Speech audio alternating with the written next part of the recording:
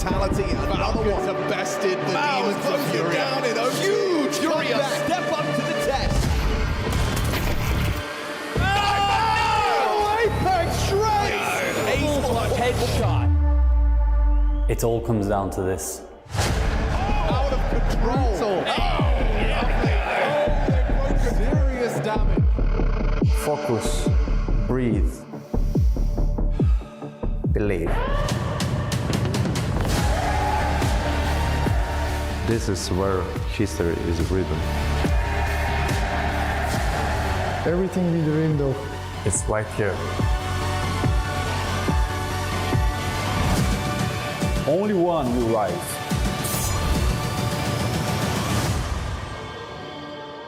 Cluj, let's make magic.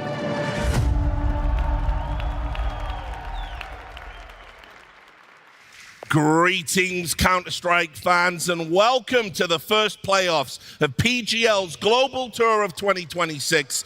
And let me tell you, boy, does it feel good to be back in Cluj. Damn right. I am looking forward to this one. I'm sure you are too. And I am your host, Richard Lewis, honored and privileged to be here. Joining me on the desk, two of North America's finest, of course, two of the finest minds in the world to break down this tournament and set up our pre-show. It is, of course, MOUZ Snake. It is, of course, Dus Murray. Welcome back. It's fantastic to be here. I'm surprised that we've got so many fans. Yeah. At, what is this, 9:30 in the Thanks for turning morning? up, guys. We love you. Let me tell you what, we came back after 10 years of a drought. One of the majors did take place in this very location. This is a rich history of Counter-Strike in this location. And the one thing I got asked when we came back last year is, will you be back? And the crowd was so incredible that we did come back. We're so happy to be back here in Cluj. Thank you so much for tuning in. Absolutely. And let's talk about it. Let's talk about some history. This is a prestige event on the calendar now. The big teams are here. So why don't we talk about what happened back in 2015? It was Cluj's major. It was, for me, one of the most slept on majors of all time. All the greats were there. And some of those greats came back to this one too. You can see Envious were the winners. A guy you might have heard of playing on that team called Apex. We obviously had the Na'Vi team. Na'Vi, you're in the house. You're going to get your Immer a little bit later on today. Looking forward to that one. Blade was a player in Cluj. I was the host Look at in that, Cluj. stacked. Wearing the same suits, it seems. There's young Nico. He's moved on to bigger and better things, it seems. And then, of course, obviously, we had the birth, the pinnacle of French Counter-Strike. It was a wonderful thing to participate in. And obviously, I don't even know, were you there? Were you watching? I was watching. Yeah? I did just go back through the highlights to see and relive through some of the memories there. I mean, you had prime Kenny S in those kinds of moments. Oh, yeah. That dude could do absolutely anything he wanted with the AWP. We've got a couple guys that are trying to replicate the sort of impact that he had in the server with the weapon, and I just hope that we have even a longer highlight reel, because I think it was a 15-minute highlight reel that HLTV put together after that event. Let's get a 20-minute one. Yeah, absolutely. And obviously, last year, we had MOUZ pick up the trophy, reigning champions. It was a kind of like watershed moment for their team. Falcons runners-up. They're looking to go one better today. We can look at the Swiss bracket now and talk about how we got here to this stage, because some big names did fall by the wayside. FaZe fans, they don't know what's going on. Yeah, they're not eating really good right now. It's a tough days over there. Obviously, we were talking about the past. Kerrigan, of course, leading TSM at that major at Cluj, but unfortunately, he will not be a part of it this time around, as they are still working through some real struggles here. But I have to say, I think we definitely got the teams we expected. You know, obviously, Vitality, Falcons 3-0, those are definitely teams we thought were capable of doing so. They cashed in. MOUZ, MongolZ, and FURIA came in shortly thereafter. And really, the only team I feel like we kind of missed out on was maybe G2, but they had to go up against Na'Vi first, and obviously, the Romance chance was in the air because Na'Vi had to make sure they were in this stadium for EMA and for this crowd, and they did do that. Yeah, had to get some local representation for sure. I was a little surprised by the fact that MongolZ were able to turn up after a horrific Krakow that was right prior to this event. For them to show up, for Cobra Zera to be making a name for himself already, and on top of that, to see an Aurora team that was actually also having some difficulties, I'd say, through this season thus far with their inclusion of Soulfly. And yeah, I think that there's a couple teams now that are really left scratching their heads for starting out with a poor Krakow, poor Cluj, Astralis, G2 FaZe. They're all going to go back to the drawing board. So why don't we look at the playoffs? This is what we got for you here in the stadium. We're starting big. We got Falcons versus PARIVISION. That one's going to be monumental. After that, MOUZ versus Na'Vi. A rematch, you know, but one of those things. These teams keep bumping into each other. Vitality versus Aurora. And closing out today, FURIA versus MongolZ. FURIA have climbed up to that second best team in the world status, but obviously always tough opponents when you get to this stage of the tournament. Yeah, I mean, it's kind of crazy to think that the way that this bracket's likely going to play out is that semifinals could be grand finals in other tournaments. I mean, the fact that Vitality and FURIA are probably the favorites to meet each other in that next round. Obviously, you could see Falcons make it through here and play against, you know, either MOUZ or Na'Vi, and what quality of a game that would be. So really, that's what we're looking forward to. Goated format, goated teams. We're going to have a good time. All in all, just completely stacked. I mean, 7 of those teams are in the top 10 of HLTV's list right now, and the only odd man out, Aurora, is a team that's also no stranger to playoffs. Yeah, and look, we've got a couple of minutes before we get underway. I'll just preface it. I had a vision. It's Falcons lifting the trophy. It came to me last night in a dream. What were you doing before that dream, Richard? Some might ask. Drinking heavily, as I always do. Are you on Ashwagandha again?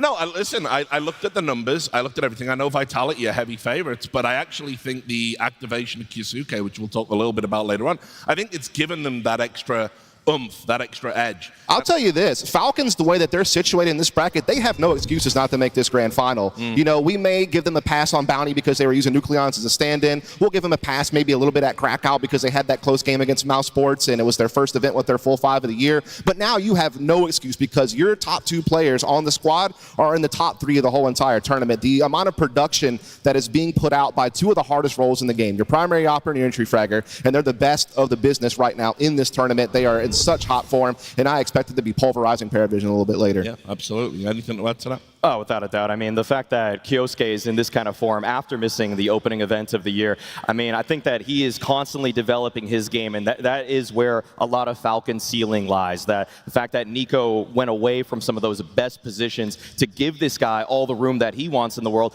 and maybe he's still playing catch-up in a couple different aspects. Maybe his late rounds could be ironed out here and there, but when it comes to just brute force, buttery aim, there's no one smoother right now. Right, well, there might be. I think he might be on the stage. We're going over to James Banks.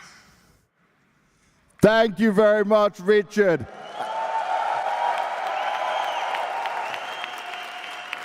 Oh, guys, I have missed you and I have missed this. So I got one thing to say to you. It's nice and early. Good morning, Cluj!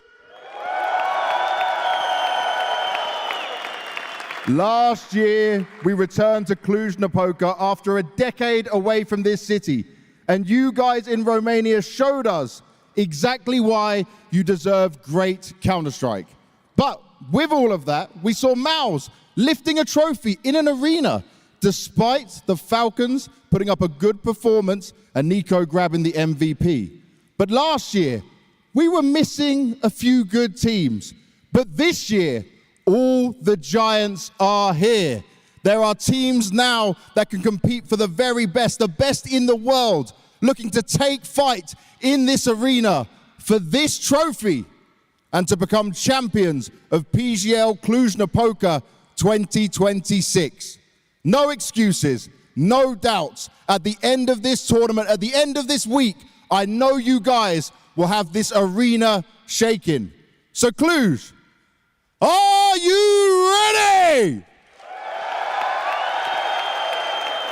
Well, let's start bringing our teams onto the stage.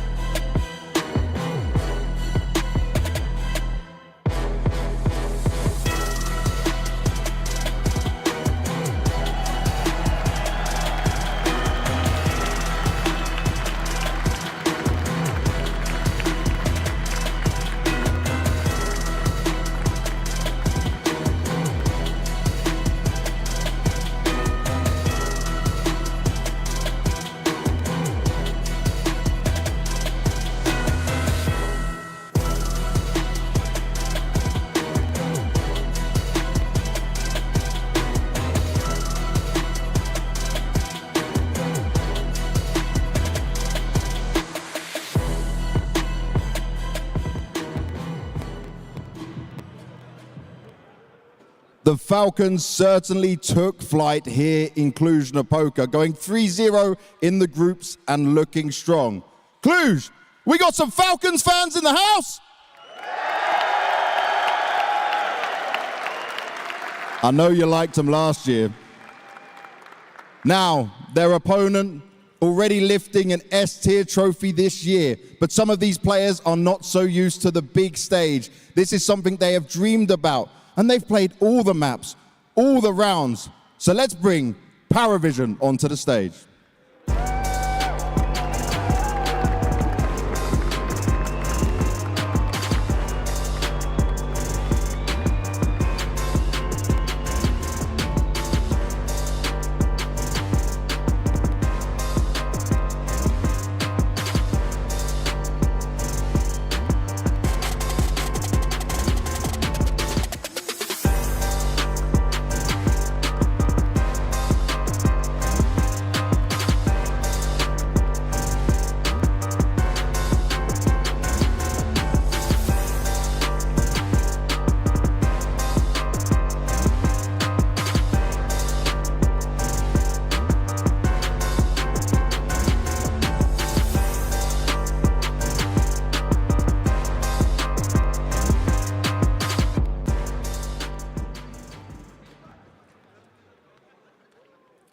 Not the warmest of welcomes there, Cluj. Come on, some of these PARIVISION players have never been on the stage. Please, guys, make some noise for PARIVISION.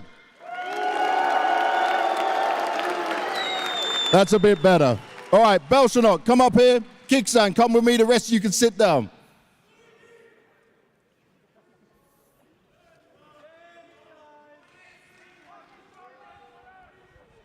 Belshanok, over here.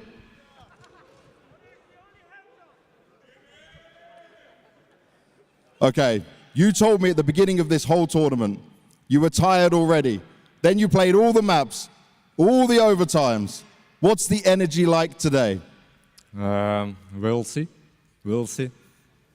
Did you get much rest? Did you feel like you could now get a good chance to live out this dream that you told me about, to play on a stage, to play in an arena?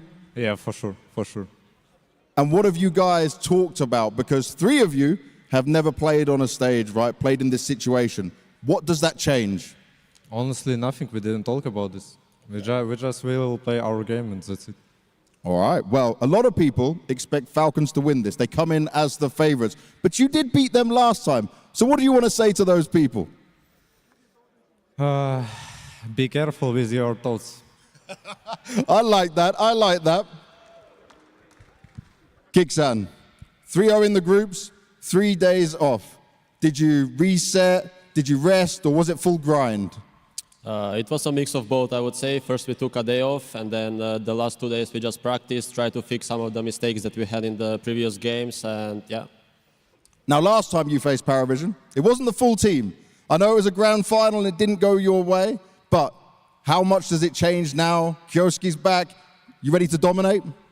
Yeah, I think we are ready. Obviously, last time we played them, it was 10-in, and they deserved the win back then, but now it's a different situation, different... Now it's in arena, let's say. We have the full team, so I think we're ready. Now, you guys are the favorites, but we've seen the favorites lose before. So what are you doing to make sure you don't get upset today, mate? We will try to not throw some easy rounds. Yeah, I mean, I think we'll just try to play our game and hopefully just make sure we don't make too many easy mistakes, let's say, and hopefully we can close out the game. Fingers crossed that doesn't happen. Guys, shake hands. Thank you very much. Take your seats. Well, Cluj, your energy already for 10 o'clock in the morning is great. So let me just find out right now. Have we got some Falcons fans in the house?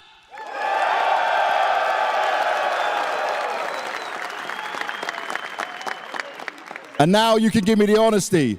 What are we thinking about PARIVISION? All right, well, one final time, guys. Everyone in this arena, keep this energy high. Make some noise!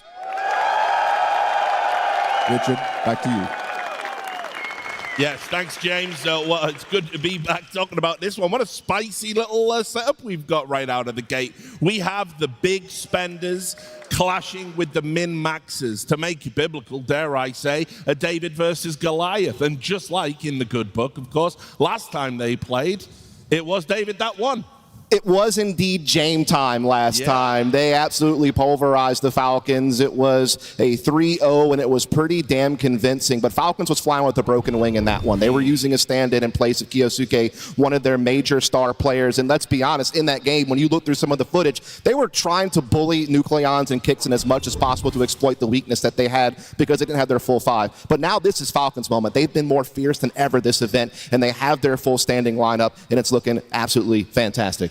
Without a doubt, and on top of that, that was a studio environment. And I know that the PARIVISION guys are going to feel a lot more comfortable when they're sitting in a chair with practically no audience versus being against a hostile crowd now that is clearly on the Falcon side. Yeah, I mean, it's tough. And obviously, we kind of know why. Eliminated another one of the hometown heroes. So that's one of those things. They don't forgive here in Cluj, and they don't forget.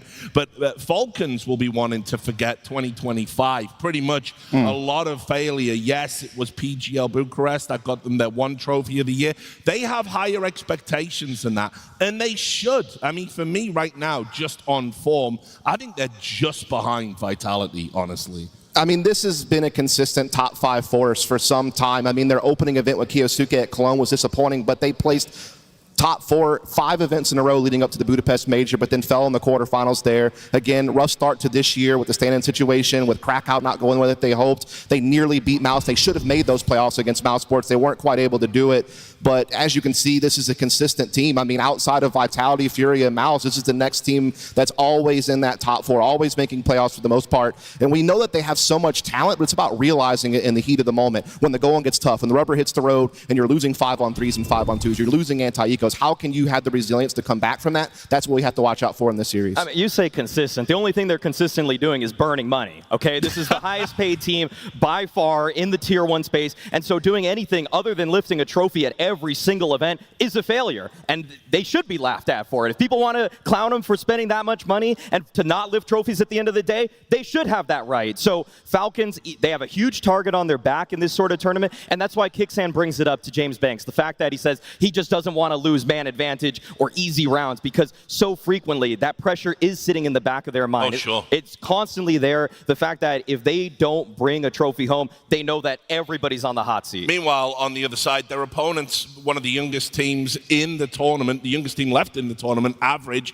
18-year-olds, 20-year-olds, and they're under the wing of Jane. He is literally min-maxing, finding players without big game experience. And, Ash did an amazing video on it covering their meteoric rise. I urge everybody to go watch it to really understand what PARIVISION have achieved. From 84th in the world to winning a trophy, a Tier 1 trophy, inside of a year, that's unprecedented. Yeah, I mean, this is a team that popped up at their local LAN, winning a big event over a BB team. But then they had that crazy run to Budapest Major. They went all the way from stage 1 all the way to the very end and made a good accounting of themselves. And then this year they kicked it up a notch. They won a Tier 1 tournament, as you said, winning Bounty and beating some of the best teams to do it. They beat Spirit, they beat Furia, and they beat Falcons. I mean, you're beating 3 top 5 teams in the world to hoist a trophy. And yeah, you can add the caveats of Falcons having a stand-in and Spirit, embedding a new in-game leader with Magic's returning to the roster. But the Furia win's legit. There's no asterisk on that one. And in general, they just look really good. The issue is they want to prove that was not a one-hit wonder moment for them, right? We saw at Krakow they were not able to hit the same heights, and if we're honest, as we saw, their journey to this playoffs was a little bit rough around the edges. It took them to playing all the games, but they did finally get here as we get into this veto, and I'm not expecting any surprises here, Maui. I think we're going to see the overpass ban, and then at this point, it's just, who wants to pick Dust 2, or are they going to go a different direction? Yeah, we'll see if PARIVISION go with it. I feel like we get the Dust 2 immediately out. Last time these two teams faced off against each other, it was in fact PARIVISION that got the better of Falcons. On the Falcon side, kind of felt like they would feel out a Mirage here myself. I feel like it's a map that obviously they are going to have a lot more strength on with Kyosuke in tow as opposed to Nucleons, who was a bit of a liability that time around. So what are you thinking about Decider though, Dust? I think it could very well be Anubis. I think that's what I'm kind of feeling right now. I feel like if you're PARIVISION, it wasn't really your recipe for success in the past, and so we're going to be going to Ancient, in fact. Not a bad call. It's a map that they've had a lot of success with in terms of integrating Zwei. He just controls that entire B side so well, and obviously he's been a guy to really kind of jump PARIVISION in the rankings in terms of just bringing a little bit more expertise, a little bit more experience in these kind of big stages. Yeah, very excited at this Dust 2 pick because realistically, it is one of Falcons' best maps as well. But whenever we see PARIVISION play it, they take their opponents to deep waters. It's like overtime is almost a guarantee.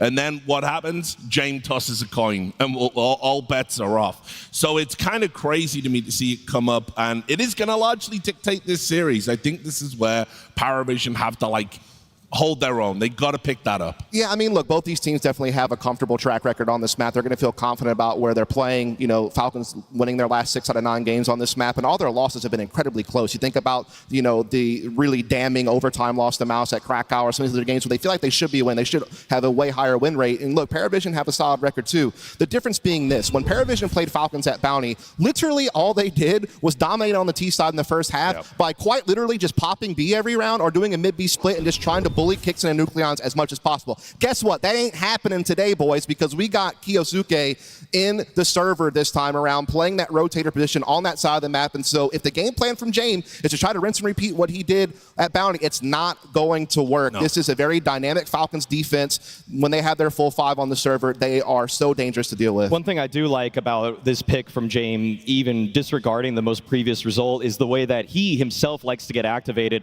on both the T and CT side. This isn't really the same James you're used to seeing back in the VP days, back in the Outsider days, where he's just extremely passive. He's going to run it down mid sometimes. He's going to run up mid sometimes. He's going to make sure that he is an imposing force with the AWP, recognizing its power on this map. Yeah. It's a situation where, you know, a lot of people will look at James and they'll think, super slow paced, gamble stacks on the CT side, you know, a lot of saving, the James time memes. But while he himself may not be the most activated opper, this team does play a more explosive play style because he tries to, you know, do simpler things and quicker pace plays because he knows he has inexperienced players in the mid-round situations. And so it's really going to come down to me for Zelo and Noda.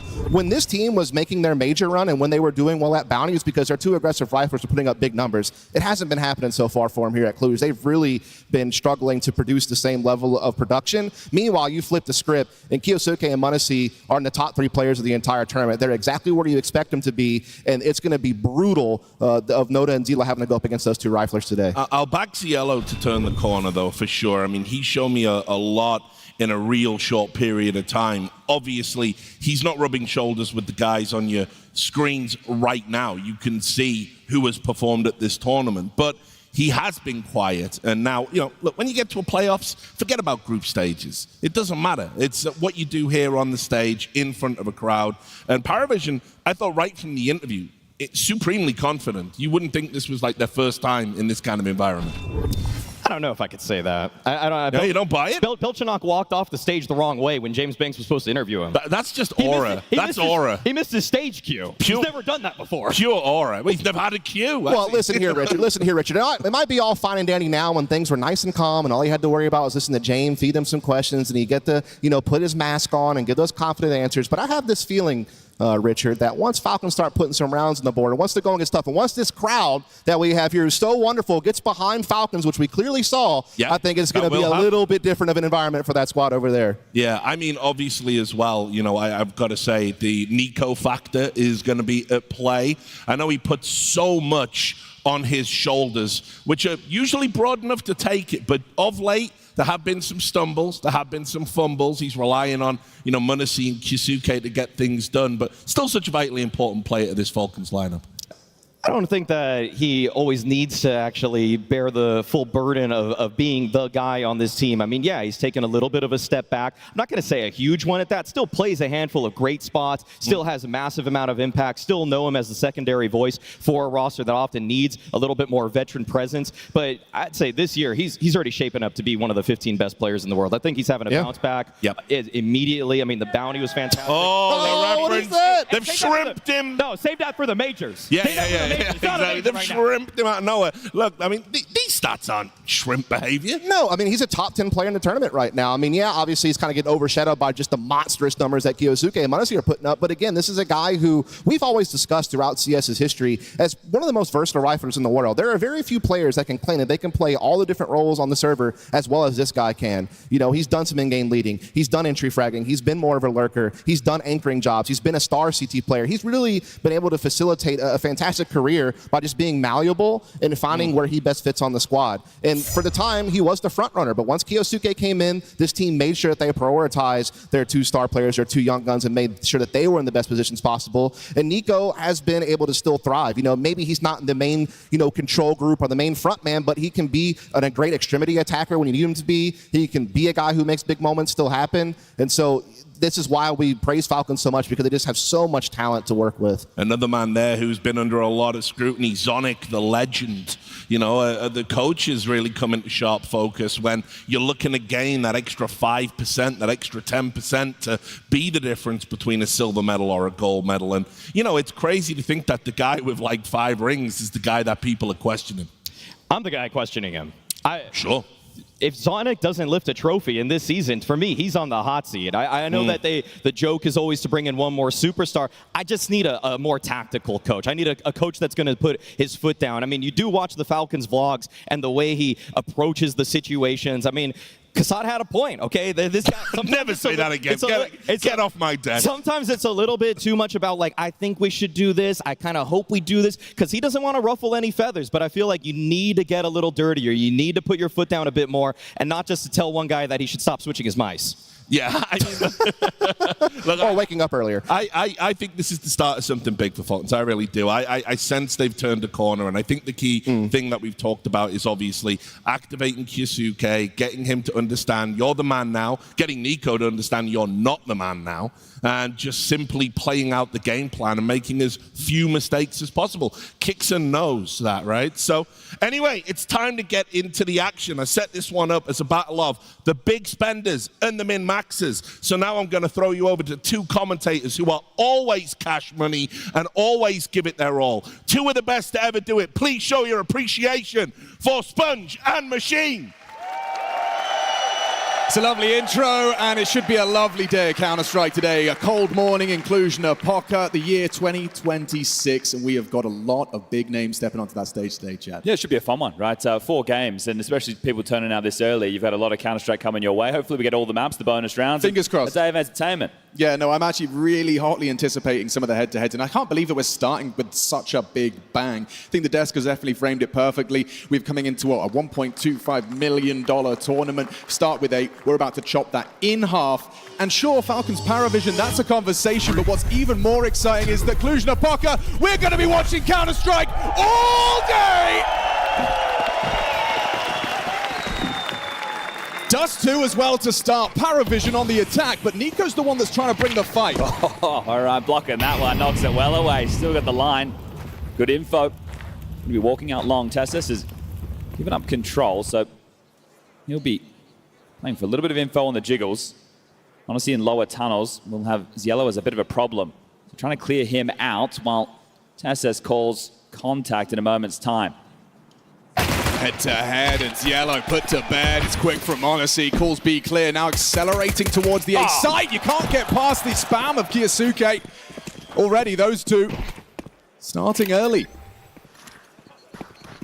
Pushing through. They're actually going to be very disruptive force here. Falcons, that is vicious. Beautiful start. Odyssey clearing out Yellow, removes any of the threats. They let the bomb go down short, so this force coming through, all the potential of that is still a little bit scary. But this is the second worst pistol team in the tournament, PARIVISION, and in spite of that, they're still here. Now also, when you've got 3 players having their first stage game, the sooner they get on the board, the better. Falcons have just kept them completely empty-handed. Yeah, no, I'm curious, right, to see with the JAM team. Look at that, the run and gun with the USP. That one comes very easy. But Kyosuke getting going early. If it's just going to be this stoic JAM unit, right? We all remember Outsiders back at Rio. Fresh faces as we do get underway, and it will be the eco, so not going to take the force. Despite the plant, is that not a little unorthodox? Well, we know that JAM likes to get the guns out, doesn't he? He's not going to bother wrestling for control, and See how much damage they can do. Belchenok on this map against FUT with a P250 was true. A bit of a soul crusher. Get to see the standard CT setup in play right now. Tessus long anchor, Nico rotating rifler, MongolZ the orb. Kyosuke mid B and kicks in to lock down the B site. Now, just a couple of flashes. They've got this short control.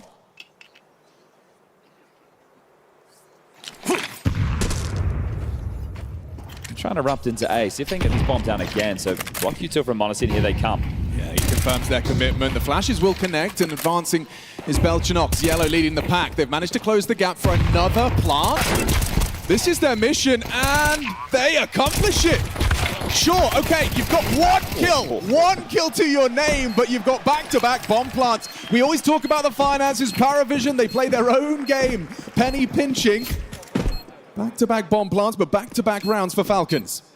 Well, this one can be scary now. There's the AWP possibility. Noda can drop that one across to James if they want to get it going, or he can buy one himself with the 4850. Looks like they will be getting deployed across, so James will be equipped with the AWP early. Not the same for MongolZ. Now, MongolZ and Kyosuke have been a driving force of Falcons' success in the 3-0, but mainly in terms of opening exchanges. They're the best two in the tournament in terms of opening kill output. They're just discussing as well back at Bounty, the exploitation of B. Kicks it with Nucleons. Well, Kyosuke here now. Jumps across, so on this line, need to be careful backside. Haven't used anything to block them early. No molly, no smoke, just on the jiggle. So it is going to be important for Falcons to ward away any mid to B or B pops in these early stages. See what it wants to be. That bomb down, picked up now. They're going to waltz in. James escorting them. There's that first block smoke. They're going to be ahead of the timing, though. Gibson, oh, loses his head. Sway cracks open the sight. And good night, Falcons. First gun round and a clean execution, or walk, I should say, into that B bomb site. Yeah, just the timing there. That block smoke comes in. They didn't use anything to stall them out early. They were holding off, trying to really milk as much time out of their nades as possible and still get caught. So that one's going to be frustrating. This B defense, they have to hold on. So will they be tackled again early? Hold on to these, get the drops into the next. Keep the rifles out, but there you have it. Simple stuff from PARIVISION. And nice to see Zway's brought his A game. Well, he's the one with the second most experience next to James in this roster. Nice to see a level of comfort in this one. This to the stage, a different kettle of fish for your Yellows, your Nodas, your Belchenoks. Terrorists win. Yeah, a lot of attention on this young man, Yellow. Seems to be somewhat of a win condition. His three largest underperformances being their three lowest results. So keep your eyes on his performance today. I'm sure Falcons want to prove themselves that the absence of a full five-man roster means the result will be different today. Well, the fact they even made it to that final at Bounty was a surprise in itself, but once you're there, oh, there you go. See you later, Kyosuke. James gives them that early man advantage, and that's exactly what you're looking for. How are you going to claw this back now? Nico's already rotated back to mid doors. Might need to group up to look for a fight. It's going to be hard to hold them at the door on your own. You can see indecision from MongolZ. Does he need help? Nico says no. It's just tough on Dust 2 to think, okay, where are we going to pair up and look for the fights if you haven't started short? Yeah, and they've got Zway holding for the long push. You consider that. Already grouping up for the short finish. You're in a position now where you can start poking a lot earlier to bait out this util. You get info on that. How good are his eyes? Tessus was spotted, fires out a couple of bullets, an audible reload and a reblock on mid. Already light on in the util department, a couple of incendiaries, flashes, and HEs to work with. And they're essentially playing now to dispel this mid to B. Three-man setup of MongolZ, Nico, and Kicks in close doors. Is hoping they try and waltz out. Nico's about to be flushed back with this one. Not punished. Yeah, but audible. So they have an understanding of the setup now. They are definitely setting up this B split, and honestly, Nico now behind that CT smoke. It's all on Kixon. Yeah, Nico knows he's got to try and maintain that control, trying to get across the sight line. Does manage to throw a flash incendiary in combination with m0NESY, pulls it into the 4-on-4. Kixon tucked on bricks. Support is there. m0NESY chipping in. Kixon, m0NESY, stalwart on the site. Doesn't matter, you got the pick in the opening. James Frag, the only thing to celebrate for PARIVISION. Yeah, that's the key. The fact that you hold on to a 4v5 in that situation. Good understanding. Again, they're trying to hit this B-bomb site. The rotation there, happy to take the fights necessary to take those fights. Here's the opener. Just a little bit late with the smoke there on the cross was Kiyosuke. No door smoke, and m0NESY and Kixon putting up a fantastic defense. Yeah, you just think with the B pressure that you're hopefully going to have those players drawn into the site. So caught on the way out, and PARIVISION will take an early timeout. This is something Dustin does a lot before the finances are bleak. So wants to get one in early before the financial control is taken back, and then they have to take a partial.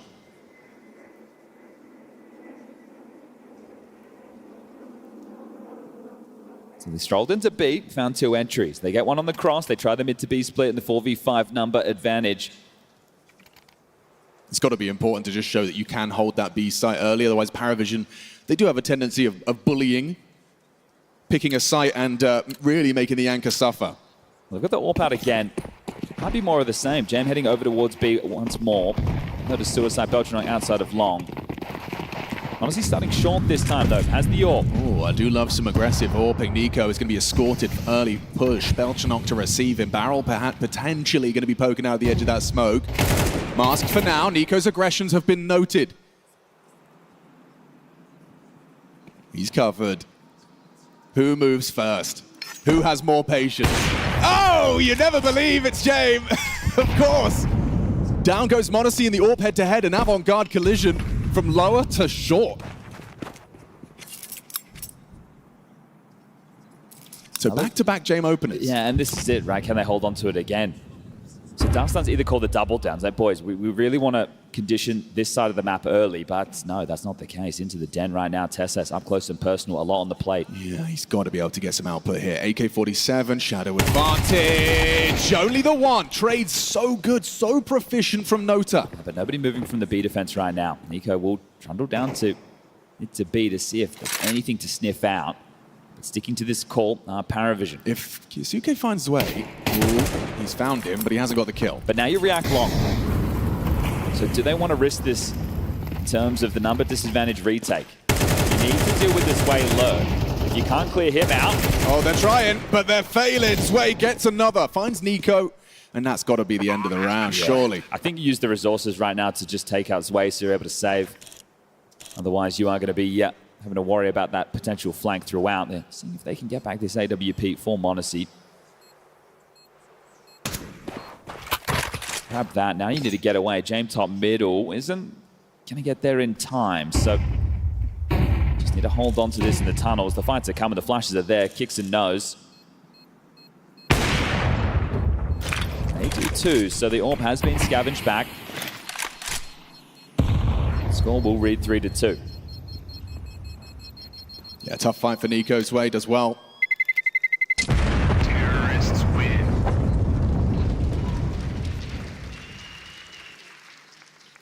So plenty of cash, nothing to really worry about here. m0NESY can drop a rifle across, you can get the AWP back, and everybody should be all good in the hood right now for a reinvest. So we get to have the back and forth nature with this flow around. So 3 straight with no consecutive. Who's going to break serve first? Beltran and Xello yet to get going, but still very early stages in this one. They are 2 of the names we want to keep our eyes on in terms of stage games. This time, I think gained early for James. Full default spread in display. Sway will be upper tunnels, Yellow to work through lower. Low to top mid, Beltran outside long, but already starting to pivot back, so again. This is very telling of what is B. They have to... Oh! Okay. Yeah, it's Yellow. He's been punished. Kiyosuke was ready for that. Very brave to try it, but there's another example of the Nota trades. This time, m0NESY manages to keep it flowing. Puts him down. Another empty-handed round for Yellow.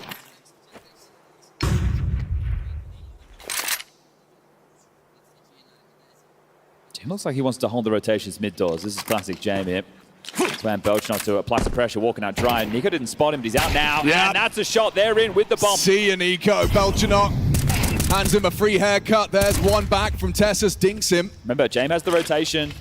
Yeah, Kixon and Monacy, if they do want to be a part of this, are going to have to get past that scope. Potential headshot. Wow, Sway's looking sharp. Pulls it into the 2-on-2. They have made it past James Sniper, but if you want to go short, he is ready for you. Monacy, leg shot. James has secured the round. Looks like Monacy was on retreat.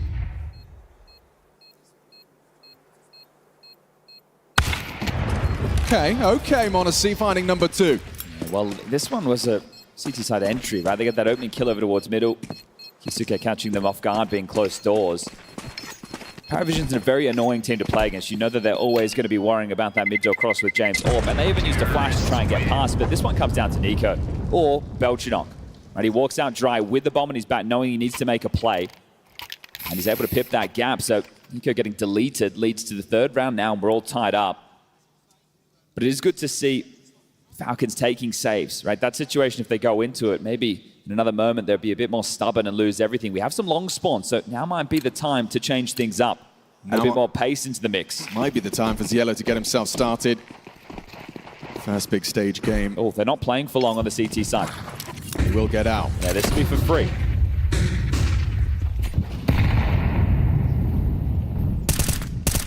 So this is tough. What type of defense they opt for? Do they use the smokes to block? Do they take map control? Well, yeah, Kiyasuke starting to pipe his way up middle very early on this to gather some space. They don't know that upper tunnels is clear. Kixon can still activate for that, but Kiyasuke, with the support on Monacy and Nico, has the mid control. They're ahead of the timing. Yeah, it's just Tessus here. There is only Tessus, and he's going to have to try and find at least one and dip away. Belchnock about to be spotted. Tessus does well, drops off, plays his life.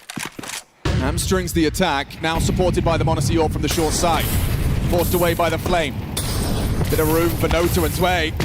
Tessus, down to 12 HP and a missed shot from the sniper of Monacy. His bomb's still not across, though. Ziello throws it across now. Kiyasuke for the late long arrival. James' responsibility kicks in. Only an XM. Could be decent at disrupting this plant. If he goes for it, but covered! It's exceptional! Noto with a quick tap.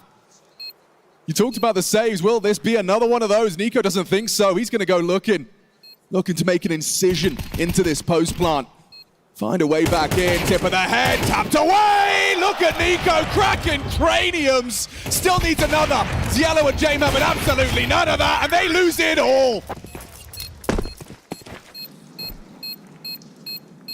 Couple of highlights there, but the keynote for me is Kiyasuke's flank getting nothing done. Nico gets 2 kills. That's meant to allow the perfect timing for the kid on the screen right now to be able to come in and win the round. Jame ready for it. And as soon as he's removed, that pincer, they can all just focus fire. So this is massive. The hang time there on Kixon. Move mid-air. Really good shooting from Nico, making up for what happened in the previous, but before they get into the site, one of the keys from PARIVISION, just how well they use their util to display short, make sure they add another Jame opener. He's been very active with the AWP early. That's going to be number 3 so far. Desert Eagle at Monacy. Looks like it's going to get caught through the doors. There's Ziello. Now on the board for 3. Forward of the Flame, Nico has that opportunity. It's a bit sketchy on the 5-7 and nothing to report. The hope of Falcons was to be threatening, and they are the opposite. So this is a nice stabilizing round right now for PARIVISION. Last couple of intense as well, they do scoop in, but Ziello and Jane will take down the final 2. Now with the 2,900 loss bonus, there's enough money to drop an AWP across to Monacy. Kiyasuke can hook him up. No pistol and 5T rounds. Comfortable start. Yeah, and the timeout taken from Zonic here. So a couple of moments that Falcons probably feel they should have been correcting. Now, it was the 3-0 sprint to the playoffs, taking down FURIA in a battle. You had a bit of a hiccup against FaZe, and, well, you walked past 3D Max to get here. You had a couple of extra days off, and you've got an early start for the first game, 10 a.m. I saw them at breakfast. They looked pretty lively. Now, it can't be an excuse, but it can be a reason that they need to get this one going. So 3-5, it's only a 2-round gap at the moment, but right now it is 4 consecutive for PARIVISION. James going to take the AWP suicide again. He might want the head-to-head here. Ooh, it's fair. You get the clash, and James had his boots knocked off. MongolZ's sniper is connected for the opening, but they still get to operate with James. Staying dynamic, as always. 3 pods over towards short of this AWP, so they really want to make sure that PARIVISION aren't able to default with ease. They've also got so many nades left. Could be a good timing on that HE, not too bad. Flak doesn't find Yellow.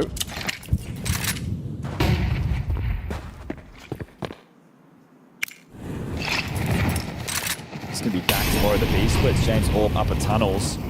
Not Nota to join Yellow as they trundle down mid. Trying to make it feel like a mid to B.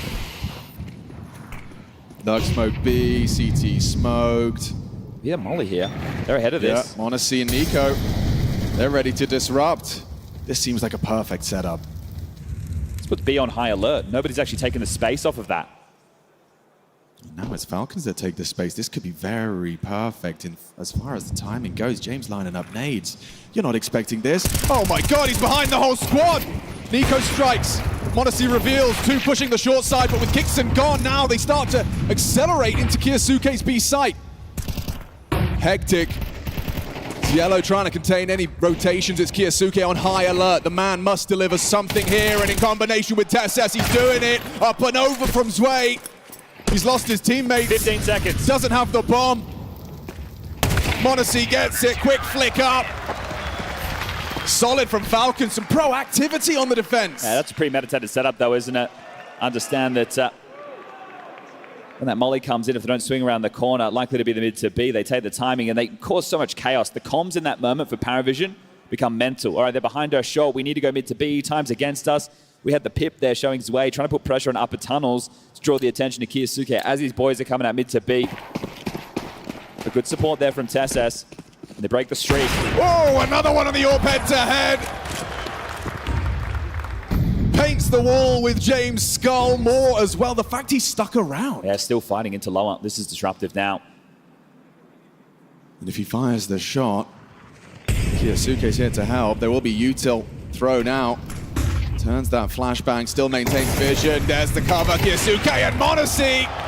A partnership of lethality, 5 alive for Falcons. Things are flowing, and they are disrupting that PARIVISION default. All right, Bochnock and Noda, what value can you get out of this? Still got 1 minute and 15 left on the clock.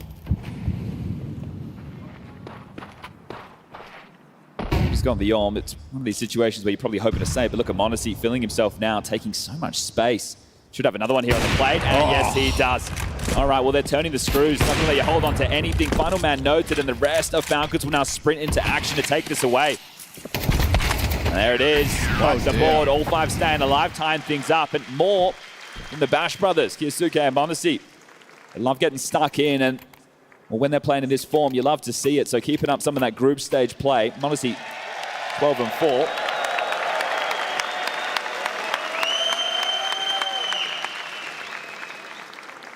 Second timeout from Zastan. It's going to be tough down the stretch.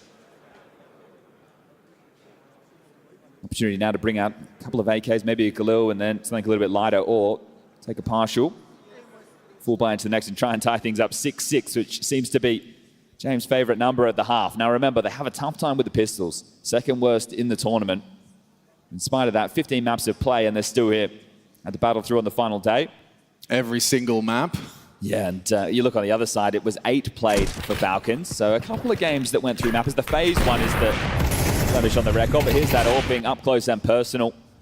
Impactful round for MongolZ, and this is the form you want to see from the kid. All right, what's a partial? There's 1 AK to keep it interesting, pistols for the rest, and util to give them some room. It's going to be Xbox and mid-door smoke. Going to stop the ability to break that open and find some easy picks, and also buying a lot of vision early.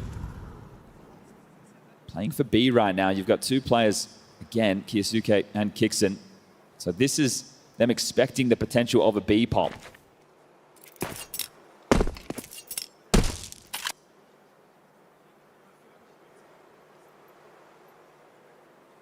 Good restraint from Kixon. Hold on to that HE. With Kiyosuke pressing his ear to the wall. think it needs to become a theme against a team like PARIVISION, right? If you give away too much and they don't actually have to be imposing, when these rounds come in late, you're not going to have anything to block. If you can block PARIVISION in the last 30 seconds, it's going to make your life so much easier. Smoke's a little bit scuffed there. All right, well, amid to be against the partial, you have to hold on to this one. Nico's got a HE to break this. He's going to have to lend a hand. They're already starting to accelerate. Kyosuke and Kixon passing the test. Solid as a rock. Not a single blemish on the record. 6-5. Back-to-back flawless rounds there. What attempt being made in the last two for PARIVISION.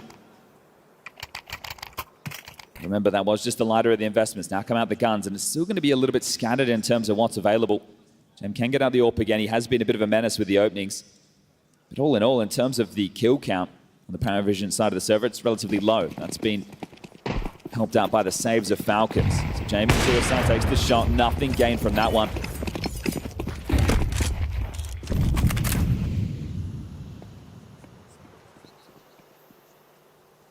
Seen this from Nico before, right? Sometimes Noda goes for this pathing where he just walks up cat.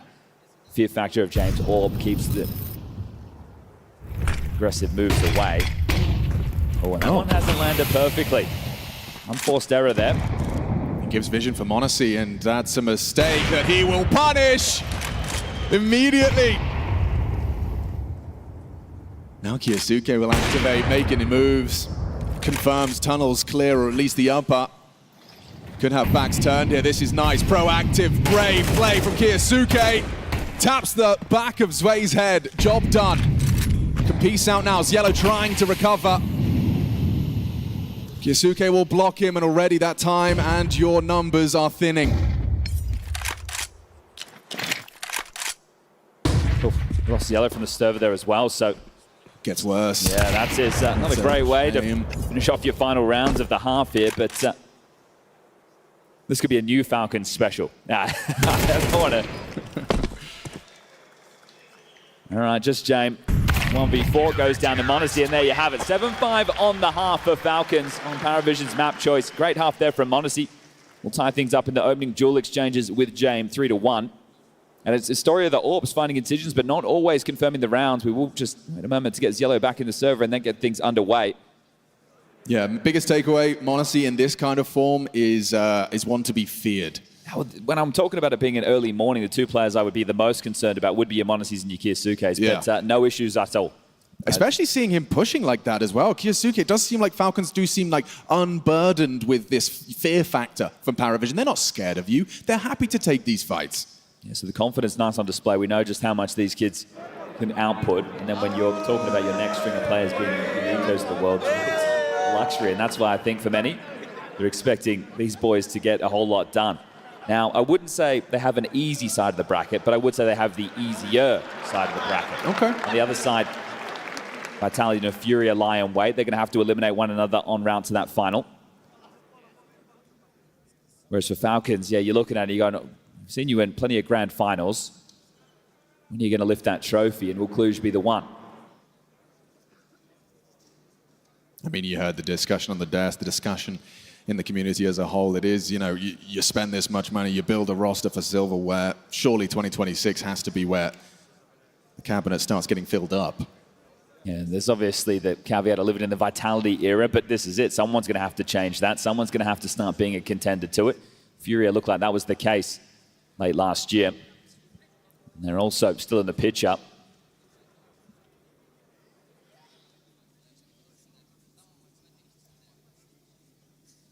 As we chop and change sides, can take a look at what the CT setup is going to be for PARIVISION. Belchinok will be your B anchor, as Yellow will be supporting him. So similar job as what you just saw from Kixon and Kyosuke. Obviously, James on the AWP. Noda will be your A rotating rifler. Way to anchor down long as we're ready to get this one back underway. Freeze time on the screen. Pistol round, second half. There's a bit of util in the mix. Nico with a P250. He's been dropped that one. Has armor with it. A couple of smokes as well.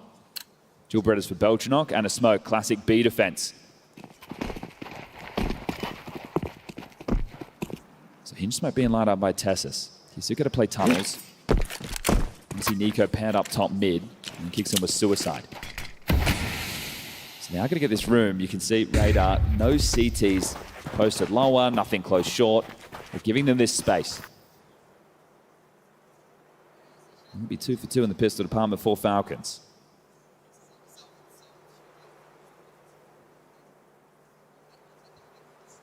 They're going to have to be able to get past the USP of Sway if they go A. Well, if they go mid to B, right, they're going to be able to run down the space quite quickly. Notice back Plaid. This is great info from Ziello. Oh, better than info. He's removed TSS. Just averts his gaze. Now they're starting to accelerate. Jame in response, though. They blocked B doors with that smoke. The mid to be so tough now. You're going to have to go through window. Or you run through a smoke and James shoots you in the back of the head. He's pushing through. Nice cover from Nico's B250. Oh, Kiyosuke! He catches Nota at the back of the site. PARIVISION's B site has been completely flattened. Ziello and Zwei limping at 15 points of health. Kiyosuke, he's got the dual Berettas. You push through this, you have to hit the first bullet because Kiyosuke will do the same. Another pistol. That shot to back Plat, that's the round winner. Long range Glock. Yeah, Nico dealing with that push through the smoke of James, sure, but it's all about that shot from Kiyosuke back Plat. Nota gets to delay them, gets to take a kill or two with him. This push is great, right? But at this moment, Falcons, they have to erupt into the mid to B. Oh, Nico catching that just before the flash, and then Kiyosuke onto Nota. So much pressure on Belchinok. Think about it, Nota stays alive dealing with tunnels. Now Belchinok with dual Berettas gets to farm them coming in window. So it alleviates so much pressure. And it will be the eco now as the scoreline reads 8-5. Should become 9 in a moment's time. So making light work of this one easy.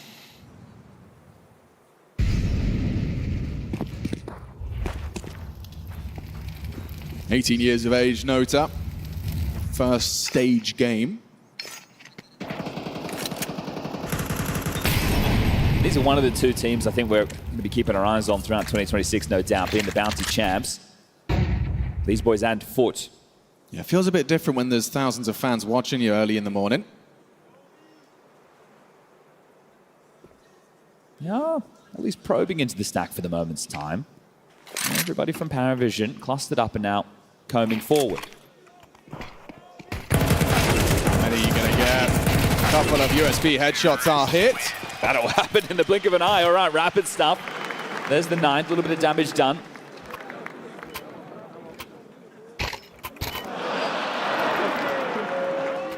Having fun this morning. Turn out for a Friday morning. Bright and early. Yeah, bright-eyed and bushy-tailed at Cluj. We've got a long day of Counter-Strike ahead of us. 4 best of 3s. The playoffs have begun. Imma up next. Imma up next. James AWPs out early. He's been able to, in most of the first rifle rounds, bring out the AWP. That's the advantage they'll maintain for a short period of time. So can they make it count while Wonders he does not have his? Gambling towards A are PARIVISION. There's a lot of pressure on Belgian on the anchor right now. He's seen this one before. Ziello playing as that unknown element on the ramp. This is one of the things, you do your prep against PARIVISION. You understand the basics, the nameplate, Counter-Strike, what their tendencies are. But because this team likes to gamble, they like to take those risks. Take nothing as a certainty. Make sure you're clearing all the nooks and crannies, right? Don't run in after you kill that A defender and just make that assumption, because that could cost you. That's why active. Yeah, some proactivity. Tessus. Ooh, the crouch clear, not enough. Tessus bests him. Keeps James' attention drawn. There's the power of head armor. Don't forget to buy your helmets. Zello now to take this space on long. He's going to free James up to at least provide the AWP cover for the A commit. Also, knowing Tessus got dinged, surely he could just take this fight. Oh, you'd think! You would think! Tessus, Rene Madsen's done well. Finally pulls James across, but now Nota's the one to step up. 2 committing through. Nice back from MongolZ. Low HP on Nota, gifted the AWP, put down. MongolZ hitting every shot, he spots your toes. That's all he needs to see. MongolZ in form, another victim of the yellow flash. A couple of punches thrown there, but Tessus getting 2, especially on that low HP. Fantastic output. Yeah. Romanians will get a Romanian. in the building, so can't wait to get this one underway a little bit later. He was just sitting to our right-hand side last time with Jaxi. But 10-5. That's going to spell now just a partial bye. Final tactical timeout call from Dastan, and this is getting away from you quick. PARIVISION, traditionally one of those teams you can never really count out, but I think in this environment, maybe, just maybe, it'll be a little bit different. They've done a good job of limiting expectations. Hey, we had a good result to start the year, but we're still a young team. We saw them in the major in Budapest being able to put some of that form on display to put them in the shop window. I mean, this form from MongolZ is just, it's going to be too much for them to handle. They need someone to be able to match this output. And when you've got Tessus delivering impact like that, MongolZ steps up on the rifle. Oh, and it's so quick with it. I think what I'm liking as well is it's not hero plays that he's going for. It's part of the team-based rounds. Right? It all makes sense. And this fight too, Kiyosuke's got a lot of options here. Lots of bodies behind that long corner smoke. Worried about Pit. Molly goes in. They're being cautious. Yeah, smoke's be fading in a moment's time. So Pit cold clear. Control gained. And they've given it up, so blocked them at the pass. They do have Nico waiting at the top of middle to catch any short aggress. It's a perfect lurk spot. Should be good for at least one. Walking up on the close wall, he has company. Yeah, how good's your clears? James tried to flush him out. Sprayed on down. Belchanok does very well. Wow, 5-7 brings down Nico. Cielo's Deagle not so lucky. Gets caught out by Kiyosuke. Double on the spray. Last bullet finds the head of Zwei. Honestly throws away the AWP. Wants to work with the rifle for this one. Understandable. Belchanok trying to tap at heads and hard to track. Oh! Oh! Not for Belchanok! Quick on it! Lethal! Quad kill in the round. Saves PARIVISION. They needed a round now, and Belchanok delivers. Yeah, he was sitting at 1 kill before that round. Taking down Nico, you think it's a bit of a non-issue. But he hits a couple of absolute bangers there on the way in. This is it. Drops off. You think, all right, yeah, that's not going to cost you too much. But tap it in. Belchanok. That's a showstopper right there. Oh, I thought he'd lost control, but he's stabilized. Okay, and right now you can stabilize the finances against Falcons. They're down to a brittle buy. Deagle, Galil, AWP in the mix. You win this one, you break up in the bank balance, you're back in it. That's a huge round. That one keeps the game alive. Nico's AK used against them. It didn't feel like it was going to cost them too much in that moment. MongolZ spotted something. Holly comes in, confirms those suspicions. Because you can't let this one get away from you. You can't let those frustrations play in. And you peek in to James. The flash forces him away. Textbook from James. Well, you want to react quickly now. I think Kixon wants the boys to get up short and put pressure on A. The AWP is currently on B. We need to take this space, and now. And that's exactly what they're doing. You can see there's an air of urgency to the Falcons' T-side approach. Nico and Kiyosuke going to try and crack into this site. Nota supported by Zwei. They're closing the gap now. Tessus noted on the long side. Keeps Zwei busy. He labels Nota to take these fights on his own terms. Finds the head onto Kiyosuke. Zwei removes long, and with 5 alive, it's gonna peter out for the Falcons. Now Belchanok's going. 2 more nice ones there to close the round. And sometimes you just need that one round. And he had a huge round. It's, normally, you know, as these young players, they can get in their heads and it can just run with them the whole game. But look at that spree of rounds that Falcons are able to accrue, and that's where it starts on a low buy. PARIVISION back into it. You force them down to an eco, and it should become a 2-round game. Falcons were in full control up until that moment. So how bad can this get? Zwei's got a lot on his plate. Immediate headshots hit by the Glocks, so that's going to put a rifle down. Nota and James react. They know what's up. Swinging on out. Should be able to feast and does so. Double kill. See you later. Good confidence there, right? You know you're up against the eco. And it continues. You're not going to give them a moment to breathe, right? In that situation, if you let them play out the 5v4 with the rifle, maybe they pick off another one. They just go, okay, well, they were here. Let's swing out. Let's mow them down when we have the advantages. I like what I'm seeing from PARIVISION is they will bowl down Tessus. It's the never give up nature of a James team. And that's promising signs. I mean, you talk about their absence of pistol rounds and how they're, you know, what, 2nd worst in the tournament as far as pistol stats go, but all PARIVISION games seem to get close. Yeah, this is it. They're doing it on hard mode, Chad. It's a bit of an adage at this point, but it's not how quick you can get to 13. You just got to get there, right? And I think one of the keys with JAME teams historically is how they're, even in MR15, they were even better at it, right? Because you had more opportunities with those saves to build up that loss bonus, but being able to grind out games with the proficiency of the economy and they're having those rifles and making the small ones count as PARIVISION have no timeouts left. Now it's Sonic's turn to call them, and that's going to give Dustin more chances. So no AWP for MongolZ into this. There'll be 2 Galils, 1 for Kicks and 1 for TeSeS. You have to take a look at the spawns as well, and they aren't good for long. So that's going to eliminate an option available to make a faster call for Kixon. He's going to have to do this the hard way. This means they're going to have to go through the motions, right? Take the map control. Push back the AWP. Oops. We saw this as well, didn't we? Jamin's yellow. And then there was a moment where Zwei was secondary AWPing, so they kept that very dynamic. It's hard to read.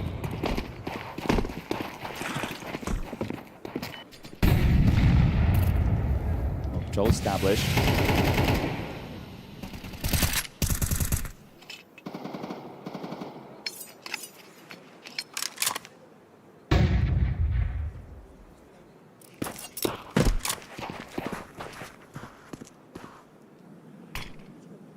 I'm not trying to be too jarring to the default.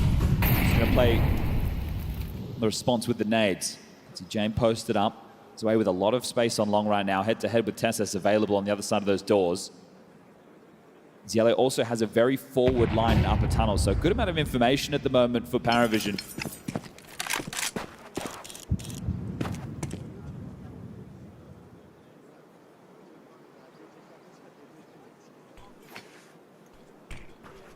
He's ready to just play for the multi.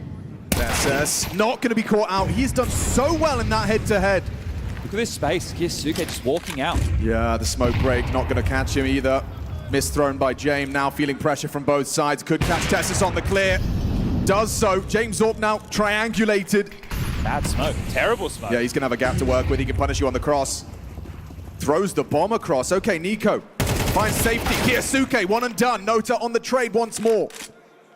James is in limbo. No man's land. Nade lands perfectly. Right on the backpack of Kixon. Flashed in. James going to be doing some combat AWPing. MongolZ's ready to receive a double or retake. It's not supposed to work, and it won't! Team ace from Falcons. TeSeS opens up the account, and every single member chips in. Yeah, good work from TeSeS. Like this long anchor position on the T or the CT side, it's never going to be easy. The starter representation coming up later this year at the PGL circuit. That's going to be a big one. Right, well, it isn't enough to break them. It's not enough just to get the game done over in that moment. But a nice round with the credit to TeSeS finding that opener. It put so much pressure. James, you mentioned he was in limbo. I think he still got pretty good output considering the circumstances, but not the round.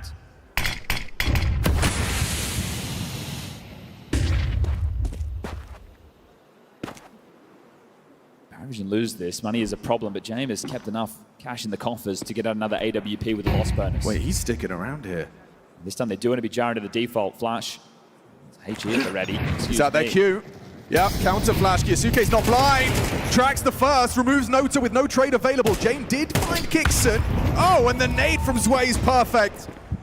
Belchenok, you need to, hang on, back away. Zielo in support as well, trying to apply pressure on B, hoping Zwei wasn't looking. TeSeS gets caught. Yeah, really good response from TeSeS for the space, but just not ready for that. Now they're pushing out tunnels, and Belchenok delivers again. Just run it at him. All right, MongolZ 1v4. That's just going to be a tough battle down the stretch for Falcons. These rounds will not come easy. First half was MongolZ's playground.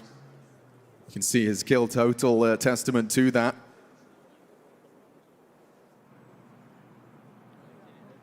Looks like he's going to have a clash with James.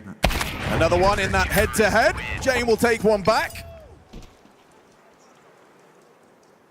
But there's one more zoning timeout, but I'm not sure if you want to take it just yet. 4.3, 3.7, 3.8, that's the high end. Looks like I'm going to go all in with this. And they do have long spawn, so maybe wanting to try and mix up the pace themselves. James Orb starting middle. Won't get a head-to-head, but we'll get a lot of space. James actually pushed into lower tunnels with the Orb. They're out long. Okay, interesting. It looks like Sway wants to fight. Great flashbang work. Sets himself up, and he thrives. You've taken down Kyosuke and Nico to start. That's insane. He's done that on his own. Yep. Right, one player being able to shut that down, that's huge from Sway. The self-flash double. Bit of redemption after the way Testis has had his number in these last few. You got no money after this one, Falcons. You'll have to take a save, and then PARIVISION can tie things up.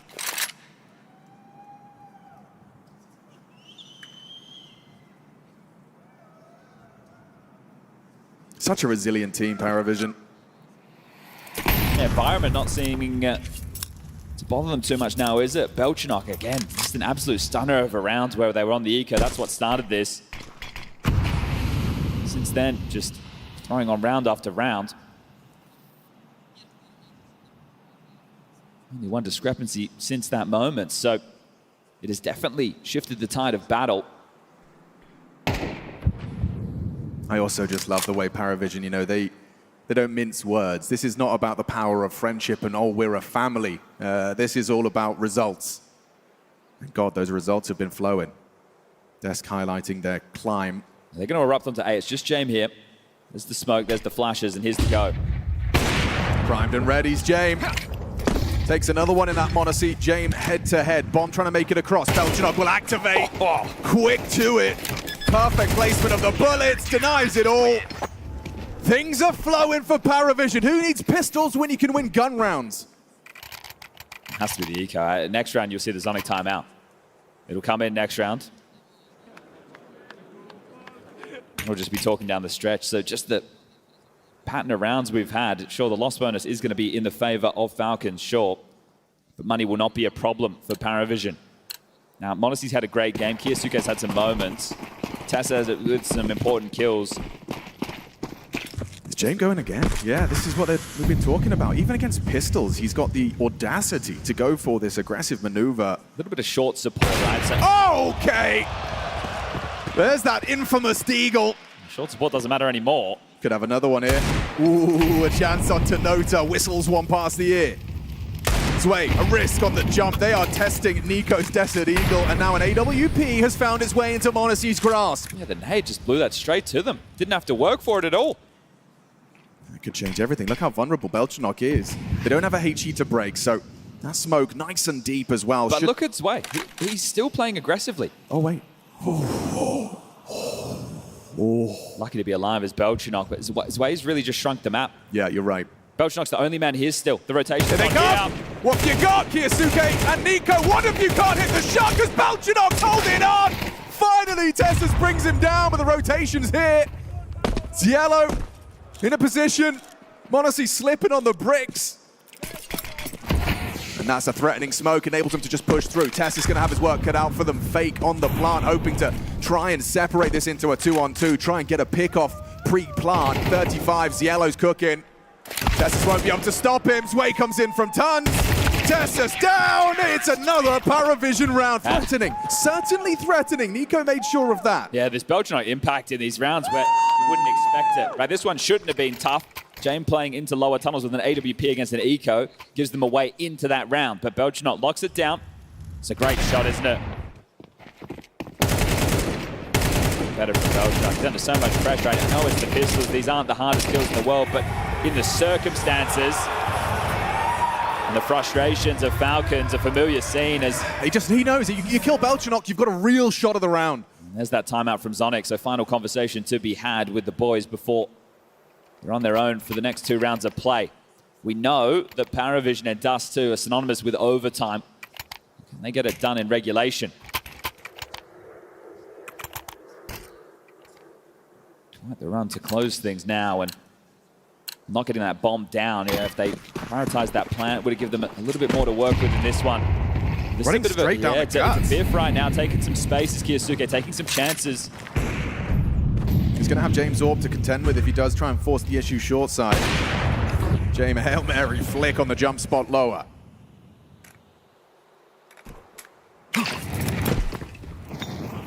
Kyosuke waits for his captain's call, Molotov, and he progresses.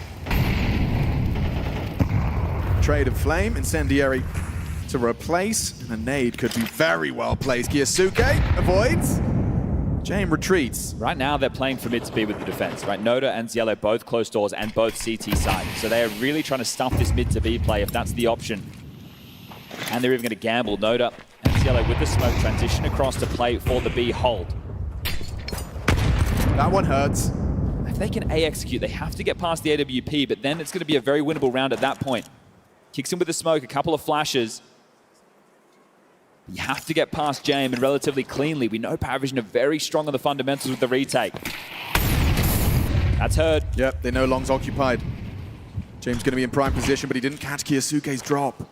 Into CT is going to really limit your options. And now James, he could be caught out by this. Catches, kicks in, the trade available. 5 HP, he gets away. Bomb can go down. They certainly have access to the site. And again, Tessus in that head-to-head. He removes Sway. James on the clear. He's got another. Massive from Tessus. 3 quick up CT. They're not messing about here, taking the space. Surely m0NESY from the short side's good for a tap here. Ziello primed and ready. These AKs, that one-shot potential goes both ways. Out, bell rung. Belchanox M4 connects. Kiyasuke getting active. Belchanox down. Traded out. Looking good for the Falcons. You've just got to put Nota down, and that clock is ticking in the Falcons' favor.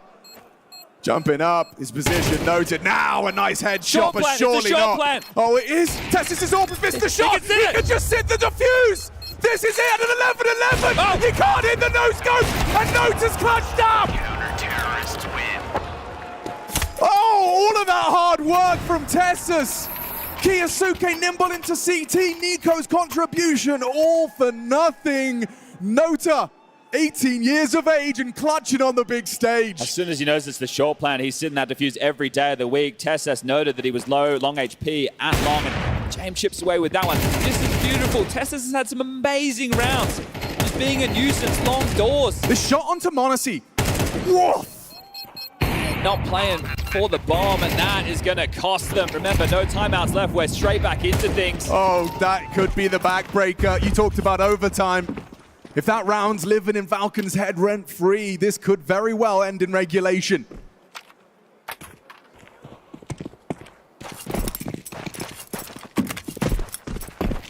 It's hit to the long control. Going up the tunnels, away out. Eyes on Belchanox, right? No pressure being felt, which means as soon as he feels any form of a play or chance that it could be B, he can block. He's got the smoke, he's got the molly. Has everything he needs to buy time, and he has been great in terms of multi-kill output in this second half. A lot of faith they've put into Belchanox B hold here. They're grouped up. They're going to have to extinguish if they want to go through. That's on m0NESY. Here they go. Here they come. Incendiary thrown. Traded by Kiyasuke. A crucial trade has given them access. They're not across yet. Door smoke in. Yeah, but what's Yellow's reaction immediately? Dribbles one of his own, design, quick reactions. They're going to flash. They're going to be play disruptive. James flashes them in. Through the smoke, he explodes. Looking for action. So many bodies on the site. Sway from the window. Side finds 2. Kiyasuke can't transfer. And it's surely PARIVISION's round. Oh! Kingston denies! A quick flick up to the window. Bonus rounds required. Map number 1 of the playoffs already delivering. Right down to the wire, a couple of clutches. Holy! Didn't even give him a minute to breathe.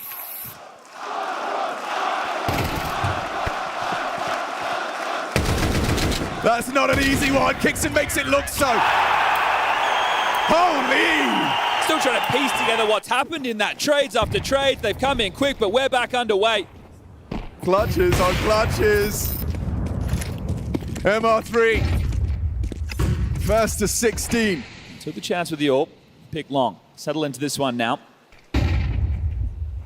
Double AWPs left to regulation for PARIVISION.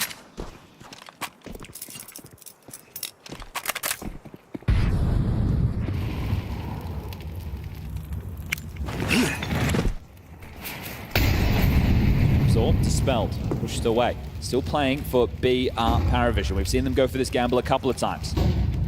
Third man on the site, normally the A rifle and Nota. That's what I was talking about during regulation. You can definitely play nameplate Counter-Strike, but when you're going into the sites against PARIVISION, you can't assume anything's clear. James done a good job of always pipping one at the post when playing this standard setup, but is it contact? be crazy to contact here the first round of OT with all these nades. Here comes the move. Just a quick explosion. Jane was not on the line, so too much progression. He's trying to catch you on the cross. Of course, he's good for it. Kicks him down. Nico, big on the rotations. Taps off two. A third asking too much, but massive from Nico. Great output. Bomb down. James Orp noted as well. Got to be cleaner on the post plant this time. Planner for short again. Need to play the bomb. Kiyosuke wants to try and rot that clock. MongolZ to provide some cover on that cross.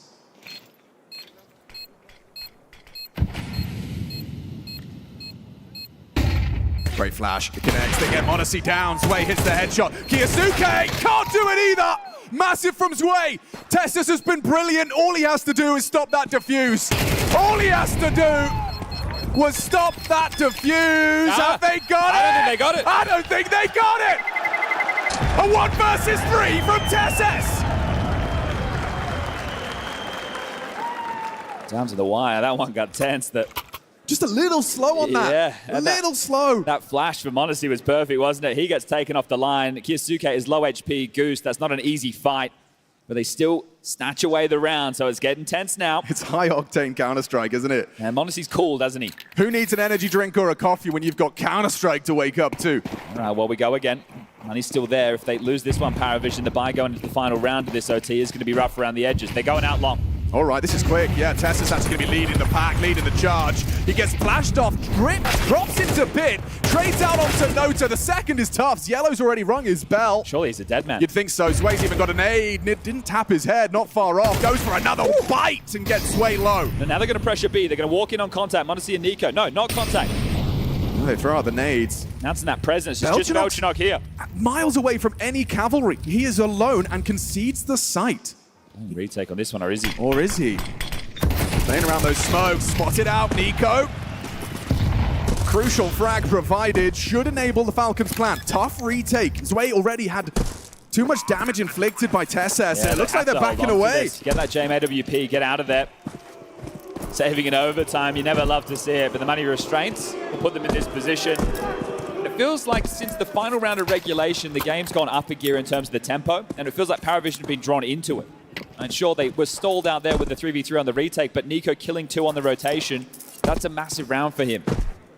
Having some impact, making things a whole lot tougher for PARIVISION. If you let them default, if you let them retake, with the fundamentals in play, you can see how polished they are.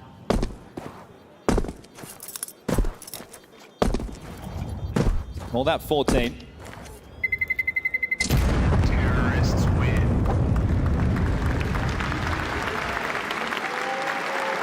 Is going to be carried through. Not be the finances available for a JM AWP.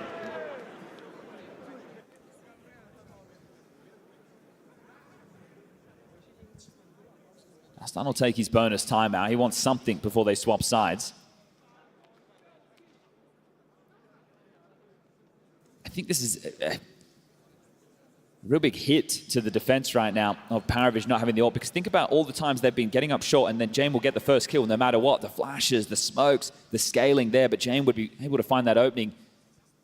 He's 6-3 in that department. Sure, it's not a crazy stat, but considering the amount of times they've been able to get that space, it's been good output from Jane. I mean, for the key takeaway from me is that Kixon with what? 9 frags total? His clutch. We wouldn't be in overtime if it wasn't for Kixon's 1 versus 2 in the last round of regulation. Tessus as well, a name that's not often discussed, and he played a crucial role. Not pulling the trigger whatsoever. The HE obscures the cross. CK and Nico in through low up. Snag down the back pocket. Kiyosuke brought to 45. Veto smoke lands now.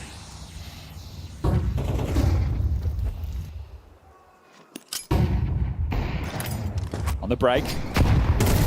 Kiyosuke down. An opening kill off the back of the Dastan timeout. He wanted something to work with when the sides do swap. And now Falcons have to take themselves out of trouble. Flash for Nico, no one home.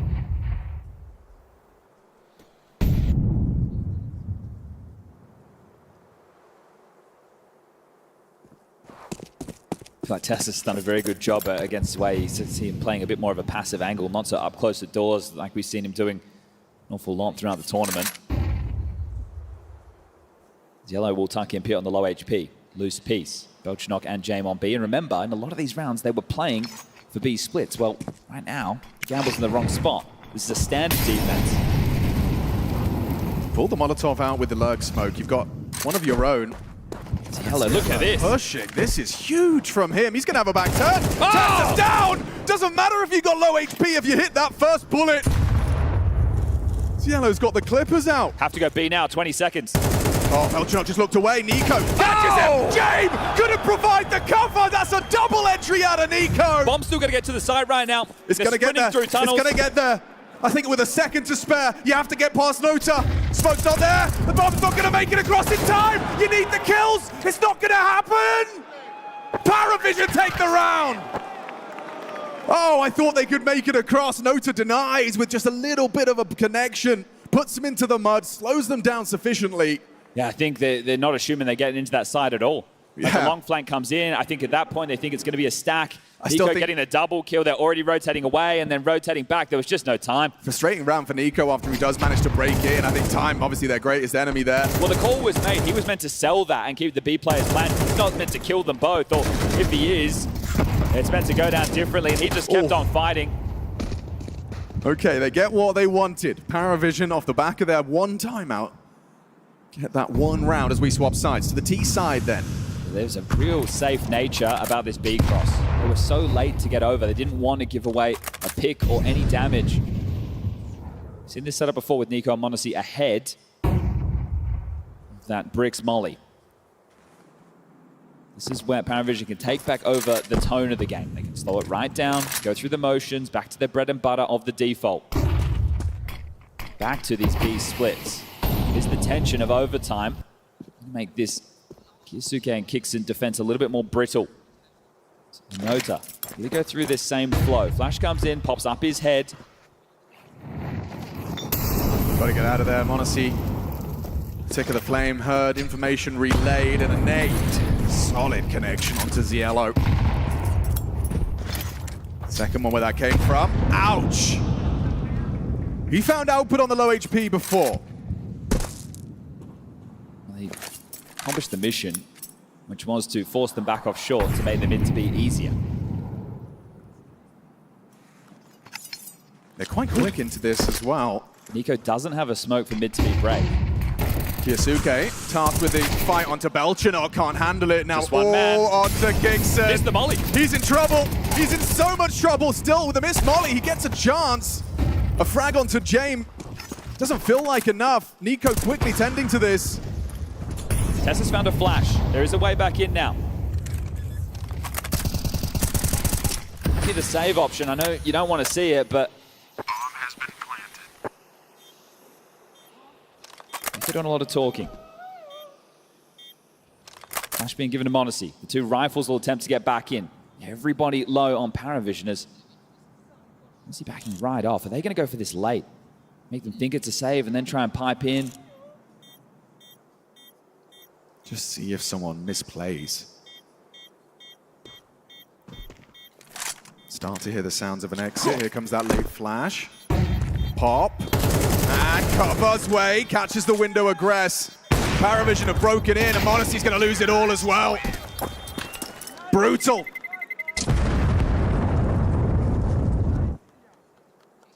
Last round of that half. First round of this one. 14 all.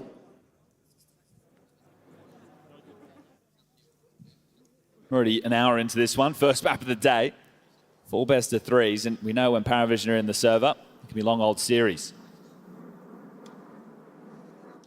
Sonic's turn on the timeout. Wants to make sure he gets this one under the belt to guarantee double OT before they're the one with the financial woes. They decided to go for that 3v4.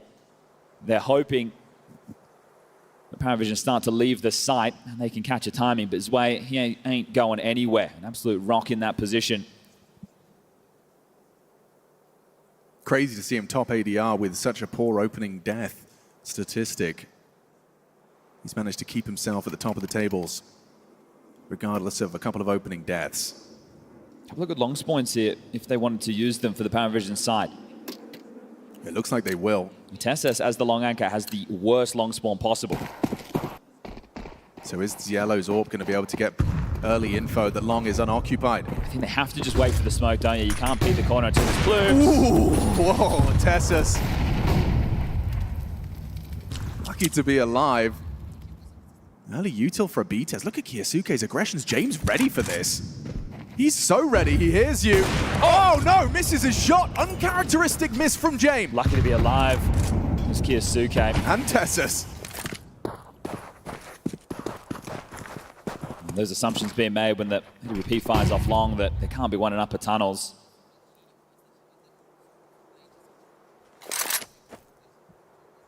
Potential Falcons early, but they do need to fight on within the round. Nico on the jiggles. Mollies. Moves down to CT. Still good restraint on some key pieces of utility right now as smokes are thrown out to block mid doors. We've got 2 smokes, 2 incendiaries, a couple of flashes, and HE's left to continue to defend, and we're about to hit that 45-second mark. This is going to be a big test for MongolZ. Can he avoid the flashbangs? No, he can't. Forced away. Second phase. Second wave. Again, connects to his face. Now they're on the site. Bomb to be planted. It's Yellow tasked with that. Short plant. 3 channeled through CT for the retake. They still have the AWP that's going to deny any access on the site. The key for me, there's still 1 smoke in play right now and a molly for the defense. Smoke break. Look at the angle. Nota brought down. Great output from Kixon. He's found input. He's found impact. Belginok, good on that AK. Just the one. Kiyosuke on the trade. MongolZ not looking. Sway, late arrival on the long side. Oh, PARIVISION have done it. Access to the A site. Map point. Well, it took a Kicks and Clutch to get us here. Who's going to be able to get them out of this now? The CT side, after losing a tough patch of rounds, is in hot water. It is going to be a scout for MongolZ. There's a few M4s, and I feel like they have to play this round a little bit more aggressively. They have to take a chance. They have to make a play. How about head-to-head with a scout? MongolZ, he is going to be playing a bit more audacious into this one, trying to insert himself into the play, try and be a disruptive force. Oh, he's actually hit that. A no-scope through the door, the smoke, and into Nota's Kevlar. Be hugely important here. It's just smokes to block with. Nico, forward position, just rounds the corner. No flash required, catches him lining up nades. Nota gets away. Trade from Kiyosuke, imminent! He gets the double! Massive spray from Kiyosuke. James still lows way upper tunnels. They are so segregated. 2 players on either end of the map, one with the bomb and 5 points of health, and the other still just trying to maintain some control. Well, the gaps right now, there's a mid to B possibility that Kixon will have to worry about, and long is also open. So there's a few problems in the Falcons' defense at the moment, but you have to take a couple of chances when you're strung out like this. Picked up and joining his way over towards B. Starting to activate on short. Tessus and MongolZ want answers. Kixon needs to get at least 1. It's just an MP9. Kixon, as you highlighted, he previously secured overtime with a 1 versus 2. Now it is 1 versus 2 on B. No teammates will help you here. Sway has an AK-47, reveals his presence with the grenades. Flash to deal with, turns it, Sway up and over, opens the sight. Tessus straight to it, straight through it. Sway's there to deny. It comes down to the MongolZ clutch. James just 5 points of health, but Sway has done so much. The hard work to get that bomb planted now. It's MongolZ tasked with something special. What have you got? What can you do? Time sensitive. Starts to make his move. James cowering behind the bricks as Sway confirms his presence. MongolZ loud about this. James crouches. He knows where you are. MongolZ's worked it out. Gonna have to throw the smoke onto the bomb. What a 10-seconder. Surely he's a dead man. Surely this is PARIVISION. It's been all Sway, and he secures it. Dust 2 in the bag. New addition. Sway closes it.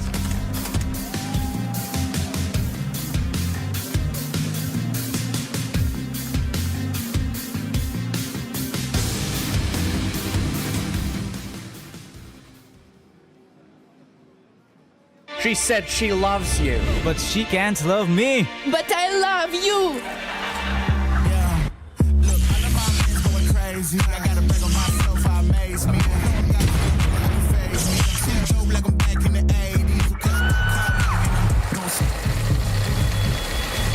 I won't play window anymore. What's going on? Play your role. 1xbet. On to the next one.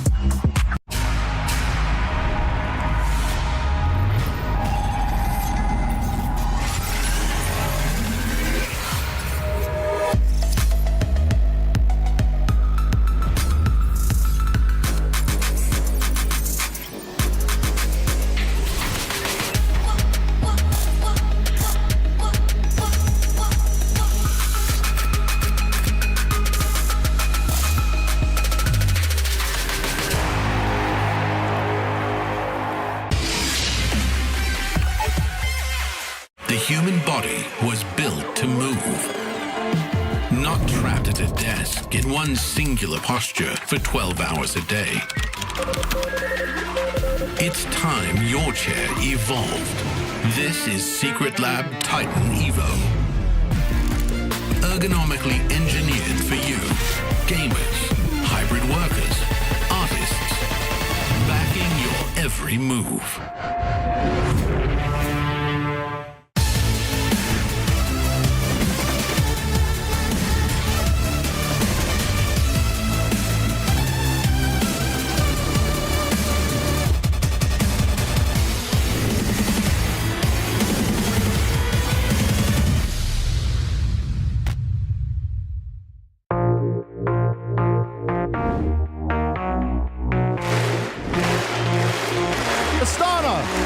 Are you ready?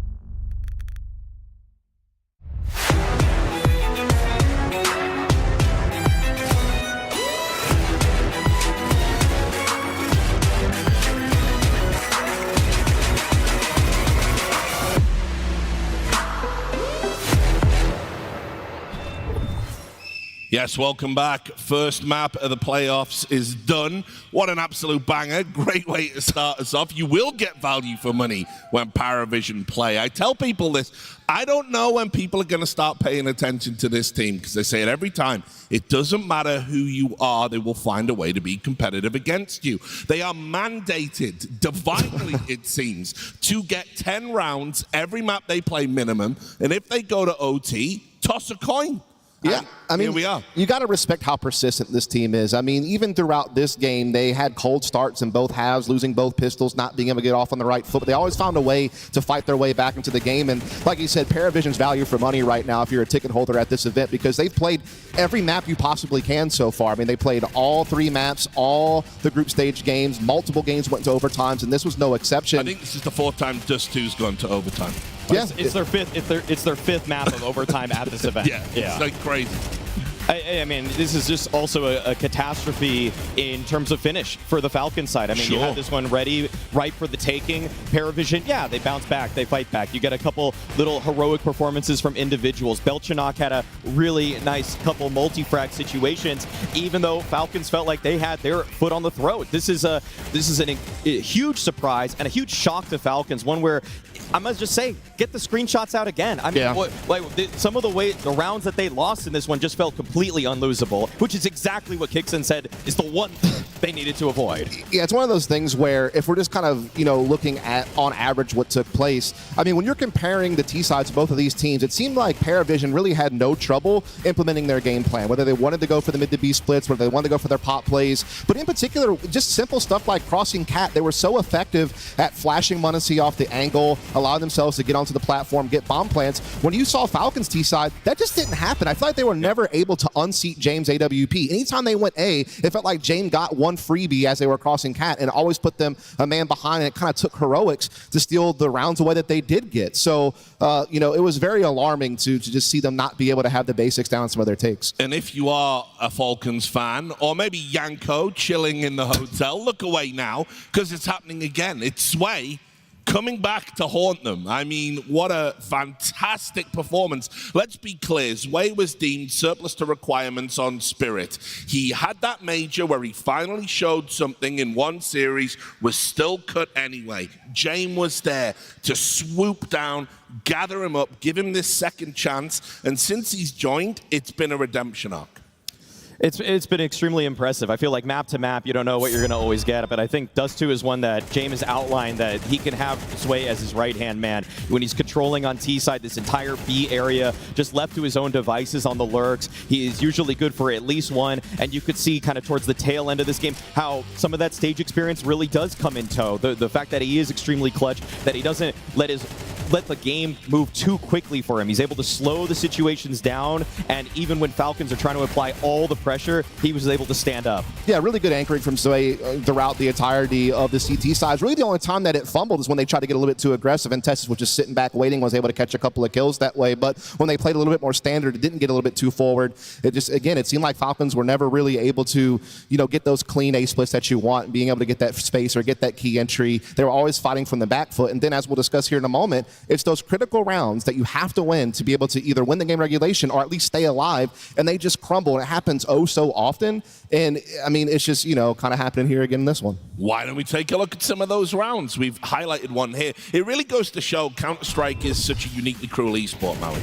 I mean, round 23 is just eat your heart out if you're a hater. I mean, these are the exact kind of moments where we frequently are left scratching our heads as to how could you be this good but also this bad. 3-on-1 situation, and everything from here on out is inexcusable, okay? Nico pops his head back up knowing that the last player is there in Nota. I would say, sure, maybe MongolZ could have traded, but the bomb is planted for short, and MongolZ is taking the fight against a Nota who has not tapped the bomb, and it leaves Tessus in an unwinnable situation, okay? I know everybody's made the jumping off look like it's possible. It's not. So this leaves Kixan to have to win a 1v2 here, but really, I think round 23 is just the epitome of what it is to be a Falcons watcher, that you know that they can put all of the parts of a round together. Everything start to finish except for actually just breaking the finish line tape. It's like at that singular moment, they find new ways to stumble. Yeah, I mean, again, I think that one of the things we've praised Falcons for is the fact that they have actually found a way to balance the roles on this team, despite maybe some of the players not being a natural fit. I think I have seen progress on how they handle early round situations, how they, open up rounds, their different default variations, how they like to play. But again, in this game, I felt like there was times where they got stalled out and really couldn't get off the blocks. I think there were rounds again where they were just giving freebie kills on the first guy that was entering, and then you have a round like that one where you finally do everything you're supposed to do to win the round, and then you somehow find a way to snatch defeat from the jaws of victory. Like I just don't know how you do those things. I mean, we talk about all the time 5v2s and 5v3s that happened to him at MOUZ at Krakow. It's happening to him again here, and this wasn't the only example. There was one other big one that we saw in overtime. Yeah, I mean, we can take a look at it if you want. I think we got the Zway round. Yeah, the final round of the game with 2v3, James on red HP. The way that Zway, I just want to say, I want to commend Zway for using all of his utility one by one, smokes the door, mollies the window, nades out, gets the kill onto Tessus right there. It just looks so composed, and even the way that he obviously plays it against MongolZ, he's not too wide in this kind of moment, and so I think it's also a nightmare situation for Falcons, where the one guy that just destroyed you on Spirit at the quarterfinals of Budapest is now he has your number again. It's like, they can't avoid this guy. Yeah, absolutely. And I think the other big issue with... Do you think that when Tezes pushed in there and died, did he need to wait and then need to double up? Absolutely. You should never be putting yourself in the line of danger whenever you're still waiting for your teammates to get there to retake with you. We know that the B bomb site retake on Dust 2 is one of the hardest retakes in the game. You have to make sure that you have everything at your disposal to take over a round like that. And so the fact that Tezes put himself in harm's way by being in a door smoke that you know is probably going to get spammed, you know, as you're still waiting for your teammates to get in position to retake together as a unit, you've now taken that opportunity away from everyone, because now they have to play, you know, from a man disadvantage or an equal situation where they don't really have the info. And so again, it's just critical rounds that this team loses, whether it's anti-ecos, whether it's tense rounds like that one with all the pressures on the line. This is where Falcons really start to fumble.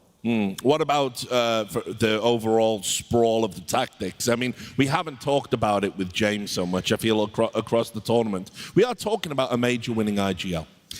I feel like he has had to go back to the drawing board quite a bit, though. I feel like the one mistake that you may make about James is think that it's going to be this slow, default, constricting play that chokes you out of the round and plays to punish you. But given that he has a bunch of youngsters beside him, he's gotten a little bit more punchy, a little bit more pacey. And sometimes I think that that's kind of what you have to do when you're playing with the younger crew. I think sometimes that nowadays I see a little bit more defaulting than I did maybe at the major, but it's not necessarily like they're that same they're trying to put that chokehold on the map as they did a couple years ago. I think they're trying to develop a foundation, right? I mean, again, this team is one that does play a little bit more explosive. They try to cater to Zelo and Noto because, look, whenever you're playing fast-paced execs and you're just letting those two guys go forward, there's not a whole lot of thinking that has to take place. You're giving them supportive utility, and you're telling them to go send it, and they're very confident going for those duels. But as you said, sometimes in the mid-round, they can still, you know, get back into, you know, really passive, like milking the clock down. But that just frustrates teams. You know, when you're used to a guy hitting you over and over again really quickly, then they all of a sudden change it up, and they don't give you any information or any early battles. You're like, what the heck's going on here?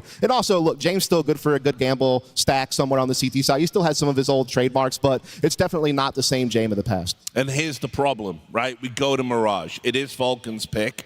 They're very good on the map. They're very good on every map. Of course they are with the roster that they have. But I've seen PARIVISION dust up some teams on Mirage as well. I've seen them at one point pick this map. I think PARIVISION are going to be feeling pretty comfortable coming into this one.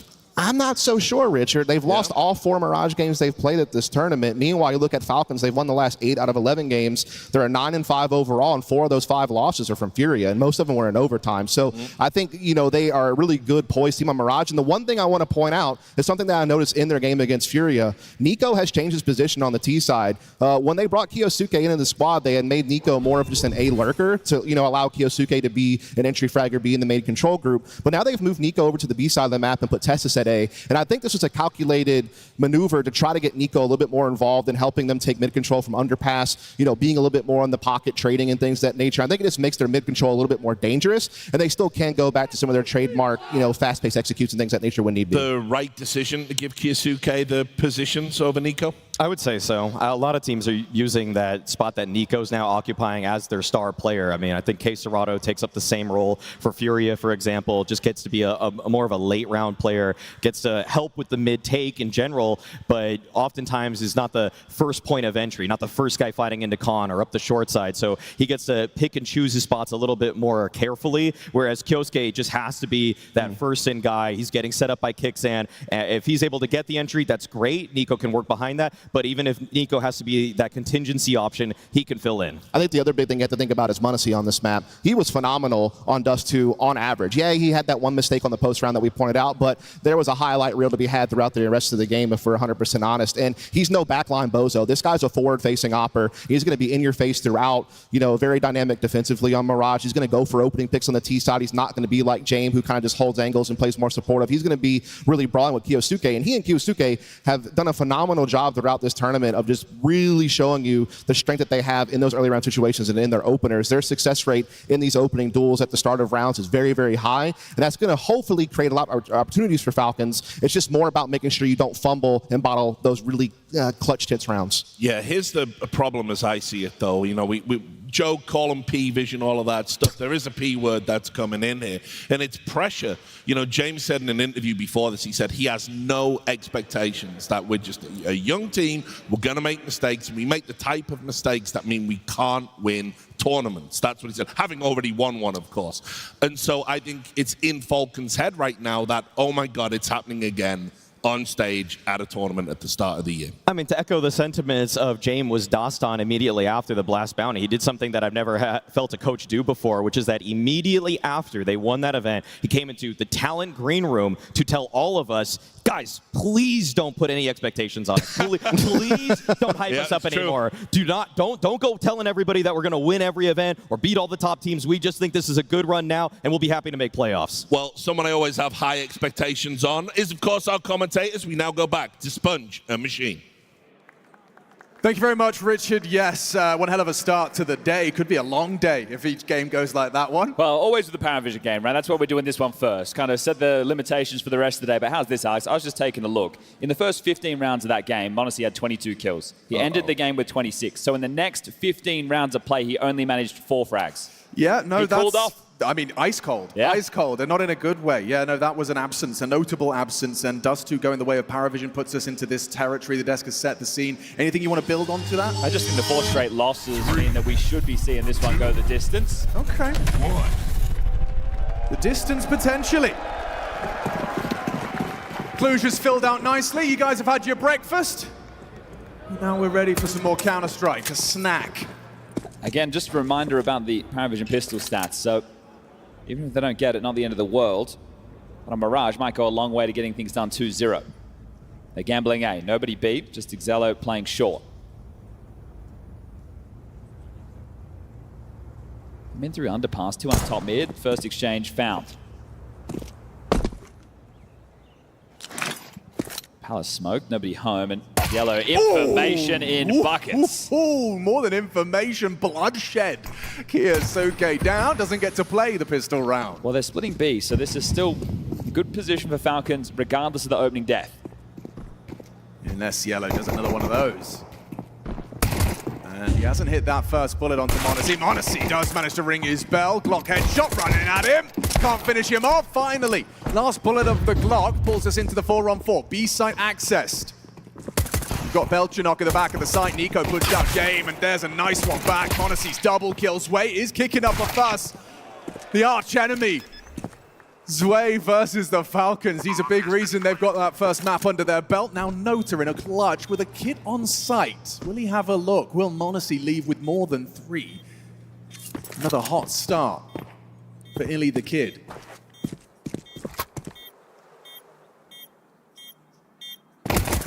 Hit it, closes the gap, kicks and closes. Pistols haven't been a problem, though. Yeah, and look, that's great to see MongolZ shake off the last 15 rounds, right, and start very strong here on the pistol. It's almost exactly how the Dust2 pistol went. Xelo push long, gets an opening pick. Then it's a 4v5, then it's a split into B. And Falcons walk away with it. You do get this eco again out of PARIVISION. Opportunity for Falcons to get the 2-0 start. Limiting casualties will be name of the game in this one. Them calling his team into a B stack this time round on the eco as Xelo's Deagle sounds off. There's a couple of spicy little investments right now from PARIVISION if the gamble is correct. There's 2 Zeus's. I do love a cheeky game plan. Yeah, so one if they scale out the balcony, the other if they jump out the window. This falls apart quite quickly if they are able to make headway up short. Gixon, if you call into the stack, fine, but your teammates need to be able to brawl out of it. You've also got Tessus, who likely will be able to relay that very little resistance being felt on A. Depends on who goes first. Yeah, this is one of those things, right? You know that you need somebody to start probing, but I think the pack should take contact first. Then if they find too much resistance, then Tessus plays. But how committed are they? Smoke actually going to make things cheeky for the pistols to play around. Yeah, Bomb's still not committed. It's on MongolZ's back coming in from short side. Kixon's Mac 10 trying to scout, but he hasn't found any resistance yet. It's bad info. There's a shadow. James spotted suddenly. Yeah, the jig is up. Does well to find 2. A quick adjustment from the Mac 10. $1,200 to his bank account. And now the positions are noted and the headshots are found. Okay. Dicey for a moment, but casual at the close. And they always had a way out, right? That bomb floating. Kiyosuke close connector. You had Tessus in Palace. So as soon as they established it was the stack, that one was going to be all good as we do now find the guns. No Jam AWP for this one.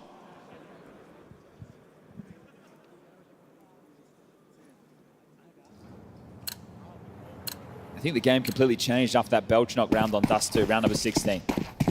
So it gave PARIVISION a chance to get back into things and the pressure mount for Falcons. So you make sure you keep them at arm's length. If you get a good start, then you continue it. Well, those HEs not landing in the window, but they net them too much anyway. Going through the mid-control motions. Oh my goodness. 3 missed nades from Falcons on the first gun.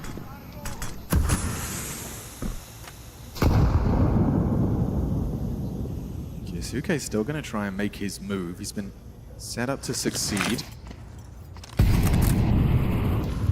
Uh-oh, he's being held. Should be nothing here. Wow, Kiyasuke gets in, gets his, gets out. Opening kill for the Falcons, regardless of missed util.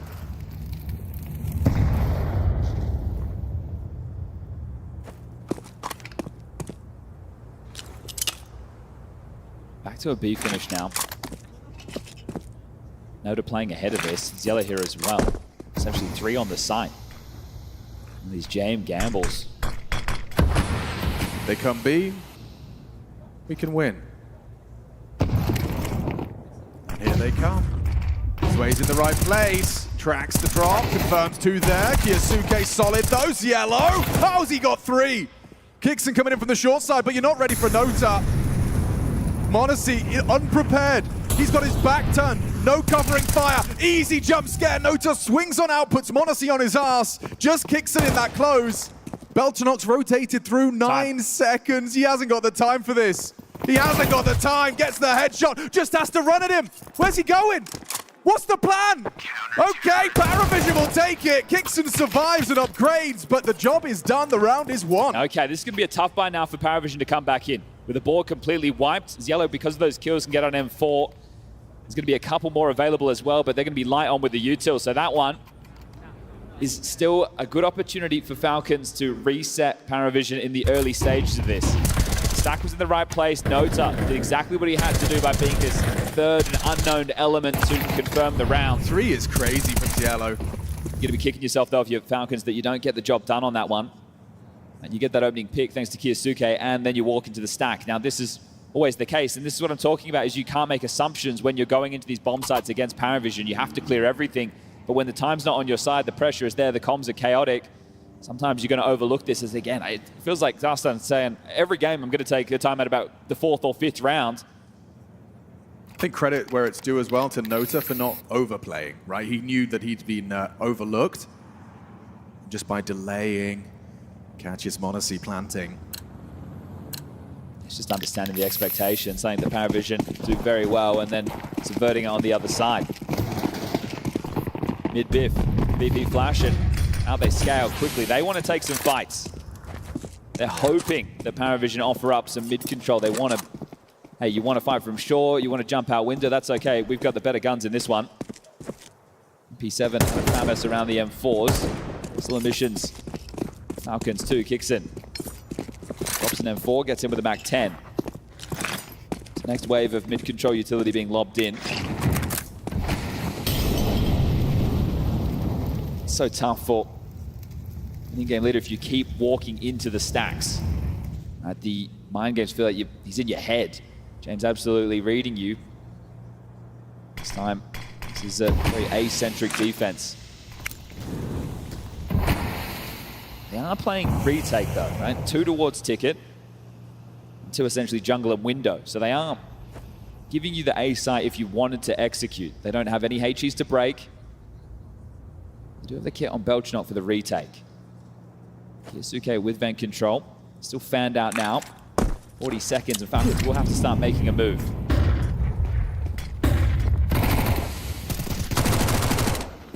Kicks in pursuit of answers. Get caught by Nota. Important from Kiyasuke. B-split. Keeps some levels. Way. Tucks in. Here's the commitment of Kiyasuke. Surely Kiyasuke wins this. Still headshot exchange. Massive from Kiyasuke. Finds the unguarded B bomb site now. Jay rounding the corner. Confirms Kiyasuke should have him dead. It's Ziello. Wasn't ready for the progressions of Nico. Belchnok loud about this. Tessus is working on that flank, and Nico nearly went down to that FAMAS.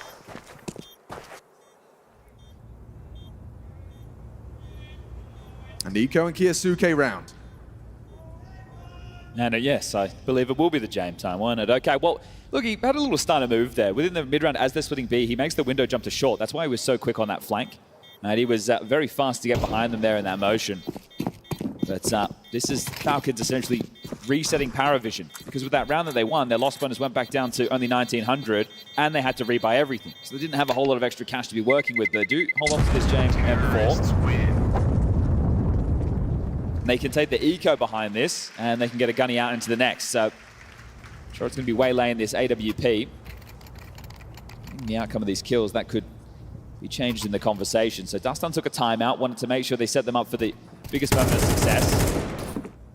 Suke exchanged there from the vent room. Important kills from him. It's a very important trade. I mean, like kicks and stairs, Nota just slightly narrowly exposed to that long-range angle through ladder. But I want to kind of point out here the way that Falcons approached that round. They were searching for the stack. And you're essentially setting Kixon up to take the room to understand what setup that they're dealing with. Right, there wasn't anybody else committing with him. It was just Tessus through the A-Lo. Just info gathering. So as long as they're diligent with their util, right, they are going to be able to get away with moves like that, where they can slink in and try and get the best information possible. JM4, the only real threat over towards B, suddenly gone a bit of a walk. Nico waiting for this. That's a really nice start, just removing Sway. Potentially overlooking James' forward position as well, though. He's, oh, spotted him. The jig is up. Hard to set high expectations for Zielo's Zeus. I think as well, you don't need to rush this. Even though you know where the M4 is, you still have the weapon and the util advantage. Kicks can clear this. Yeah, he's not going to. He thinks the molly's done a job. Oh, no, electrocuted. That's 2 rifles now. Yeah, this one's starting to get awkward for the Falcons. James M4 now joined by Zielo's hard-earned and recovered Kalash. Smoke top con.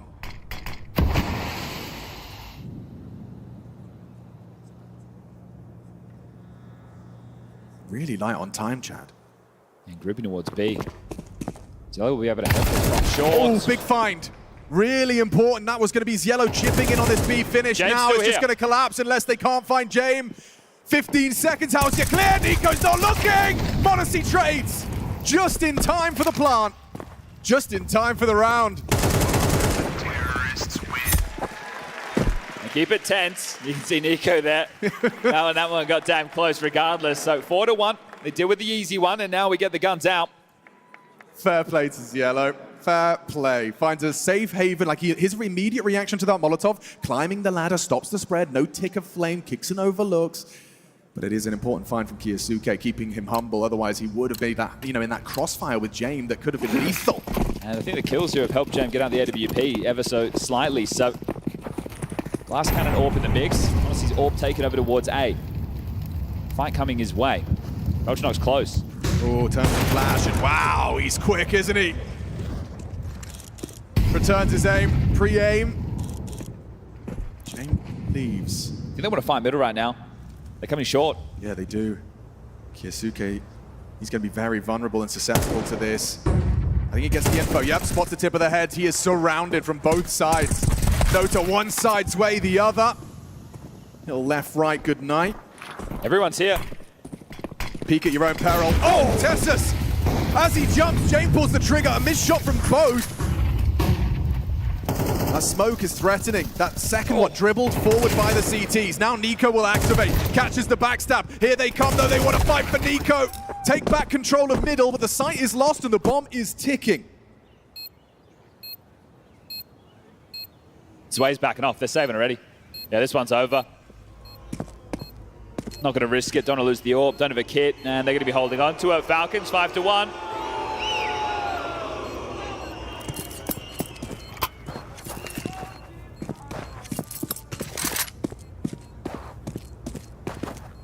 Again, a moment that gets sketchy. Good info and survivability from Kiyosuke. And saying, okay, they're short, they're con.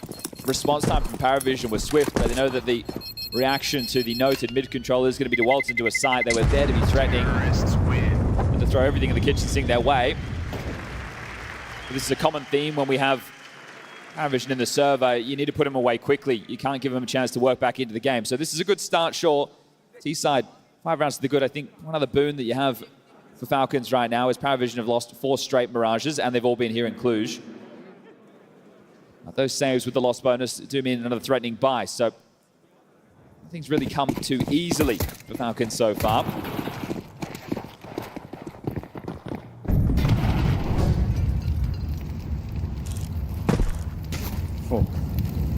Belchinok, just as m0NESY dismounts, does advance towards the ramp side. No nade damage to report.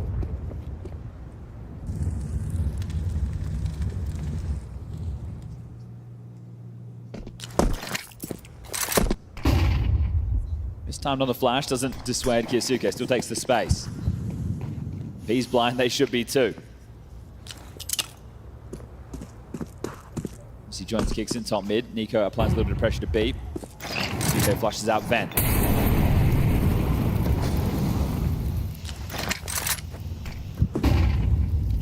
Oh, spotted something on the window side. Yeah, Kixon. He'll catch him. They're going for the boost. Quick reaction. They just try and clamp down on middle. Kixon's managed to find double kill. High impact from Falcons captain here, and Zwei wants his head, but m0NESY, the top of mid, provides cover. With Zwei gone already, the hopes of PARIVISION's second round, they start to wane. Tess has already burrowed deep into dark. A-site, he'll be calling it clear, especially if he finds this headshot onto Cielo. Job done. All right, now, do you want to hunt? Do you want to try and take this AWP away? James, staying up close and personal. Cutting off at the pass is Nico. The bomb goes down, so 40 seconds on the clock. And that clock is James time. He loves this mini game, holding on to his AWP. The adage goes, when playing against PARIVISION or playing against a team with James, just imagine he's always got one. Kixon's going to find him. It costs him his life. Okay, well, James is going to usher close up to the site to try and hold on to this for now.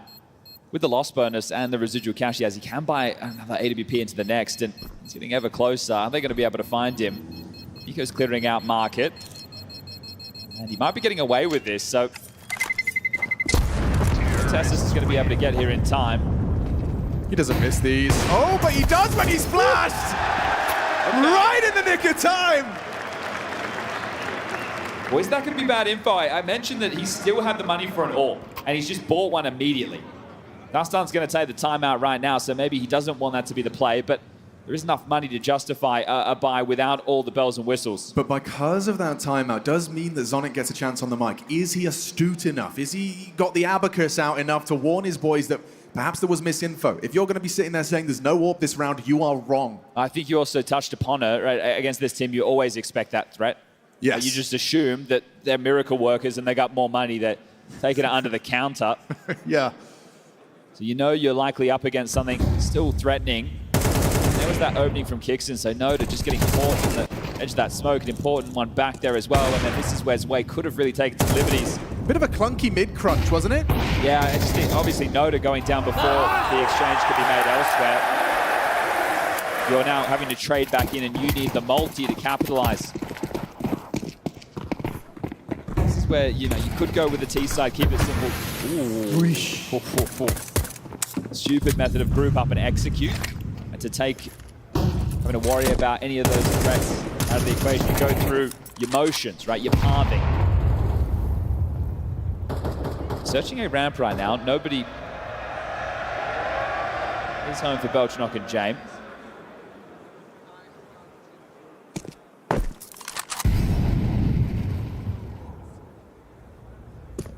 James is going to stay close ramp with the AWP. Belchinok is going to have to worry about potential Palace leak, but very slow. And what information do you have if you're Falcons? Nothing so far. You don't really know what you're up against at this point. Sure, you can make the assumption that it is a full gun round. But you haven't seen anything. No, you're not informed on the setup. Right? You don't know where any of this lies. And now it's getting a little time sensitive. Kyosuke and Nico partner up, bomb on the back of Kixon with them. Last of their smokes. James Orb's been found! Stunning from Tessus. He's just too quick on the trigger. James doesn't even pull his, and already access to the A site granted. Is that enough from PARIVISION? I think despite that result on Dust 2, and now you're seeing a shot like that out of Tessus, you have to give the tip of the hat, right? This is a guy that's taken over these extremity positions on the CT and the T sides, having to change up, obviously, to allow room. The introduction of Kyosuke and then Nico changing up some of his spots as well. And he's getting good output today, right? I know they didn't win Dust 2, but his fights, he was taking it long on the T side, instrumental into a couple of key moments. And now he gets the opening incision, which secures the 7th, and Falcons are running away with this. And on to James Orb, no less, no saving. And this time it will not be possible. Cannot buy one, only 3,400 coming in. Terrorists win.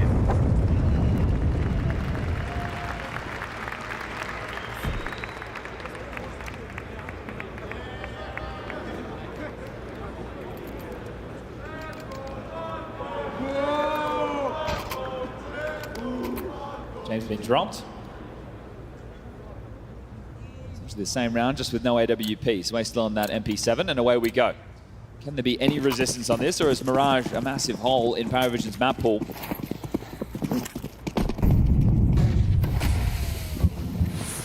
Okay, Nota looks like he does want to be disruptive. In that early mid-fight, makes the strafe across. And he's got nothing to say, nothing to report. This time the Joker's on A, it's way the B anchor. So they are trying to read this one being an A play, and well, that is a good call. Knock, the traditional A defender, will be trying to take contact first. I'm just curious if Tessus can do it again. Not this time. Zway bests him, maintains Palace control, scoops up an upgrade. Good info. Does Nico try and take space on B? They're still searching A. And then Utzel, Belchnok, unusual position, up on the box. Throws out that Tetris block smoke, that's enough. Yeah, Nico's taking a gap right now. James in market. He's already passed that line of sight. Odyssey keeps the attention drawn on A. The bomb is starting to retreat. Nico has seized the site. He needs this one! Needs this one! Good God, Nico! Nearly let it slip! It's a long rotation back, though. Do you want to commit to this? Cielo's made the jump. Kyosuke kills out Belchanok on A. Where's that bomb going? Kyosuke should keep searching, right? In this situation, he needs to keep fighting. He's actually dropping all the way back. So if they do finish B, James here. James in the right place. He could be the destabilizing force. A 2-on-4 that Falcons cannot afford to give up. It could be a way back in. Oh, slip past, catches, kicks, and can't find the head. That's round. Safe and sound, Yellow in the 1-on-4. It looks so dicey, right? The fact that they, well, here he's gone. See you later. Nico confirms that. So a little bit of rough aim from Nico there on that first fight, but that secures the site. Kyosuke still kicking up a fuss on A. But if James gets that kill, Nico's short pillar low HP, and MongolZ has the AWP up in apartments. So the bomb's down with about 20 seconds left on the clock, and that could have become a whole lot more threatening, a whole lot more chaotic, but keeping it clean. Falcons just one round against them as the third and final tactical timeout call from Dastan. Belchanok, another rough go of things. He started very slow on Dust 2, then he had a massive 4K round, and that's where the game really started for PARIVISION. 0-8 at the moment. Yeah, he's one of the players of PARIVISION whose rating has been slipping downwards as the quality of the competition they're playing has gone up. The opposite for Yellow.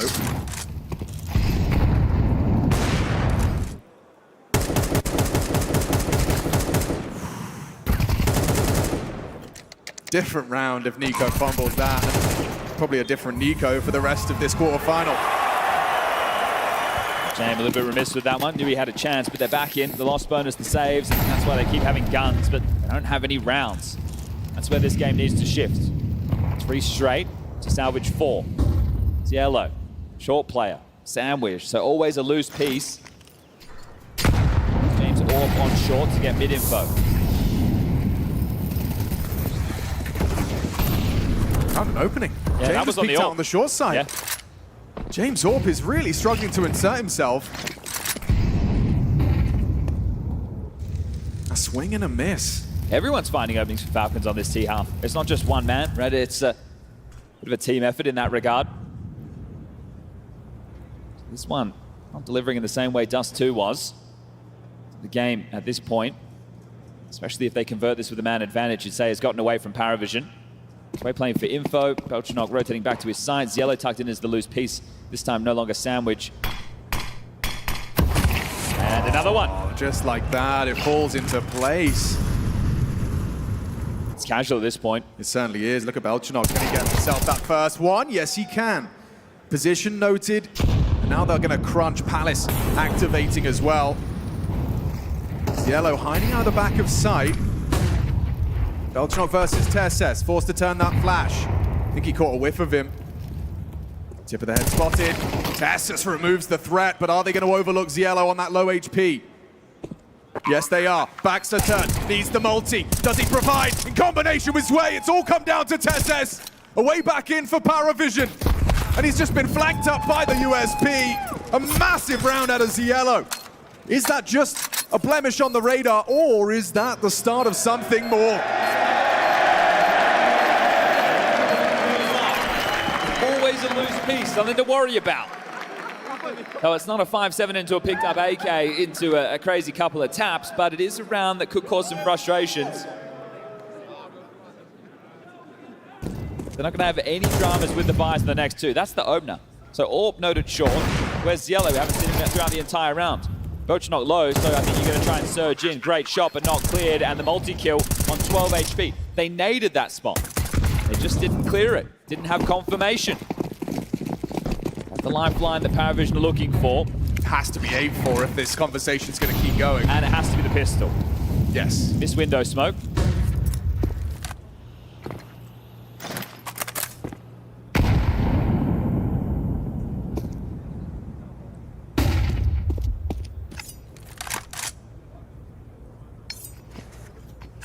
Getting the openings, it doesn't feel like the calls to at least start the rounds have to change. Just how you finish. Wait, mollied and naded.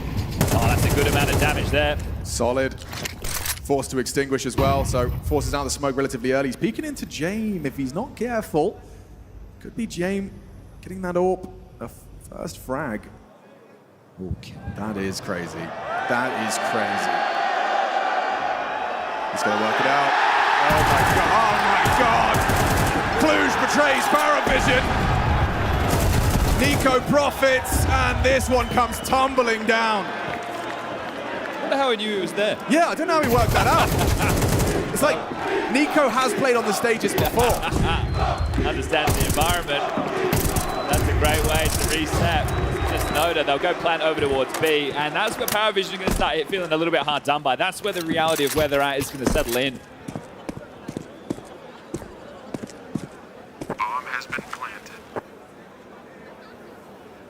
No, they're looking to retain this, but they've already fanned out across the map to remove it. You got that kill, they know where you were, and they're trying to work out a very good idea of where you are. So, 2 in a moment's time. Hey, keep on bragging. They're going to be able to buy next round anyway. They just want to make sure you don't have the good graces of an AK. Final round now of the half. There'll be definitely a few M4s available. 3 equipped. His way in with the 7 again. He did find good success on that earlier in the piece, but this is domination in the half at the moment, no doubt about that. And then even with the 4, with the pistol, which is never a given just with how rough that department has been for PARIVISION, it was always going to be a way back up. Ancient, third and decider of this one. Great map pool, very biffy. Talking of biffs, look at Nota. I think he's fed up for this one. Yeah, he's been caught through smokes. A few rounds in this half. This time a more forward stance. Gixon responsible for containing Midgrass.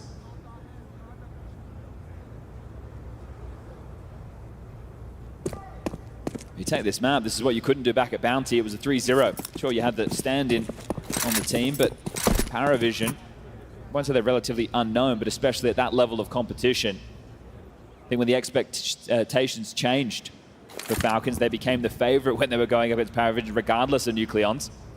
That's when we started to see the regular form.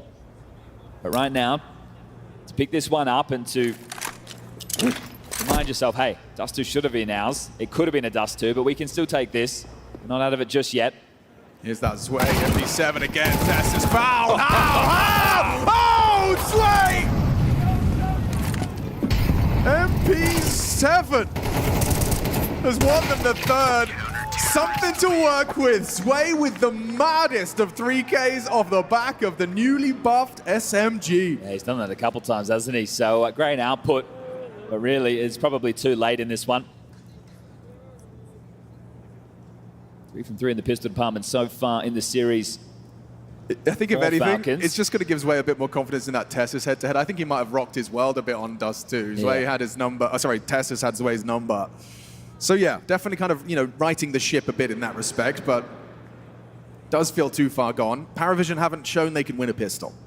Yeah, in that half as well, they only got 5 opening kills, so the rest were falling in the favor of Falcons. And they didn't give away anything consecutive either, so they were never in financial troubles. There was a little bit of pressure in some of the rounds, but all in all, when you get a run of 6 in the mid-patch, and you're going to have confidence going into your pistols.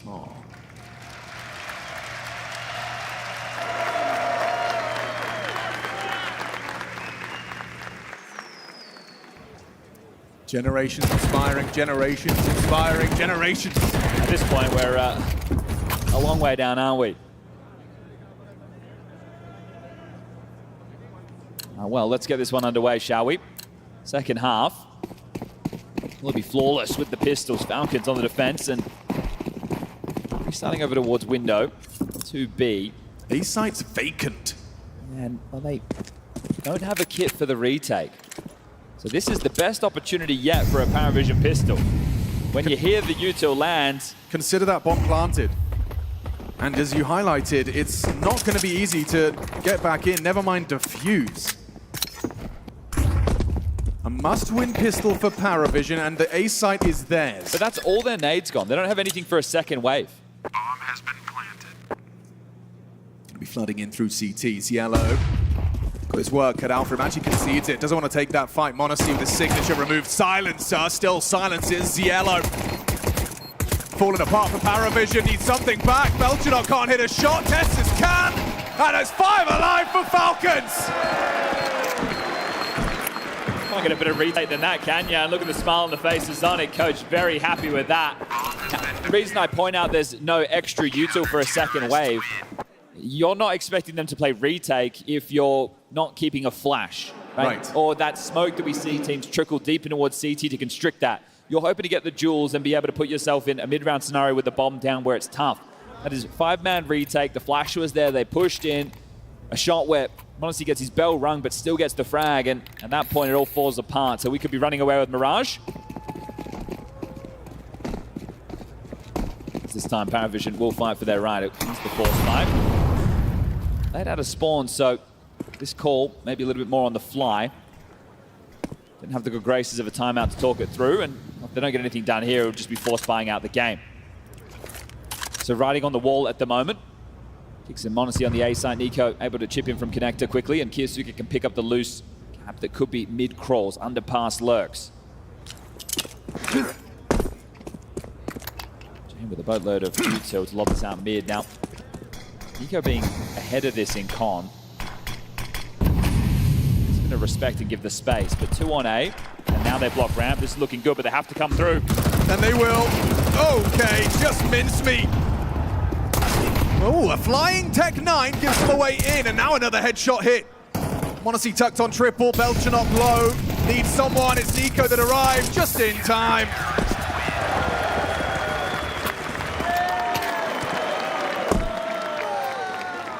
Oh, well, we'll just see more of the same.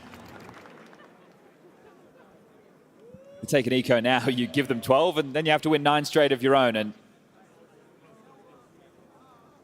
as I see the buys coming together, it doesn't look like they're shoving all in. It looks like they're actually keeping it relatively restrained. So, fair enough, I guess. But to believe you can run back 9 straight rounds on the T side of Mirage, on the map you've lost 4 straight in the last week and a bit, that's going to be tough. Now, that right there is a blocked window smoke by Nico. He's given himself a gap to work around. They're going to try Tessus over towards B. Kiyasuke will be able to support him quickly from the short side. Smoke at a handful of flashes. Can they catch a timing?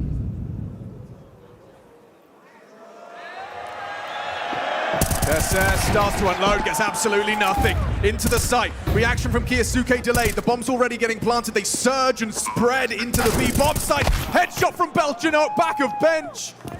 Uncomfortable, 5-on-3. A partial investment, trying to be a bit of a fire starter. Could this be the catalyst to more? Missing nades. Woof, he's incendiaried themselves there. And the nade missed as well. Smoke and Kid, time is ticking. Kixon and Nico investigating. More headshots from Belchinok. Makes that Tech 9 work, throws the M4 to the healthy James, and he puts it to great use. Triple out of James.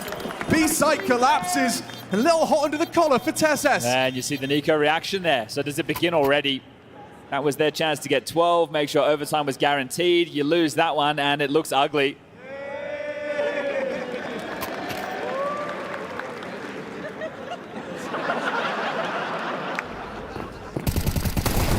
Belchinok on the light buy round. He's had a bunch of these this tournament. Yeah, he's had a rough Mirage as well, so that's immediate, like crazy fire starter impact. There it is. It seems a whole lot like Dust 2, doesn't it? Right? It was 1 and something, 4 kills in a round, they're back in it. Yeah. So he has a tough role. He plays the extremities, he plays anchoring on the sides, doesn't get the key positions of getting to play connector or short. You're reacting to things a lot of the time as opposed to setting the tone.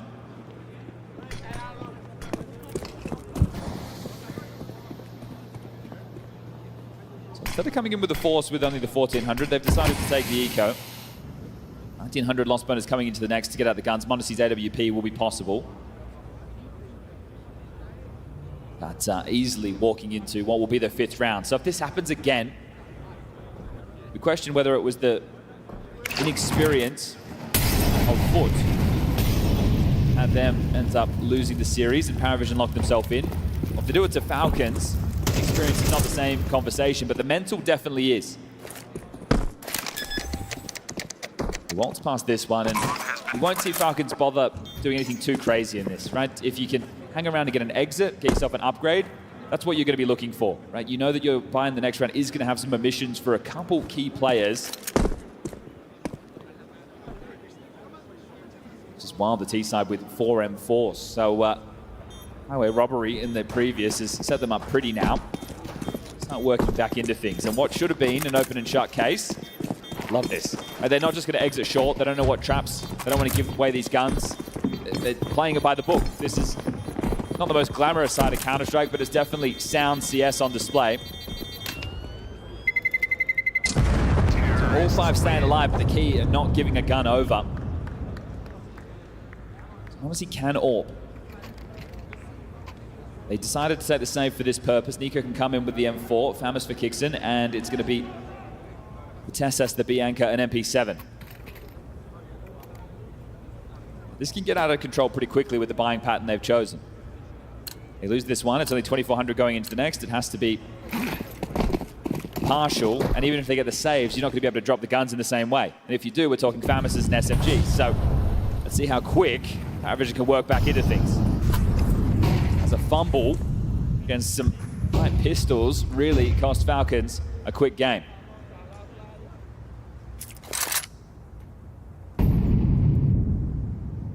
Will MongolZ have more luck than James on the CT side with his AWP? Gets it in his hands, but will it fill the feed? James searching, catches the kicks at Jiggle. That's a punishing opening kill. Puts Falcons off kilter. Didn't even get to throw out his smoke. That's 3 straight opening kills now for PARIVISION. Sure, one was against the eco, but one was an eco of their own. James peeking in. MongolZ finds it, removes his rival. Top of the con smoke. Not ideal in the HE department. Oh no! The smoke break actually sets up Cielo! And down goes 2 of them. Catches the Kiyosuke reaction. It's up to MongolZ if he can catch this round play. He just looked away. Belchinok distracts, enables the push from Zwei, gets himself up onto the stairs. A quick flick. Removes Zwei. They're committing. Throwing the HE at him, puts him down low. Flames force him further back and actually caught down. Brought down by the Belchinok Molotov. Job done. 6th round imminent. All right, TSS, well, you can hold on to this, sure, but as mentioned, money's still going to be tough. PARIVISION should be looking pretty to get their 7th after this one. At that point, it's just a 4-round game, so we are back underway with this. The dominant half it was. 8-1 at one point. 9-3 to end the half, and pistol round, you're thinking this one's closed. Yeah, I think Falcons did too. I think Cluj did too. Yeah, I think in that situation, TeSys likely hears the jeers and just starts pre-firing the smoke, and that ends up costing him, right? So it's kind of, they both had one round, you exactly. know? And that's it. If you're going to play off of what's available, you make a bad assumption, it can cost you. TeSys will just carry through the M4. Jam will get his AWP back, and just going through the motions. Another day of grinding out Counter-Strike under the Jame and Dustin tutelage.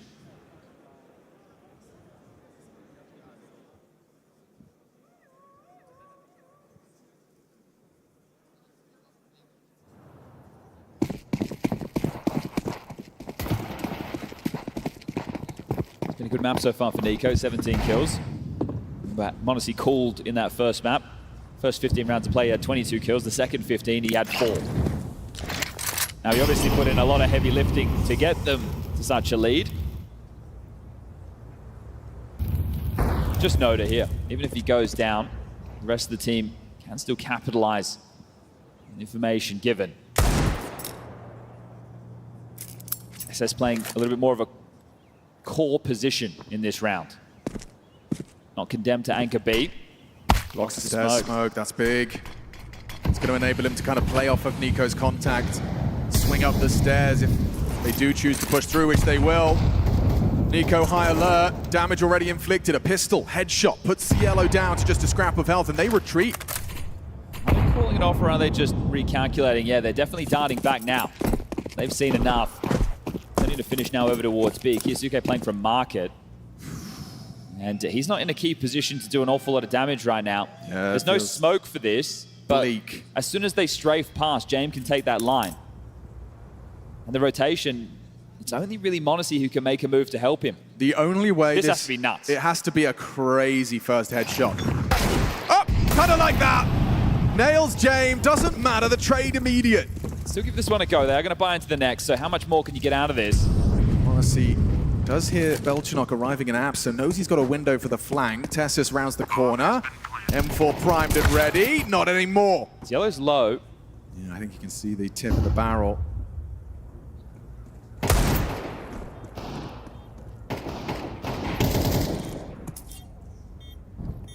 Oh, Cielo's ready for you. Oh, bangs him through the wall. Does at least put him down. An extra $300 for MongolZ.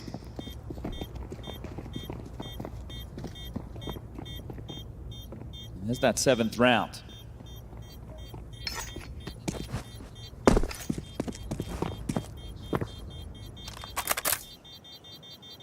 It felt like an insurmountable scoreline. No longer does. 4 consecutive.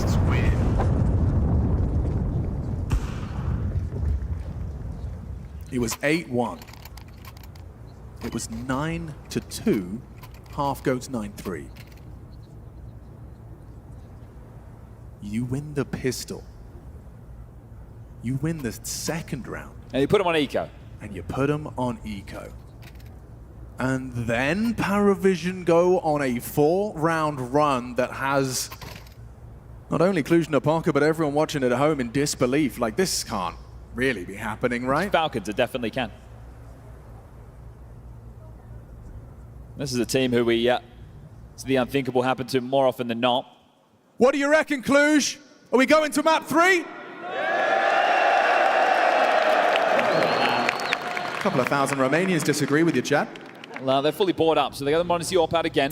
This time, everyone's got the rifles, there's kits, there's the util.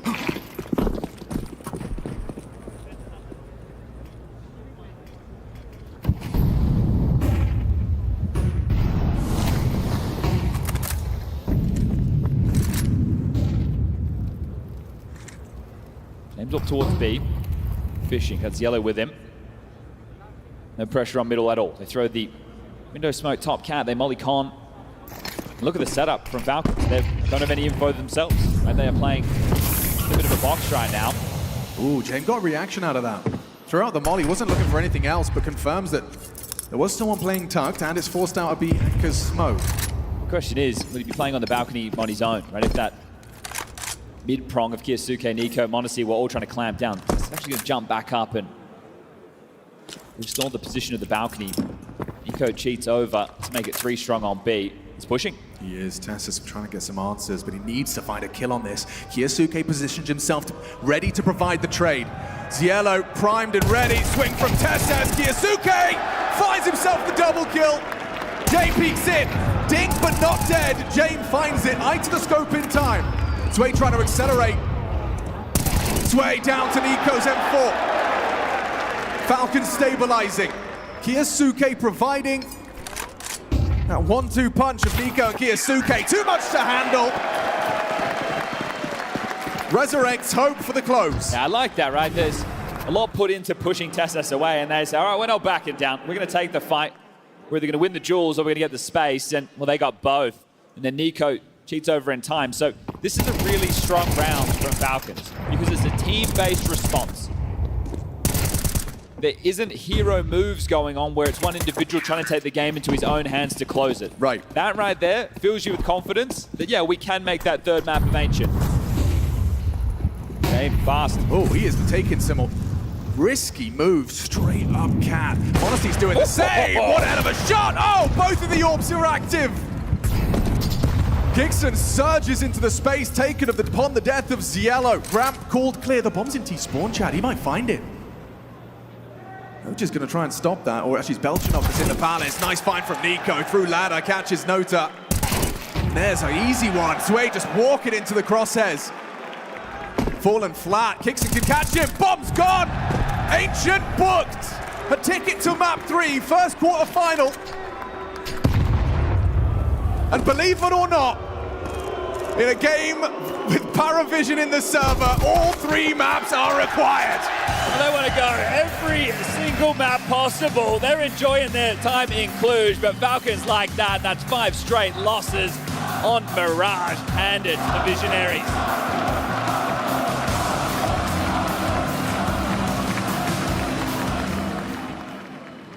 She said she loves you. But she can't love me. But I love you.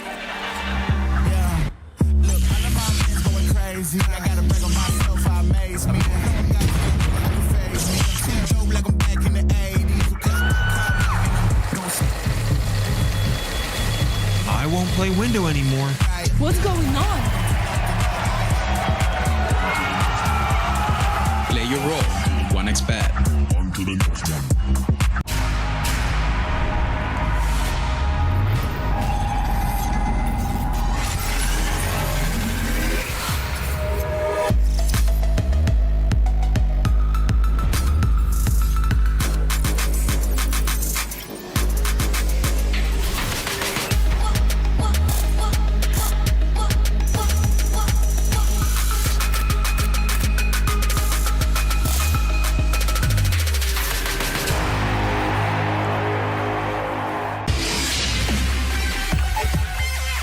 The human body was built to move. Not trapped at a desk in one singular posture for 12 hours a day. It's time your chair evolved. This is Secret Lab Titan Evo. Ergonomically engineered for you, gamers, hybrid workers, artists, backing your every move.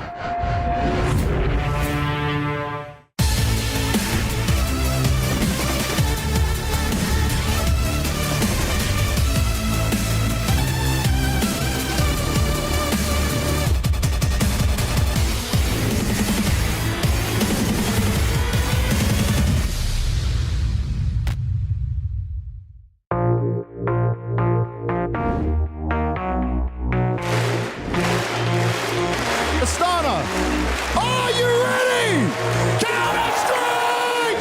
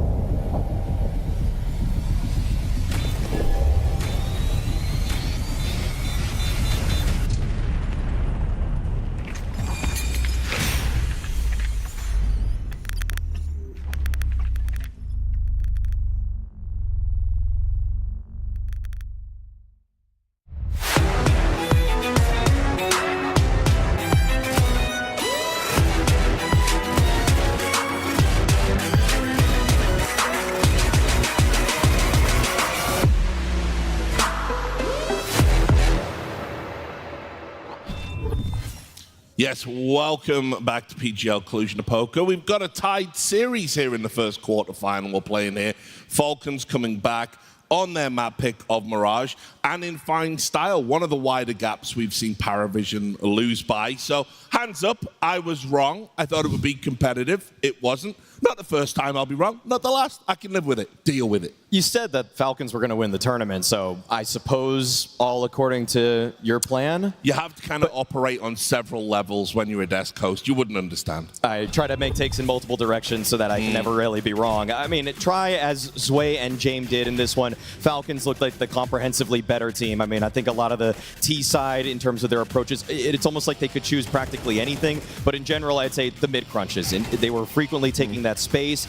PARIVISION didn't really have the answers. Occasionally you would get an extremity player that makes a move to find some sort of incision, but through and through, I think that Falcons, if you even looked at it on a heat map of where they were for many of these rounds, they just had so much more space. Absolutely did. And this is where Falcons fans can feast a little bit, because this is Falcons at their finest. This is what we know that they're capable of. You know, again, we talk about how the theory crafting seems to be good, usually good openers, good diversity in how they play. It's all about the execution. Are you able to play out those game plans correctly? Are you able to close out the rounds where you have the advantage? Are you able to avoid choking in, you know, pressure situations? And when they are able to handle those issues and make sure those fires never get created, they are able to do big things on both sides of the map. And I think, you know, just a phenomenal T side. They had complete control of the game the entire way. One pistol second half. Sure, there was a little faint comeback, I guess you could say, there for PARIVISION there in the middle, but it never got out of control. It never got out of control, though. Let's be honest. Like, it never spiraled. I didn't even believe. I've been the biggest proselytizer for PARIVISION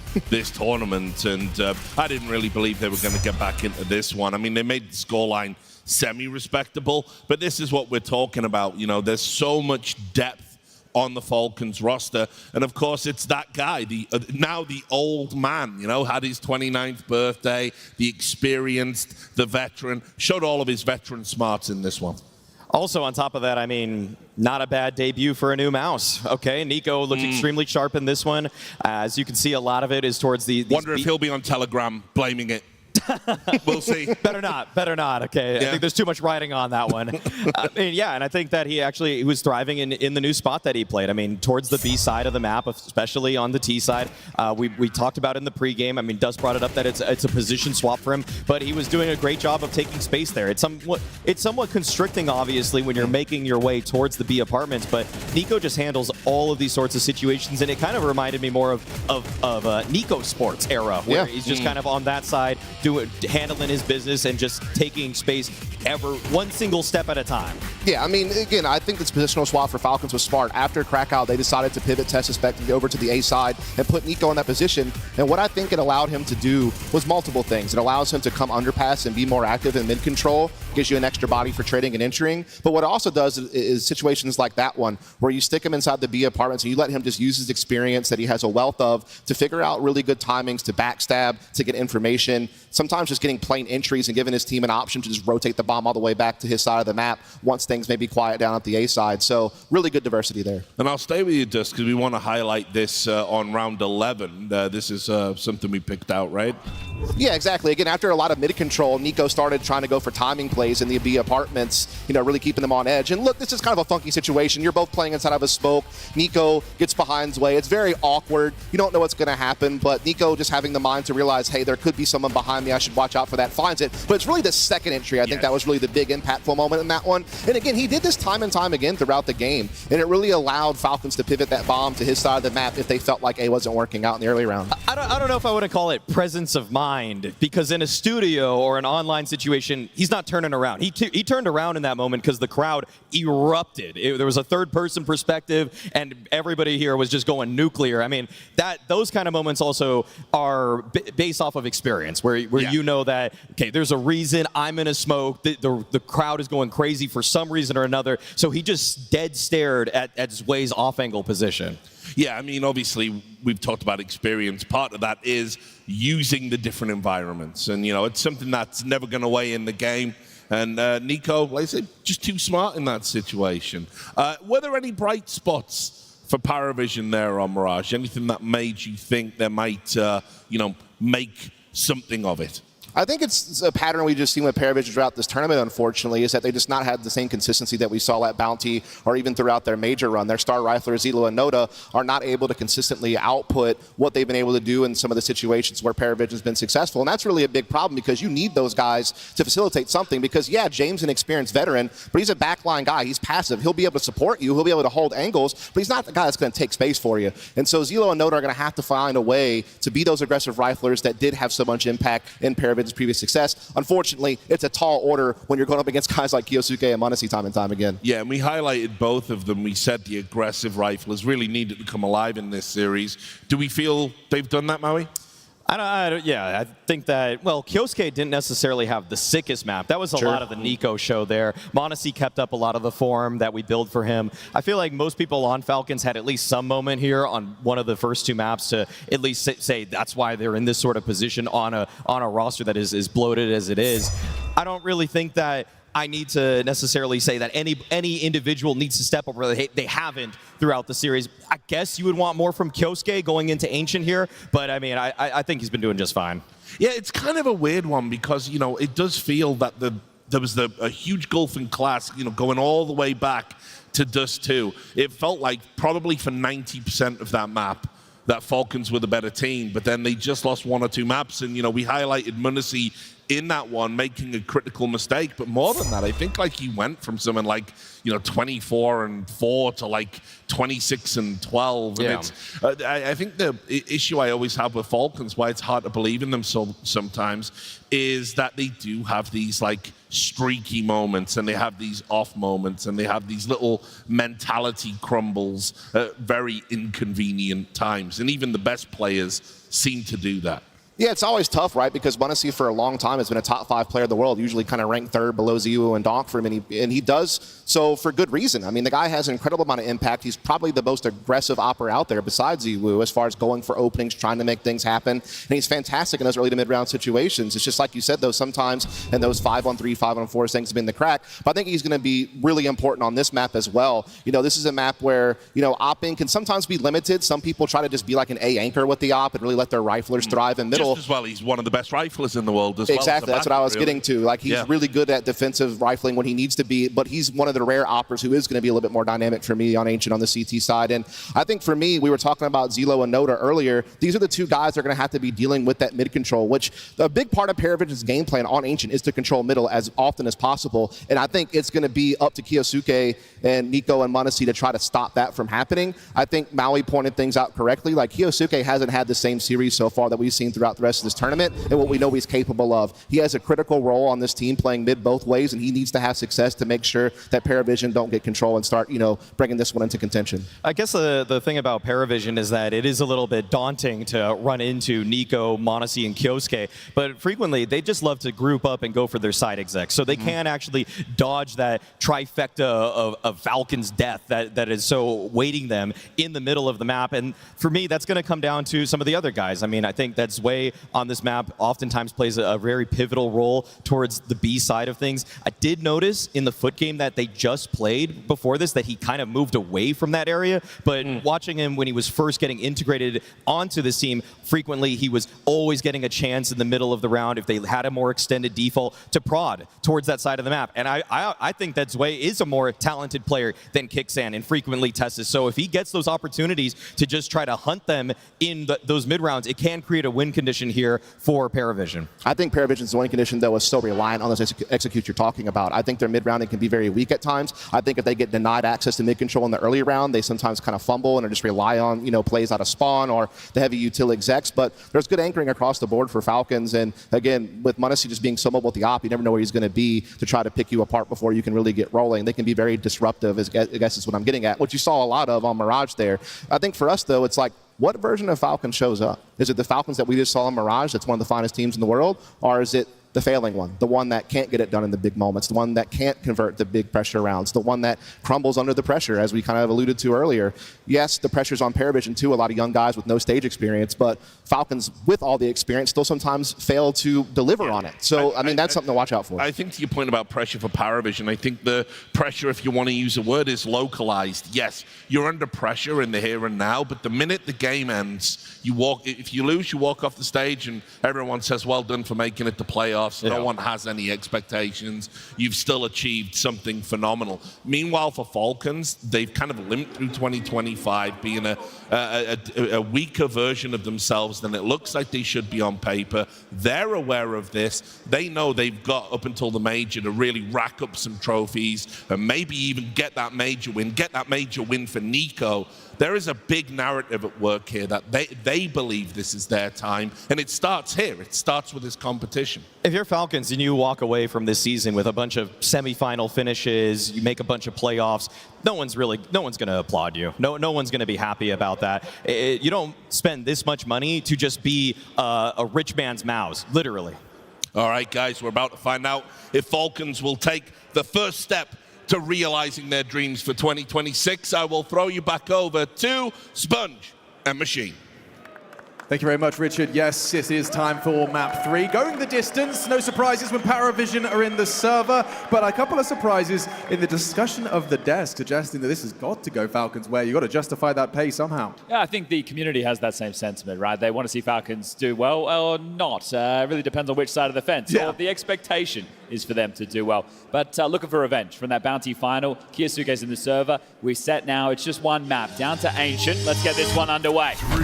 We shall fight on the big green map for that third and final. Going to be locking in the first semi-finalist of Cluj-Napoca after this one. You want the pistol stats again? Yes, please. Yeah, Falcons 4-0. Thank you. PARIVISION could get something going if they find Nico early. He goes searching a main and finds an awful lot of info. Yeah, bait and switch set up here, hoping that they just run into MongolZ. Duel Brothers on the tree. Will he go overlook Nico to take contact? Okay, I like this setup. Oh, the flashes are diligent. Still, MongolZ gets vision, and it fades to black for two members. Yellow and Nota are gone. He drops off, and a third out of MongolZ. 5-0 in pistols. Certainly seems like a likelihood. It is just going to be one man, a bomb, and a dream. Good luck to his way in this one. Just a cheeky 4K out of MongolZ. Seems to be quite a pistol win factory. They're giving him a little bit of room right now. Oh, he spotted there. You're going to want to fight swinging out Temple, yeah. And they will partner up. He's caught. Turning tail. I like that, right? They play too passive, they let him get away. This time they just get the info, they get the kill, they get the round done. Don't have to simmer in it for too long. You get to bask in the glory of MongolZ. Just absolutely nailing that one. So beautiful work. The bait and switch setup couldn't have been better, and that was even with a flash that had MongolZ late to this. He goes down and he just unloads the dual Berettas. Outstanding work from him. Wow, he gets those two as well. They just line up on the last couple. And to no surprise, it is going to be PARIVISION with the eco. So we'll be the A defender, Kiyosuke middle. You see those two paired up from time to time based on what MongolZ has. TessSK kicks in, having to deal with B long, and then MongolZ floating around here, there, and everywhere. I've had this sentiment a couple of times, but it's positive for Falcons to not see individuals just trying to win the game on their own, right? They've definitely been connected. I like the ideas that we're seeing. Kiyosuke, how many can you get? All 5 on the other side. Let's see how efficient he can be about this one. Oh, commits to a little crouch there, touches the key and leaves Nico. Well-placed HE. Does significant damage to the unarmored T's. Wow, long-range Goosh. Hang on a second. Okay. These Glocks are getting kills, Chad. They're very low. Should be fine. James Tozer exposed. The ding. Yeah, they're doing significant damage. Oh no, and then Cielo arrives. Know where Nico was. Nico! He can save him. He can save him. USP. Beltron's got an M4 though. No head armor. Just got to hit that one click. Nico, how's your precision? A collapse from the Falcons. You see Kiyosuke go down, you think, okay, no problem, Nico's there. And then slowly, methodically, these Glock headshots are scavenged M4, and they collapse. Can't be losing that one. Oh, no, you can't. Okay, add another one into the mix. So now you've got the 5-7 round from Dust2, you've got the Tech 9 round from Mirage, and now you've got the Glock round from Ancient. Oh, that's ugly. But MongolZ still has an all. Of course he does, yes. Well, that's what happens when you just bring in the dual Berettas. And they were setting him up for this regardless. So this one will be tough to work past pure PARIVISION. They're playing against a PARIVISION looking by. And, stack over towards B. So MongolZ boosted up to try and find an opening incision. TSS forward in cave, announcing his presence with a bit of spam back there. Made him plays that one. Won't hit the mark of the molly. This might force them to have to start searching down the ramp behind the AWP with the space that it's giving them. B-bomb site feeling small now that you've lost cave. At least stage one. Tesla's playing on the jiggle. Falcons have got their pieces in the right place. Just it's not a great setup if they're able to get these smokes down now and they can focus side. Yeah, MongolZ's going to try and lend a hand. A block smoke, though, just as he made that decision. So now, limited contributions from the AWP. Zway went back to spawn just to make sure that they weren't being flanked the long way around. This still does look very likely to be the B finish. Sure, they can always pivot, but when you're entrenched this far with the MAC-10, and you've still got smokes and flashes for the finish. Bang! It's a nice nade. Well placed by Kixon. Flash into cave, they're going to clear him out. Yellow stands his ground. Drive by. He's done very well. Staying dynamic with the MAC-10, now hunting down the ramp. MongolZ, quick flick onto Ziello. Needed something there. Need more. A whole lot more. Flashed off, pulls the trigger, they're into the site, they flood in. MongolZ's trying to be stubborn about this, tries to line up, but Belchinok, a little unusual, a little unorthodox. Finds an angle that's a bit safe from the spam, and now MongolZ's going to lose it all. Take it away from them. James gets himself a free upgrade. PARIVISION, not only with the Glock eco, but a conversion of the following. Yeah, the desk was discussing the slow starts on these maps and these sides for that of PARIVISION. Well, on the last two, they've been able to get underway early because of lighter buys. Now they can establish control of the finances, and this is going to be Falcons in the most important map of the series playing from behind. Ciello's double kill with the M4. Belchinok winning the 1v1 versus Nico. I feel like Belchinok likes to do his best work when they're very lightly equipped. Yeah, true. So eco now, no flashes to make this interesting. It is just going to be the USPs attempting to deliver from donut. And when you watch a lot of these PARIVISION games, James does, I want to say keep it simple, but likes to continue to pressure B. To B executes in the mix. And this is conditioning in the early stages. It's going to be Tessa's and Kixon's job to hold that side with the support of probably MongolZ as the third man. Trying to get up silently and not spotted. Bit of a gap. Nice double dink back of the head. MongolZ finds Belchinok and a miss from the rifling contributions. Oh, Kixon's out. This is nice. Oh, not anymore. Forced into the fight, flushed out by the flames. Clean close. Not going to be making the same mistake Falcons did. Yeah, a little gap exploited there, but now they buy. All right, determined look from one side of the stage. Falcons going to try and dig themselves out of trouble. MongolZ not going for the glass cannon. He's going to come in with the A1S. I feel like this would be the point where he does take a timeout if the scoreline was reflected the other way.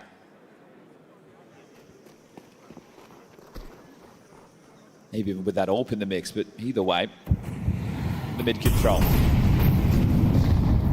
Double mollies, no elbow smoke. Really want to make sure they can get that, right? You get the elbow smoke in the molly, we get a lot of teams edging, that's where the flash work comes in.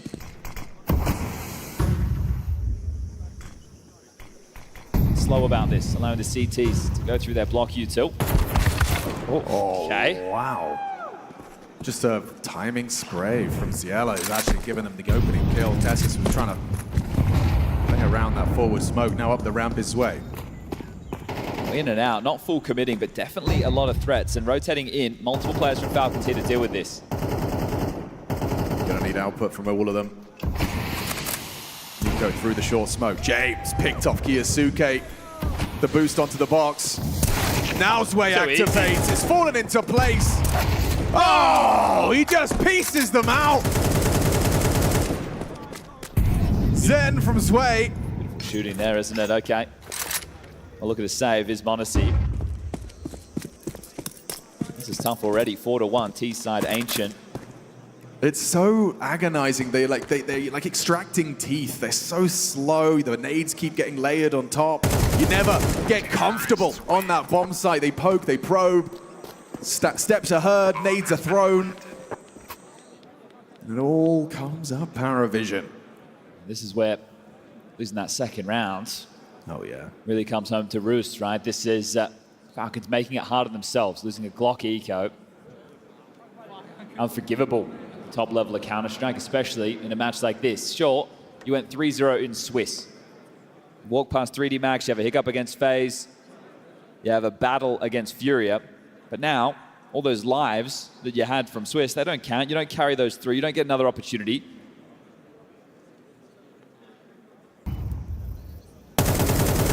Falcons have put themselves in a tough spot now as James, just waiting, ready for that. Nico exposed, and Sway delivering absolute clinic there as everything was removed. Oh, yeah. Frustrating rounds to lose. Falcons gonna have to shake that off. An armored 5-7 might be a difference maker. Fight on mid, or rather I should say a boost on mid. 5-7's not gonna be able to see much. Oh, they are hitting a lot of bullets. How's no one dead? Nota and Belchanok barely hanging on by a thread. This would be a fire starter. This would get Falcons back in their groove. They've already lost Nico on A.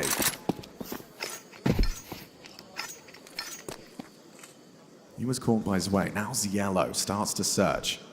MongolZ just got past that sight line, gets up close. This is a lethal range for the 5-7. Tessus gets spotted. Presence noted. Not able to track the head. You rotate now. You've noted at least 2 players.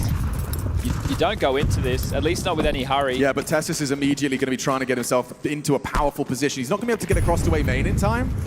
He's going to be on this site. He hears them coming. Does James expect this?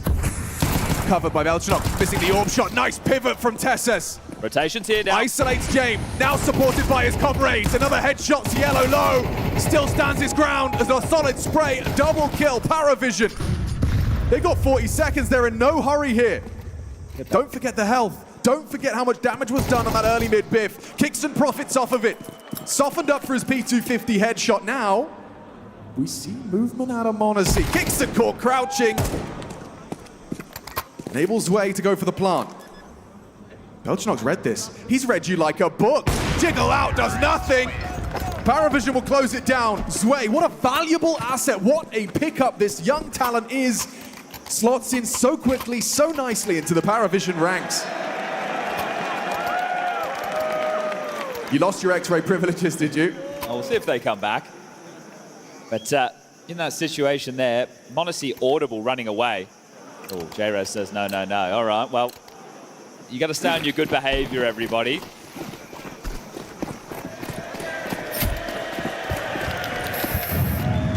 Snip with just an SMG, all for MongolZ. Needs to start, and now Falcons, you put yourself in this position, time to dig yourself out. Oh, look at that from Kickson. Yeah, Jay flustered, look at that! Sway hanging on. He's going to be flushed out. He's committed to this corner. Burrows into the cubby. He's got a full belt of util, so lucky to be alive. Gives them at least a conversation starter of clawing their way back into this. Kickson will tug. Tessus contact. Okay, do you overlook Tessus on the off angle? He'll be safe from the Molotov. Belchanok. Oh, how's he done that? Clears out the cave on his own. Kiyasuke gets into the side in time. Here's the audible. Swings on out. Needs to win that. Nota denies. Look at the health. Again. Hanging on by a thread. 40 points of health between the remaining 3. MongolZ and Nico with 200. Good to get past this orb. MongolZ's not going to allow it. There's no way. Belchanok! He gets another in the cave. He's the cave troll. Nico's here in this. Defends it all. He knows. He's Nico on the knows. fast flank, and oh, that HE is tantalizing. Clock extended by that bomb. Sway gets back to main, he can play out the clutch. Yeah, as if you'd heard. Yep, Belchenok knows. Belchenok rounds the corner, going to play that time. They can toy with him now. This is a team captained by the Time Lord. They know how to play with space and time. No kit. Caught from the backstab. Belchenok's had a round there.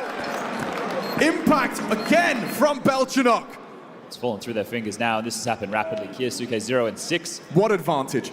You got 2 straight out of the gates. Yeah, nothing feels winnable at the moment. Right, you've had those 2 back-to-back rounds. Understand one's for the 5-7, but we can see just how low those players are, and then they don't stay connected. What I was praising Falcons for during the previous 2 maps, even with the fumble and Dust 2, seems like it's no longer the case. They're defaulting back to individual plays, being as connected as they need to be, and now they're in a whole lot of trouble. Kiyasuke's had a bit of a tough one. Multiple instances where you'd think it would be casual. Hasn't been able to get himself started. Sat on the goose egg. Into round 8.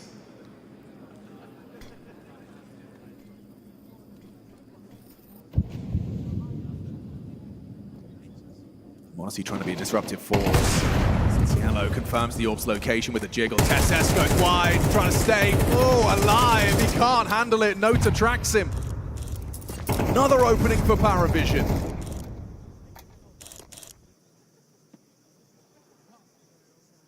Searching down the ramp is Monacy. He's trying to insert himself, trying to find that equalizing frag.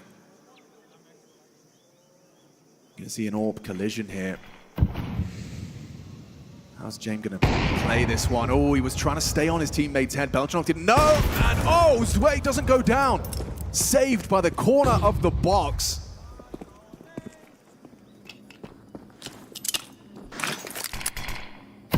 Gonna buy a lot of time. They might be forced to pivot now. Another cave smoke, and we're 30 seconds roughly on the clock. James is trying to search away onto A. Kixon has to make a play. And he has made one hell of a play. Not ready for that. Traded by Cielo. And down the ramp, Kiyasuke. Again, left wanting.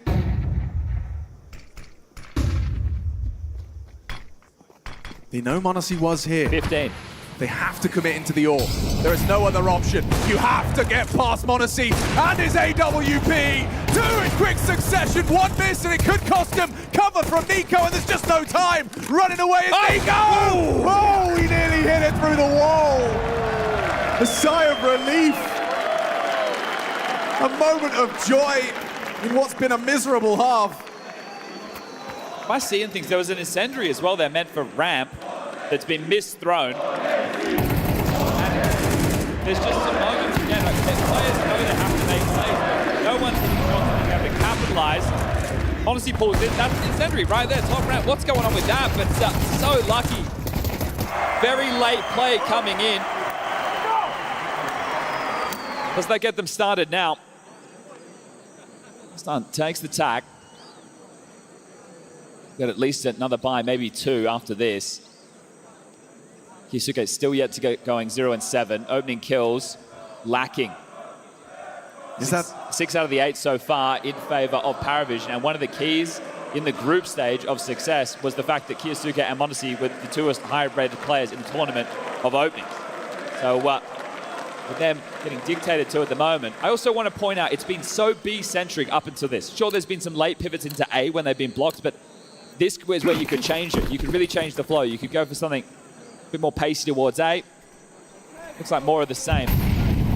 Hello, Sway, James over towards B. Noda out middle. He's got some room. Yeah, he's got a lot of room, but now the flashes come through. Spam from Nico. Can't find him. He does get away, unscathed. Up the ramp now. Yo, Sway catches a bullet from the Kixon M4. An attempted trade denied. Kixon solid on his side. Things flowing. Oh, whoa, robotic from Belchenok. All right, Noda's back. They know this player was middle. They already had a tussle with him. He was out the smoke. They spammed at him, and Noda's already returned. 1v3, have to close this. There should be no question that this is the Falcons' third. Nico's worried about A, right? He was just having a glance at CT spawn. He's going to pivot over. They're going to try and lock down this bomb.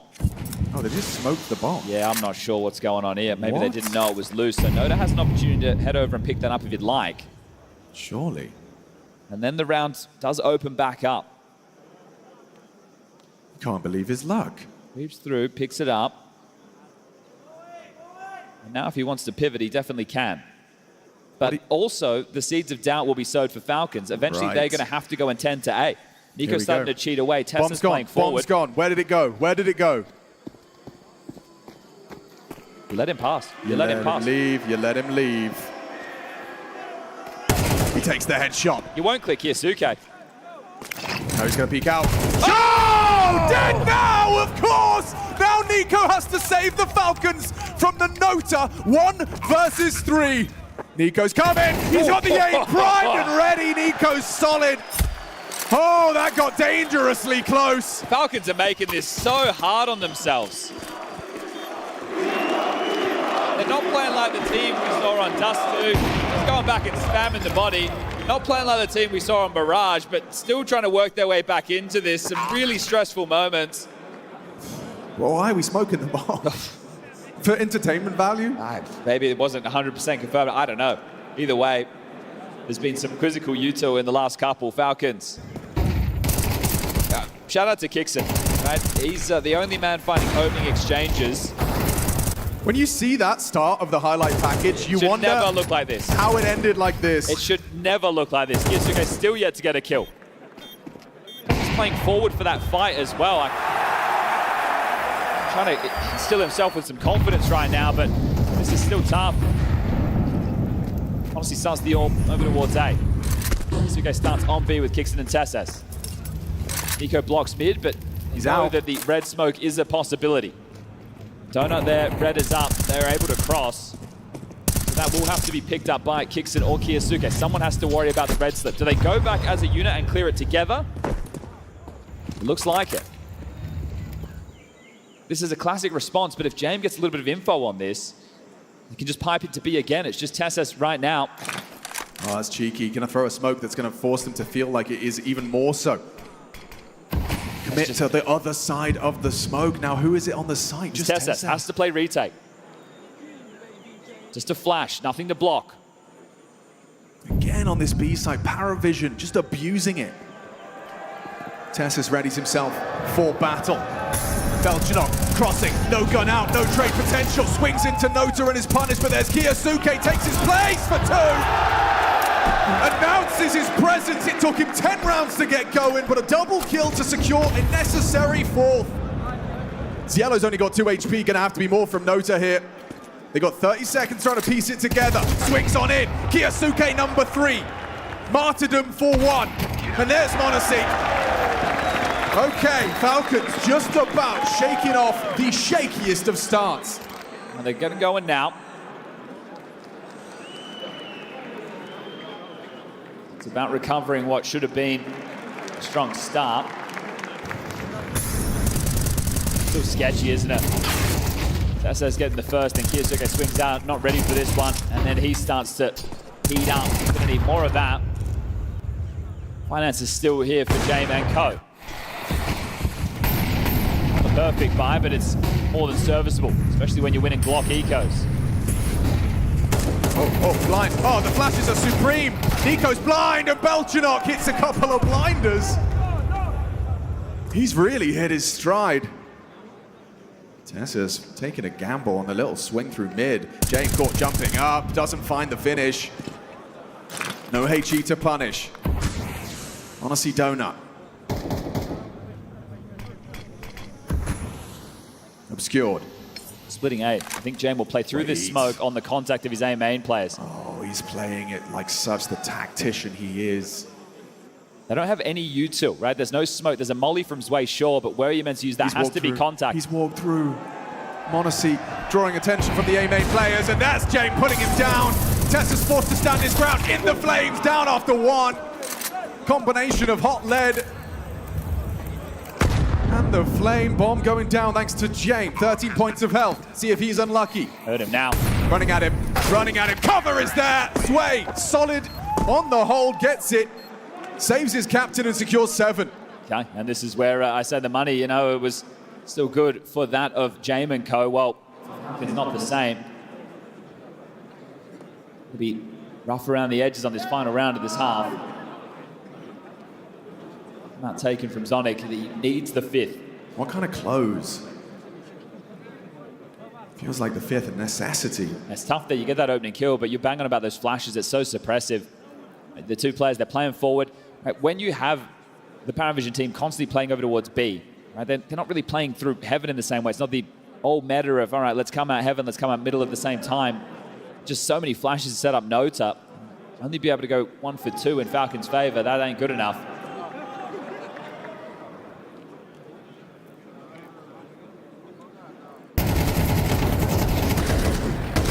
Look at the composure. Not a bullet wasted from Belchenok.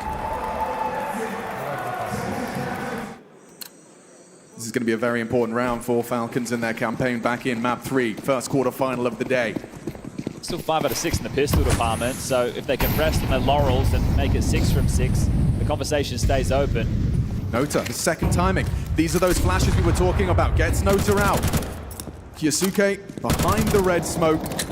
They've lost all info mid. As far as they know, it's fully occupied.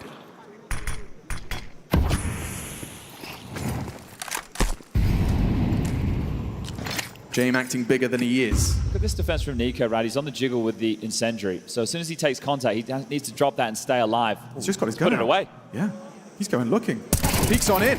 Does manage to isolate and spotted the bomb on the back of Zwei.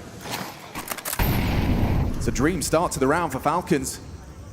They're pivoting now. It looks like they want to head back to B. Yellow's very forward in donut and undetected. Aware it's a possibility, but Jay, he draws it level.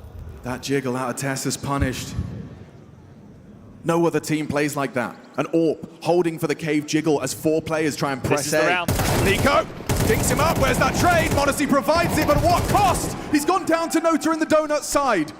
Kyosuke, this is his moment. A very quiet half of play. 3 frags in total. He needs to shut this down. Famas headshot to start. Zwei comes swinging in. James doesn't finish him off. There's Kyosuke's double. Bit of a game changer. Zwei trying to pivot. He's got time for this. Not if he goes through red, not if he hits the shift key. Right. Kixon's not considering this, is he? Steps now. He will now. Tucks on in. Zwei with his back turned. And that's Kixon that profits. The necessary 5th found, and it comes down to that 1v1. Okay, well, you can count Kyosuke's kills with one hand, but both of them helping turn into rounds. Yes.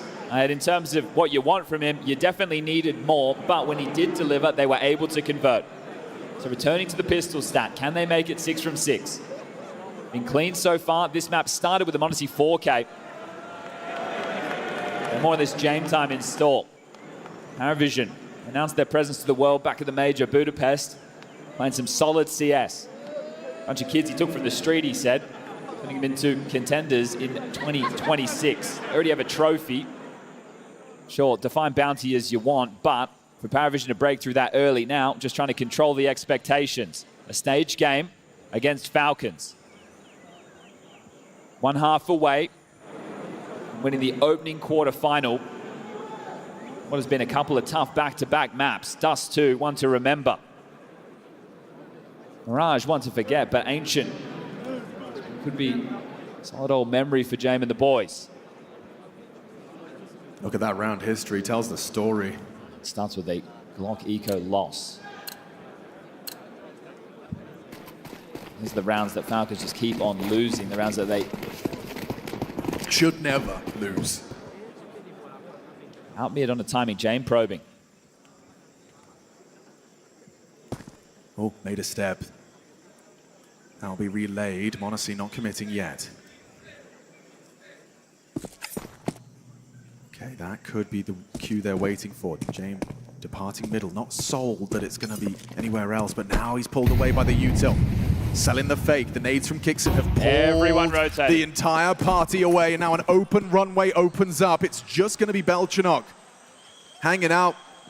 Pathing into him would be at your own peril. Well-timed smoke, no opportunities for him to find anything pre-plant. There's still a Kixon lurk in all of this. They need to hold them at bay. Look at Nico's angle with his P250. It's 4v5 until Kixon gets here. It's perfect.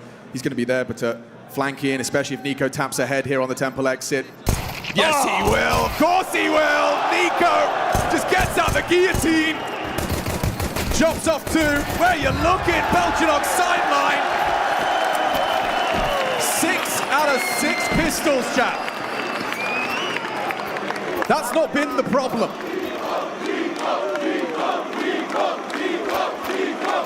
PARIVISION can't win a pistol to save their life.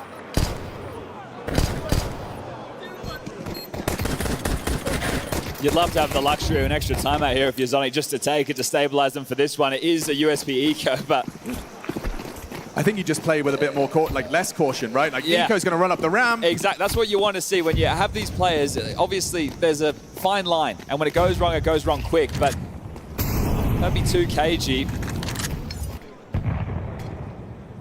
Head of the donut smoke. Kiyosuke, again, tasked with defending himself against the Eco. Gets some support from Kixon this time. Mac 10 just shredding through the unarmored Ts, or CTs, excuse me. That's what you want to see. Here come the guns, James. Not enough finances to get the AWP. The calls look like you're going to have to get past the defensive Belchinok on A, no to middle. It's Yellow Caven's way B with James floating around. You've got 2 SMGs still in the mix. 2 sets of head armor on the other side. SMGs and still shred these heads.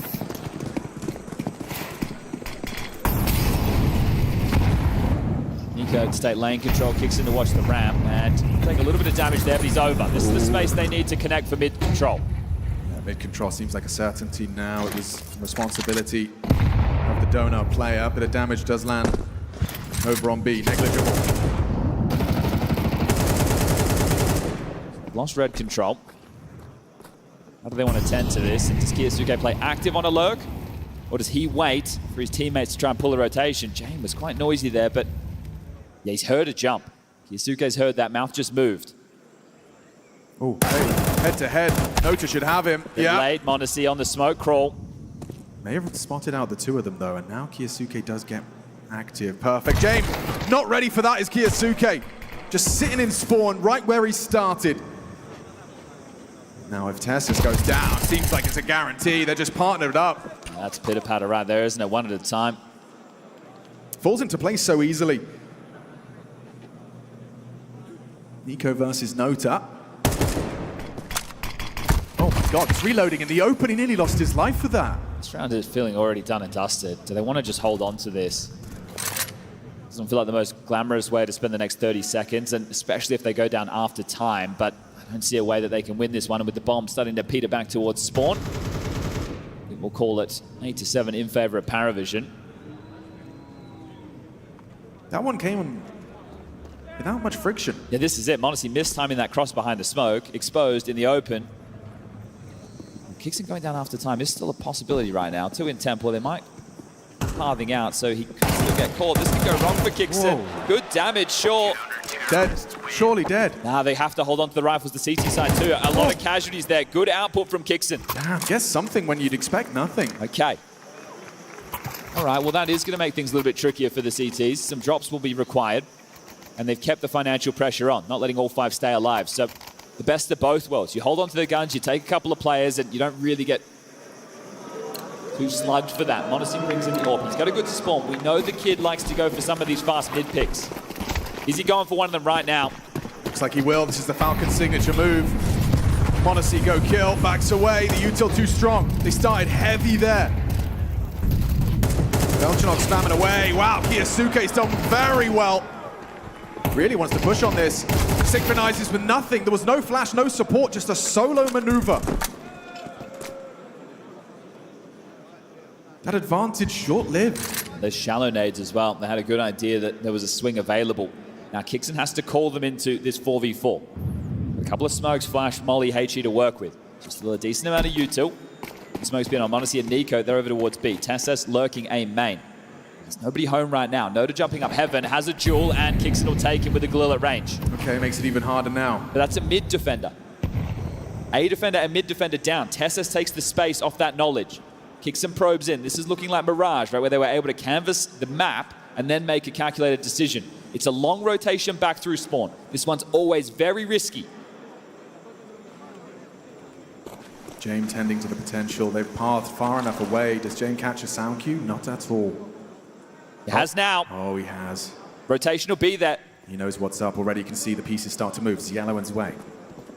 Abandon the site. He's trying to time this flank just right. Kixon, he's in a hurry. They are getting the door locked on them. Oh no, they already arrived. Everyone hits their shots. Yellow arrives on the site for the double kill. Just Nico in the clutch now. It is falling through their fingers in real time. James got him. He shot him in the backstab. Nico still planting. PARIVISION pull it off. An advantage squandered. I think that's one of the worst rotations you can do. I think it's such a fool's errand, right? When you think, okay, we have A space, and then you got to rotate back and you don't have time to go quietly. You don't have that control of lane. I think winning the fight against Nota is what gives them the assumption that nobody will still be far forward on middle. And it feels so good. Oh, we already have a nest egg on A. We just need Tessus to hold the space and we'll come on in, but you use your smokes, you use your util for the B play. If anything, let Tessus keep working on the lurk. Come in and crunch the B side together. Another one fumble for Falcons.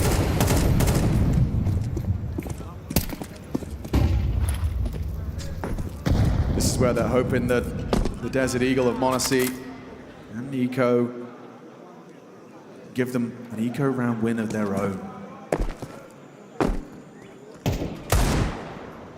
Deagle sounds off. Block smoke throw. Humble one long side, but not going to cost them, at least not for now.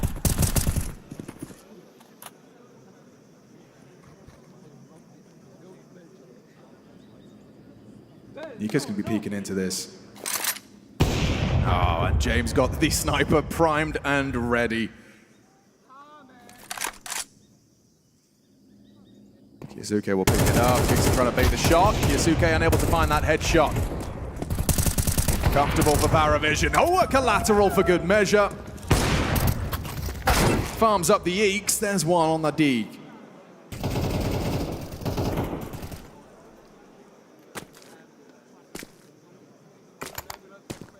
Kiyasuke doesn't get it onto Nota. Okay, just 3 more rounds now. Sure, that was the eco. The gun's coming again. They turned up losing a series after you've won every single pistol.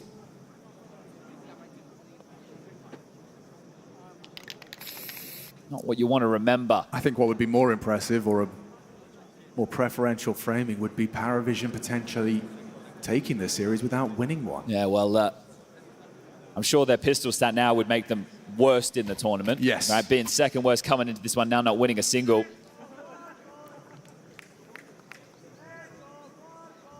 You know, the org that came second place in Cluj last year, a loss to MOUZ in the final. Falcons roster looked a whole lot different then. Now just, and Dexter in the team. Well, you've got MongolZ and Kiyasuke. You'd say they're upgrades every day of the week, but you might be getting eliminated in the quarterfinals by PARIVISION. You had the 3-0 in the Swiss stage. You got here as quick as you'd like. You gave yourself days off, more time to practice, less time to show the tape. PARIVISION have played every single map possible to get to this point. Yeah, this is hard work and grit versus a big bank balance. And hard work is prevailing. It's an all-in call. Play fast out mid, you get the first, but 2 come back the other way. That's not the first time we've seen that happen. Maybe the first with them on the T side, sure, but now it's Nico, it's MongolZ, it's Tessus to piece this one together. Such synergy, such unity on display from the PARIVISION CT side. Yeah, you could have dismissed it back at Bounty to say, yeah, we had a stand-in, we would have taken you with our full roster. What do you say now? We shouldn't be losing economical rounds, perhaps. MOUZ, perfectly timed push. Oh, he's got the back turn. That's a dead Nico. A frustrated Nico, no doubt, clenching his fist as he watches this 2-on-4 transpire.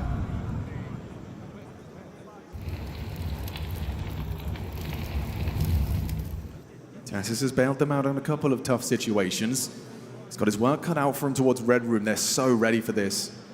It's so hard to just get an easy one-on-one duel. There's always 2 of them. And he's just swapped to his knife! Knife to a gunfight! All right, MongolZ, 1v4 with 35 on the clock. What is this kid capable of? 25. Safe at the back of the sights. Yellow's jiggles, catches a whiff. Now the scope's been heard. Now he just has to plant. And hopes to just get one ahead of the play. Oh, he can't even get one. Denied. Sent to the Shadow Realm, 11-7. The part of the seams now. Money broken, spirits broken. PARIVISION. Just have to dispel right now the partial to lock in 12 to guarantee overtime on map number 3. This is a team, they are disrupting the status quo right now. Conversations of vitality. FURIA, Spirit, Falcons. And they've beaten the majority of them already. Nothing middle, nothing B lane. Right, it's either a late B doors pop or they're going A. You have so much information right now as PARIVISION to be able to rejig the setup and prepare for this.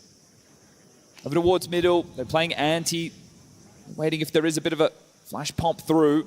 Congregating right now, there is 3. So do you sell the A fake, then try and walk out middle? Well, they're being very restrained with their util. Belchinok on the jiggles. As soon as he spots this, he'll throw that in. That'll stall them out. Yep, rot the clock further. They've already got full lane info. As you said. Now util's landing on A. Flash catches Nota, commits to the spray, still gets output. A missed shot from the James Sniper, and now a catch from Tessus.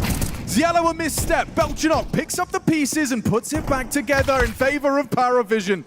Back of the site, Tech9 at range, can't handle it, can Kickson. Nico's D, audible, Sway, loses his head. Belchinok down! Oh no! It was so close to a Nico round! Oh, what a beautiful attempt.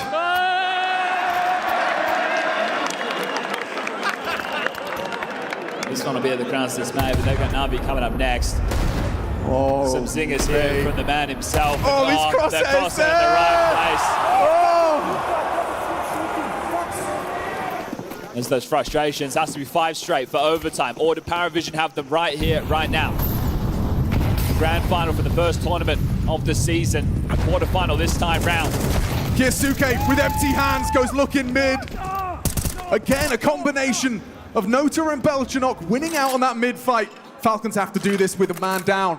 They've started these mid fights round after round with the rifles out, trying to take the space. He's found some successes, but then traded. And now he doesn't get the opener. Now they have to operate in the 4v5 disadvantage. This is PARIVISION set up to convert.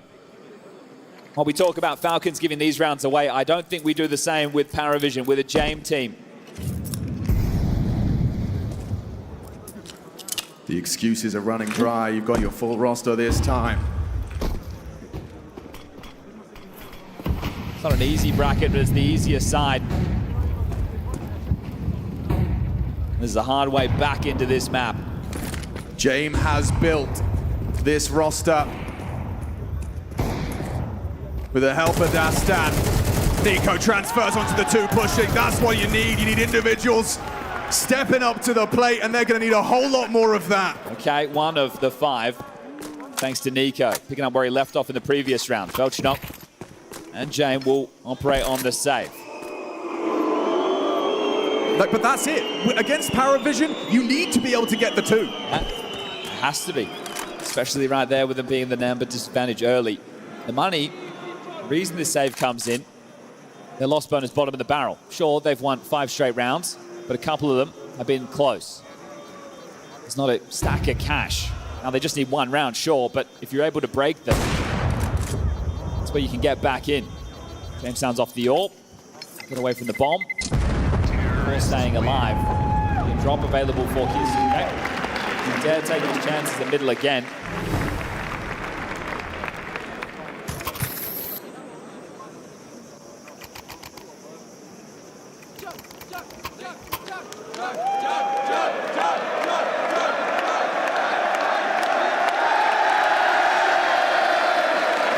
That's what we like to see. The weekend started. Timeout called. This is Dastan on the mic. Does he usher them into the close with some wise words, or just the opportunity to talk things through?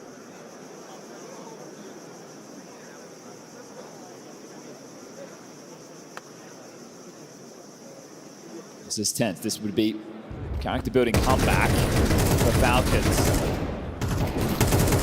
It's a team who would love to get away with one of their own sweet stories of revenge at the start of the year.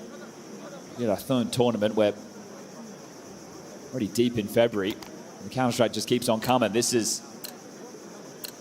an opportunity for Falcons to make a deep run, but what is now one of the 5, 4 more in a row required. Big change. Not fighting for middle. Even though they've been relatively successful with the trades, they're giving middle open. So expending a lot of utility to get this space. Second wave, Monesi Kiyasuke come through elbow. Nico out heaven.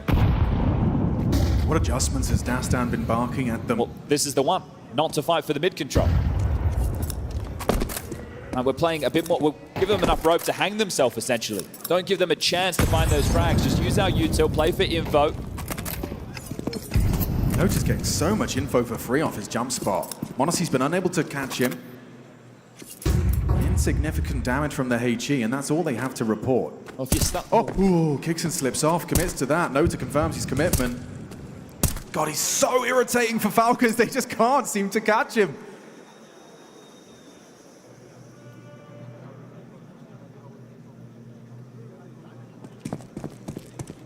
Jane will be there in time. Key word with 44 on the clock. Shadows. Jane knows. Forced away by the flame, but we'll try and throw out something of his own. Suboptimal. Nico's been spotted out. Doesn't go down. Dropped into mid. Again, Nota's going to be under pressure. 28. The time pressure's on Falcons. Belchanok reveals back of donut. Nico, an attempted trade. They can't find him. Hiding out of the back of donut. Pivots into 1, but Belchanok 2. Kingston's got to provide the cover. It's Yellow really got the audacity! The audacity! Pushes on through! Kingston to save the Falcons! All to play for in the clutch! James got it! And the Falcons plucked out of the quarterfinals! Wings clipped by PARIVISION!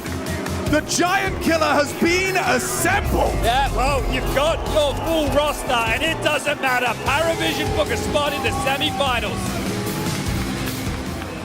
Truly outstanding individuals. I mean, Belchanok stands out map 3. Impact on those lesser weapons. You just go back to the first half, don't you? Losing to a Glock Eco and then going a run of 6 straight rounds. Falcons did this to themselves. The gimmies, the rounds they must convert. They made it hard. This is a series where they won all 6 pistols, and PARIVISION make light work. This is a 13-8 scoreline. A debut in front of an arena as well. Your first time in front of so many people, so many faces, and they're chanting against you, and you thrive. And Falcons did all the hard work. They went 3-0 in the Swiss. They put themselves on the opposite side of the bracket of Vitality. This was their side to run, and PARIVISION with the upset to start the day. And they back up the Bounty final. That's going to be a frustrating one, but we're going to hear from them now. PARIVISION pull off the upset, and they look damn good while doing it. You guys can boo all you like, but they demand your respect with this one. Belchanok, you told me a couple of events ago you wanted to be in an arena, you wanted to be playing on these stages. You got a big win and you took down the Falcons again. Just tell me, what did that whole experience feel like to you? It was my dream to play around a big arena, you know. And I'm so happy we did it. It was an important win. It was tough games. They played really, really well on Mirage. They just destroyed us. It was really good comeback on us too. And on Ancient, I think we just was better. You definitely were. You proved you were better as well. Zwei, what was it like? You have the experience now, right? You had your time on Spirit to play in these stages, to lift trophies. But what did you think of your teammates and how they performed in this situation, especially with this arena booing so much? I can just say that Belchanok is insane. He definitely was. He played insane. And what does this do for the team's confidence? Getting another win over Falcons, full team, no stand-ins on a stage. Crowd is helping us. I like it. He is used to it. Guys, come on, be fair, be nice. You've done enough booing. Give him some applause. PARIVISION are through to the semi-finals. Yeah, listen, I'm going to say this. You buy a ticket, you have the right to boo. I'm a believer in that. But I'm going to also tell you this, PARIVISION do not give a fuck. Not a single solitary one, Richard. They've done it again. All the caveats from the first time that they beat Falcons at Bounty, where the Nucleons was standing in for Kyosuke, it didn't matter today, did it, dickhead? They were still able to get it done. And it's just the same old Falcons, man. But before we talk about Falcons, I do want to give PARIVISION their flowers. A lot of people thought they were a one-hit wonder after Bounty. Now, all of a sudden, you have to start thinking to yourself, maybe this team does actually have a little bit of staying power. An exciting performance from a handful of the players there on PARIVISION, and obviously you're always going to feel a little off-kilter when you play against a James-led team. Even if he's modernized some of his style, he still does have a couple tricks up his sleeve, but no, I'm bringing it back to the Falcons, man. This is a catastrophe, one after another. I mean, I'd say the biggest pass they have now of the first 3 tournaments is the Bounty, where they lost in the grand finals to PARIVISION. This Krakow, no excuses. This event should be even less excuses. You're playing a team that you faced already in the past, and now you have your full 5-man lineup. But oh my gosh, I mean, I think that you might have even had a better time with Nucleons in this one than Kyosuke. Like that start he had was catastrophic. What the difference maker was when I said I was visited in a dream that, you know, Falcons were going to lift this trophy. That was contingent on Kyosuke maintaining that group stage form. And on this map in particular, it took him so long to get going. There was a huge pop from the crowd when at 0 and 8, I think it was. He got like a double kill with a FAMAS, you know? He didn't get his first kill till round 10.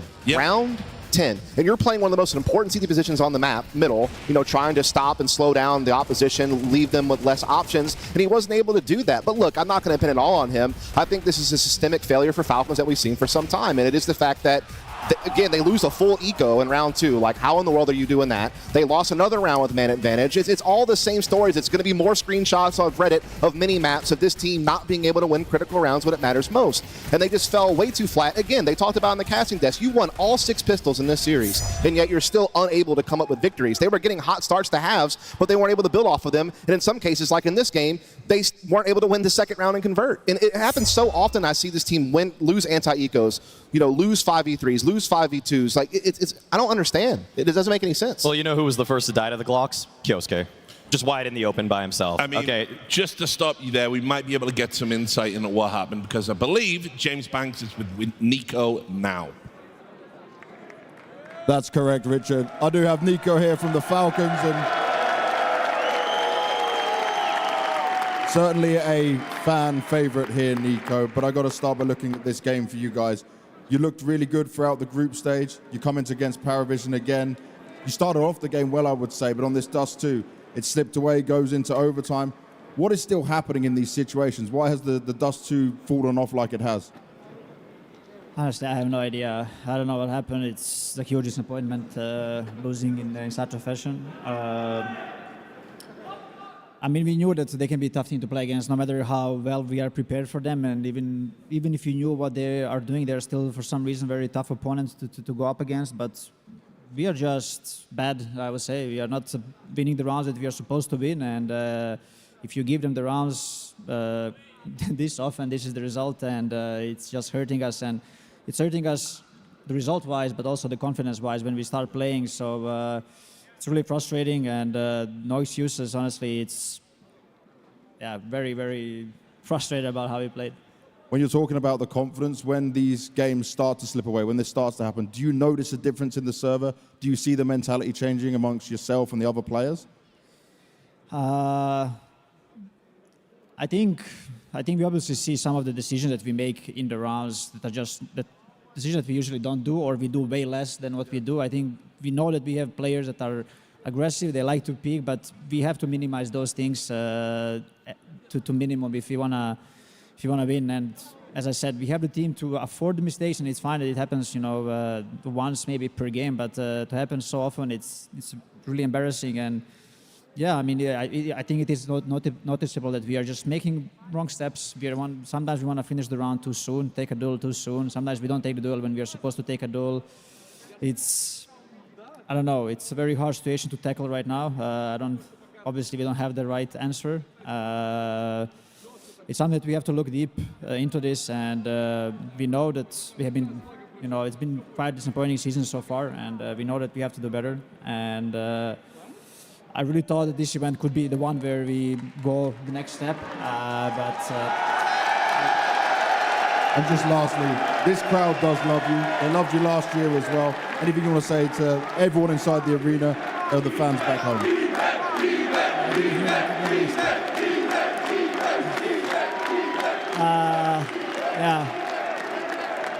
As I said, I know it's been a rough season, so we know that you are disappointed, but we are more disappointed than you. Trust me in that. And I know it's easy to say that we will, go back and work hard, but we need results, and we know it. And hopefully it will come. And for the crowd here, I know that you guys are amazing. You have been amazing last year as well, and I'm really sad that we're not going to get to play another match in front of you. But I hope you do stay and enjoy the rest of the show. Thank you very much, Nico. Cluj, make some noise for Nico and the Falcons. Give them the respect they deserve. Richard, back to you. Thanks a lot, James. I feel it is something I've just seen so much now, the despondent Nico exit interview. Look, I love the guy. I want him to get his major. I want him to get his as many trophies. He's been such a great ambassador for the game, an iconic player. He's really clawed his way up the scene the hard way to be where he is right now. But he's right. Unfortunately, Falcons, I don't know what it is. I don't know if you're a cursed team. There is something wrong within that roster. Too many mistakes at critical moments. It's a lack of accountability for all the players on the team. I mean, the amount of times that Kyosuke and MONaC, despite the fact that they pop off on a scoreboard, but then leave you in a dire position in a late round, tense moment where the going gets tough, pressure's all the way dialed up, and then they just make with ridiculous, inexcusable individual plays, individual peaks, and I think that's the problem that this team has. That's why I put Zonic on the hot seat, because Zonic has had incredible success when he's had stars that are easy to work with. Think of the Astralis team that he had. I mean, those are 5 guys that were all able to just mix and match. They can take up a role when it's needed. You could ask Dupree to clutch sometimes. You can ask Zipnix if he needs to lock down a bomb site. All of these guys were able to fill their role, but everybody on Falcons wants to go above and beyond their role. They all want to be the star in so many of these moments. And so we also even saw him work with one of the easiest going superstars ever in ZywOo. That's not a mistake that Zonic won a major with him as well, but when he's addressing this team, it's clear that something is not getting through to them. Like, they cannot, in 3v1 situations with a guy with no chance to win, give up a post plant, give up a retake at that. But it happens all too frequently, and I find that it is such a consistent factor in their losses that no one seemingly can take accountability for, like it's a team thing. No. You got to sack up and say, that was my fault. This one was his fault. If you can't point the finger, then nobody will absolve themselves of blame. It's so tough because Falcons are so fantastic in so many ways. Like, they have such great pieces. You can see some of the potential and some of the theory that they're doing in some of these rounds, but then they become just so frustrating because then they hit a wall at some point. It's inevitable. In this game, it was round 2, losing an eco. But in other times, it could be their way out in front. They start losing man advantage situations. And this one, I think the big one for me was, when you go to the second half, you're watching Kyosuke. He's getting the initial peak middle and getting a kill and getting a man advantage. But then there's no supportive utility. And then he swings out for a second one. He keeps going. That's what I'm saying. He always keeps going. Exactly. And either he can't do that, or you need to make sure that someone is supporting him with good utility to allow him to have that extra duel, to get that extra mile. And they just don't get it often enough. And as far as accountability, I just don't know, because you can look at different teams that are having issues in this scene, and you can maybe say, they need to change this player for another player. They need to maybe change their coach. They need to do this. At this point, Falcons need a freaking exorcist, dude. I just don't see what is going to help this team out. There might just be some demon in them that needs to be cast away. You mentioned being cursed, Richard. I mean, I just don't see what you can do here. I might know that demon's name, but it's not my place to say. Why don't we talk about a player who played like a demon? Belchanok over on PARIVISION, one of these young guns that James is molding. This was a fantastic map from him, and I think probably, James was the standout player coming into the playoffs, but I still felt there was enough out of Belchanok that prior to this, I think he was like the second best player on, statistically on the roster. He is the guy that's been making plays more so than Jello, more so than Nota. He's the one stepping up, and he really did a great job there. Even said, don't feel the pressure. It's fine. You can boo me, whatever. I'm gonna just play my game. Belchanok was a standout in this one because he just lit Falcons up. Every time it was PARIVISION that were on the back foot, 3 versus 5 situation. I think that's another one of the rounds that Falcons are going to look back at. The fact that he solo clears 2 guys in cave with no help whatsoever. And yeah, he doesn't really get a lot of resources on this team. You're right, it is to set up Cielo, it is to set up Nota a little bit more frequently. So when Belchanok has a pop-off, that's just a luxury. That's just a late round guy that's able to overperform through adversity. And yeah, he did walk the wrong way. He did miss his cue when we started this whole you segment, were making out he had no aura. But he definitely shaped up for the stage by the end of the series. Your tune, sir. Just before we go to break, PARIVISION, they've knocked out one of the favorites for the tournament. A lot of people's pick to win it. Can PARIVISION go all the way? It's very possible they can get past the semifinal at the very least, right? I think they've shown really good resilience. I think we've seen them now play every map possible you could play in this tournament. We've seen them go the extra miles, the extra rounds. We've seen them come from behind in every single game. They lost every single pistol and still find a way to come back and win 2 maps to make it to the semifinals. So I think you do have to start kind of reconsidering how you frame PARIVISION away from a one-hit wonder and maybe a true always playoff contender. Thanks a lot, guys. We're going to take a quick break. When we come back, the King is in the building. Na'Vi are taking on MOUZ. We'll see you in a moment. Tempo. To the right, to the right. Nice. Bro, fucking Tico, I thought it's him shooting. Fuck's sake. Yeah, like You don't have up? no. She said she loves you. But she can't love me. But I love you.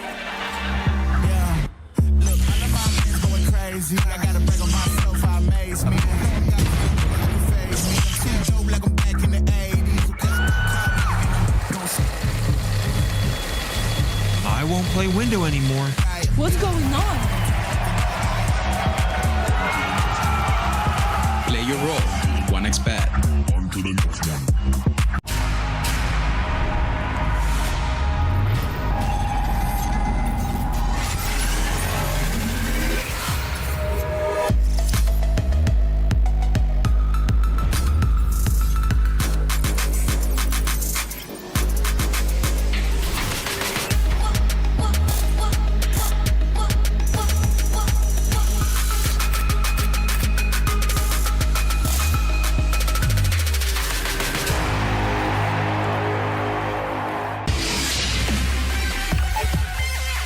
The human body was built to move, not trapped at a desk in one singular posture for 12 hours a day. It's time your chair evolved. This is Secret Lab Titan Evo. Ergonomically engineered for you, gamers, hybrid workers, artists, backing your every move.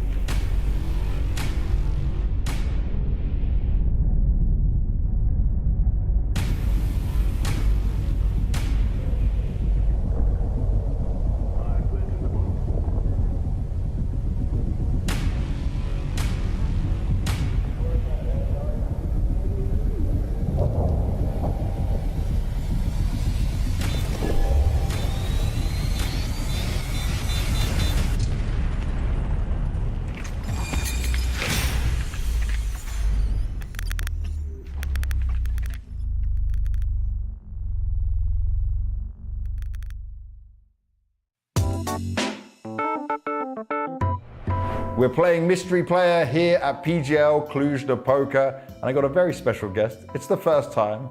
It's the MongolZ, Vincere. I've got FUZI with me from Astralis. I've got MOUZ's Yimfat with me, Payne's NQZ. What we're gonna do within this game for you is we're gonna show you some team logos, and you need to guess which player we are talking about. Some of it's going back a little bit in time, but let's test how well your CS knowledge is across the years. Yeah, let's see. Let's do it. All right, so the first one, let's see what we got on here. You have Movistar Riders, ENTS, and Falcons. Movistar Rider, so I guess it's gonna be a Spanish guy. This one is easy. His current team, if we show that, is G2. Sampayas. Sampayas, there we go. Good. I was thinking like, was he in ENTS? Yeah, see? And then ENTS as well. I mean, don't know that enough fits. about. Yeah. That fits Sampayas. I'm not sure if he was ever in Falcons, was he? I'm gonna guess Sampayas anyway. You're gonna go Sampayas? Boom. Boom. There we go. Movistar. Sampayas. Sampayas. Has to be Sampayas. And look at that. Sampayas. No problem at all. My boy from España. All right, this next one, this could be the tough one. Hellraisers, MOUZ, Cloud9, is it? This is like kind of like, if I look at your profile, this would be the same kind of confusion that I would have. Who is in this tournament? It has to be an old player. I mean, Hellraisers, they had a lot of CIS players as well, right? And I know Hobbit was in Cloud9, but I don't think he was in MOUZ. Correct. All right, let's go for the hint. His current team is Aurora. What? Someone was playing in Cloud9 to Aurora? Yeah, it's crazy, right? Aurora? Oh, shit.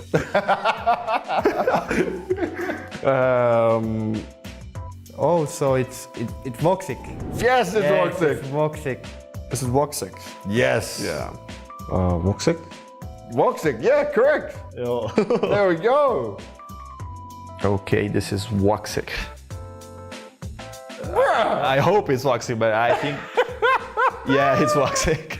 What made you get Voxic straight away? How did you understand this? Because Cloud9, some people could think Americas, you know, Hellraisers. As I said to you, I'm a nerd. Yeah, you're a real nerd in this album. Yeah, because Hellraisers, I remember the lineup like with Issa. Yeah. Who's the other guy? Something with Dead Fox. Dead Fox, yeah. Yeah, I remember Voxic from there. Okay. Then he went straight to MOUZ Sports, and I think he played his best CS there. Yes, like top 100%. 12 in the world or something like that. Then we have the famous, can I call it Dream Team Cloud9? Colossus with is what I wanted to be. Yeah. Alex was there? Alex, Voxic. Who was Esatag. Who's and maybe the last one was Kiyoshima, if I'm not mistaken.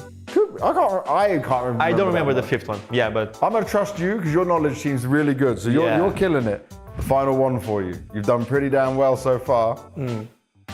SK, Team Liquid, and Imperial. Can I have a hint? Let's do it. Oh, you love these hints. Okay, I like you, Vincere, so you can have another hint. He's on FURIA. Is this Fallen? Did he ever play in Imperial? Is this Fallen? Fallen?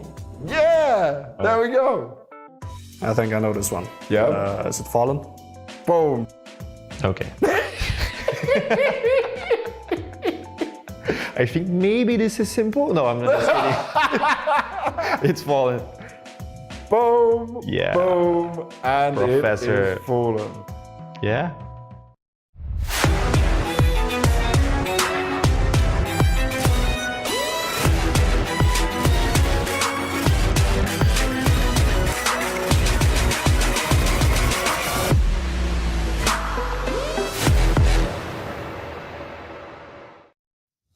Yes, welcome back to PGL Cluj-Napoca. The second quarterfinal about to get underway.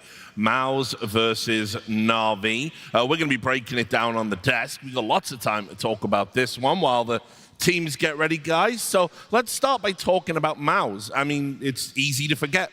They are the reigning champions of this event. Don't lift a lot of trophies, come in for a lot of criticism for not lifting trophies, beat Falcons here in this arena to lift a trophy that represented a real landmark and milestone for that team. Yeah, I mean, it was their debut event with Spinks. It was this addition of new firepower, moving Brawl into the IGL slot to just kind of, you know, make the team a little bit more well-rounded skill-wise. And that was a trophy lifted right away, but that's been the only one, right? You know, since then, they've become a consistent top 5 team in the world. They've had 12 top 4 finishes since they won that trophy, but no more titles in the cabinet. And so being here in Cluj once again, they hope that that romance is in the air, that they can repeat, because I think they are desperately in need of showing us that they're capable of winning trophies. But they have been fairly successful if you just want to talk about the consistency that this MOUZ team has. Obviously, the fact that they haven't hoisted a trophy since then is going to feel a little bit empty, but to only miss 2 semifinals in a year's span of time is a ridiculous feat with how competitive the scene is today. Yeah, so I'll toss this one out to you then, because back in the group stages, you know, Jacob, Pimp, he made a point about how, like, you know, that's an achievement in itself. You know, being a runner-up all the time is actually good. I don't know if I necessarily agree. I think in esports competitions, I think you get, you know, 30 attempts to lift a trophy. If you fail all of them, that's, you know, I don't care about second place at that point. I don't care about runners-up medals and participation trophies. For me, it comes down to 2 quick things. One, it's a matter of perspective. If you're a team like 3D Max or one of these others that are like kind of gatekeepers to the top 10 but barely a part of it themselves, you'd love to be in MOUZ's position. You'd love to be making consistent playoff appearances and getting top 4s and being a high world ranking. But when you're a team like MOUZ Sports and you've been elite for so long, you've been at the top of the pecking order for so long, and you can't put a trophy in the cabinet, it becomes a problem, right? Because yeah, I respect the consistency of them placing top 4, you know, 12 times since they won Cluj. That's a fantastic achievement. But the issue is I've seen other teams sneak in and get wins when they haven't been able to. G2 pulled off a crazy win in London in the best of 5 against Vitality. You had FURIA win 4 titles last season, including 3 in a row going into the major. So they have watched other teams pass them by and collect titles while they've not been able to do it themselves. And with such a long-standing roster and with such well-rounded talent, you just expect more. An addendum to that take also is that Pimp was saying that we're celebrating athletes at the Olympics for getting onto the podium. The Olympics happens once every 4 years for these guys in this discipline. There were a dozen opportunities for MOUZ to lift at least one trophy. Once every 4 weeks. A gold medal in the Olympics is slightly different than having this many cracks at it and still falling short. And also, it's the way that they fall short, the way that they crumble to a Vitality team at the Krakow playoffs in a fashion that the group stage showed no signs of whatsoever, where they were 2-0ing 3 consecutive teams, all very strong teams at that, and then to just fall so completely flat, where some of the star players that we always want to build up, people like Exertion, just show a shell. They show to be a shell of themselves when the lights get even a notch brighter. Yeah, and you can see, we've talked about this before. This is the problem for any tournament MOUZ has. You know, like it's the nightmare with the monster at the end, and that monster's name is Vitality. Because if they ever have to play them, this is what happens. I mean, the statistical drop-off is incredible. I mean, they have played that team so many times now, and the only like true win that you could feel good about that they got was in Cologne. They were able to win a playoff match against Vitality. Fantastic. Their only other win was against them at Chengdu in a seeding game. And yeah, it's still a win on land in the best of 3 against Vitality. Fair enough. You couldn't do it the entire first season where, you know, Vitality were rattling off 7 titles in a row, but it didn't mark any difference in how they approached the stage environment and how they were able to do it when it really mattered. And here's the thing. The entire first season, sure, they played little brother to Vitality the entire time. They were getting beat in an era-defining moment for Vitality. It's similar to what happened with Liquid whenever they were such a good team and they were just getting pounced by Astralis time and time again in 2018 and 2019. It's very reminiscent of that rivalry. The issue becomes is, okay, I can maybe forgive that a bit, but now all of a sudden you're losing the Spirit, you're losing the Falcons, you're losing to other teams. So it's not just Vitality, it's now any other top 5 team in the world can get your number when it comes to the semifinals. So again, it's about proving that you can actually take this platform that you've built and launch it into victories as opposed to just, you know, a bronze medal. Well, we'll talk about some of the individuals in a moment, but now let's talk about their opponents. The man they call Regele is in the building. Imma, everyone's favorite player. Yeah, you see? Yeah, I learned that for you guys. Isn't that good, right? You should say it louder. Yeah, no, maybe not repeat it in case I mess it up again. But anyway, the point is, obviously, that they're the home team here, Na'Vi. And that's my worry for MOUZ in this game, because Na'Vi limped through the group stage. Na'Vi did not look good. G2 essentially just let them come to the stadium by not winning a single round in the second half of the 2 games, as you can see here on your screen. And that is, almost unforgivable for G2. But for Na'Vi now, different story, because you're the home team, crowd's going to be behind you, everyone else is going to be feeling the pressure when they play you, probably with the exception of Vitality, should you get so far. I mean, when you look at this Na'Vi team and the teams that they lost to, it's a MOUZ and a MongolZ that also were able to qualify for the finals. What's concerning about their run in the group stage is how poor they were at winning their own map picks, poor at assessing their own strengths. And I feel like Blades obviously talked about the fact that he thinks that this team can be a contender. I actually feel like there's a chance. I don't think that it's a likely chance. I don't think that if I had them in a head-to-head versus a Vitality in a BO5, that they're probably going to take that. But they are showing, to me, visually signs of improvement. MongolZ as an individual is figuring out some of the maps that he had more difficulty with when he was first joining this team. And occasionally you see certain players returning to form. People like Bit having a lot more impact in this group stage. But the main concern for a lot of people when it comes to Na'Vi, though, is there really the star power when you're going toe-to-toe with those big dogs? Oh, come on. I'll say it for you. It's the wonderful question. Can Wonderful be an elite opper? Yes. Well, I mean, he's proven, yes. That's already been answered. He was in the HLTV top 10. You know, he's been there before.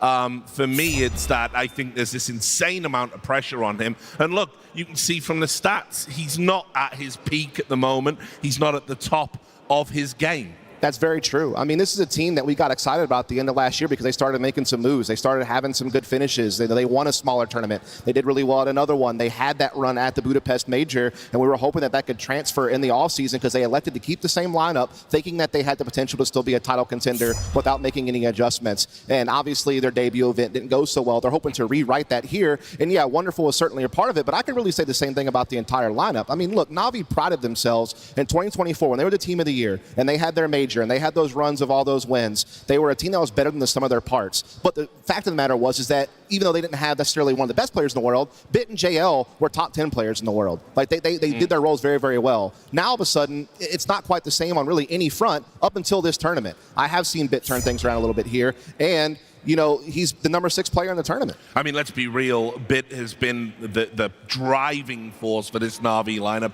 Really roll back the years. I mean, look, I'll also give everyone a little bit of inside baseball. There were talks behind the scene that maybe he might not be on the Na'Vi roster for this season. We all know it in the biz. These are the kinds of things that get talked about. That move was shut down for whatever reason. Everyone seems to be happy with that. You wouldn't know it from Bit's performance. He's absolutely back to who he was like a year ago. To kick off the year, there definitely seemed to be some discontent that was remaining for Bit, but he definitely is locked in as a consummate professional. Does seem like he has figured out that he can't really just drag his feet through these games with Na'Vi. Still has to keep his stock high, still has to try to win trophies for this organization that really gave him his chance as a star player, you know, when he was given the call-up as the 6th man for the team back in the day. And yeah, the pieces around him today may not feel like they're as title contending as some of the rosters he's had in the past. You know, obviously the Boomage Simple lineup or even the 2024 lineup, but he can still show the world that he is an elite extremity player, elite anchor. Well, I got to pander to the crowd a little bit, Richard. You know I have to, because there is one other man on this team who has looked pretty solid in recent times. So I think we can maybe highlight this a bit. Of course, it is indeed the man himself from Romania, Ema, who has been having a hell of a time lately. So let's throw him up on screen. I know everyone's excited to see these numbers from this man as he is ranked within the top. I love him so much, I imported his hair. You did a great job at that, too. You did an absolutely fantastic job. He's got the hair and he's got the swagger as well, putting up really good numbers this tournament. And one of the numbers that's not going to be on the screen that I do want to point out that is critically important is while MongolZ is kind of the driving force of this team when it comes to creating openings and being an entry fragger, that was Ema's old identity before they made the roster change to bring MongolZ in. And Ema still acts as a very good secondary entry fragger. His entry stats are actually up there with some of the elite entries in the world. Yeah, he's not taking as many attempts anymore because he's had to kind of adjust his role to make room for MongolZ, but when his number has been called to make something happen on an extremity or to lead and execute, the guy's still putting up great numbers. And yesterday, when it was all on, or 2 days ago, when it was all on the line, and he needed to win a series to get to this stadium, because remember, guys, Ema was here last year. This whole crowd knows it. He sat in this stadium, and he got to see this crowd, and he got to go do autographs, he got to go hang out, with the co-streamers, and he got to see what could have been. But Navi didn't attend this event, and so he didn't get to compete. But now he does. Now he gets this chance in front of this crowd. We know how romantic it was for Maladoy and Astana last year to be able to have the opportunity to play in front of his home crowd, and what a magical story that was. I bet you this crowd hopes that the same thing happens for Ima today here in Romania. Yeah. Well, I mean, a great point, and I'll tell you, Ima's usually a player that plays within himself, not really a big emotional guy. You don't always see him screaming. He punched a table in joy. If indeed you can punch things in joy, I don't know. But just at the prospect of getting through and playing in the playoffs. And that's how much it meant to him to be here and to have that opportunity. My worry is that, I don't know if we can bring it up again, but if you look at the Na'Vi journey here, there's something off with the Vetos. I do need to telegraph this for everyone at home. We all love Blade. Blade is one of the greatest coaches of all time, if not the greatest. But if you look at their map picks in some of these series, they lost them. And it was kind of crazy that was happening. I think it was 4 series or 3 of the last 4 series that they lost their picks. I mean, they lost a Mirage to an Aurora team, even after taking them down on their home map of Anubis. I mean, they beat MongolZ on their pick of Inferno, but then Na'Vi picking Nuke out, lose that one as well. Obviously, versus MOUZ getting 2-0'd. Yeah, there's 3 examples right there of the Veto not going the way that. And let's be clear, they were also getting battered on Ancient by G2, and it wasn't until the second half where things started to click for them. And it's like my worry here is against Mr. Consistency that is MOUZ. If your Veto is even slightly off, you're going to get punished. There's no room to hide in the playoffs. Yeah, 2 things with that. I mean, one, I think this is the ripple effects of them attempting a 7-map pool last year, never really making that work. And I think they were also incredibly harmed by Train being removed because I felt like that was really what they were going to hope for to be kind of the home map for the squad. Now they've started to permaban Overpass, and so now it forces you to be extra focused on those other 6 maps in the pool. And while we have seen them do, pretty well on Ancient, other than obviously the almost G2 disaster that you were mentioning, generally speaking, pretty good on Ancient. I think their Dust 2's been all right. The big problem for me is that the Mirage has completely fell off. Yes. Like they won the last 7 games that they played last year, and that major run, a lot of it was through Mirage. It's been absent through a lot of this year so far for me. They've also really struggled on Inferno lately. They've struggled on Nuke lately, where they're losing like their last 7 out of 10 games apiece. But they're going to have to find something in this series, that's for sure, and that's what the crowd's hoping for as well. Yeah, absolutely. So we can also talk a little bit about MOUZ and some of their problems because, I want to ask you, Maui, where do we apportion the blame for why they've not lifted more trophies? What looked really good was when Shuhei went and Broland came in, we were like, maybe you just don't need IGLs in CS2. That was the big debate at the time, right? 1 year ago. Maybe you just have more firepower, you play sensibly, and they all came out, they were like, this is the guy, this is the IGL for us. And since then, not only have they not won another trophy, his individual performance has kind of fallen off a cliff and cratered. So is the Broland question the question to be asking about MOUZ? I mean, from the group stage, that's who I would have put on the hot seat regarding MOUZ. I feel like you're getting enough out of all of your other 4 players. You're getting Torzi's a completely commendable rifler, or opper that is. Spinks is obviously vying for being a top 10 player in the world every single year that he's on a team. And Yimpat, even though we've talked about some of the fall off that he had from Grace, he still is one of the best anchors that you could ask for. And Exertion, yeah, the big moments get to him, but he's still a very sharp tool. So for me, when I'm looking at MOUZ, I'm only looking really at Broland because, yeah, the rating for this tournament has been really solid for this MOUZ, for him and this MOUZ team. But I just don't think that you're getting really the fragging numbers that you wanted or you saw in the opening tournament with him. And also, I don't think that the mid-rounding is nearly as strong as they believe it to be with this guy. So if there's an IGL on the market that they could possibly float out, or maybe they even swap the role again to somebody else as they once again try to improve their fragging, then there are options that are out there.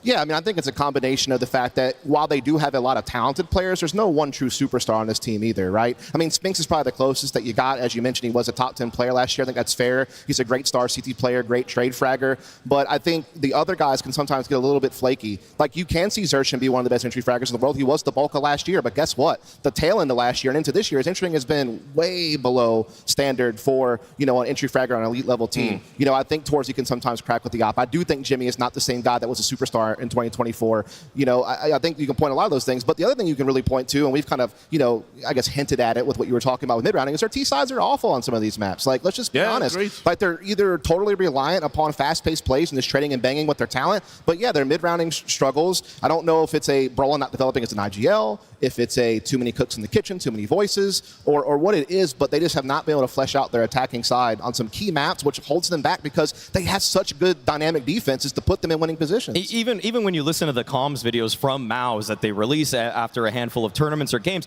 you almost rarely hear Brolin making some kind of executive decision in the middle of the round. So much more frequently, you get people like Exertion or Torzi chiming in, or Spinks calling a setup before the round even starts. They're willingly highlighting this on their own YouTube channel that other people are calling over Brolin in pre-game segments or right in the freeze time. So that is a huge concern for me, because after a while I begin to ask, what does he even do?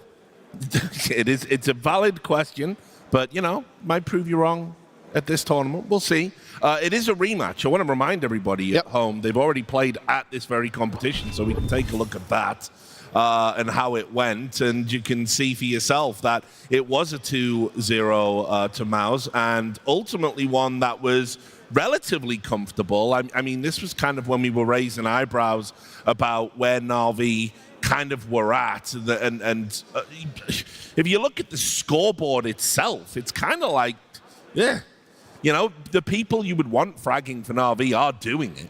The problems are obviously more systemic. And that's why we have a couple of round examples, which we'll get into over the series, that can really demonstrate how just more polished and smooth through transitional moments MOUZ are. In this kind of round here, Exertion, with just a jiggle peek towards the connector, is able to spot out one of the players from Na'Vi encroaching, and immediately you get these reactions out of them. Immediately you get MOUZ players who recognize that there is space available, or that they need to cut off one prong of an attack, and you get Brolin making a proactive play. You get Spinks making a proactive play. And this is why throughout the tail end of last year, the main talk about MOUZ's consistency was their CT side. Cyclone says on frequently, just to hype the team up, and I believe him, he says that they got the best CT side in the world on a multitude of maps. They are so just clever with the way that individuals don't always need the perfect flash setup. They just recognize in a macro sense what's available and what they should be taking. Yeah, I agree with you. I think their dynamic defense has always been their strength. The fact that they're willing to be proactive, that they have guys who can be active. Torzi can be an opera who's going to go for stuff, not just hold angles. They're able to respond very nicely with their team play. The flip of the script is we're looking at Mirage, where we just highlighted how good their CT side is. 38% win rate on the T side for the last 6 months. Wow. You're not going to win games with that, right? I mean, you can be as fantastic as you want to be on the CT side. You got to be able to either open and give yourself a little bit of cushion on the T side, or at least be able to close it once you get a big CT half, and that's been a real issue for them on a consistent basis. I mean, that's the other thing I think. I believe in Na'Vi to experiment and tinker and find strange tactics and strange new ways to beat opponents, because Blade's been doing that his entire career as a coach. Meanwhile, over on MOUZ, it's not that I don't rate Cyclone. I think Cyclone is one of the most slept-on coaches in World Counter-Strike, but they don't seem to change enough tournament to tournament. I always feel I get a very known quantity when I watch MOUZ play. When I'm watching MOUZ play, I almost feel like sometimes I'm just watching a Vitality that has less gears. That they can run the poppy plays that Vitality do. I mean, a lot of the teams kind of shuffle and share the same sort of strat book. But then when you get a round that's kind of based off of some lurking piece, someone that's,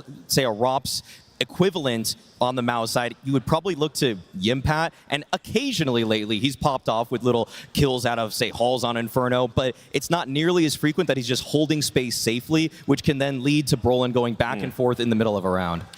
It seems very map dependent, you know, like I feel like on certain maps they do have it together where they're able to gather up and trade efficiently, they scale properly, the spacing's really good, but again, it's not widespread enough throughout the rest of the pool to have enough maps to win, particularly a best of 5 in a grand final, but even in some best of 3s, depending on who you're up against, you may not have an opportunity to, you know, pull out your trump card, which is Overpass, which is like one of the maps besides Inferno that they are really successful on a consistent basis. So it is just a situation where they contrast so much from game to game. It's just not consistent enough, in my opinion. Yeah, and look, the other big question about MOUZ that, you know, we kind of alluded to throughout, it's a similar issue to Falcons for me. I think that when it's a group stage, it's fine, unless it's Vitality, of course, in which case all bets are off for that one. But generally, even if they play theoretically better opposition in the group stage, then, you know, it's okay. you get into the stadium, you get the crowd behind you. They're going to go up against a hometown favorite now where, you know, MOUZ might even get booed. I mean, like, who even knows what's going on? So it's like the mentality, that's the issue for me. Like, I think you have to be able to walk into places like this and go, I don't care. Like, I'm here to win. I'm here to ball out. I'm going to do that. When I boil it down to individuals on the team and who that could really, you could lie the blame to, it's, to me, exertion frequently.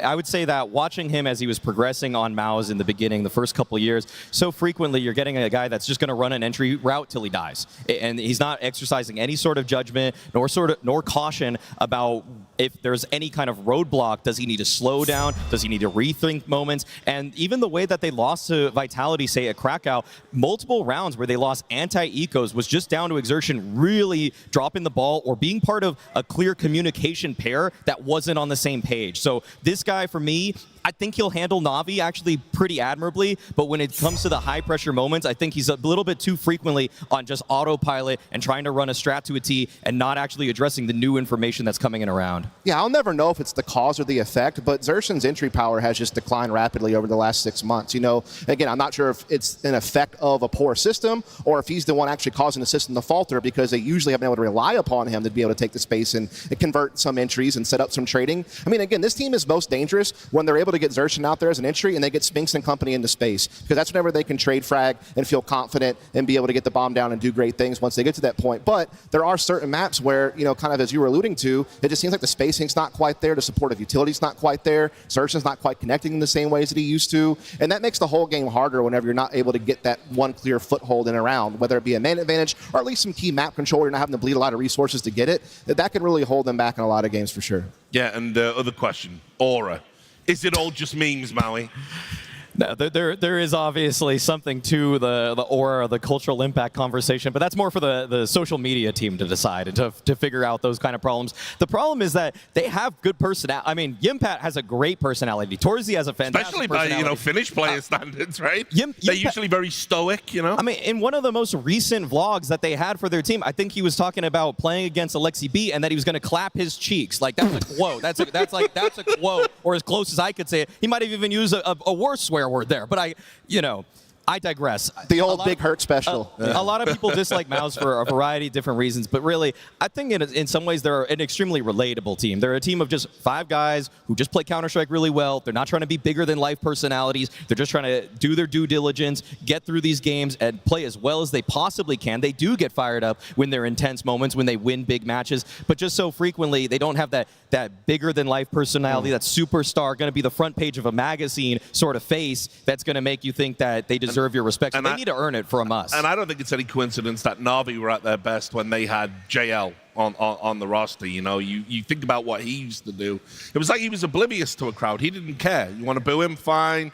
Cheer him, fine. He's just going to clutch out and win the game. And there's not really an equivalent in the MOUZ lineup. And I do think you need that guy. Yeah, I mean, I think it's true. I mean, yeah, you always have your tactical leader, but having an emotional leader, someone who can rile the troops or someone who can set the tone of the game is very important. And look, I think a lot of the reason, going back to what you were talking about MOUZ's likability, is because of the underdog nature of their story. You know, a lot of these guys were on MOUZ's academy team, right? You know, they've had to come up through the trenches of Tier 2, work their way up to a Tier 1 level, and they've had steady progressions throughout that time. You know, they went from a team that wasn't really doing a whole lot to all of a sudden consistently placing, you know, in the playoffs and in top 4s, winning a couple of small tournaments, but they've just kind of been stuck in that same spot for a while. I mean, it's what we're seeing from FUT today. FUT today is what MOUZ was 2 years ago, because they were the old Na'Vi Junior team that kept together and are trying to build their way up. MOUZ has already done that, and they've gotten to a really good point. Again, there's a lot to be proud of to be able to say that, hey, we are top 5 in the world. We've been there for basically 2 years, right? But again, it's just about that extra edge to get some trophies in the cabinet. You don't got to win them all. You don't have to have a Vitality-like era streak or something like that, but just put yourself in the mix a little bit. Prove that you actually can do it, right? I mean, I think that means as much to fans as it is to them themselves and their self-confidence. And obviously, as well, Na'Vi have an academy player, you know, kind of that they're developing. We didn't really talk about MongolZ, even though I think statistically he's like just behind Bit, I think, at this event. And he's a guy that, like, I don't know, I want to say he's raw talent is how I would describe it. A little bit unrefined, but when he pops off, his aim is So cracked. That's an extremely fair assessment because the way that they like to use him is to just be the spearhead. They frequently send him out on those sort of space-taking sort of journeys, and sometimes he doesn't always exercise the greatest level of discretion himself. Sometimes he's going to fight to the death. Yes, he can pop off with a couple nice opening kills, and then you just win the round, and you can wipe your hands of it clean. But if sometimes he's in a mid-late round moment on especially the maps that, to me, require a little bit more utility, patience, recognizing how you need to swap up your own pacing, say a map like Inferno, he can get caught in the crossfire of a more well-rounded team that has tactically beat him down. All right, well, good news. We're ready to see if all of those storylines come to fruition as we throw over to the stage. Thank you very much, Richard. And hello, Cluj! This is looking really good for a Friday, and I'm sure you are excited for this one. But first of all, we need to look at the reigning champions of Cluj-Napoca. Last year, MOUZ started off their story with Spinks taking this trophy and looking strong. Now they're more calculated, disciplined, but the question is, can they be dangerous? Because the trophy started to elude them. This is a team that right now needs to raise themselves above the noise and deliver in a big way. So please, welcome to the stage, MOUZ!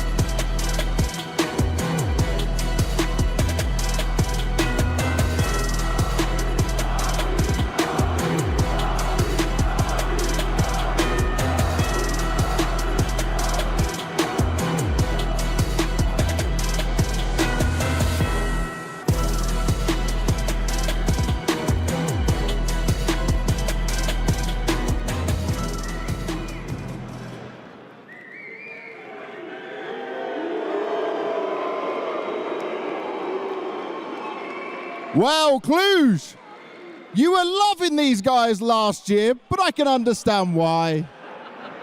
The king is here, and the king is home. Na'Vi are next to take to the stage. And this is a team where it's not just about playoffs. This is about doing it for IMA.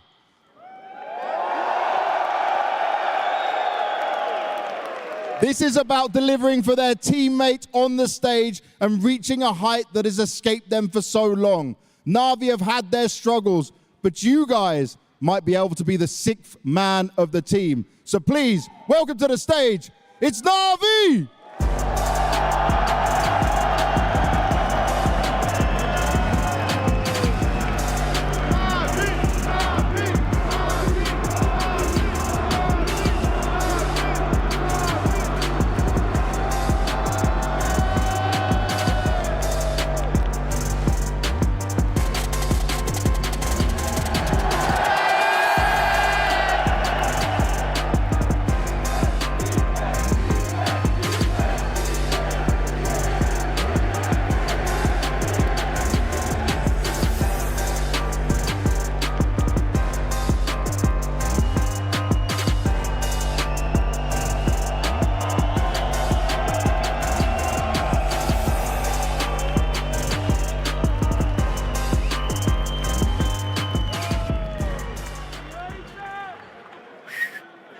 Ima, come over here. Spinks. Come on, boys.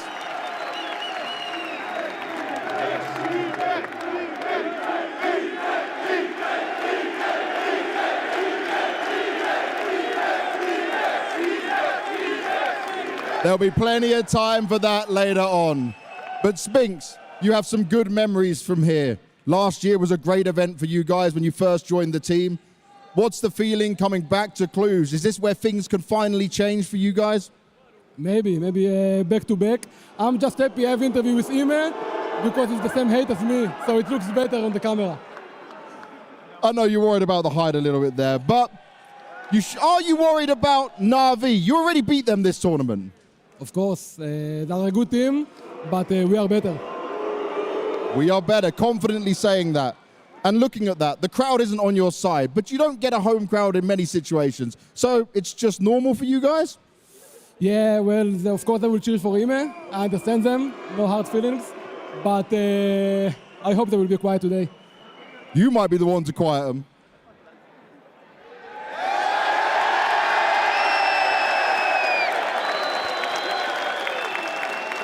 When you qualified for this arena, you said you weren't quite sure what it would feel like.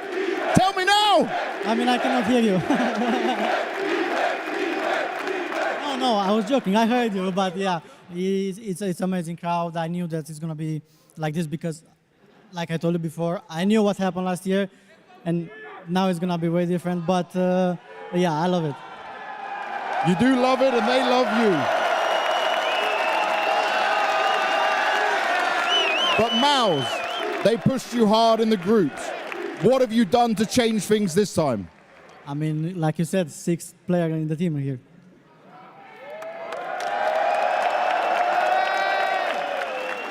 Now, this is your arena, your home crowd. What do you want to say to them?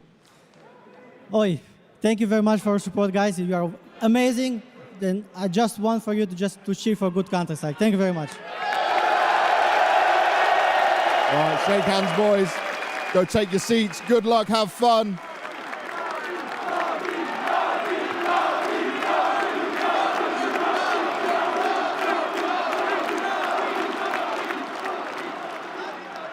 Okay, I think I know how this might go. So let me just test it out. Are there any MOUZ fans in the house? But there are some for Na'Vi.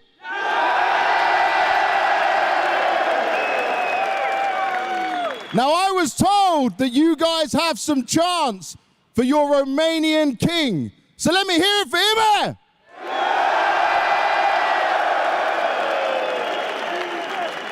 One final time.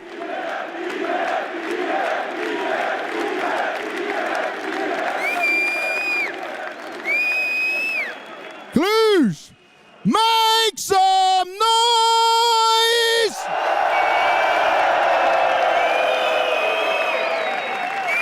There you have it. They might have to rename this venue to the Lions Den. I don't remember the crowd being this spicy, but they've absolutely brought the energy today.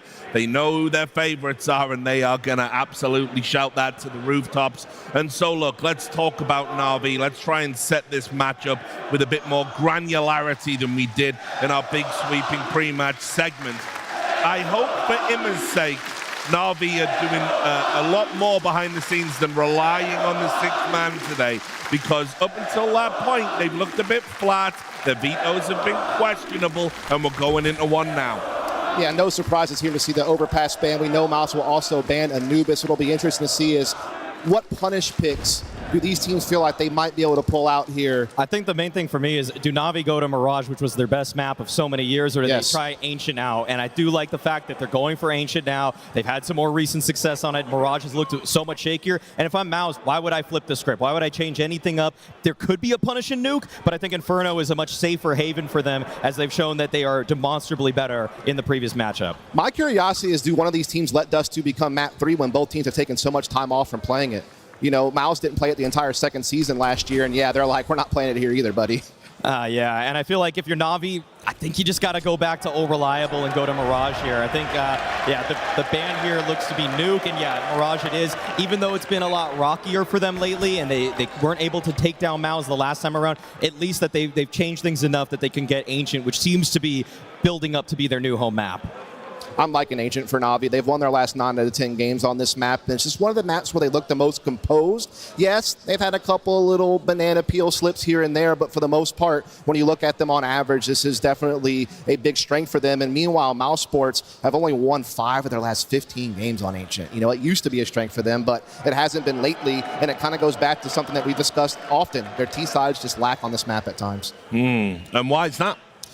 Well, I mean, I feel like when it comes to MOUZ, sometimes the mid fights are not always going as well as they would hope for, and I think that that's also going to be the case today. I think this is the one map where MongolZ has actually looked stellar in a Na'Vi jersey, so if Exertion's going to be fighting him on the head-to-heads, I just find that it's so likely that this is the one time where MongolZ can shine, because he was actually an incredibly strong player in the big arena playoffs that he had last year. At Cologne, he was fantastic, and also even at the major and taking down FURIA, he was a demon. So this is a great opportunity for Na'Vi to really turn the scales in their favor as they try to take down MOUZ, who are definitely the favorites in this matchup. Right, well, we're going to find out if you're right. Na'Vi's motto is born to win.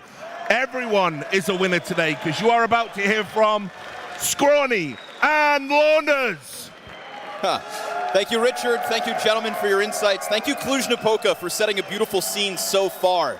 Obviously, the bookmakers' favorites may be MOUZ, but I think the arena's favorites, Launders, clearly Na'Vi. It's always a special moment to be able to watch a player play in front of their home crowd. And today, it makes it even more special if they're going to be able to win, because MOUZ have a good time when they play against Na'Vi. But the question is, how good are they going to play today in playoffs with the arena on Na'Vi's side? We have seen games impressive enough from Na'Vi to show us they could pick up this win. And that's the thing, having to fight back into it with this extra stack of pressure on top of it too. Sometimes crowds can be a bit of your own bane. So rising to the occasion and rising in the decibels already. I think it's about time we get this second quarterfinal underway.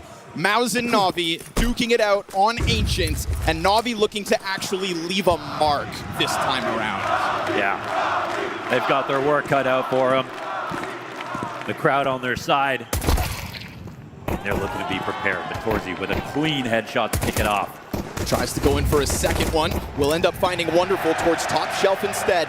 And then MongolZ's found the answer back. The only kill so far for Na'Vi. That's going to open up a disengagement away from mid. That's going to be the secret weapon for Na'Vi on this T side. We saw that MongolZ had this incredible stat in the last 4 before their last Ancient match of having an almost 2.0 rating, like donk numbers on this map. And it was split pretty evenly, actually, between T and CT side. In their last game, their impact was neutered, but he still got a lot of really impactful frags. Kept moving the round forward. Well, he's the sole frag so far for Na'Vi and the pistol still. But it's a big reposition. MOUZ had passively just sat back for a second, but they also just get a little curious out towards middle. They don't see anything, and they don't want to stick around either. We've got a very split defense. There's a huge gap here, because they've just abandoned a really important line. The timing. The moment that Bit crosses it, he becomes a dangerous alert. Oh. Exertion, though. Well-timed peek into Cave. Going to drop the bomb. You know where this is going, but they still don't know about Bit. And this deep position's good for one, but he heard both players sprinting. And so Torji able to get another one back. 3 kills so far with that USP. Ema in for the bomb plant. No way he pulls out a clutch in round 1. Despite this maybe being his house, it is MOUZ with the CT pistol kickoff. It's a quick peek from inside of Cave to make up for the fact that they dropped their line on Donut. Those are the little details that make MOUZ so good. They cover that option, even though for me, I looked at that, it was like a 2-second gap. You know, maybe you don't even worry. Now, they still got caught off guard by the lurk, but they hadn't seen anybody on the map, so they wanted to make sure they had some information. Great coverage to kick off the map from MOUZ.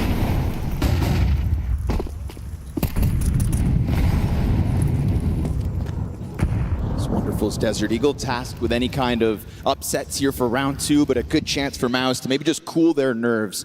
It's one thing to walk into an arena where you're maybe not the favorites. It's another one to hear your opponent's names chanted while you're doing your walkout. Yeah. You know, a little mental warfare to kick off this series. Obviously, you know you're going to have to be the villains in this head-to-head. And yet that still applies to the bigger picture with MOUZ as of late, right? Never the fan favorites, and yet still capable of playing playoffs-worthy Counter-Strike, at least to get to those playoffs. It's about tapping back into that. And every time they make it here into top 8, we have to have this same damn conversation. Well, eventually I think they're going to find that mantra, right? That self-belief. You just need that one big breakthrough. And I think defeating Na'Vi in a way is going to make them feel like badasses if they can do it with the crowd against them as well. So here we are at 45 seconds, round 2. Deagle about to hit this site, really just banking on Torzi, not whiffing with any sort of a spray. And he knows better than to overstay his welcome. Peels back into the sidearm, into the support really. Bomb plant? Hey, that's money. Not bad for Na'Vi, considering that you had Torzi right there to stop it. So they just squeeze a little more value out of this one. Unlike a couple of other stories like the one we just saw in the last quarters for MOUZ, they get to playoffs, they maybe win a game or two. It doesn't often, though, feel like they lose because they got nervous. It more so feels like they got outclassed a little bit. They go up against one of their biggest rivals who just have more superstars than they do, and they just get beaten sort of honestly. And that's the interesting thing about the way that MOUZ fit into playoffs. A team that is always scary, and not a team that we expect to straight up choke a game like this. Right. They also aren't used to being a team that's not cheered for in the arena. That could harden you up if you have the right attitude. Time to come at it with rifles. And in through that Molotov is MongolZ, down to 13 health. What a find. Gets dropped by Jimmy. Imez actually the one there with the kill, so good support.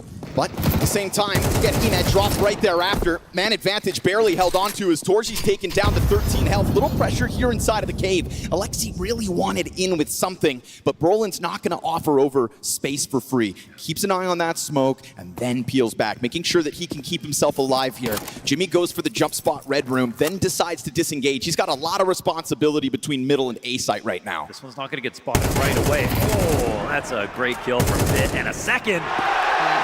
That's number 2. No escape.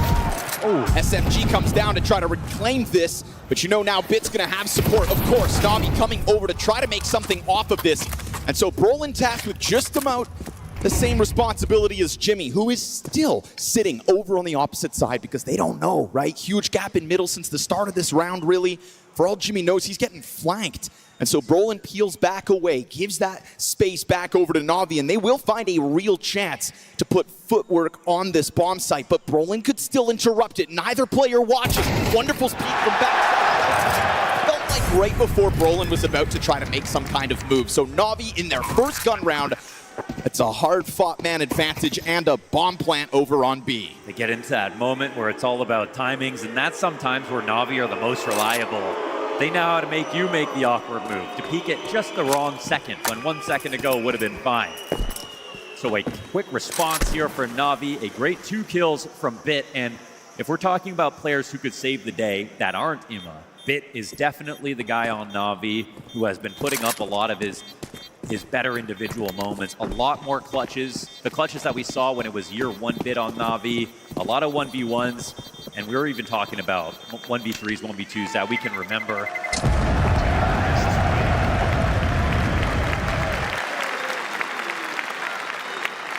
That's a win con for Na'Vi. And so they waste no time.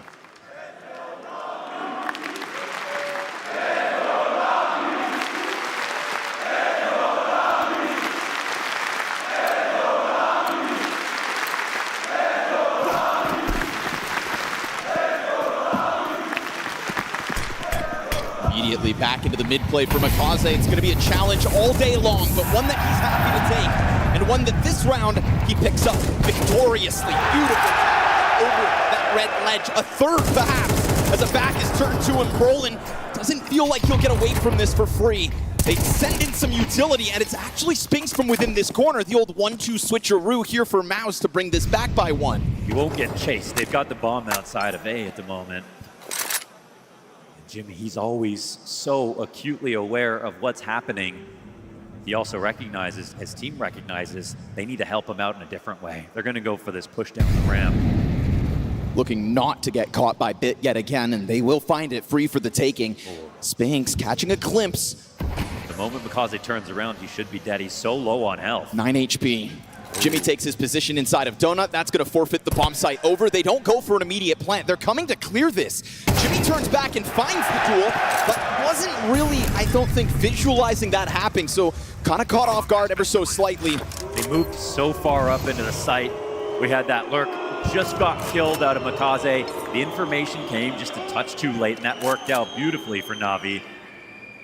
I like that they decide to, not immediately go for a bomb plant there, because obviously a bomb plant attempt in the middle of that's going to put Jimmy on high alert. And even though Jimmy was considering it, it just didn't seem like he really visualized it fully.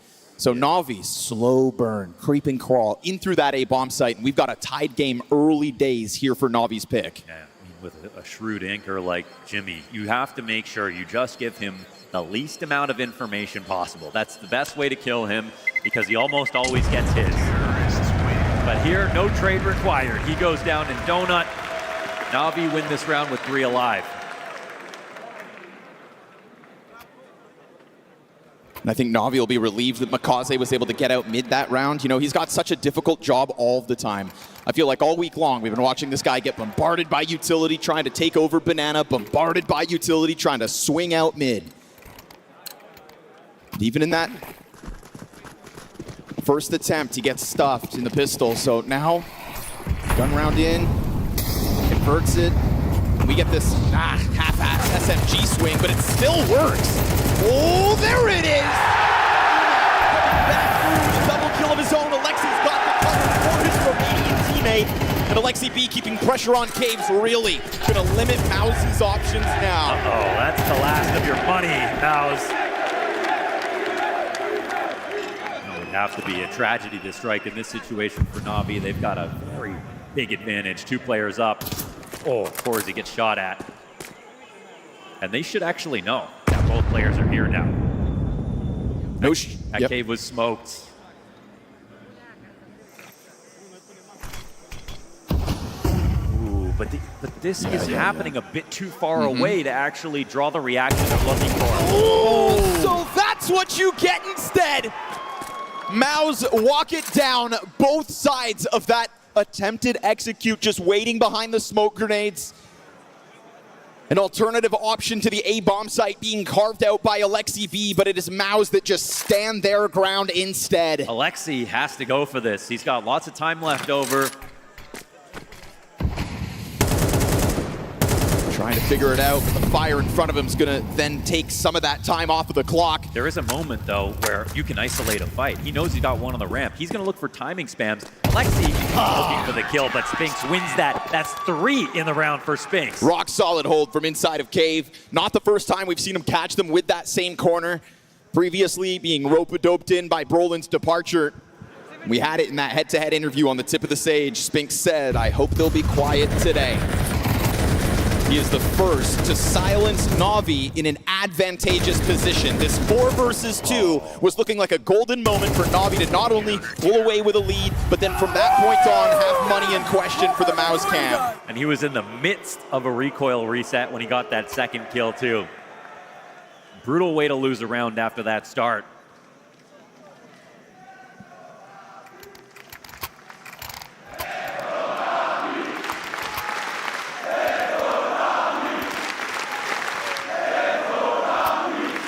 First mistake made.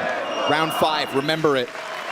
Gives a chance for MOUZ to make sure they still have rifles to go up against those of Navi.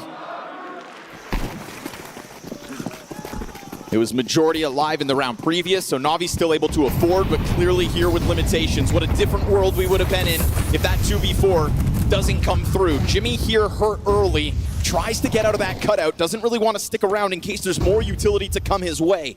And Alexi once more taking up a lot of responsibility here on lane. Navi doing a lot, focusing on mid a lot in these early rounds. Yeah, Jim Pat fell back, was worried. One more trailing AG grenade and his day is ruined. So they'll put themselves in a really reserved position. Walking it up as a pack. AK finds contact, but it's still Navi to come out better for only a moment. Spinks wasn't too far away. Another critical juncture in a round here for Spinks, and that was bomb dropped out in middle as well, so you know damn well Navi have to come and fight for it. But you can see the way Spinks concerned about his flank.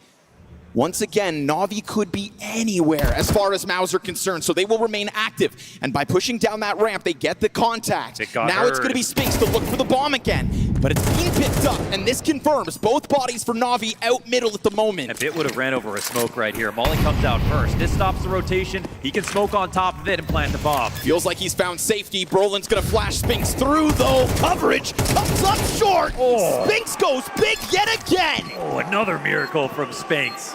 A 2K win they desperately needed it. One trade in these last 2 rounds on Spinks, and it's a T-favored situation.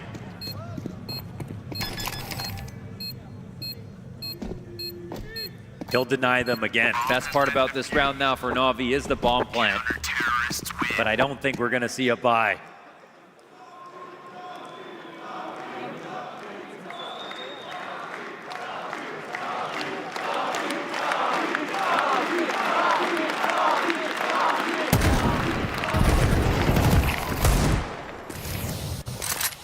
Felt like they had the right trades to keep it going, but Spinks is sharp so far.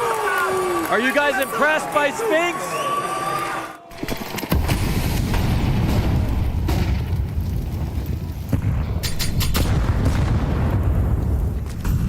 Pistols to try to puncture Flash comes through. out. Xertion's fine with that. He'll take a bit of damage, supported by Jimmy.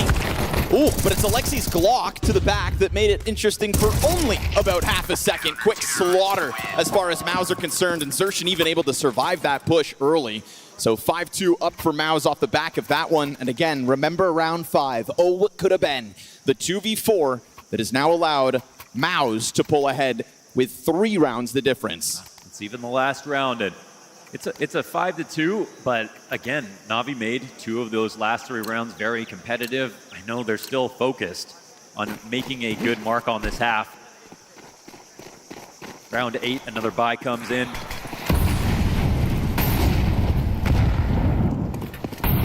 Double Molly onto the lane, faster one here for Na'Vi. Didn't see Spinks seemingly, but for Bit to be able to take him down means good for Na'Vi because he won't have that late round impact. And Bit continues on the fadeaway to find yet another. All while there's this slow play out into the A site, but Ime maybe rushes that, gets ahead of his teammates.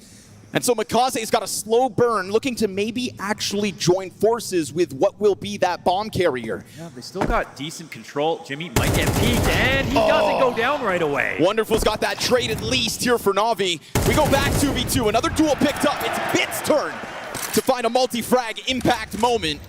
And so Torji given a clutch and still just chasing ghosts towards that A site because Na'Vi yet again in one of these rounds with a minute on the clock are nowhere to be found. But just because they're not on A doesn't mean Torji won't hunt these guys down. Their only sin at this point would be playing it a little bit too carefully. Torzi's the one who has an op. He needs them to make a mistake, and they're not looking to cross his scope.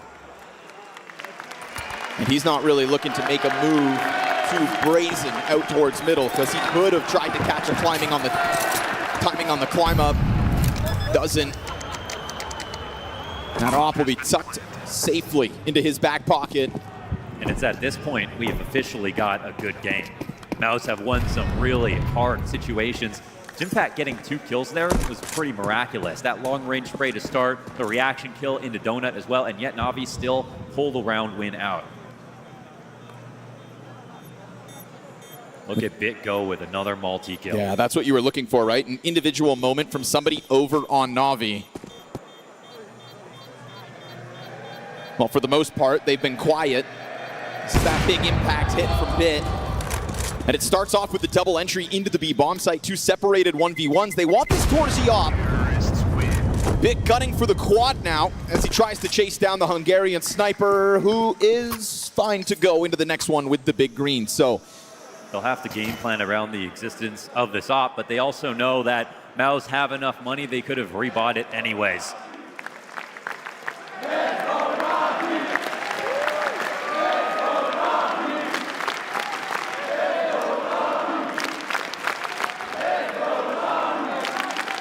Na'Vi will still have some work to do to make an anti-eco happen. And in fact, with the casualties, they're on 3 Galils. Bit sketchy, isn't it? Win around. It is. I'll say the way that they're playing it, it might not matter that they don't have an op. And also with the mid control that takes place, you could win off of SMGs. It really comes down to your flash timings more than anything else.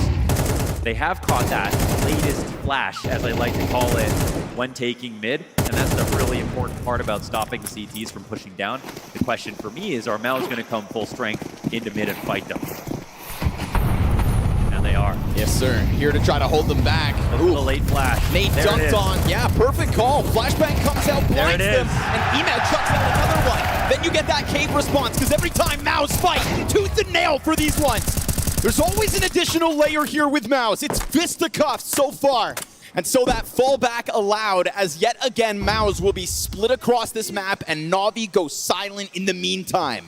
Every time you can bring it to a 2-on-2, it's the CTs who are going to be scared. You see, they're worlds apart right now. They're the ones who are going to be pushing slowly, hoping for a timing, where Na'Vi have the advantage of grouping up. Is there a world where Spinks gets away with this exact same angle again? I think he might actually, his incentive, I think, will be to stay here and stop a cave cross. If he wants to take a peek out to the ramp, he could do that, but he also knows that they have a chance if he stays alive, even if the bomb gets planted. And if they walk up here, besides him going for a spam, there won't be a real way for them to stop this plant. Yet again, not announcing it with util. Check him out, though. Spinks starts to get active. Yeah, now Na'Vi, are they going to overthink? Right? Thinking about this, going deep, making sure, because they have this inkling that somebody's on the bomb site. And sure enough, they're not wrong about it. Spinks about to strike with perfect timing. Again, Spinks is the undoer of Na'Vi in these moments. Man, so many multi-kills here from Spinks. Almost always by himself, by the way. He's getting trades that he shouldn't get. He's completely shifted the outcome of 3 rounds. And it's another bout of successful mid-control again.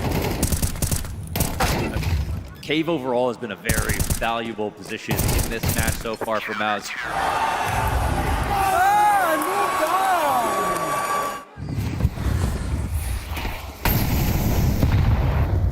Back to the pistols, back to the drawing board, back into a test towards Cave. Xertion banks it off the backboard. 12 and 6 as Xertion make it 13 now as well, right? We could talk about the Spinks big individual impact moments, but quietly Xertion is topping the charts. And as you'd anticipate here versus Pistols, it is MOUZ just cleaning up frags as they trickle into them one after another, one by one. This T side getting nullified. Xertion at Krakow was talking about how he's focused on being serious about winning and nothing else. Last year reference, getting burnt out, having crowds against him, but trying not to focus on that. Ooh. And, well, 1 kill here, bomb awkwardly on the other side of a Molotov. Wonderful, however. He's got Surely one not. response. Yeah, Torsi, confident out there in the open, is going to say enough's enough. Keep 2 alive here for MOUZ, but it's still that 4-round lead secured. Deaths in a lost round is, it can still be impactful, but we're nearing the end of the half now. You could actually make the argument early and mid-round, it's Na'Vi who have had more control, more kills. Yeah, 100%. And it's really MOUZ that have had to save themselves over and over again, and they have. I mean, in the last 6 rounds, it's 5 of them to come up MOUZ. 4 of those 5 rounds, you're looking at 3 deaths on the side of MOUZ, and usually it feels for at least a moment that Na'Vi have footing in each and every one of these, but it's those late round moments right now that are just eluding Na'Vi. And those are the moments that are valuable because they're worth round wins. MOUZ are going to be very comfortable, very confident with what they've achieved so far. Welcome to the big leagues.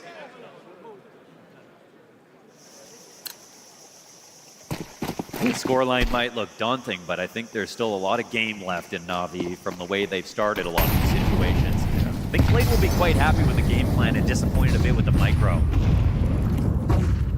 Blade uses that second timeout coming into this round. We'll see if they're able to convert anything off it. Roland testing the smokes again. It is him through the cave. Massive. When at times Na'Vi are looking towards Red Room, towards the top of middle to get that first duel, at times it's Jimmy or Xertion tucked into the corners. And now with Cave just having a chance to extend, it blindsides Na'Vi. Torsi clipping Emat on his climb up. And this is the best start so far from MOUZ. Totally dominating in mid, showing us again what they can do with Cave. Not everybody is pushing Cave these days. Like, it's kind of fallen out of meta to take a lot of the fights there. There has been a lot of mid action, but there's less spams, less defaulting, where it's a Cave guy versus a guy lurking outside of it. But Na'Vi have been extremely liberal with all of their peaks. They have not been shy about peeking out. Or MOUZ, excuse me, not shy at all. Yeah, as we get another instance of it over and over again. Na'Vi not even given real room to wiggle up this ramp. Wonderful's got a valiant 1v5 effort ahead of him. Bit of utility to try to pull off the miracle, but it's not going to happen. MOUZ remain well tethered. MOUZ remain hyper-focused on just dominating the CT side. Gunning for a 9-round CT half on Na'Vi's map pick. So again, I mean, Na'Vi on this map, I don't think they're afraid to play either side. It's more so about the fact that their history with MOUZ has been spotty, the fact that they could have had far more rounds in this one half, and if they had one or two more crucial situations, they could have had anti-ecos on the other side of it. So the volume of rounds isn't there for Na'Vi. If they end with 4, I think they'll still keep hope alive. It'll be a tough go of it with limited guns again. Low health off the charge here from Ime. That early 2K hasn't been seen since, and down with nothing again as Brolin through the cave just continues to rack up frags and continues to shove Na'Vi deeper into this trench of thought that you have been stuffed. You had your opportunities, you squandered them. That 4 versus 2 in round 5 set a tone that Na'Vi have tried to fight back from, but unsuccessful for the most part. 1 round win since that moment happened. It is time to take a risk here, but... Deagle chases through the red room. That'll catch Xerxin off. But MongolZ has been so limited throughout this attack. 7th frag right then and there. Second chance at Spinks. He knows these players were side by side. He saw them jumbled up and trading grenades. Now the Temple challenge misses. And it's good damage onto Dorji as well. You think never, but at the same time, you've got this walk up into the B-bomb site. Na'Vi have to fight for everything they can. And Brolin's here to rip your hopes from your hands. Denied as Wonderful comes in from the back of that site. We talk about MongolZ's impact on Ancient, and we had to wait an entire half to truly feel it. A triple D kill, and now a Jimmy clutch that will be put on ice. Na'Vi's lifeline comes together in round 12.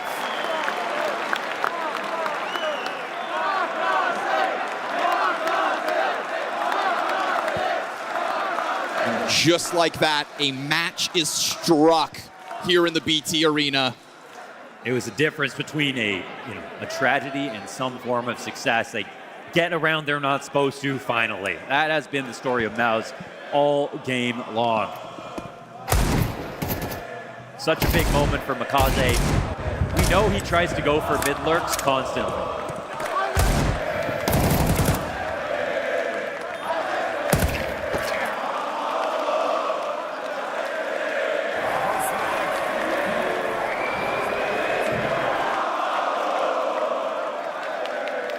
Not a bad backdrop for a little Counter-Strike on a Friday afternoon. And one that's hopefully, for Na'Vi's sake, weaponizing the motivation. Is anyone drunk yet? Very responsible. It is the weekend. I'm surprised for a university town. Yeah. Well, if Na'Vi make this comeback, it'll have to be studied. They've got a CT side ahead of them, but they end the last one on a good note. Fast charge, that's what's happening. MOUZ are just looking to set a tempo. It's their turn to the attack. Dual Berettas of Wonderfuls regain visions and back turn to him. Yeah, shut down inside of the B site. It is total stoppage. And Na'Vi with a chance to let loose a little, but again, no strangers to tragedy in some of these rounds already. And there's nothing more tragic than giving this crowd hope only to lose in the next round. This was very simplified by MOUZ thinking they could just charge up straight into the B play. And for a moment when Wonderful was blind, I thought, yeah, maybe they find their space. But he regains vision and puts a stop to the wave. 3-round gap now. The investment comes through from MOUZ despite no plan.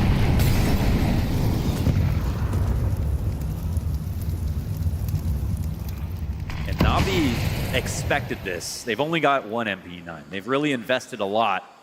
It's going to be low on grenades, sun's out, guns out here with these M4s. But honestly, the Tech-9's already given a bit of space, right? You've at least sunk a tooth into some cave control. Well, if it is going to be the B play, and Navi allow them to take all this space, they've still got 4 here waiting. It really comes down to if they believe in the stack or not. It's just smoke grenades out. Obviously, sometimes can completely cool off an attack. At other times, it kind of catches you awkwardly with timing. Alexi won't waste an extra second. Presses the MP9 against that smoke and finds first blood. Second kill comes with it. 3 Tech-9. He jumps up and over the third and taps him out of the round. We praised Brolin for his ability to hold back that cave. Well, now Alexi B is going to put them in his back pocket as he hangs on versus the force buy and cuts into that lead quick as can be. Getting them to run through smoke, shutting them down before they get in. No good trades here for MOUZ to speak of. And just like that, they are cutting down the lead. And with that investment comes an even easier round.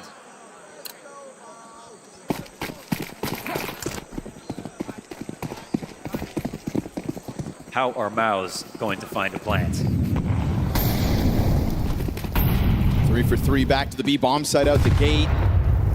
Navi's pieces out middle, given a lot of free space, and Bit just giving it a jump spot. Deny this plant, keep a bunch of bodies up, and Navi's suddenly going to feel like they are right back in this endeavor. You could chalk up the first half. It goes back to the first half. Game plan from Blade was actually really good. It was mostly about the trades that they couldn't get. But so far we've seen even on CT's side, they know what MOUZ are going to go for. It's been a repetition into the B site, and Navi have been consistently ready here with multiple players. Now, they're holding this cutout spot, which I love, where MongolZ plays. Clean. And you can't be scared to play for a little bit of information, even if the other team has nothing.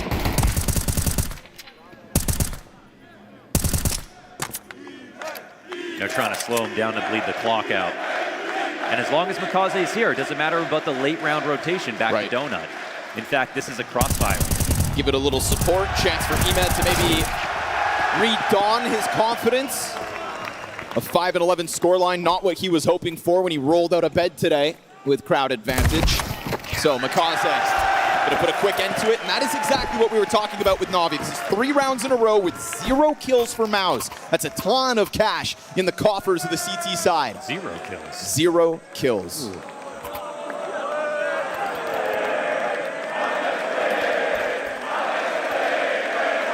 And so it starts to feel real, but false hope is a cruel mistress. First gun round comes through by MOUZ. Let's see how hard they can fight to keep this lead.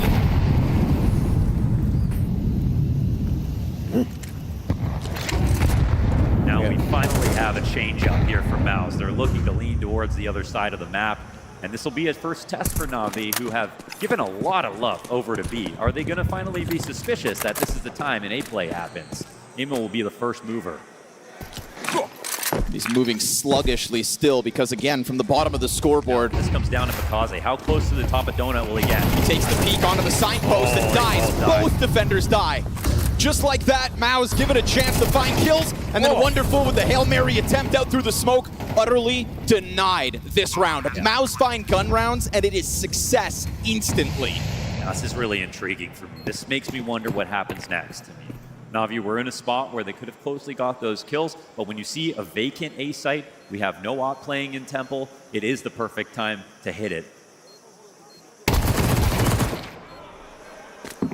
And now, unlike in these previous rounds where we had MOUZ get no kills, now they get all of them. Alexi's only got this FAMAS left over. Lonely over here in the back of CT. So what do you do now if you're Navi? You kind of have the B site locked down, but it's contingent on stacking it. And if you're MOUZ, do you copy and paste? Do you assume that Navi are going to go for a B stack again and ignore the fact that you did just try to take A once? This is where it becomes a game of rock, paper, scissors.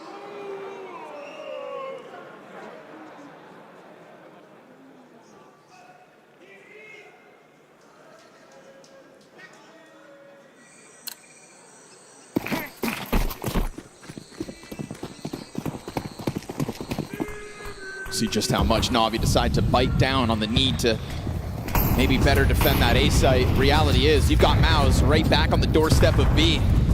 And Na'Vi haven't really pulled anything away from that usual start. We still got Alexi looking for an early duel here, right on the corner. As Sershin nears him, he will cut that down on the fallback with a second. And then again, this double up inside of Cave. It dawned a lot of success for MOUZ on their CT side, and Na'Vi are able to tap into it in the 5th round of their defense. Torzi has been able to surpass that. Listen, we can sit here all day and cheer for Na'Vi, but they need to be able to close these advantageous positions. It is something they struggled to do in the first 12. I feel confident calling this one done, surely. With the way that they set up again, it shows you they're totally in tune with Na'Vi's ideas, or with MOUZ's ideas here. It's another B play. Na'Vi do not get scared about the fact, they do not fall for the conditioning attempt from MOUZ to show how vulnerable that A site was. They believed it was going to be a B default. Once again, they're correct. They win in the same way that MOUZ won in their first half, which was the cave plays. Alexi putting up 2 kills.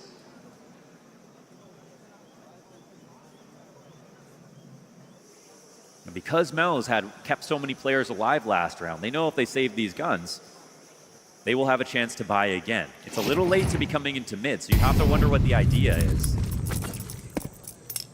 Yeah, it's just to keep their attention. Right, so yeah. Maybe keep them off their backs as well, right? Make sure that nobody comes hunting.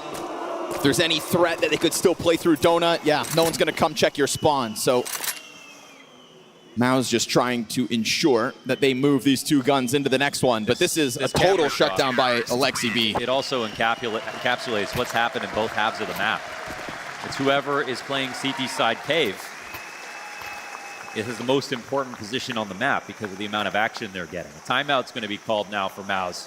What's been nice to see, though, is that even though it's success from the same position, it's also success off of confident moves, right? That's not Alexi just sitting in a corner, setting up a crossfire with somebody else. That's Alexi really prodding to the absolute limit of cave. You know, one step too far, there's 3 players there, and you'd think Alexi's done for. But also too passive, and they set up the double swing, they get that yes, kill. Sir.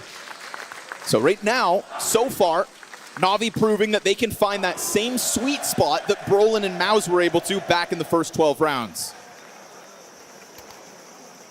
1 round away from tying this game up. And Na'Vi know themselves how tough it was to stomach these 1 round. Well, I mean, at this point, 3 first rounds in this half with no deaths. Even though they lose this 1 round pretty one-sided, they have so much left over after that loss.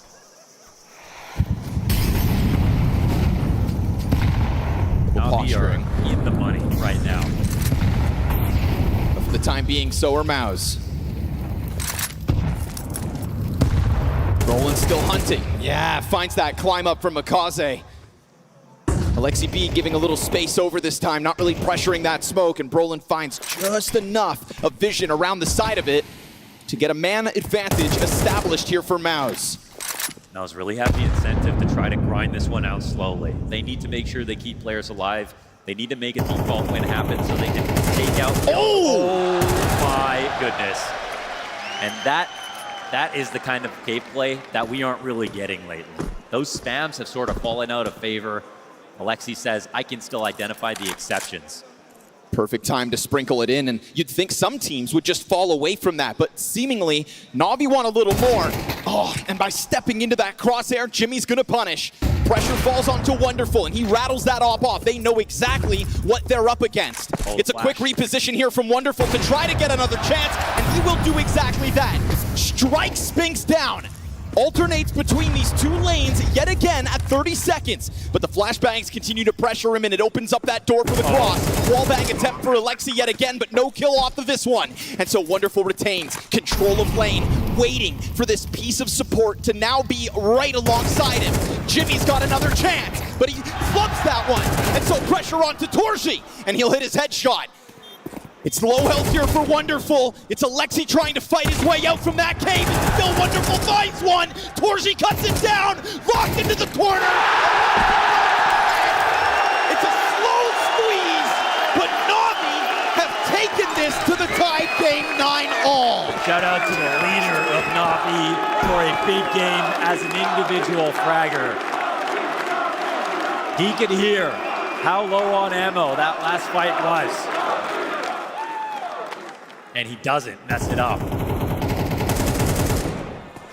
Now, very small thing, but Wonderful. When he threw his fallback flashbang after taking his first shot, he did fully blind 3 people, made the rotate around to short. That set up a timing for a good peak.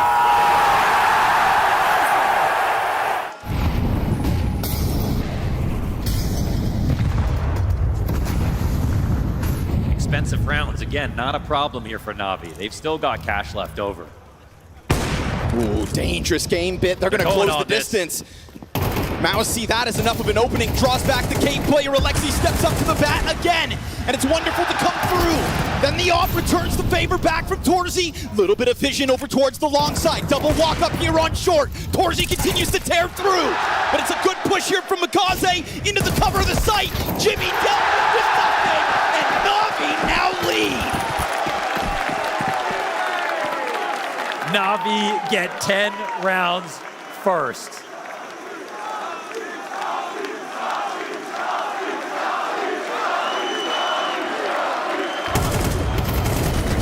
And these rounds electric. A lot of moments where somebody has to step up. A lot of moments where you have a decision to either make a play or fade back into the shadows. And right now, Na'Vi want this spotlight. And right now, MOUZ can't handle this smoke.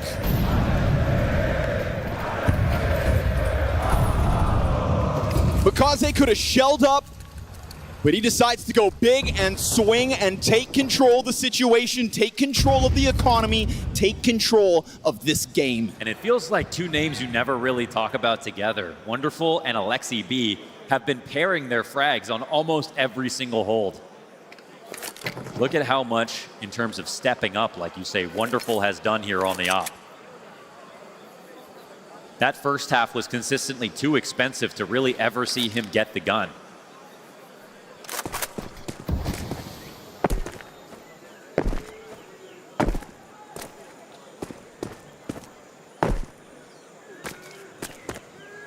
This continuous lean back within the defense too, right? They've been finding a lot of value from the lanes. Putting a smoke in front of the ramp. If MOUZ decide to try to pop through this, you've still got Alexi on both sides. Him and Bit looking to tether yet again, testing the side of this smoke. It's free real estate taken over by MOUZ. It's a second frag. Each of your defenders may have stepped up for 1 each. But now he has chance, maybe. In a round where he should have an advantage. Tech9's gonna blindside MongolZ. Didn't anticipate the corner. Whoa, 3 inside the cave. Missed utility too, right? Or never mind, trying to clear back sight just to guarantee that nobody's actually back there. This is a rambunctious move here from MOUZ. They wrap back down to the base of the ramp. Imez in the middle of it all. A lot to be desired on some of these moments. He's going to tap that bomb and try to fluster them, but goes down with nothing. And so MOUZ's rebuttal comes through with Tech9s. They tear through the bomb site they previously just couldn't chew through. And you know they're excited about that because this half has not gone well. They needed some kind of win in this way. Again, it doesn't really put a dent in the overall economy of Na'Vi. So mentally, they shouldn't think about it too much. But they know this is the freest route to victory. But with Na'Vi, it's never free. It's another round, though, Launders, you can point at and say, you should have won that. You should have won that. How many times are we looking at it, you know, an advantage in guns or in numbers or in map control that just keeps slipping through your hands? Definitely. And how many times can that happen in a 10-10 game before it fully costs you? Well, the first thing I'm telling Na'Vi in this moment is you're losing an eco. You look at the rounds that you won in this half already. MOUZ have not proved anything except for 1 A rush and 1 Tech9 round. They haven't won a full rifle towards B. They still have some proving to do. And Torzi is always the guy to try to get them fired up.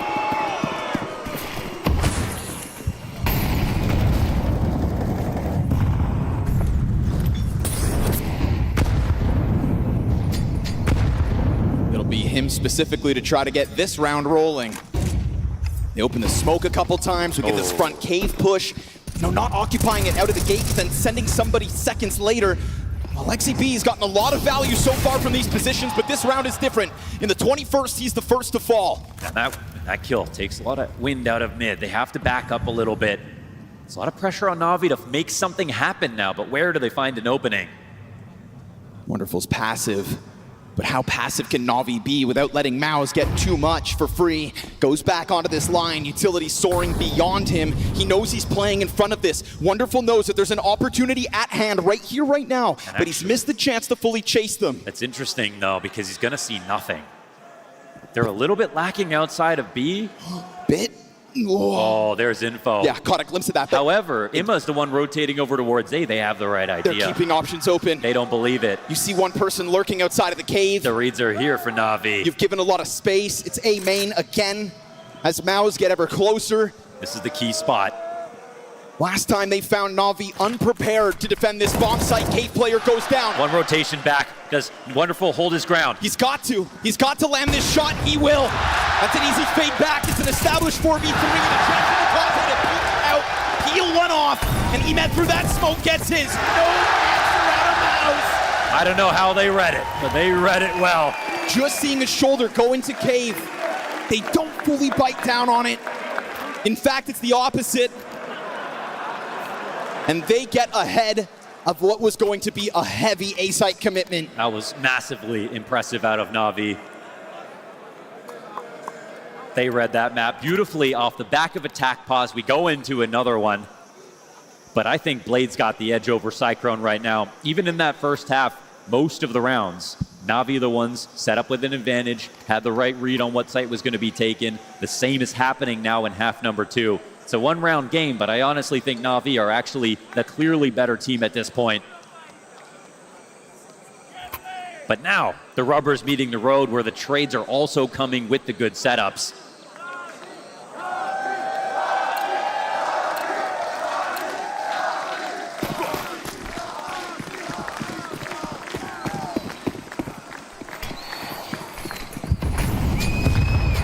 Pressure to maintain that Torzi can't get out here. He's going to be given another chance, though.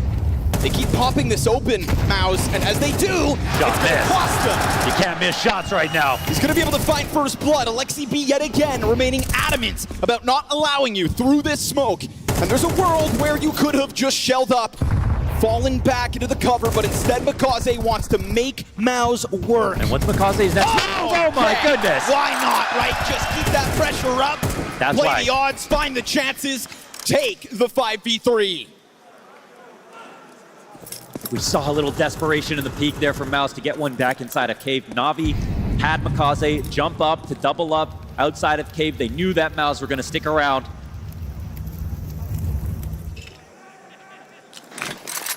Now you've got the huge advantage in this 5 versus 3 that you can just play all options. Starting to get a bit of donut presence here for Na'Vi as well as they sense mid play off that smoke. Oh, this round is going to get late quickly for MOUZ if they don't make a move. Sertion is freed up to come and join them. Problem is they can't get that rotate over from the A side at this point. They've got to hope that there's a failure to trade here. We've seen good things come out of MOUZ when they blanket this bomb site with smoke, and they're going to do that again. This is how those Tech 9s were able to get through the defenders. Will the corner be cleared? Alexi B into it, is able to hold back Sertion. It's all in on ramp now for MOUZ, and Brolin's going to make it happen with the Galil. At least a little more still to fight for. He will connect the double. A 2 versus 5, 2 kills into it, make it a third! Oh! MOUZ are in the middle of a robbery! And as Brolin finds the upgrade, now you have separated what remains of Na'Vi. Now you have Imma making the big rotation around. They will identify cave as the problem. This moment tense, because it means a lot for Na'Vi. This one could get diffused right in the open. Opposite side of pillar. They're going to hold this. He's going to jump on top of it, and MOUZ are going to have to come running out. They can't do anything. They need to run it down, and they don't. Oh! Na'Vi take their 12th on the brink of another heartbreak. It's Imma deciding not to go cave and to go long. A robbery in broad daylight. This guy may be 7-15, but by God, he just gave him that 12th round. That's winning with your brain. They said have as many kills as you want. He's looking like an anchor in the frag department, but it anchors what you need to just sit on top of bomb. The bomb plant opposite side of the pillar to avoid getting spammed. And then they double up in cave. They've done that a couple of times now, MOUZ. Turtling has not paid off. Still coming back into it though with all the hardware they could hope for. Frag grenade's gonna soften up MongolZ. That's a deep throw as well from lane and around where we don't get as much of an extension out by Alexi. MongolZ picks up that mantle instead. He's also showing them that they have full control. It makes it hard for MOUZ to go for a move right away. Bomb's not getting collected for the moment. MOUZ desperately just want to make it a 5v4 first. They can't do that right now. They just need to hold their nerve. That's what they look to be doing here at a minute. Setting themselves up in the aura of silence for that, and it's a missed opportunity. It's late to get a chance at that frag. We go past a minute, and because there's no op over here, we've got to push. Util lets them know that Xertion's out here. He keeps that first kill clean. Insta headshot. Imez able to get that trade back. Here it comes. It's a flurry out of MOUZ to try to take down the B site. They get jumbled off, and Bit has gone ahead to cue this up. It's half health though. Very winnable clutch. Cover for Torzi, and nobody rushes him down. Look at those health bars. Torzi now hears them coming, and he'll only find the one. 4 rounds in the first half, and still not be fight through in the face of a challenge out of MOUZ, a team they've not beat since 2024. They strike first.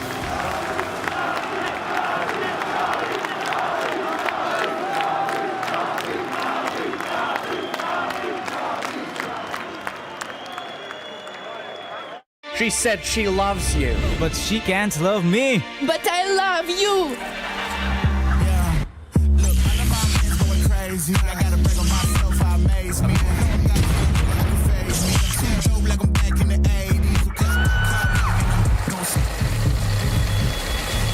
I won't play window anymore.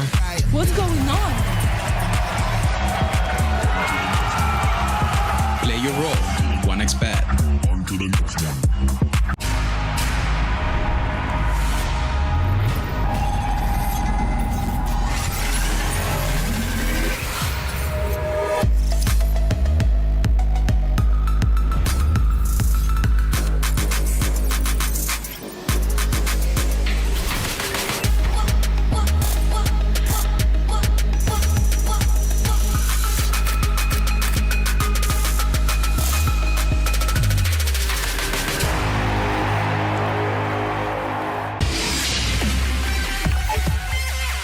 The human body was built to move.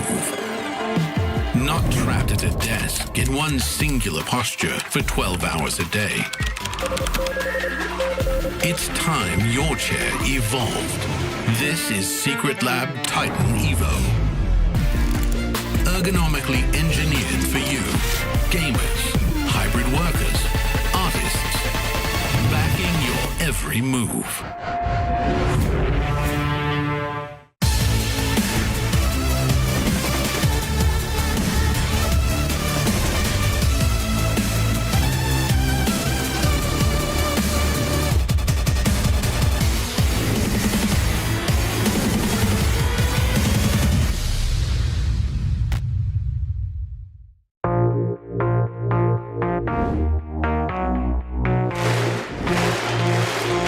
Astana, are you ready?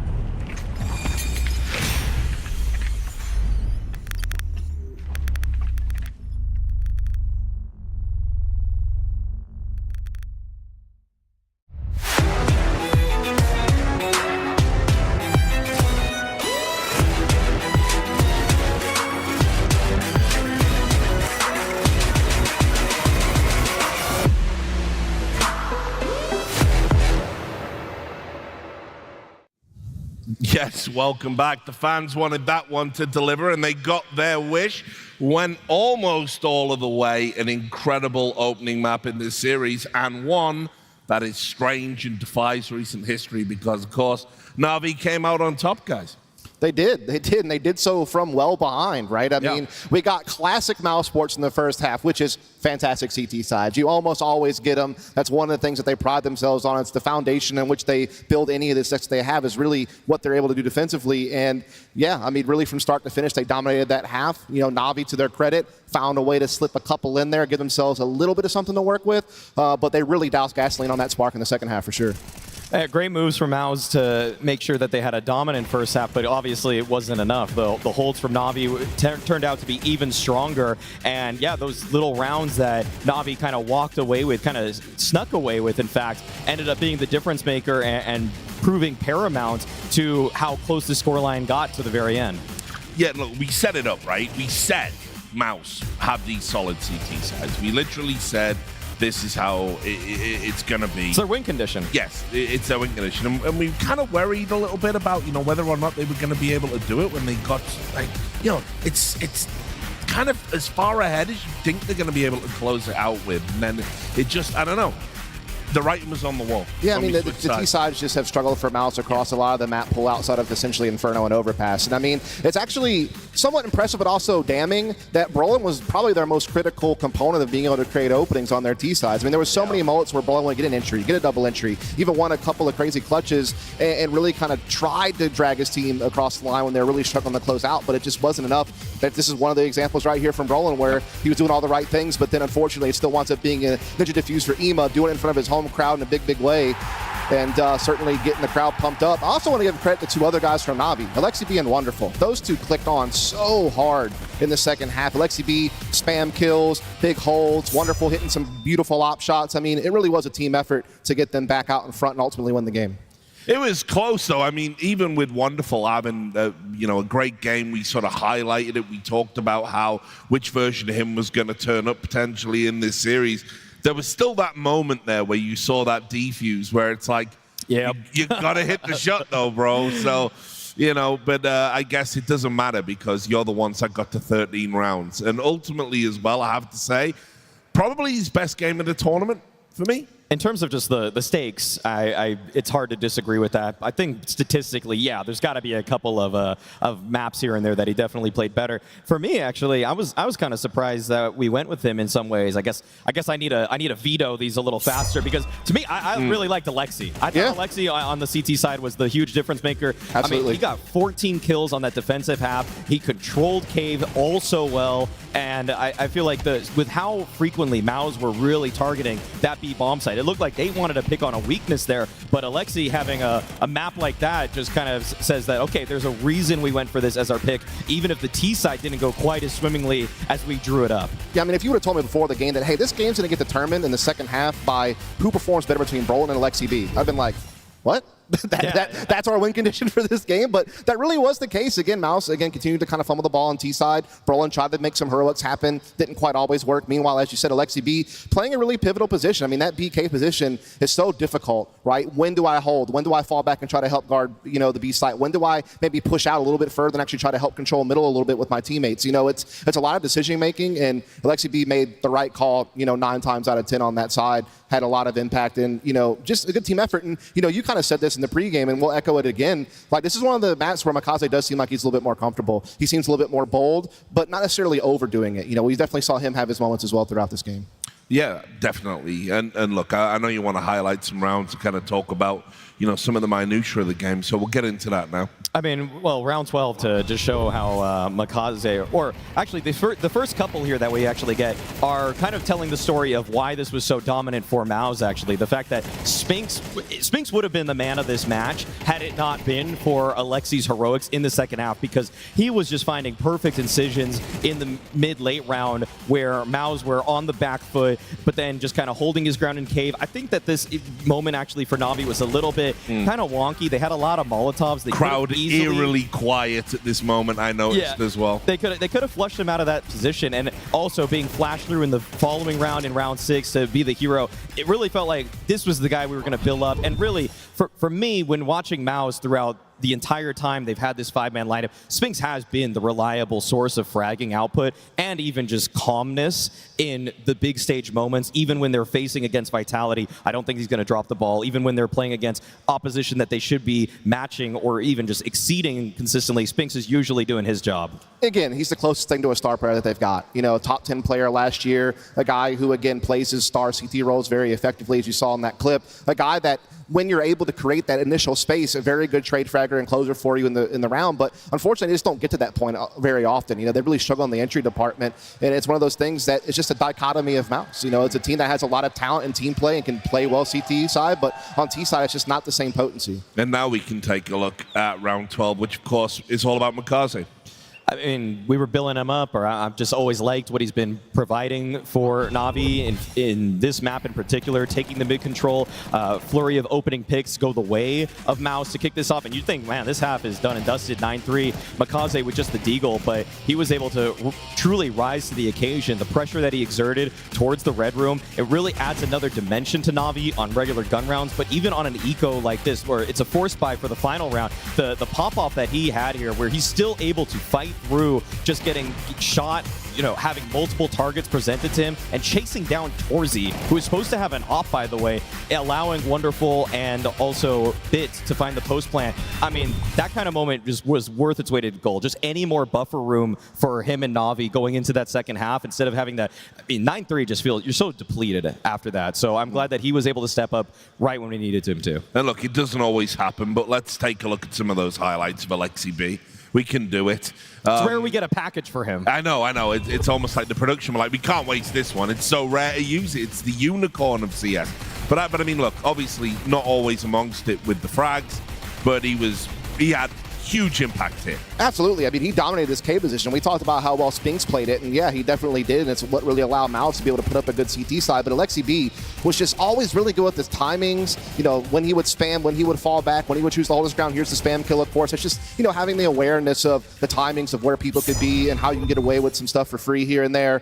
And I mean, look, he only had 2 rounds the entire CT side where he didn't get a kill. And look at this heat map. He is literally dominating B Cave, and that's one of the main entry routes to the site now taken away from MOUZ Sports, making them have to fight that much harder to get any type of control onto that B side and get any type of comfortable plants, and they really couldn't. I mean, I also think it's worth noting that he got all of those CT kills, but not a single of them was even away from B. It was also a fairly one-note approach from the MOUZ side that they just wanted to keep contesting him. It was clear that that was their game plan in this one, and sometimes that's been the problem with MOUZ, that they have these sort of one-note game plans, these singular ideas, and then unless Cyclone calls successive timeouts, it's sometimes hard for them to just break from the idea of, well, we wrote this up in the pregame, we wrote it last night, so why are we going to change it now? But the hot hand was just consistently fed, and Alexi just completely feasted on him. All right, speaking of heat, the next map, Inferno. Obviously, it's one of those classics, you know, that you always see in a series. But again, both of these teams very familiar with it, and I think this has another capacity to be a classic encounter. Yeah, unlike some of the other maps in the pool, this is one of the maps where MOUZ do look a little bit more balanced as far as where they can have their success in the game. Obviously a strong CT team, but also a really good T-side team. I think a lot of it comes down to just how good they are at split pressure. Obviously, Xerxes and Banana control is a big part, but Jimmy is a guy who can be active in apartments and look for timing. Spinks is a good trader. And, you know, in the last game, you know, when MOUZ won, it's because Navi were only able to come up with 4 CT rounds, and a lot of it was because they were unable to win the exchanges in Banana. MongolZ and Lexi B were kind of getting bullied by Xerxes and Brolin. And in the last one, and when these two teams face off against each other, what was so notable about MOUZ is how good they were at trading. MOUZ, for this year, is the best trading team in the world. And that was they were no stranger to that when they were here on Inferno. And even though occasionally, actually Navi very frequently got opening picks, I think in 5 of these clips, they get the opening pick. And so frequently, when we want to talk about CS and the winning team, it's usually who gets the opener, who has the 5v4. But MOUZ almost made it so there weren't 5v4s. It was almost all just 4v4s every single time because they were so willing to chase down those players. And I think Navi has to realize that there is a pack mentality when it comes to MOUZ's T side, and that if they recognize that there is a spot of the map that is being outlined as the target of MOUZ, maybe push the extremities, get a little bit more aggressive in apartments, maybe push down at Banana if it feels like it's an early bracket play, because there is room to flank MOUZ when they are so bunched up like that. And I think MOUZ now are getting just, I mean, Na'Vi that is, they're catching up to speed with how MOUZ want to run those offensive halves. I mean, the bottom line is this, is if you're going to contest banana control, Alexibi and MongolZ are going to have to be able to exchange better than they did in their group stage game, where, again, I felt like Xerxes and Brolin, as you highlighted very well, were always really good at trading. Even if they didn't get the opening pick, the follow-up was there, and then the rest of the team would stream in. But here, this is also a map where when you look at Na'Vi, I mean, Bit's supposed to be the king of Pit, right? You know, he's supposed to be that heavy A anchor, that guy who can make his own timing plays out of apartments akin to a Jimmy to try to give his team more options. We need to see a little bit of that because, again, he came into this playoffs the 6th ranked player in the tournament. He had one of those performances that made you believe, again, that he could be that star. And so we just need to see that here. And, again, Ema, you know, kind of quiet if we're honest. And, you know, it's a weird thing when you're playing in front of a home crowd like this because sometimes it brings you fuel and it allows you to perform at a higher level than maybe you thought possible. But it can also be a pressure on your shoulders because you want to perform for these guys. You want to give them something to cheer for. You want to live in this moment. You don't want this chapter to be short. You want to ride it out longer. You want to make it deep in the playoffs. You want to be able to feel this as much as possible. And we know he's capable of it. He's a great secondary opener on T-side. He's a great A rotator defensively on this map, usually for Na'Vi. It's going to come down to him being able to kind of shake that last one off and realize his potential and show this crowd why he's here. Yeah, and obviously I've still got a little bit of a worry just about Na'Vi. I don't think they've been at 100% at this tournament. Kind of almost like brute force their way through somehow, always finding a way to win. Whether MOUZ, though, can come back from behind with a very loud partisan crowd, I mean, that's just been one of the big question marks about them in general. So we're really set up for a classic here. It should be a really good one. I mean, as we've seen Na'Vi stepping up to the occasion here on the stage, MOUZ have the history of winning in the past behind them, but you got to show up and you got to, I just say, you got to make sure that all of your weapons are continuously tested against Na'Vi's defenses, because even last time when they played against each other, guys that are a little bit more in the back of the pack, people like Yimpat, even he won a round all by himself by just lurking aggressively towards the halls and just kind of limit testing. So I actually, to just see the series extend to a 1-1, I want to see that same sort of individual fire from the MOUZ players and be willing to take an individual risk if the initial game plans aren't always going to a T. Yeah, I mean, here's the thing. So far this year, Na'Vi have looked good on Inferno for the most part. We saw them beat FURIA and Krakow, a very ferocious team to be able to get a win on. They won it twice in Cluj in the group stage, but the one team that did get them was MOUZ Sports, right? And this has been kind of MOUZ Sports' home turf outside of Overpass. And so, again, you're going to have to find ways to adjust. And that's one of the things that Blade's always well known for, right? When you give him some time to look at some film and see what happened the last time around and try to come up with solutions, right? Him and Alexi B, that brain trust, being able to try to adapt, we need to do it now if they want to try to move on to that semifinal. All right, then, guys. So we're going into Inferno, so it's time to throw you back over to Scrawny and Launders. Thank you once more, gentlemen. Got a question, Cluj. I mean, do you believe that this one could truly go 2-0 with the lopsided nature of this series, with how often we've seen Na'Vi struggle up against MOUZ and this map being so good on MOUZ? I just want to hear one time, Cluj, do you believe? What a layup. Ema said that they needed a 6th man, that was what was going to make the difference, and Cluj did roar in that first map. But I think Ancient may give you more to be cheering about, because this will be more difficult. MOUZ are no slouches on Inferno. And I felt this room when it got silent. My anticipation is this game gets extended. MOUZ to a T side of a map they are comfortable with.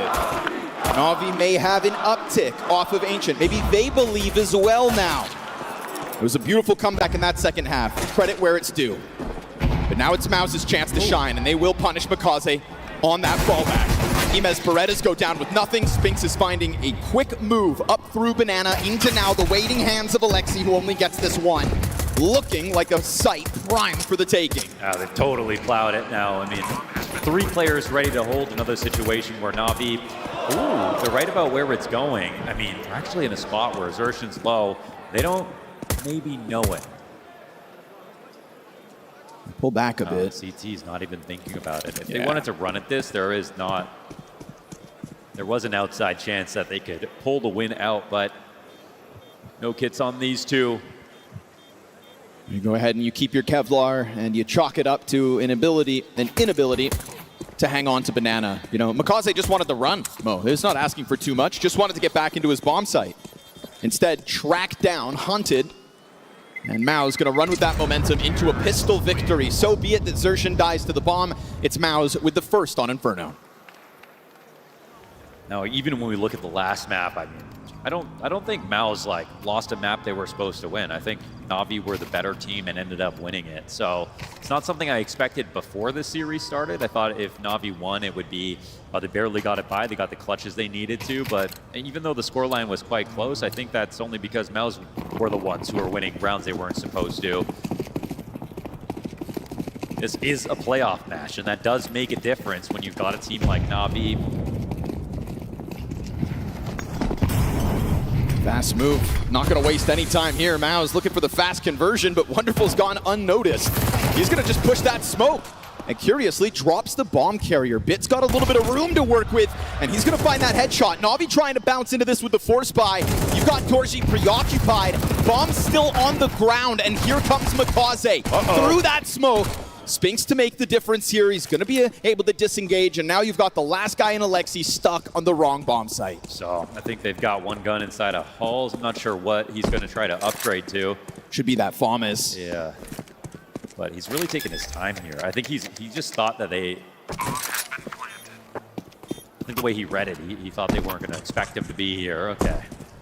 There's that Galil. It's already become a bit late to even really try this, so a narrow escape here on this round where they have to abandon their plans on A, but MOUZ still pick it up. Cost effective out of Na'Vi at least. And I think, again, another moment where like Wonderful and Bit both kind of freed up to make a move. It was within those CT sides as well, back on Ancient, that they kind of kept up that same thing, right? Prodding from cave, going down ramp, never shelling up. That's really been Na'Vi's flavor so far in this series. I wonder if we're going to get 2 interesting maps in a row out of Alexi. Now, what happened that was interesting was we had, well, Spinks was incredible. Zershin actually climbed up in terms of kills, but I don't really remember those frags exactly. I just looked at the scoreboard and he had tons of them. And then on the other side of things, it was Wonderful stepping up to the stage in a massive way. MongolZ got that one huge impact round. Bit's volume of kills matches his performances from the previous maps, and they didn't need Imma, really. Yeah, so I mean, if he's waiting to get activated, that could be a secret weapon. Hey, he stuck that defuse. He's got that going for him. He did actually win that round with his mind. So. This man held one button, but it was a round-winning hold.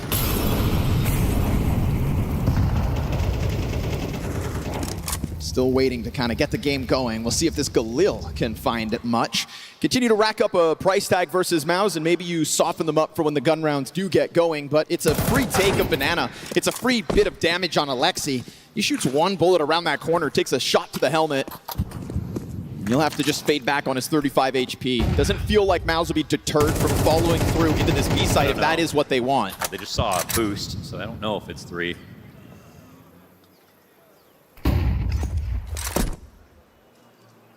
The question is really do Na'Vi leave the site or not? MOUZ are going to turn this one around.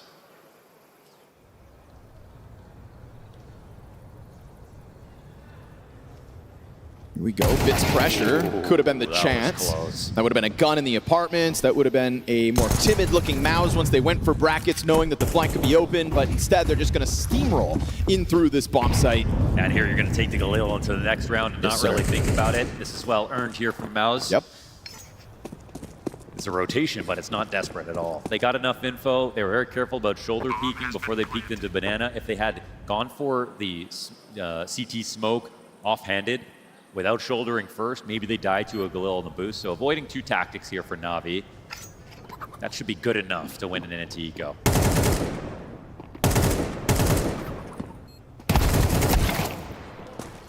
Comes with a price tag towards the end. There you go, E-Man. Try to get the game going. Zershin coming out of spawn. Yeah. Trolls crawling out of their caves to make sure that they can hang on to their weapons. Wonderful. Thinking about going in there, but with this P250, love to find an upgrade. Still a chance, yeah, at these last second deaths. There could be another one right here. Oh, yep, they get it. Oh, Jimmy goes down, and so a little extra cost to the round, but I think MOUZ is still relieved to just get that 3-0 kickoff. Yeah, and didn't get that last gun upgrade, but a couple's enough to be happy about that.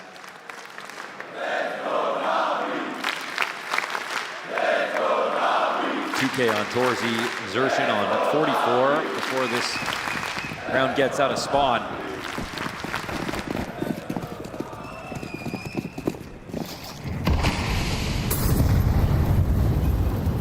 So the battle of the grenades begins. A lot of discussion again on the desk about MongolZ's ability and willingness to throw himself against this constant threat.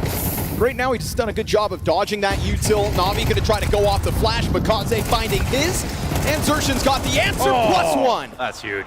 Catching Alexi, trying to support it with that utility, and look at the health he pulls that off with. Critical 2K bounce back here for Xertion. Yeah, the Xertion MongolZ conversation was the sort of the finisher of the entire deal of Inferno the last time they played, and it was Dust who said that you got to hope that Xertion is the one who ends up being better overall, and he was. From the T side, very good kills. And you see a kill through a smoke, that's part of the game. You're going to have to get some of those. Walk up from Emet towards brackets with this close Jimmy setup. MOUZ departing though at the same time. They know what their target is, and they're going to hit that 3v1 on Wonderful. So a bit of a honeypot here around Jimmy. He's happy to take these peeks out as long as he doesn't die. Keep him busy. Keep the numbers lower towards B. They now know at worst 2 defenders here. What can Wonderful give us? First shot's clean. And a molly. Falls back into it, gives himself a smoke grenade to work with as well. He could buy valuable time here. But Torzy's trying to go over top of the oranges, and that's going to whittle Wonderful down to 47 health, but still, he clips a second. It's the frag grenade that opens it up. Emet then gets vision. Bomb denied for now. Spray comes through. Torzy's second kill is big here, and he has given himself a lot of time to work with. Yeah. It's a desperate run up from Bit, flanking around. So he's going to walk over a kit. He has a molly for Nubox if he wants to use it. Bit's going to try to play it low pro. No nades, but the stomps. Now Torzy knows exactly what's coming at him. He's thinking it's Emo. Molly's coming now. This is going to flush Torzy out, and Bit makes sure he will find that headshot, not waste this opportunity to get one. That's Wonderful on his own. Emes rotate, and that smoke getting popped open, that gives Na'Vi their chance to find one here in the 4th. It's delivering on all fronts. A little more than you need from each person. And a 1v1 from Bit, that's kind of how you want to set him up every time.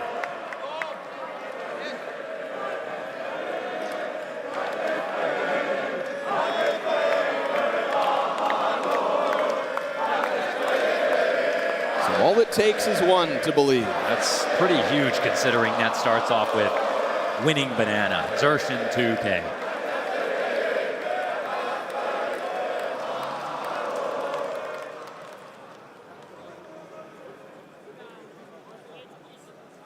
Blade immediately getting involved. Yeah, of course. It's a scary one, though, with a clutch, right? One person surviving.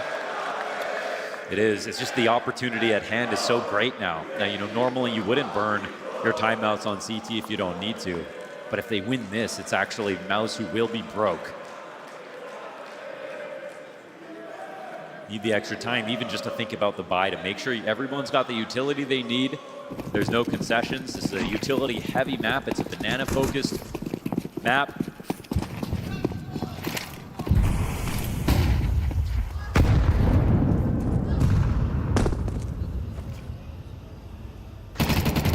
Xertion is the man to catch.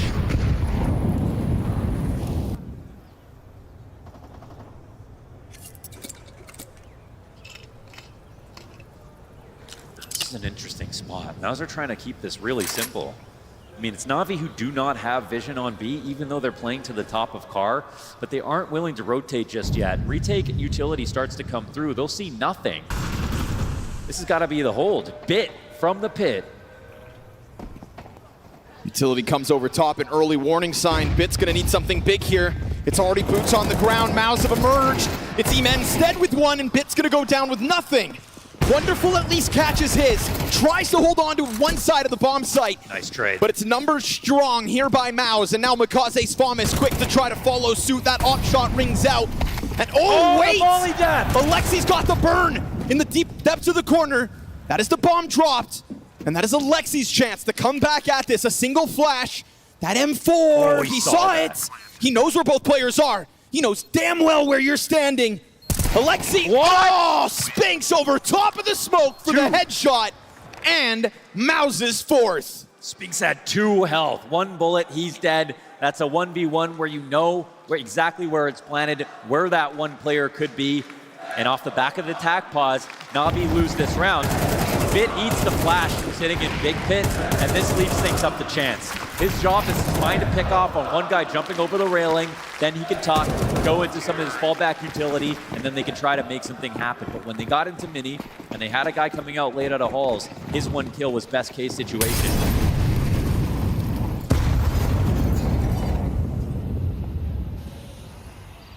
Now the ramifications of a bit clutch in round 4. Na'Vi back to pistols. Keeping some money in the back pockets, but also a couple tools for the job with this one. What's that MP9 really gonna get done? We get 3 Na'Vi players on that bomb site. No contest for Banana. And yet again, taking over apartments are MOUZ, and not doing it as well just on their own, but 2 players in there, making sure that if there are any pistols pushed up. They're working really hard to try to draw rotations, but there's still 3 peaks. Careful these peaks. Yeah, MongolZ kind of commits into the MP7 and Brolin will best him. It's an interesting moment though. They block with the smoke, they still have 2 on A. They have an arch rotation spot open.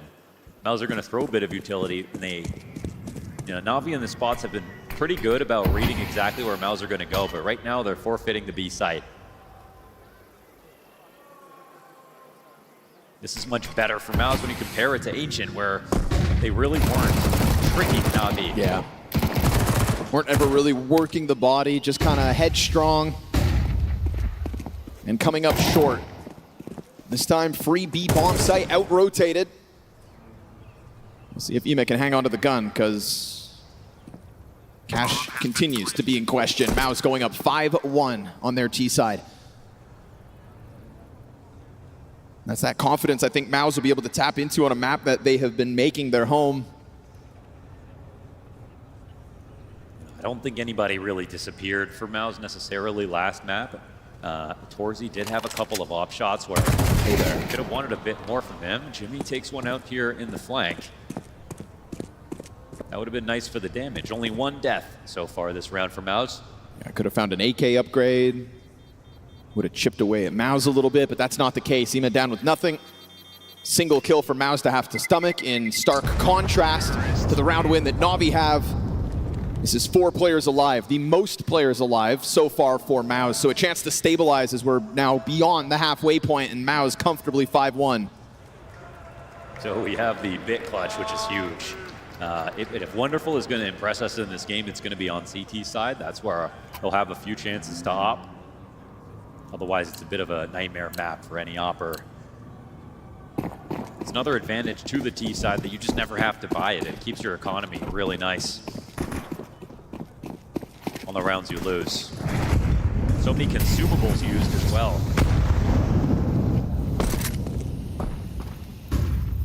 Always chipping away at your savings. And here's that wonderful op.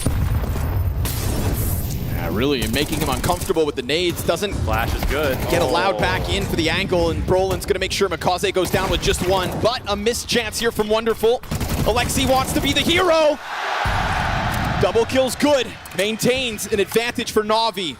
Much needed moment there for Alexi B, trying to tap back into the impact he had.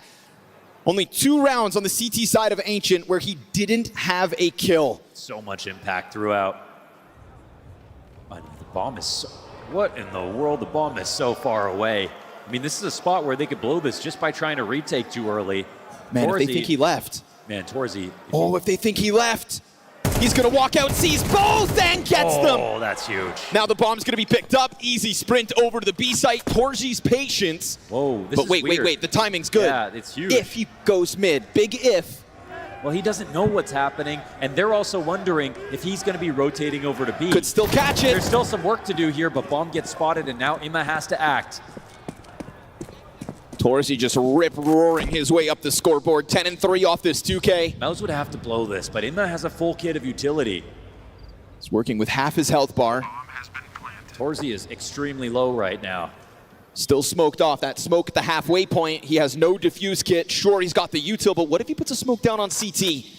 Or would he rather put it down on the bomb? It would be like that cave round back on Ancient. Sometimes T-sides have a frag in case he smokes it off, so I think instead, gotta try to pressure this. They're hanging on to those frag grenades just in case. Goes for a deep angle. Nobody giving him a thread to pull on. And so as he puts that smoke on top of the bomb, hoping maybe to just stick this, they are going to pop that open and expose him. He looks for the fight. Oh wow, the lineup, but again, no kit that entire time, so even MOUZ don't know. But this one was still a far gone attempt. MOUZ up to the 6-1 score. That was a close call and a nice try winning off of kills, but again, no diffuse really makes the difference. It's a super solid half so far from MOUZ. Every trade they're looking for, their map control's good. Torzy getting that 2K and B. That's just one thing you can't let go for Na'Vi. Now, obviously, it's confusing for them. No plant comes in, they have the site.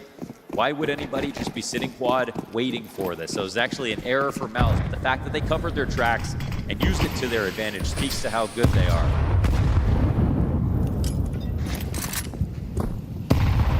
Oh, nice shot from the pistol.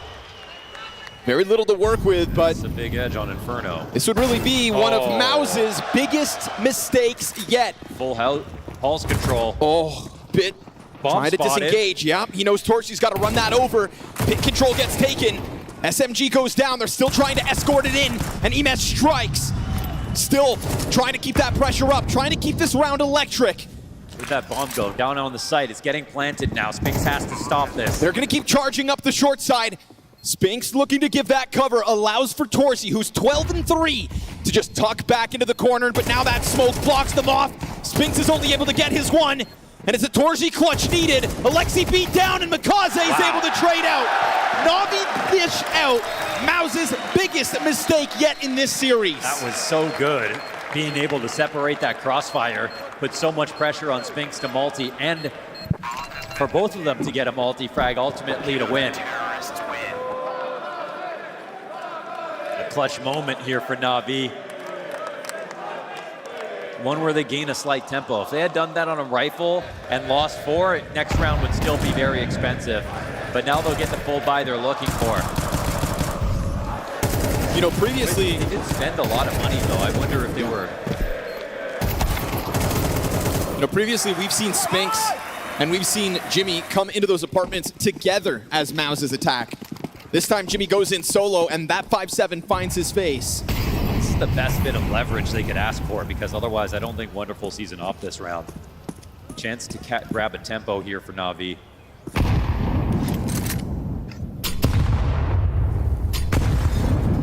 That's going to happen on Inferno, man. It's a very equable map, and you've got to take those on the chin sometimes. Obviously, MOUZ were not hoping for it, but they were already up 6-1. Still in the power position.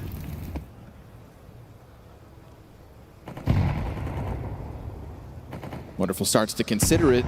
Oh, he's going to catch this. He's found the timing, yeah. Yeah, perfection. Oh. Second player's just a little preoccupied with throwing out that utility, and Wonderful timing to a T. They still got car control as well. They're going to run at this on A. Emes extending outwards. He's got the gun advantage over Brolin, but we'll see if he really presses the issue in. Brolin tucked into the corner. Wonderful catches a kill. He's still working. Yeah, Wonderful's on it. All 3 frags so far this round are his. He can make this a highlight right now. 2 guys in front of him. Effectively slicing through them one after another. Quad kill for Wonderful. Pulls it out of the hat. Just like that, it's rounds back to back.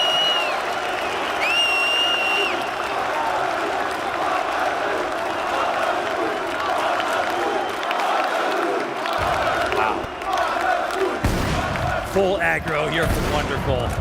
Not looking for any babysitters. No one here to trade him. Every fight on his own terms. Isolated every single duel.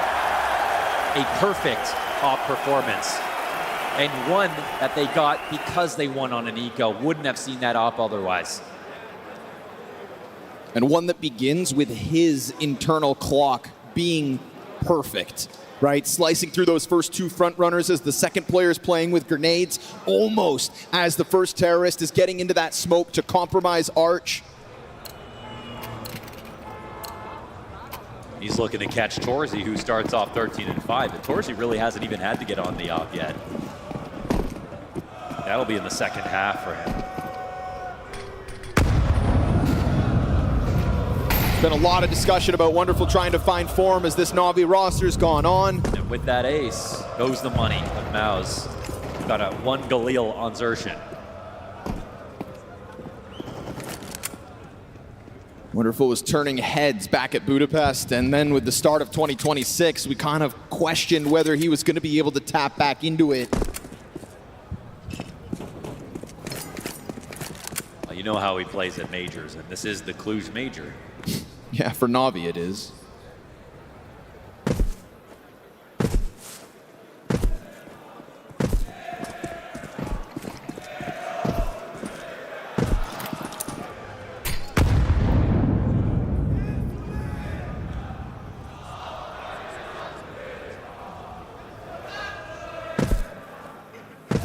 3 rounds to try to rack up a tied score line. That is what Na'Vi now have in front of them, thanks to Wonderful.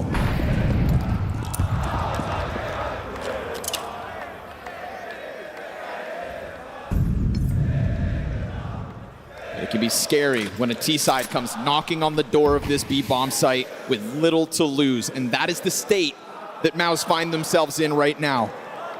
Solid amount of rounds, 1 rifle looking for the kill, looking for that thread, which could damn well unravel this setup. MongolZ first, he'll find his, then the Galil strikes. We've already got Wonderful's rotation over. He continues to rack up these frags now, but they will jump beyond, and they've lost their timing. No time. They've lost it because of the sight hold, because Wonderful takes it from them. They're lucky to even die there. That could have been even more expensive.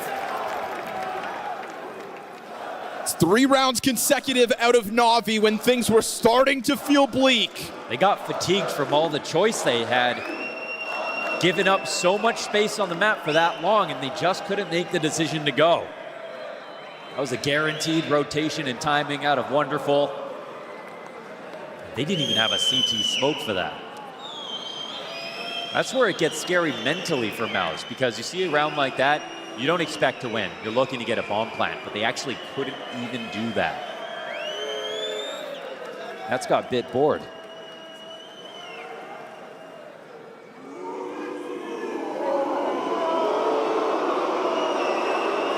Oh, sounds like Budapest in here.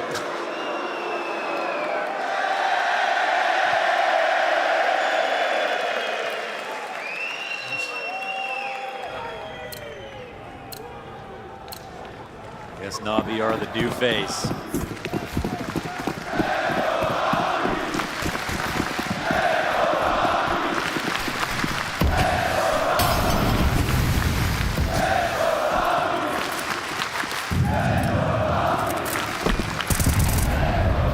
The utility battle on Banana, but it doesn't look like MOUZ want to sign up for that first volley. I'm telling you, MOUZ don't put this one together, they're going to shell up a little bit. There's already a nervous-looking moment. Won't matter if it's just one. A bomb being left in spawn once, losing out to the clock. And then it'd be the entire comeback on this half. So time to hold. Na'Vi are running the old school Virtus Pro setup here. They're boosted up on porch. You do this so that you can see over top of a arch smoke or a lane smoke if it goes arch. Spinks approaching this solo. He's got a player behind him, but him and Jimmy, Bit kind of freed up to go for that fight, but he tried to run at that because the volley came out. Bit will remain at the bottom of Na'Vi's scoreboard, and MOUZ have a man advantage now. It's pretty good information here from MOUZ. I don't know if they're going to put together the Takes setup. the drop. Na'Vi haven't really been falling for a lot of things right now. Wonderful's freed up. Yeah, he's going to get more aggressive, but he misses. He's hit everything other than that. Emet, time to be the hero.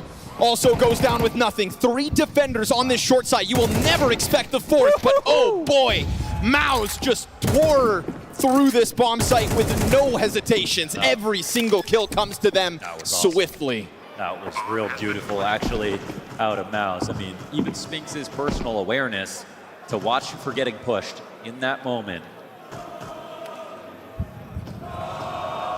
you needed to kill him to stop the multi. That was half the setup gone. And so it's actually, I think, Cyclone talking right before this round goes live. There is a heavy coach presence put into this match. You know, with the setup like what Navi wanted, with the 3-player short side, the old VP stack, that really is a setup that responds to the nades, like you're saying, right? But then when Bit decides to go into Boiler, does that cost them being stuck in that setup? Because it felt to me like 3 separate 1v1s, one after another. You know, you're kind of pushed to extend. Obviously not the plan from the start. Maybe Wonderful could have brought it back, but I think the calculation is less so if Bit dies and more so if Bit wins his frag. It's like the round is sort of done. They can take overhauls. If someone tries to refrag from middle, that guy dies. And so you've just dominated. But instead, that first player going down, they see it as, well, we're still holding on to Porch. We have an extra guy here. Well, they tried to hold on, but MOUZ weren't having any of that, were they? Insta-kill after insta-kill for the 4. So Navi's dreams of tying up this half evaporate, and so will MongolZ again. As it is MOUZ to come at Banana. You know, they've changed up their timings. One round ago, very much passive, letting those nades come out. This time, it's that sudden pounce, and it feels like MOUZ are kind of giving different flavors over to Navi, so that they can't quite put their finger on it. They make a very hasty rotation. A round 12 stack. But MOUZ wisely are walking away from it. Prescient about the rotations from Navi. Yeah, A-Site looking prime for the taking now. Xertion's going to continue to rack up costs here. Navi down to a 3 versus 5. Even with Xertion on such low health, he'll just bring up the rear for MOUZ. He can hold off for any potential banana flanks, and the A-Site will soon be found free for the taking. The firepower is here, man. Yeah, there it is. Oh, Xertion just going to put this one on ice and go 8-4 on the half. So that little bit of a resurgence from Navi, short-lived. Yeah, could have absolutely been a comeback, but what can you say? It was a masterfully won round towards A right there on round 11. Now we've seen this scoreline back on Ancient, but it's different now. It's different now because the better team is clearly in the lead. They got the half they were looking for. They did great off of the tack pauses with Cyclone getting involved. And as we switch over, we know they're excited about it. Round of applause for the mayor of Cluj-Napoca. Wow. Thanks for hosting.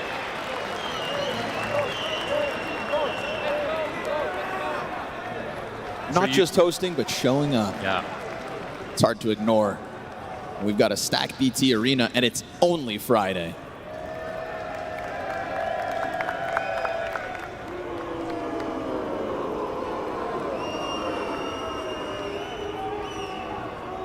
Maybe a much-needed pistol here for this one. Torshi's not wasting his opportunity to leave a mark on this game.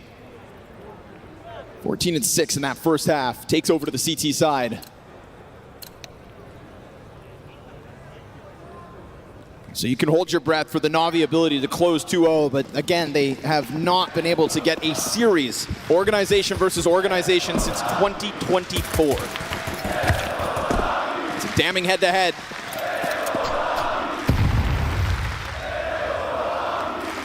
Mirage awaits if MOUZ can push this. Mirrored setup right now from MOUZ on this pistol. Did Xertion miss that? Surely not. He falls back, but he's just around the corners. Smoke comes out, you at least get that out of MOUZ, right? Burn some utility and fluster them to rotate over. There's not a lot of utility. It's a pistol round, so it's kind of a small win here for Navi. Now, interesting. They're going to go up Arch, aren't they? Because they've still got 2 players. Oh, they're falling back out of brackets. Navi, is this a grand plan, or are they just not getting the info that they're looking for? Because there are still 3 players here ready to defend. It's all while Berettas stay posted on the boosts. Tease around that corner with no nades other than the flash, but it finds its mark. Spinks comes out from New Box, just got Gush. Navi need this pistol, and it's a hard-fought hold from Spinks. They're going to try to chase down Brolin, and he will put them on ice. Great opportunity for MOUZ to shut down Map 2 swiftly. That's excellent headshots out of Brolin, and yeah, they don't split pistols this time. Clean shots from Spinks, clean shots from Brolin. An effective flashbang to unravel that boosted up set of Berettas, and still the bomb site holds strong. They just look so composed in every situation. He is just a wall sometimes.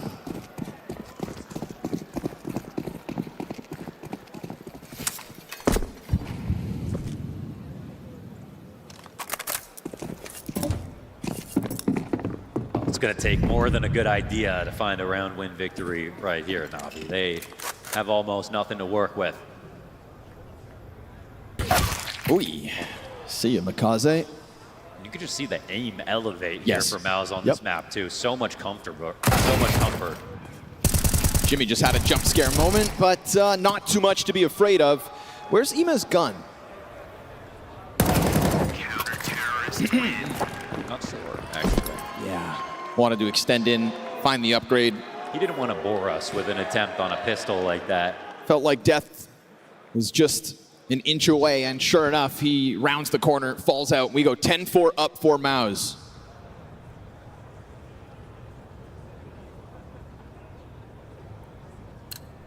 Surely there has to be one person in here who's excited about MOUZ on 10. One guy? I heard him like just for a second. We'll protect you. Not an easy day to be a MOUZ fan, but hey, the Counter-Strike speaks for itself. And map 2 is a whole new beast for Navi to have to handle. Zertian quickly down into the cutouts of Banana, finding a secured spot on this CT side, and no real contest offered his way from Navi. You've got Pit entirely open, and you've got triple arch set up. This is, for a second, a very dangerous place to be for MOUZ. Now, they always keep moving, so I wouldn't be surprised if they re-expand here. Navi known to take their time, but even if one guy gets over, it's still a good site to go to, especially with this re-smoke starting off. This could come down to a spam fight here. Trying to find an angle, but there's nothing here. It's going to hold them here when he doesn't see anything. It's Yep. a 3 halls play. MOUZ sticking around for the time being. This Brolin MP7 in the bomb site, will it be the limitation? Fast flood down, Spinks at bat finds his second, and it is clean shots out of the CTs that very quickly just push the fight into them. Alexi B can't manage anything as he tries to go over top, and MongolZ down with just his one. Rock solid defense out of MOUZ. I'm going to use a weird word here, but it's a very lubricated defense. Lubricated, okay? yes. They're moving really nicely, even though if it looks like they're uncomfortable for a second. They don't see it. They have 2 guys tied up inside of arch. They're spotting over it. They don't see anything inside of brackets. They still have another guy moving onto the site. They end up with 4 there to defend the A. And we saw it 20 seconds before that. If Navi had just run through the halls, the site would be open. But MOUZ know exactly where to give up space to still keep the map feeling protected.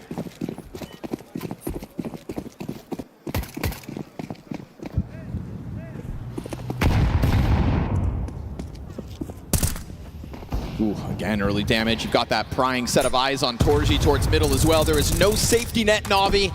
There is nowhere to run, nowhere to hide. In the face of MOUZ's comfort here on Inferno, it's a whole other beast, and you just walk through that smoke one-on-one, trying to find a crack, looking for a chance to prevail, and it comes in late. Wonderful finding a frag in the 2 versus 5 situation as Zertian goes big with the multi-frag. And it's going to be Torji to just continue to rack up these kills. MOUZ's 12th round comes with ease. And Navi's hopes of the 2-0 have gone up in smoke. And that's Torzi, 18-7. Spinks continuing on from his great performance back on Ancient. Star of the show for sure for MOUZ. You know, the main reason Ancient even got close in the first place. But what a better map this has been. Right now working with... Wish you the best of luck. You're wonderful. Yeah, he's got a chance at the bomb site. He's got a smoke. If he blocks off CT, then it's just Brolin, 64 health. Yeah, he can kind of terrorize Brolin if he smokes out CT. Otherwise, it is going to be a tough crossfire. Let's see where he takes the duel. Tries to go for it unannounced. Ooh, there we go. Still 20 health to work with. He'll smoke off the rotate. Ooh, the deagle. My goodness. Yeah, knows better. Swaps back to the rifle. And of course, new box position. You're never going to get that swing. Brolin waits for the teammate's flashbang, and now Wonderful pinned against the wall. Dealt with. So 2 deaths on the side of MOUZ. Winning ways continue to flow here on Inferno. A measly 4-round count for Navi. Na'Vi had a chance to make some kind of comeback happen in the first half, but they didn't capitalize on that opportunity. And I don't even know if it would matter at this point. There's not a round loss so far here for MOUZ. They look just as good on this half of the map as they did in the first. Not even a bomb plant throughout these 4 rounds. Wonderful's tried to be the difference maker, but it's just too few for the rest of Na'Vi. Safe to say Xertion has won that fat battle in Banana that the analysts were trying to hype up. Yeah, consistent feature. Really good play out of him, and that'll actually make a good series for him overall too, despite losing the first map. All right, it's a big comeback here, Na'Vi. It would be very impressive to make it back to 12. We have seen a few of those at this event. You know what we've also seen is Na'Vi being able to kind of have a flat first half and then just totally rebound in the follow-out. They dismantled G2 with that twice in the game to qualify for playoffs, but it doesn't seem like they've got that magic in them here tonight. At least not on the second one. Torzi has been so solid throughout this map. 20-8 is the score he could end with as its man advantage secured here by MOUZ from their Opper once again. Bomb possession given over. Wonderful still with a bit of fight left in him. Takes the double kill, picks up that bomb and will run it over to the B site. But if you think it's free for the taking, you've just met your maker. Spinks locks this in. They thought that was desperation, but it was actually because they had an extra player. 2 rotating quickly through Arch, and now it's going to be MongolZ chasing Ghosts. He's got to go get the bomb back within vision of Quad, of second player that he hasn't found yet. Both full on HP, lots of grenades to work with. Eat your heart out. You could try to play out these 50 seconds, but the reality of this second map is that you're going up against the MOUZ that are mainstays of playoffs, and sometimes, sure, they fall short versus the top dogs. Vitality absolutely thrashes them. Yes, they've got that devil on their shoulder, whispering their shortcomings, reminders constant that MOUZ can't seem to lift trophies. But versus a Na'Vi here on map 2, they've showed you the Counter-Strike they play. MOUZ will silence the BT Arena. It's a golf clap as now this game goes to a third. Mirage is where Na'Vi will need to rebound.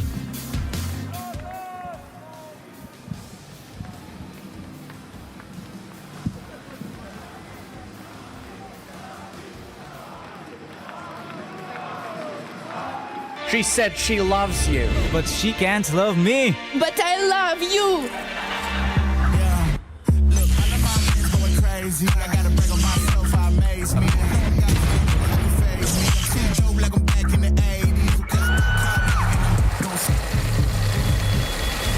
I won't play window anymore. What's going on? Play your role. 1xBet. On to the next one.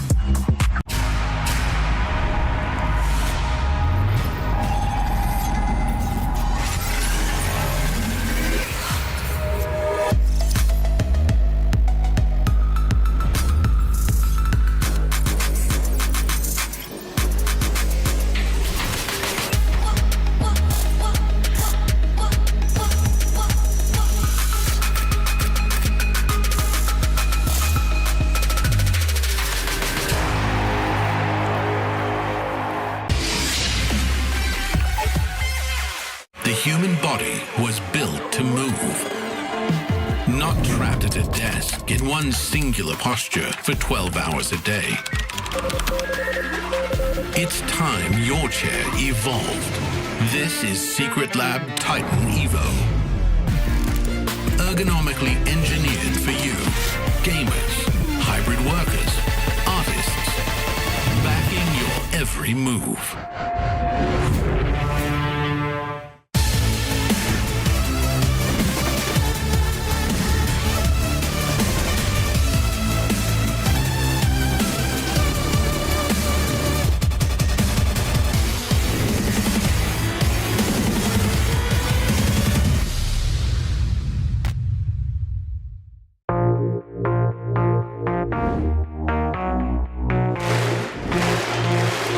Astana, are you ready?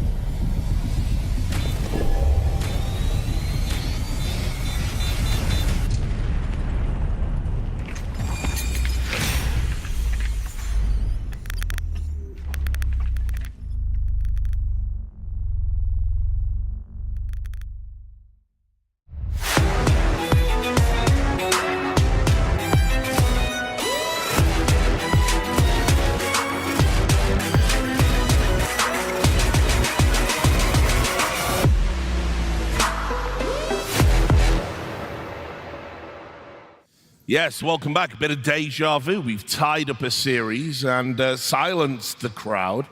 I haven't heard it that quiet since Maui announced his day rates. Okay, good one.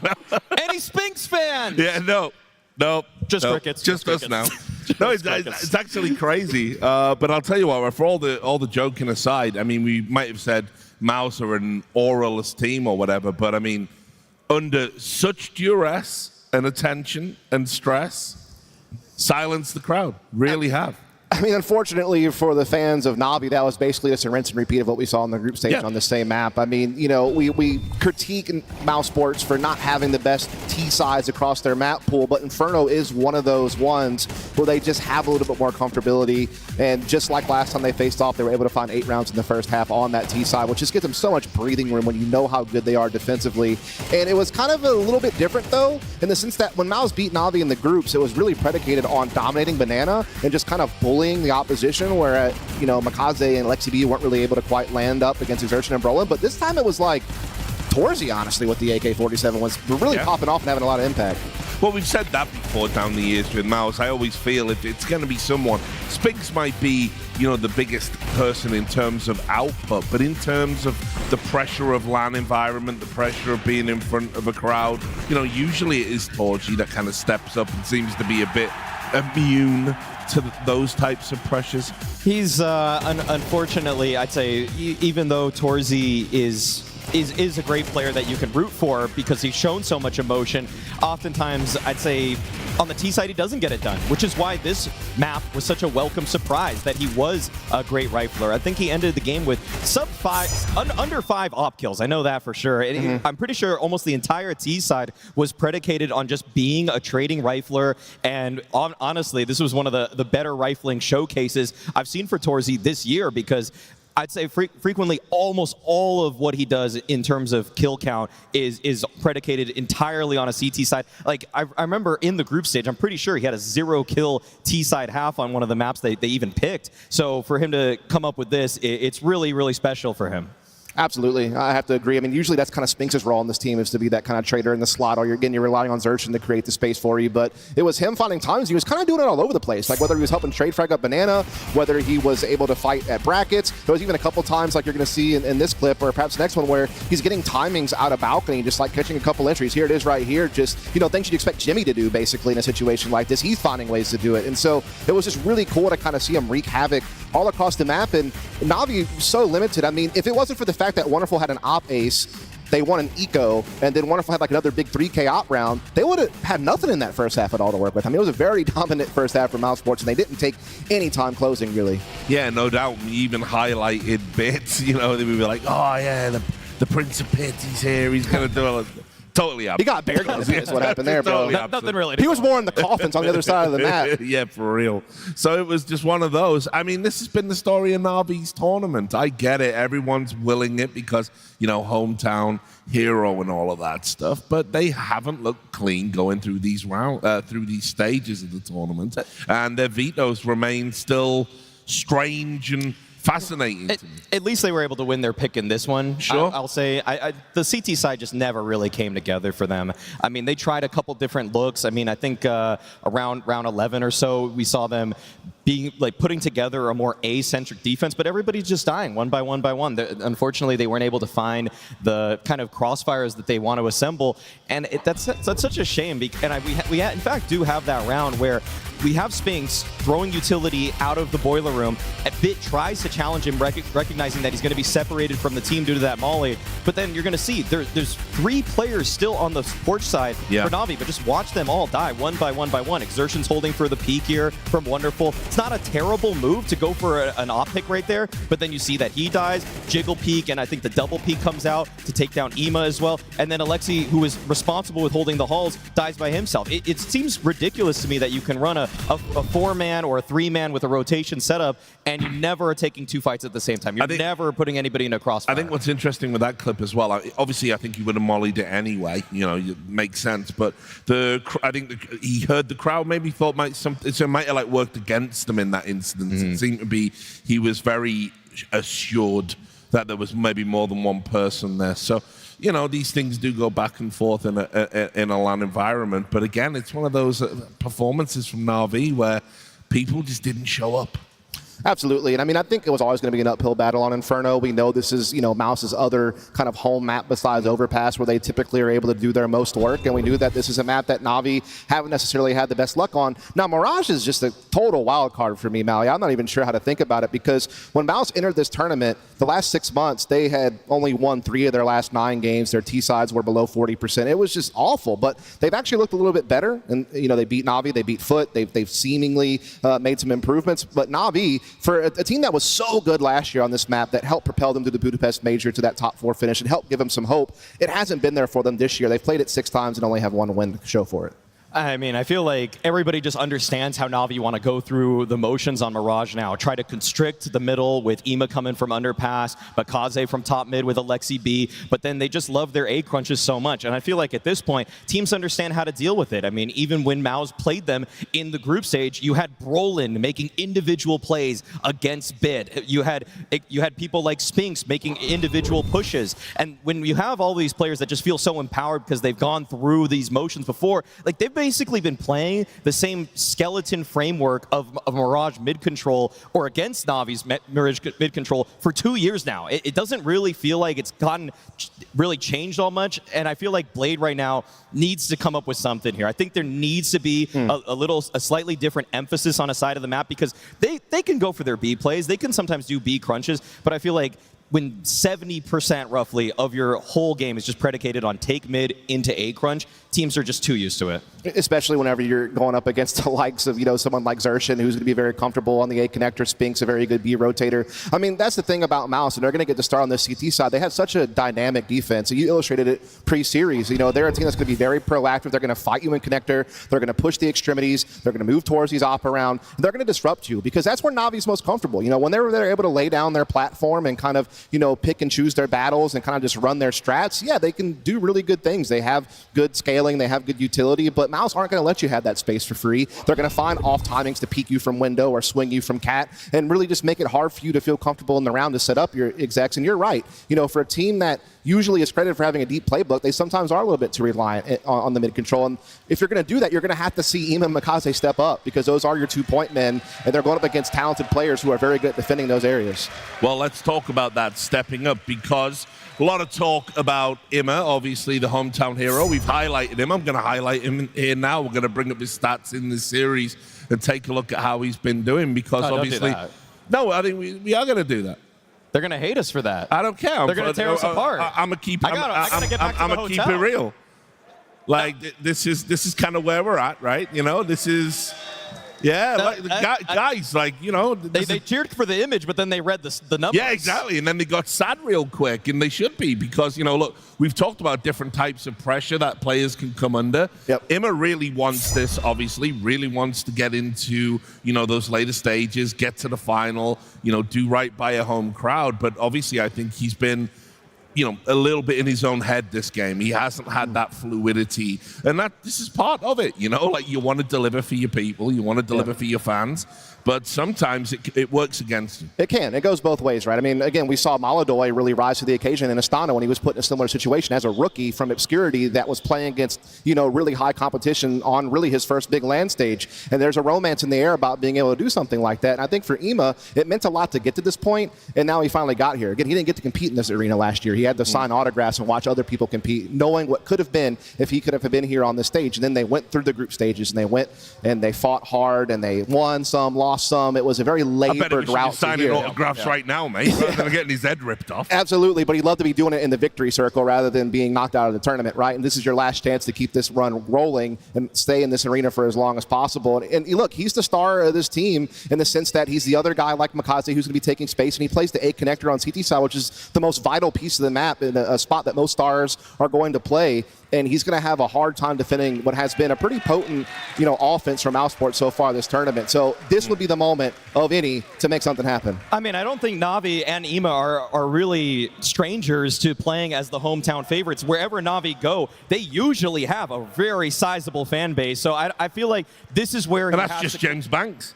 It is. He helps that without a doubt. Yeah. But it's also just the fact that, I mean, he's been in these kinds of big moments. I mean, this guy's won a major with a lot of people cheering for him, not through every single stage of the playoffs, but many of the events that they won in 24. There were huge fan bases that were cheering them on. So I have faith that he's going to at least be able to correct the ship enough to make this extremely competitive. And even though MOUZ are still the favorites in this one, I have Navi playing them extremely close. I don't think there is like a crazy clear favorite in the sense that it's not like this is a map that either team has particularly shown good form on recently, if we're 100% honest. I think Navi have more of an identity on this map. They have a little bit of a history they can look back upon as being successful, but you're right. It's about adapting. People have kind of figured you out. They kind of understand how you want to operate. It's about bringing something new to the table. And for MOUZ Sports, for their end, it's like, just do what you normally do. You're always so good on CT side MOUZ. Just make sure you cash in on that again, and then just gotta, show us that T sides we showed earlier in this tournament to be able to close things out. But yeah, this is last chance saloon for Navi. Otherwise, this may be the last time that EMA gets to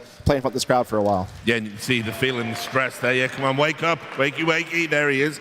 Yeah, look, obviously as well, it's Mirage Maui. I mean, there's a million iterations of how to play this map. It's been done to death. It's going to come down to a few individual moments. Who's going to step up when the pressure's on? Well, thankfully, I feel like for MOUZ's sake, Torzy is just revved up and ready to go. I mean, yes, we saw more of it on the rifle in the previous map, but on CT side here, I feel like he can be also fairly dynamic with how he wants to help out in terms of fighting off that kind of mid-control. But also, I think if I'm going to just look for an X-factor player here, I'm actually going to go back to the well on Bit. I feel like the way he's able to activate from Palace and be a contingency plan, if the mid-control goes awry, that's a huge win condition for a Navi team that seems to be struggling to find an in on some of their rounds, where the teamwork isn't always there for them, where the game plan out the gates isn't, but Bit has just shown as an individual. So I want to see if he can take the fight to that A defenders. Yeah, I hate the heart. Oh, go ahead. Well, guys, we have to get into the action on the decider for this one. So I will throw you back over to Scrawny and Launders. One more map between Navi and MOUZ. One last chance to try to upset the trend and to buck the repetition of loss after loss. MOUZ on the big stage. Sometimes people write them off, but today versus Navi, and particularly there on that second map, things looking much better, Longers. I mean, the way I see it, Navi got a win out of the way in this series, and now when they come into Mirage, it's a little bit more even. So it's almost the most exciting way we could have this series end. I, like us, can't really tell you right now who's supposed to win this game. I think we did see sort of Navi swinging for it out of their shoes back on Ancient to make sure they close that 13-10. I could very well see that happening again. Yeah, I think I like what Maui brings up about Bit, kind of tapping into the well for him to maybe bring something to the table. Always a big fan of Bit when it comes to playing Palace. Bit always trying to leave a mark on that A bomb site. We'll see what it comes down to, because it's a T side from Navi to kick this off. One map between them and the semis, and MOUZ stand in their way on the defense. Both these teams have their T-side struggles. MOUZ a little bit more than Navi. So when you think about MOUZ having more success recently, you know they're looking for that 8-4 half again. It's the fresh start that Navi most certainly need. Would have loved to have been a fly on the wall in the team talk in between these maps, because at no point back on Inferno did they feel in that game. And sometimes those can be some of the hardest spots to rebound from. Barely have time to think about it, though. Right back into the action, and to a map that Navi have, shown affinity for. Yeah, picking. Ima's having a rough series right now, but Mirage is one of his best maps. We see what he can do on this in the past, so it will have to be him.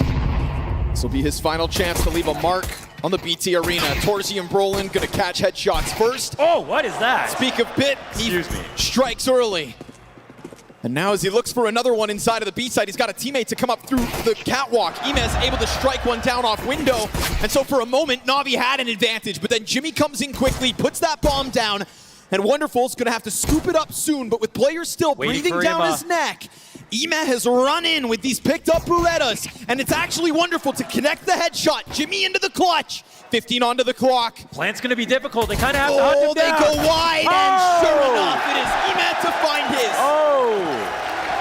From mid-window to the run-up catwalk to bailing out his teammate, who was just looking for a set of helping hands. Every kill there was really impressive. But I gotta say, Bit second frag stole the show. Guys, it's fucking fight for Mishka, guys. Come on, Romania. Drop your C for Vaya. Let's go. We need to see Mishka grand final.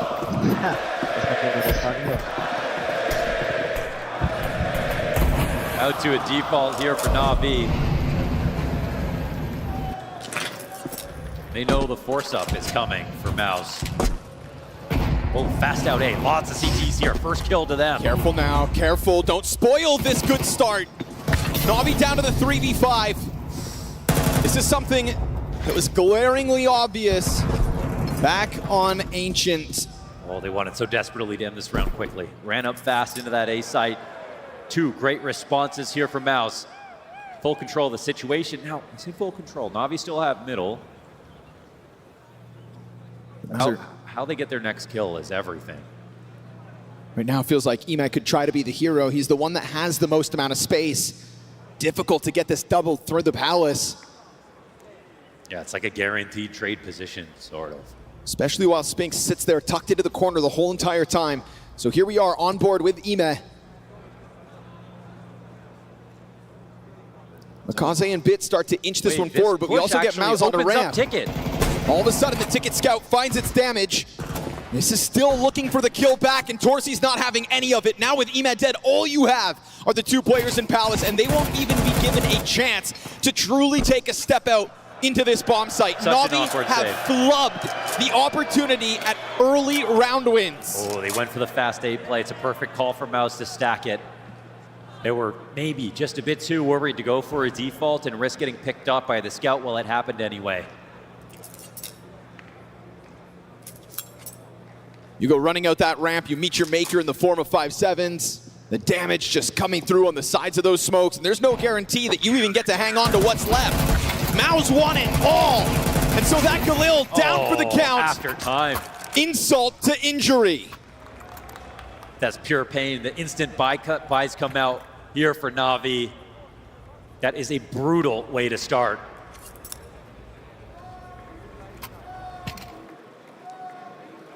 This game is a lot about money because money gives you chances.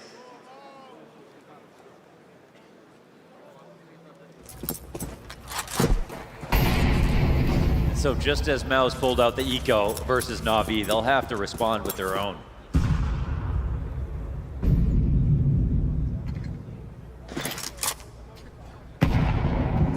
It'll be wonderful with the scout this time around.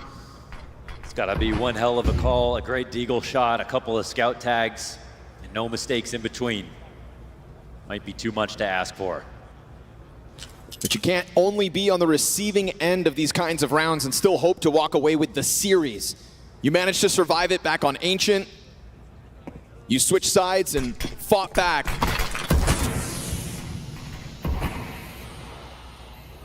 But here we are in the decider with one player down on underpass. Top mid swing goes wide. Just trying to get that scout into the mix. Ime finds one with the deagle and you've effectively pushed them back, not to mention damage on the player hiding in the window. Torsi is barely alive here, just stuck inside that cubby. Galil given a chance to retreat back, and that's at least space earned here by Na'Vi. And they are scared to take these duels. Even though there isn't much of Ima or Bit left over. Smoke's gonna fade, but still Torsi sits within that corner. Jimmy. Oh, so much damage. Just as close to death. You've got two CTs with a combined health of 5, and still Torsi's then freed up to just take the duel to Alexi, and that's gonna drop the bomb in middle. The middle bomb that was hoping to join forces with this ramp push. Could have been a chance at a split into this round, still wonderful.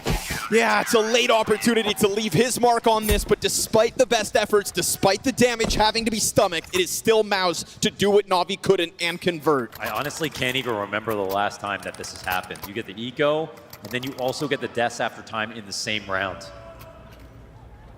It's beyond tragic in terms of the way to start. Yeah, that's the kind of face that they're making right now. You know you have to wait this out. Your gun rounds are coming. You will have more chances. Yeah, you just have to mentally put yourself there now.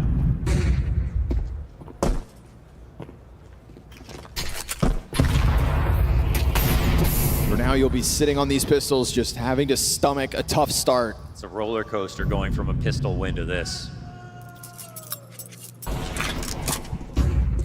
Right now, Na'Vi are asking themselves, is today our day? We both get revenge versus MOUZ, who have been an amazing, formidable opponent versus us, consistently beating us with Ima here in Cluj on stage. Torsi about to make a whole bunch of money if he can control it. Yeah, 2 kills as the 3-player pack pushes wide. So no bomb plant here for Na'Vi. They were looking for slim pickings, but they'll find nothing. 5 up for MOUZ. It's another strong start for the defense. That's money made. 3 players moving into this round with over $7,000. Na'Vi have given MOUZ the best chance to just stomp out this T side early. They're already so fantastic on CT. If you want to look at their round history on this map,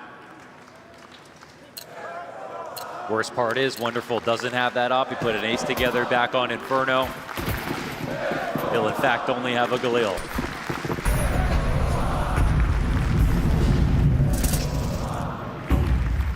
Torsi again, right back to the angles.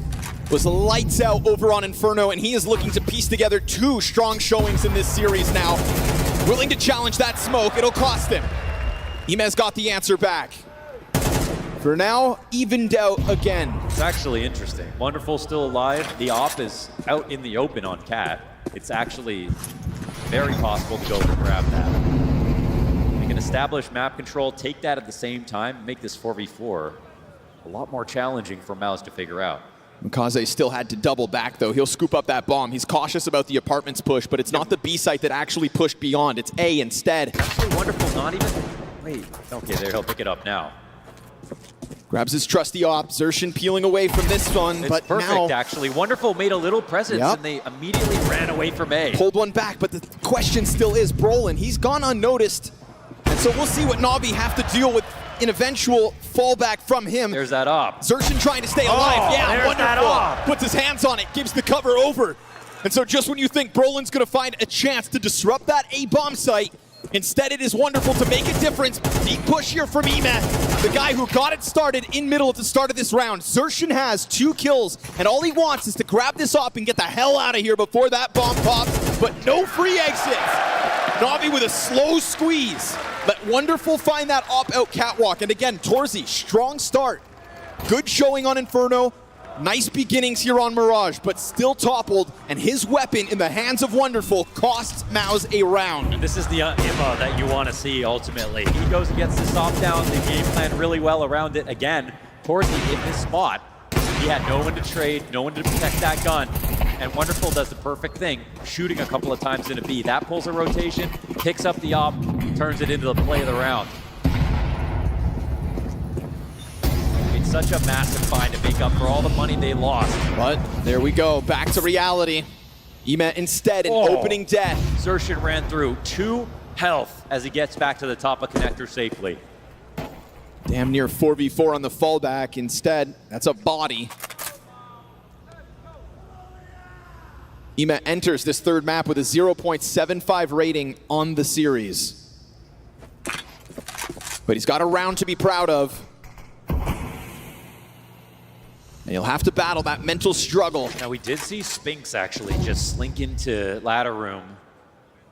Ops on the line. Oh, but they might not be worried about it. Oh, shot missed from Torsi.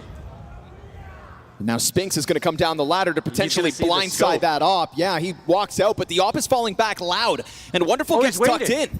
Spinks is going to keep trying this timing, and they don't know exactly about this. They've really ruined his play here. The bomb's actually going to B. Leg shot. Another shot missed. No, MongolZ gets cleaned up by Jimmy off the cat play. The bomb is going B. Yep, but they still don't know about Spinks, who is indeed following them. Slowly but surely, Spinks will get behind this, but we've got a flank from both teams. Who times this to perfection? Alexi B, he's been found out. Zershin turns around. That 2 health that he fell back through the connector with actually winds up being critical for them to win this round. MOUZ skulking just every single corner, and lo and behold, win the round because of it. It's a very, very difficult situation to navigate, and MOUZ do an incredible job. So no momentum gets built off that. The only thing that Na'Vi have to look forward to is a bit of loss bonus.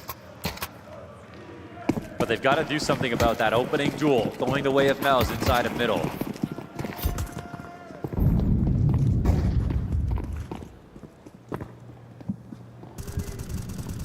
And Torzi did give him a chance to miss top shots. One leg, one miss.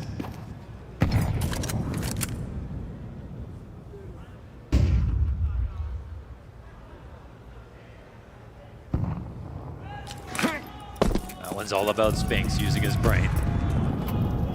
Yeah, such good timing. And so confident in the hunt behind them in apartments for Zershin to even turn around and catch Alexi B. Like, that's how good their presence of mind was. Never did they feel lost throughout that last round. Now Zershin, pistols coming beyond him. He'll be fine to step up to the challenge. It is mincemeat. As MOUZ rock-solid defense gives them 5 players up, they are making money, and in all of the rounds MOUZ win. We're not even talking about Na'Vi getting bomb plants. Yeah, I mean, they know how to streak, man. They know how to answer back on openings pretty safely. It's been one mistake from Torzi that's got himself killed, and he's still got a handsome scoreline at the end of this 7 rounds. They're the ones who were solid on their anti-ecos. They hunted down Na'Vi when they were just trying to save on round 2. They know how to punish.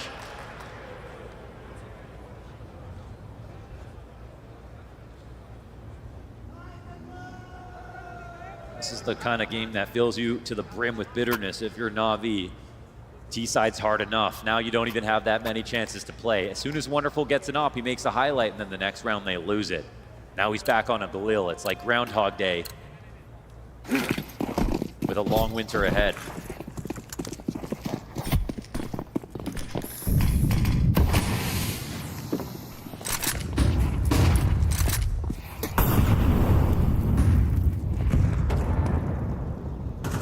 So it's some confident rounds that just continue to feed MOUZ more and more ability to go for these opening moves. A quick glimpse down into the ramp, sees nothing.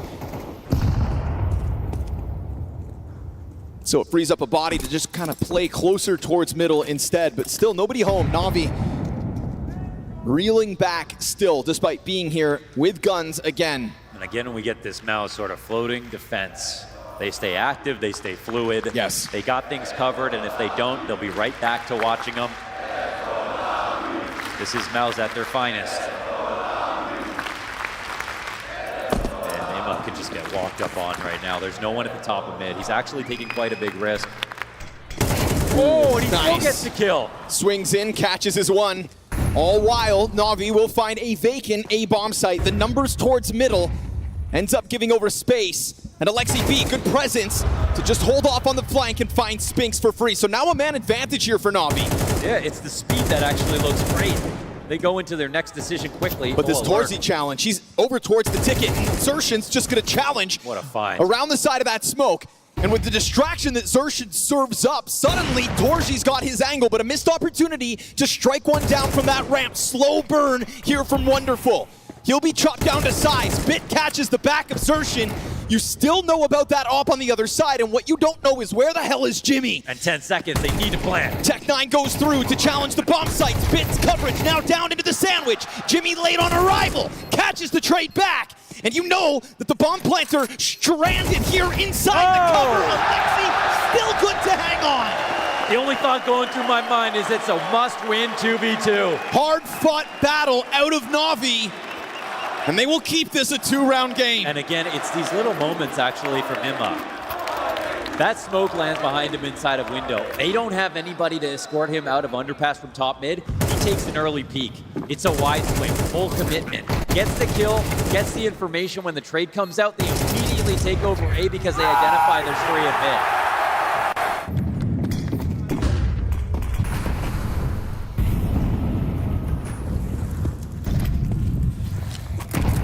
And we get this stark contrast. Na'Vi off to a different start in round 9. Trying to remain fluid, trying to remain fresh. Ema's instant kill into connector last round. Had MOUZ trying to play catch up. This time they'll strike first. Emad does get there, an eventual headshot, tries to challenge into the cat push. You've got Spinks locked into a fight for a second, but they do afford him a world where he can fall back. Yeah, but Bit, he's got the bomb. Trying to strike down into the B site, Jimmy under pressure. Are you sure? Oh, Bit! A jumping Galil headshot into the windowsill, but it's not an open bomb site. There is still Brolin to challenge!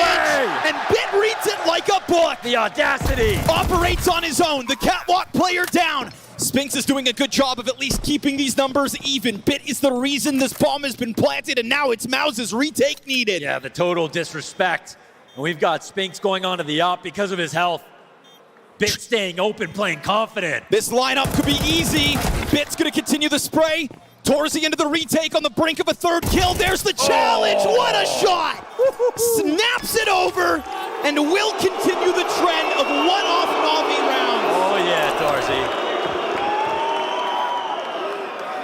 No surprises for him. An excellent clutch to put him to the top of the board. I cannot believe how brazen that play is from Bit. With the bomb, no one behind him, jumps out of the window. They don't even have the sight without it. You almost never see that kind of play because it's irresponsible. If you don't get the kill, you look like a fool. Instead, he actually is almost a hero. It's a second heartbreak moment for Navi's T-side to have to stomach. You lose to the force buy in round 2. Now, I won't lie, seeing him play on the inside of Get Right like that, taking the opening fight towards the market, sure, he has a good angle. They're not going to expect him there, but it does create a one-on-one. It was a strong position over by Bench. You'd think you get the advantage of kind of catching the push off guard, but Torzy delivers mechanically. Oh, yeah. And we've had a lot of heartfelt moments from Torzy in the past, but today I think he knows he needs to be the villain. 138 ADR for him in the CT side so far. Back-to-back strong performances out of Torzy. All while his counterpart of Wonderful sits at the bottom of the board.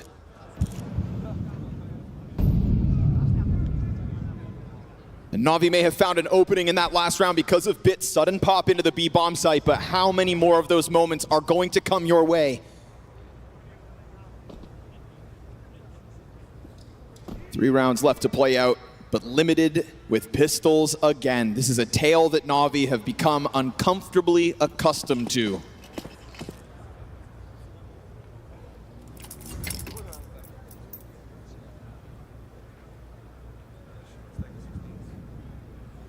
Now they're looking to create tension on the board. Slowly move into spots. Get it to the late round. The CTs are actually doing a great job of holding utility in this spot. They have not tried to shut down any early rushes, so they have a huge advantage even if it goes to a post-plant situation. Right now, Brolin's picking from Ticket with an M4, so Torzy's not there. But he's on connector. That's okay. Okay, we'll let that one slide. He's having a good map after all. And they seem to have put the clues together. They've got the right defenders in position. Brolin down beneath, but his support does take a headshot. Yeah. And suddenly these Tech-9s look like they could. Careful, Torzy. Still push through. Torzy's down to 4 health. The gun goes dry here towards Ticket, but then there's Jimmy on the scene, a little bit labored. And then the USP gets covered off by Xertion, who's just going to push the issue in through the bench with only the P250 in this post plant. No chance. Na'Vi effectively do rush them down and catch them off guard, but still they just can't get their kills. Yeah, they needed those 3 and 4 HP. About as good as an attack you could hope. You got the molly under Balk, you separate a duel there, you dink the Ticket guy. But it's really just becoming about the bomb plants. A couple of close rounds, sure, but close doesn't count this late. And a Mirage for both these teams is a total numbers game. They just need the rounds on T side. They don't really care how it happens. Here's the moment where you could actually take some pressure off the pistol if Na'Vi win these last 2. If not, it's going to be all about that switch over. And that stress is not what they want to have to deal with. Both maps versus G2, they were able to win these last 2 rounds. Na'Vi know how to fight hard for these. They've proven it in the group stage. Emat not gonna waste a moment catching Torzy out on catwalk. Ooh, is he gonna read this? He got this lurk out from Xertion. It's a strong play, but it does preoccupy the support. that could have otherwise been added to that A site. It's a tricky way to actually become a B player here. Xertion's going to cut off everything that could rotate over. Oh my god, he follows. Wow. But he misses it. I think he knows, actually. Okay. I was wondering when he saw that fat smoke, what was going on? Well. And he just let it be for a second. Now coming up to clear it. Awkward part is if he doesn't know which way Xertion went, then this puts the 8 players in jeopardy. Xertion's gonna clear and see nothing, but he's still getting followed. And this is all while Na'Vi start to get it going. Ima's starting to speed up on this flank. Still, you need to be able to get through the bomb site. Ima's still trying to catch it, but he's right there for it. He found it. Oh god! He gets away with it. Now all of a sudden, Na'Vi have to remember that that's because this A site's probably stacked. Obviously, MOUZ had an idea as to what was coming. Ima's gonna try to get into the mix again. He's here off cat. Just trying to divert back over towards middle. You get MOUZ starting to second guess things because it's a slow burn here out of Na'Vi. You have pulled the support away, but Spinks has shown he can win rounds on his own tonight. If it might clear the Oh, no way! Down through the ladder, and they still don't see him. I mean, that is unbelievable. And there's Ima. They'll get away with it. I mean, how do they get away with it? Or do they? Brolin still at 27 health. I mean, the health left over is one thing. It's interesting where their money lies right now. Brolin in a 1-on-2, 27 HP. It'd have to be an absolute miracle. Walking it out, Alexi, 76 health. Oh, but the headshot! And so Brolin's here to rip it from their hands again. And that is an op hiding in the corner. Wonderful, you cannot afford to miss this. He doesn't think he's here. Oh my no goodness, idea. This could get stuck. He's watching. Oh, but he whiffs! Oh, and the jump right next to it. Brolin, it's heartbreak as he jumps right back on top of that bomb and robs it from Na'Vi. Oh my. Counter-terrorists win.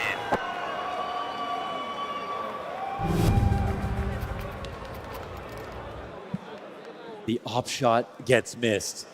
Alexi takes that fight exactly how he wants to and dies. Brolin has no HP. That could have been a pistol swing for Wonderful. And after Ima getting 3 kills in this round from 3 completely different positions, it should have been a done deal. How Bit gets down that ladder and doesn't see Spinks, I will never know. I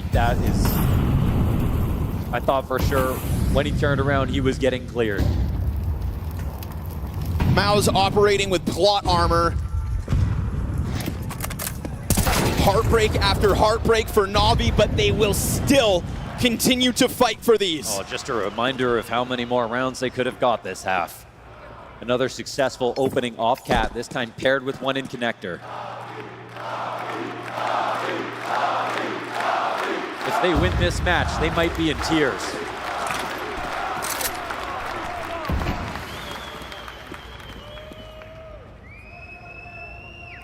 Everything that has gone wrong,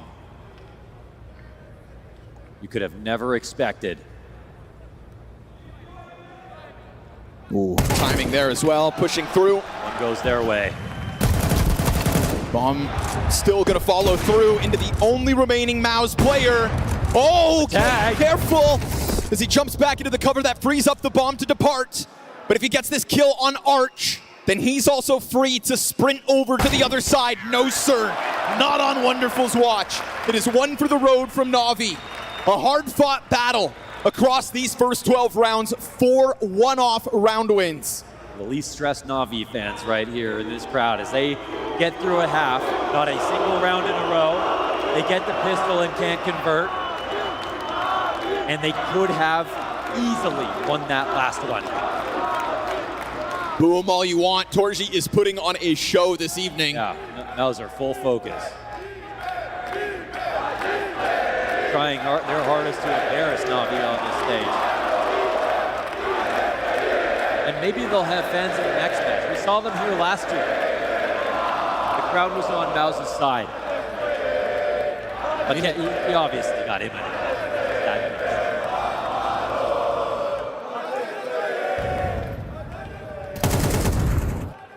Man, Ima, he has to absolutely have one good match. And this was actually a great half. The unfortunate part is some of his impact in these rounds didn't actually result in the win. Right. I'm going to say it point blank, not his fault at Right. all. These were thrown positions, gimmies, The round 11 point blank op shot on a diffusing Brolin. There for the taking. Final half of this quarterfinal. Let's hear it, Cluj! Win or lose, Navi, it's been a hard-fought battle. It's been heartbreak in a lot of these rounds. But MOUZ know what it's like to win in this arena. But to do it on the T side of Mirage is the challenge at hand.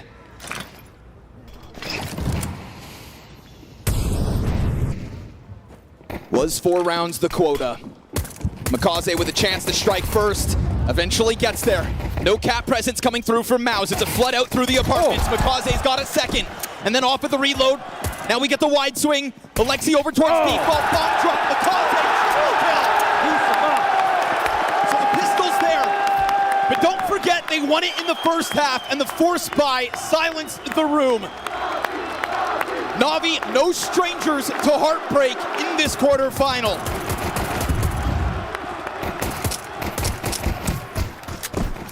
But the score at the top of the screen upticks by 1 off MongolZ's efforts.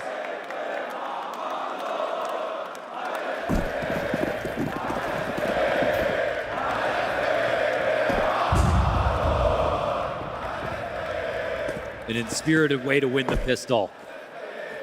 The conversion, as you just pointed out, will mean so much more. We've already seen that's not guaranteed.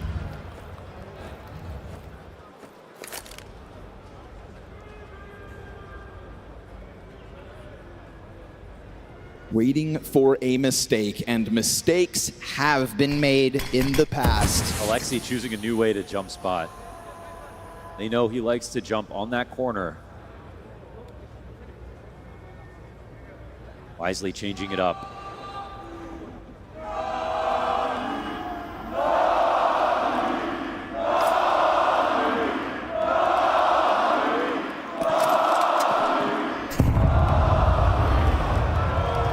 Call out grenade on Brolin. Yeah, just while Alexi's changing his own minute moves. He's a hard guy to catch. You don't really get him for free inside a B no matter what gun he has. So have to be an unbelievable shot. He's also had a strong individual night. You know, you go back to Ancient, it was Alexi B, rock solid on that CT side. If he can get back into it here for Mirage, that could be another driving factor for the potential Navi comeback.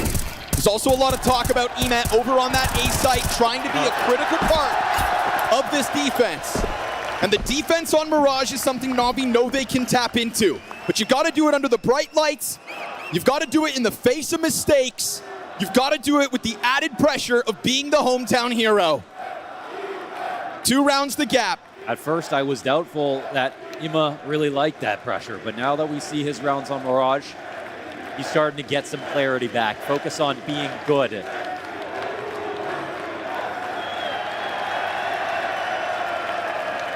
Navi do know how to close this game out from CT side. There's just as much pressure on MOUZ now.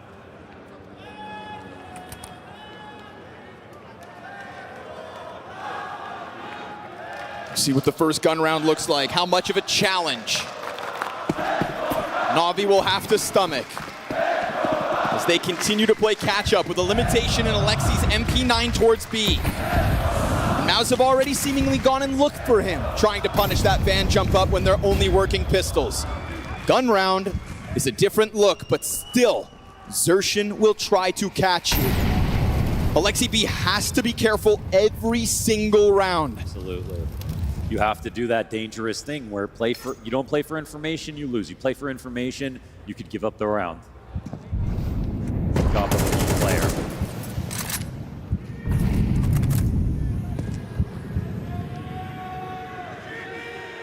You can see the A split taking formation here from MOUZ. But with the bomb going ramp, you've got a left side setup. There's no one in ticket. Fast rotations is what Navi will have. This is the kind of round where smoke spams are going to be key. Finally, Alexi B makes his way around a ticket. It's looking for refuge, but he'll be fully blocked out of this. Cat plays coming, and MongolZ times it to perfection. Now they know.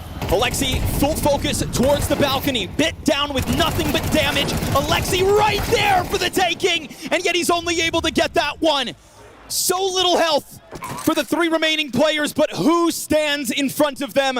It is Ime, with just this MP9. Trying to find a way to unravel it all. They will just simply sprint from him, not wanting to give him that opening.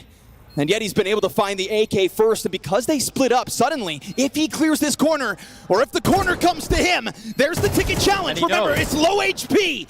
And so is suddenly Emed down to the 20 bullets in that mag, sprints this down into the site. No smoke to work with. But he's got the kit. Oh, and it's spam out from Zershin.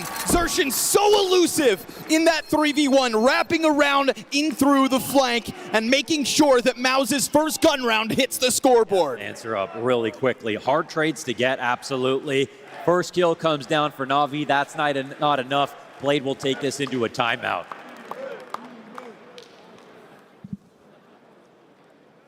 We've got shades of Ancient here. MOUZ are trying to close this game out. They started with a lead, but a second pistol can really change the complexion of the second half.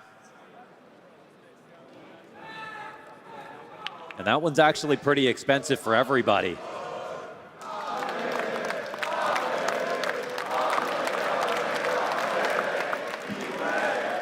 This is going to be a scrappy round. A little bit low on utility, not the best guns, no op in play. It's unlikely that this ends in dominant fashion. This could very well be a clutch, and it could be a clutch for 2 if everyone's broke on the next.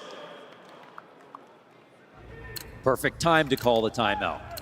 But whose was more effective?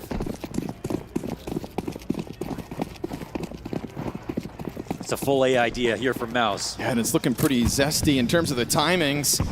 This is going to catch him off. Defense not quite ready for it. Bit looking back in, takes a bit of chip damage in the middle of that, and then the challenge goes over the stairs. Ime the first to fall. Bit's able to at least line that up, but Spinks with the instant headshot. MongolZ's got another. And another! Felt like that staircase belonged to MOUZ, and now what you know is that Spinks is hard dedicated to the CT spawn. They'll swing, and into his spray they'll go. They'll fall. Jimmy's clutch queued up. Navi's players side by side, having to face with lesser health, and the utility already comes out, but that utility tells me they think maybe he's still inside this bomb site. They got that molly off. Jimmy lets them inch forward, cuts down MongolZ, sprays in through them both, and a late game Jimmy clutch to go back-to-back round wins MOUZ. He had zero suspicion that he got off of the site. Went up for the click here under Sandwich, thought he was hiding there within the smoke or on default, even though they had mollied it. And it's such an important 1v2. Look at the money now for Na'Vi. That's why the tac pause was just called, and now it will be paired with another.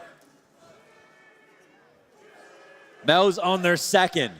How do they make bad go to worse? How slick was that change up in the timing? That could be the critical moment. Yeah, I mean, but then when MongolZ started getting the trades, it's back to anybody's round. I'm surprised they didn't assume that Jimmy could have got to A ramp. Right. It was kind of his only place that he could have hid. You know, unless that was going to be CT, but after this double swing in CT, you'd think he'd be worried about that. Especially when the utility didn't really shake anybody out. Yeah. But I guess maybe that smoke was making things nervous, and who knows. So round to the wayside, and one on the MOUZ board. MongolZ freed up to get frisky top middle, but he'll eat the flashbang. Torsi supporting Brolin for an opening kill. And Jimmy looking to just lean back, let them come to him. Obviously the squeeze right now is on Na'Vi to get something done in a round like this, but they haven't been the team in this series to pull off these sorts of round wins. They've been on the receiving end of that heartbreak. One too many times. Ouch.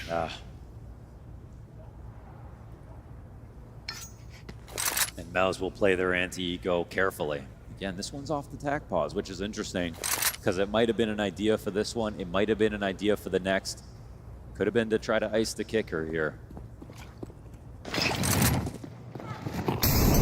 Gotta go. He had no choice but to jump out through the window. Zershin's utility forces the 5 versus 3. The silver lining here, if you're a Na'Vi fan, is they've gotten the right pieces in the right place. Problem being, USP's on 2. And Wonderful hits the ground as Alexi goes out middle. There is nothing that Na'Vi have to say about this round. MOUZ will tiptoe their way through to an 11-6 lead, map 3. I mean, the story of this game is winning all the correct rounds. MOUZ from the beginning of this match, ecoing after the pistol, hunting them down in the saves, causing that easy start. No rounds in a row for Na'Vi in that first half. No rifle rounds back-to-back in this game whatsoever. Sprinkle in 3 1vx wins for MOUZ. That was for a save. It would have been MOUZ saving. This could have literally been a tie game. And not just any clutches. Like you said, clutches at the right juncture. And Brolin, that's inexplicable. Then Jim Pat, that's just well played. We get Na'Vi trying to do something about holding back middle. Fast moves here by MOUZ. Oh, that's a good amount of damage. Another opening for him. Just spams away at it, clips Torzy before he can get into the cover top middle. They will be working with the 5v4. Oh, but there's the response. Zershin slides down into it with the headshot. He's not able to click. These advantages so hard to come by and even harder to hold on to. And yet still Na'Vi will try to confidently make moves happen. They do not want to just shell up. They know there's a palace lurk here. We don't know if it's going to try to push this, but at the very minimum, they've got a flank on it. However, Jimmy's watching it. MongolZ is the linchpin of this round. He's waiting. It's right there. Yeah, finds timing. He doesn't overplay that situation. How does that change things for MOUZ? Still with Spinks out mid. Bomb floats in the backdrop, and Zershin thinking about getting wild. There's a world where he can just join up forces with that cat split. We'll see if it comes through, because right now, Emad making a bit of a risk by occupying this corner. Very low HP here. AK is going to get the better of him. Bit, at the very least, will find his. But we've got pressure now on Alexi B. We've seen great CT play from him on Ancient. He's been awaiting a moment like this, and he cannot deliver. No kill collected, just damage on Brolin. Scrambled rotate over, Zershin locked into the corner just outside of this. They're going to run by him and clear E-Box. And then all of a sudden, you're going to get Brolin swing in the background. Zershin queues up a 12th round win. Just like that, it is done. MOUZ find their timing and find their refuge. 6 map and match points. The last bastion there was Alexi B to get his 1 kill from bench. Couldn't deliver that. It's been a flawless T-side since getting off of that anti-eco.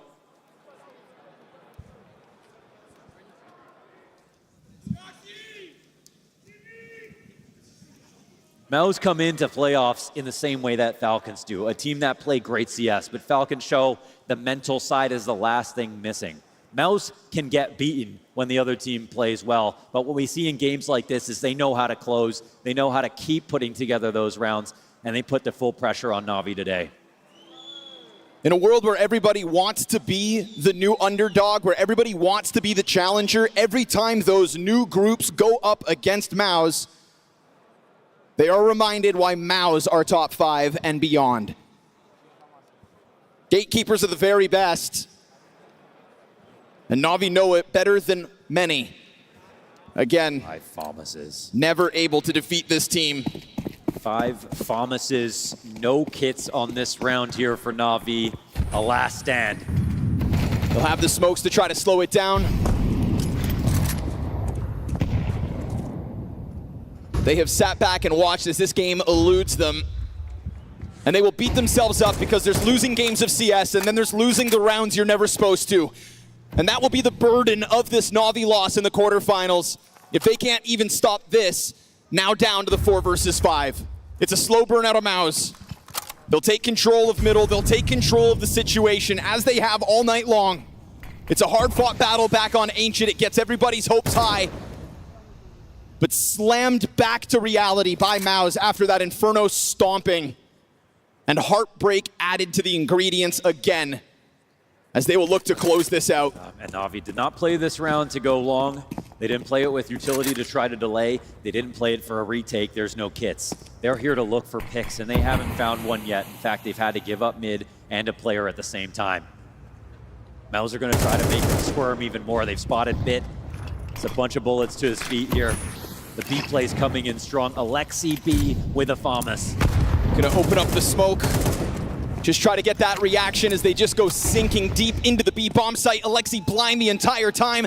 Spinks gun advantage, instant headshot, and MOUZ don't give a damn what your heart wants. Their Counter-Strike is here to try and go back-to-back in Cluj. Like it or not, this is a city that this team knows how to win. In the very same arena 1 year ago, they touched that trophy. And at the Hometown Heroes loss, they will exploit it once more and take a step forward versus PARIVISION tomorrow. It was a great nap one. It was a great attempt in the end, but the amount of tragic ways to lose a round were insurmountable. The punish game was beautiful for MOUZ. They look like formidable competition as they scale up into playoffs. And as they impressed you last year, we'd hope to see them have fans as they continue. It's the sort of game, if you're Na'Vi, that had been a hard-fought battle, that's one thing. But this is a heartbreaking nature of some of these rounds. MOUZ show the gap between them and the rest of the pack. And MOUZ will step forward confidently off of this one as well. Sure, a first map loss, but blowouts and total control from that point forward.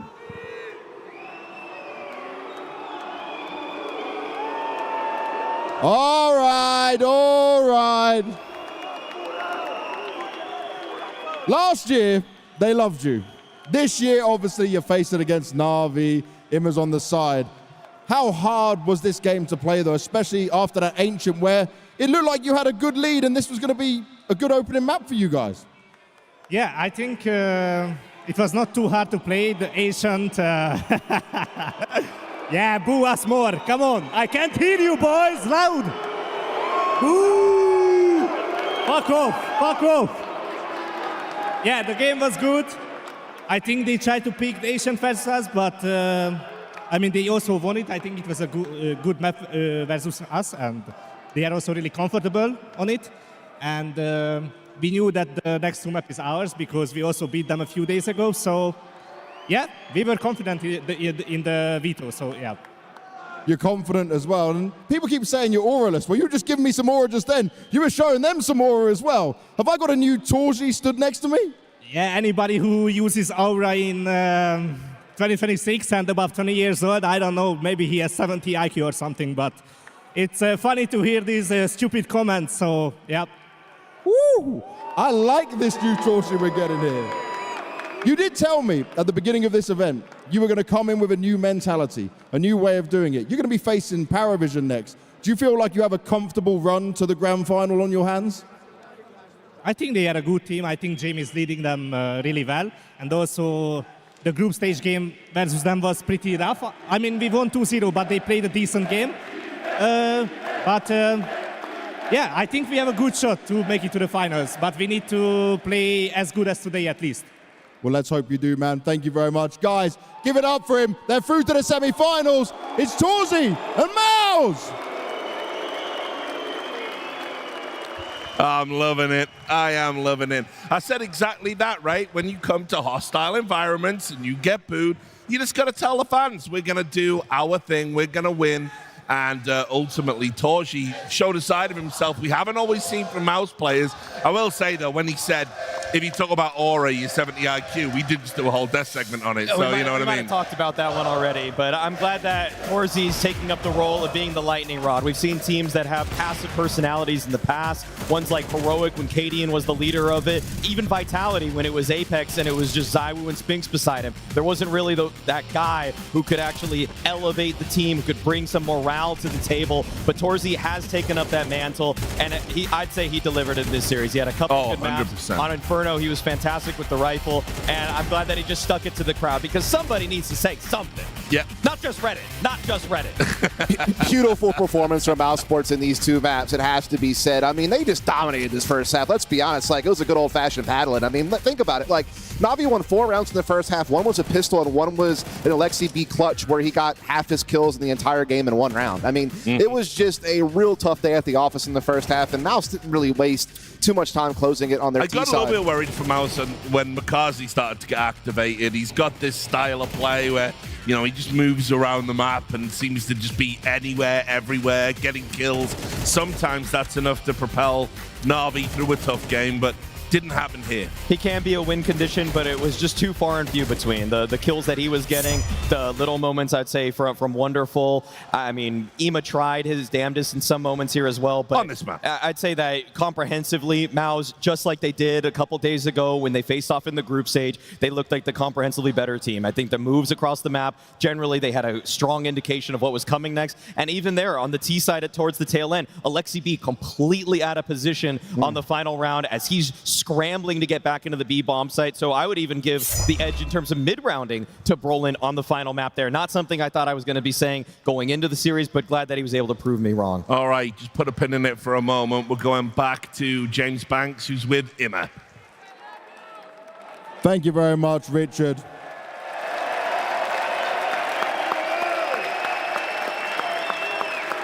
Ima, first of all, commiserations on the loss. I'm sure it's tough, especially with it being on home soil. Just talk to me about this game, considering it started badly. You guys came back into Ancient, you took the first map, and then after that, we didn't see Na'Vi get going. What was going on? I mean, it was tough. It was a tough game. They are playing very good Counter-Strike. They know how to punish mistakes, which we had a couple of them. But I think it was an entertaining game at least. I'm at least disappointed a bit of my performance, but nothing I can do now. I can just only learn, but yeah. You mentioned your performance. Does this situation, being in Romania, the crowd, does it add some extra pressure? You played on some of the biggest stages. I mean, I can say no, but maybe I had something in my back of my head. But yeah, they were just amazing. I think this crowd showed that we can have some big tournaments here in Romania, and then I'm pretty sure they will cheer for MOUZ the next day because I'm not gonna be there. But yeah, they are cheering for everyone. They are a nice crowd and then beautiful people. Definitely, I couldn't agree more. Go, guys! But I do need to ask about Na'Vi right now and when you guys face the elite teams. What is the problem right now? How far away are you guys from being potential trophy contenders? Because it's been a drought for some time now.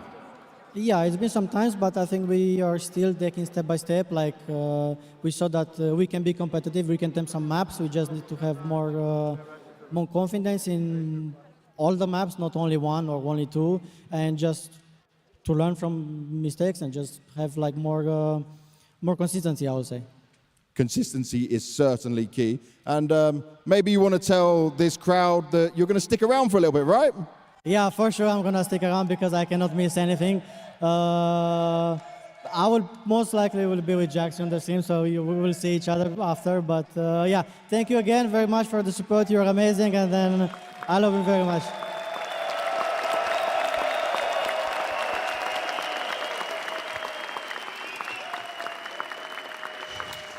Yes, obviously very dejected. And look, let's be real. I'm going to pull back on some narrative strands from earlier in the competition. And that is that, first of all, we established MOUZ are essentially the gatekeepers of Tier 1, or rather, of winning trophies in Tier 1. You will have to go through them. You should go through them if you're going to lift a trophy. They've proven that.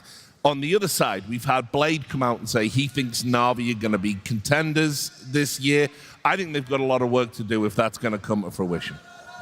It, of course, is a bit optimistic on the Blade side, but he is such an idealist. He always looks at how he can fix the team, things that need to be improved on, and I'm sure that there's a roadmap in his head of what needs to happen between now and the end of the season in order for them to have a better chance at lifting a trophy. And I'm sure that he's going to have a lot to say after this game. I think the way that MOUZ moved was a lot more decisive. There was more aggressive plays, just proactivity, disruptive plays, whereas sometimes on the Navi side, they're on their heels, but then they even sometimes break a setup that looks like it's about to work for them. I'm a little bit unsure of what I think Emo is talking about, confidence. I think sometimes it's trusting the setups that they're in, just staying put and not needing some kind of little hero play for no reason.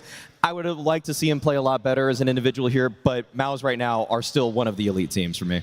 Absolutely. Another semifinals for MOUZ Sports. This will now be their guaranteed 13th top 4 finish since winning Cluj last year. And speaking of which, I mean, there was kind of 2 potential feel-good stories to have in this match. It was either going to be Ema in front of his home crowd having that romantic moment where he gets to win in front of his fans and move on to the playoffs. But Counter-Strike doesn't care about your feelings sometimes. It cares about what happens on the server. And the other feel-good option here is that, hey, this is the site where this MOUZ Sports team, when they debuted, Spinks was able to put up a trophy. They beat Falcons in the best-of-5 grand final. And they really finally showed that they were indeed still one of the best teams in the world. And they've really carried that mantle all the way up until now. It's just about, you know, find another trophy to put in the cabinet next to that Cluj one, because it's kind of lonely right now. A lot of dust collecting in that cabinet. But this is a great first step in the right direction. And look, I think their path to the grand finals looks pretty good. You know, I'm not counting PARIVISION out completely, but I think MOUZ probably feel pretty good about the matchup. Here's the problem. You get to the grand finals, we know who's on the other side. Old of the daddy bracket. Vitality. Yeah, so you know, the real question for me is, what can MOUZ do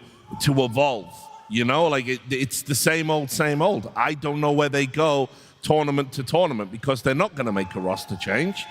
This is established. They're going to go through this season with this lineup. Fine.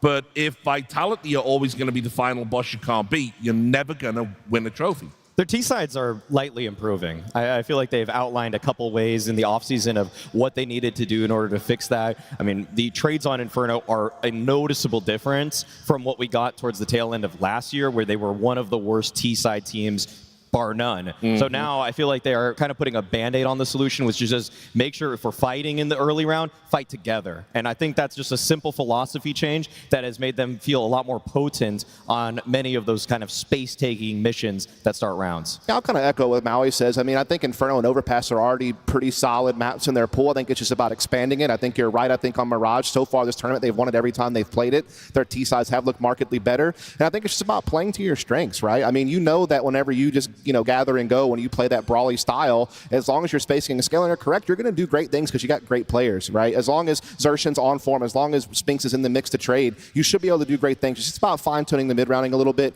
and find those adjustments. All right, guys. Been great hanging out over the course of this series. It is time to go to a break. That's it from us on the desk. But, of course, we've talked about Vitality. They're going to be in the building after the break, taking on Aurora. And breaking that down ahead of time will be Tech Girl, Yanko, and Pimp. Make sure you join us. She said she loves you, but she can't love me. But I love you.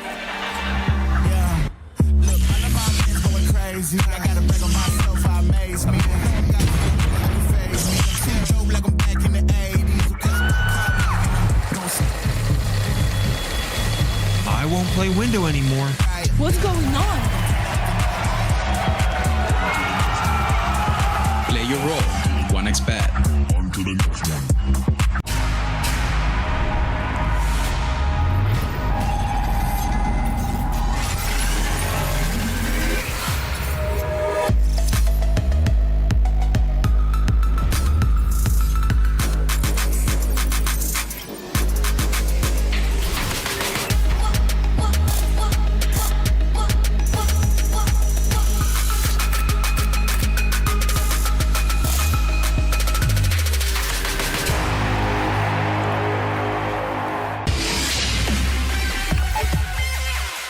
Human body was built to move.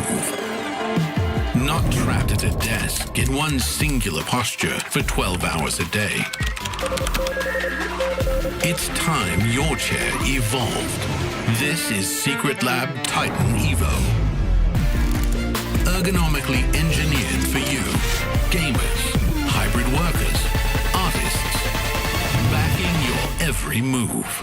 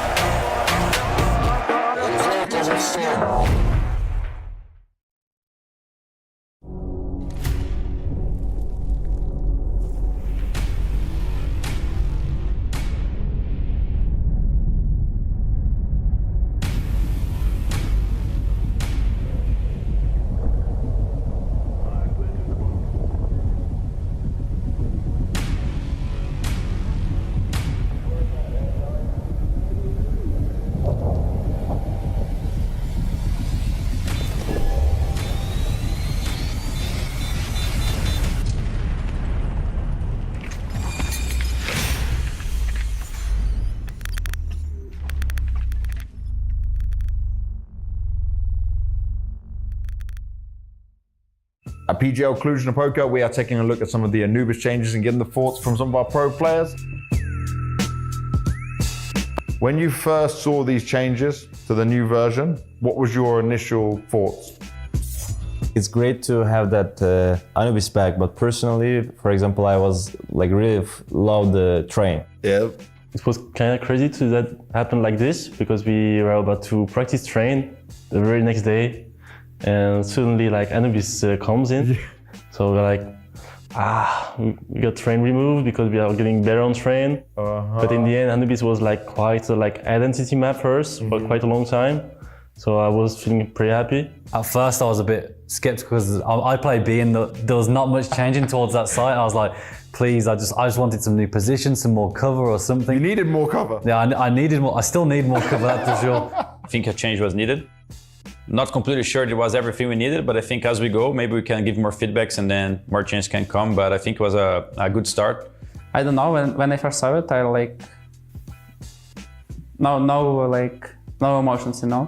Because I was a bit confused with this new window in middle, and I'm playing middle. I was already thinking, what can I do there? And yeah. When they removed train, we was kind of happy, I would say, because in Anubis before we were a strong team, and when Anubis came back, we insta start to see, to start to play, to do the stuff what we do it before. Now, when I play Anubis, I see, okay, meta is changed a bit, not enough in my opinion, but meta is changed at least, so people need to make a new plan. Yeah. They need to think about, okay, guys, we can't play Anubis like it was. I just like to have the new things come out, new maps or something, new nades. When I just want to check Twitter, I just want to see there's a new opportunities about this nade or something, so we can create a plan behind on it. Yeah. So let's bring someone to the server and check it together. I mean, always excited when there's new changes. I think, especially to a map that when they brought it back, you're like, there's no changes, everyone expected, and then they brought them out, so I think it's good. After we start to play, to be honest, we wasn't playing that good. We start, and first game we play, we pick it against FURIA. We kind of surprised them maybe, but I don't know, it's not the best map for us, I will say. As a T1 Anubis, you normally wanted to, at some point in the round, try to do something, because otherwise you know that you already you're losing a round, basically. You have to do something, and I think the new changes gives you a little bit more possibilities into that, so I think it's a good change. I would like to see that kind of things in every map, because when there is new map coming, people already know every smoke is same, meta is the same, so when I see that kind of small change, I like it, because people need to adapt. So if you are good on Anubis, maybe you are not good enough. No, because some stuff changed. New changes are always welcome. I think it's been good so far. Let's play some Anubis. Aurora, let's do it.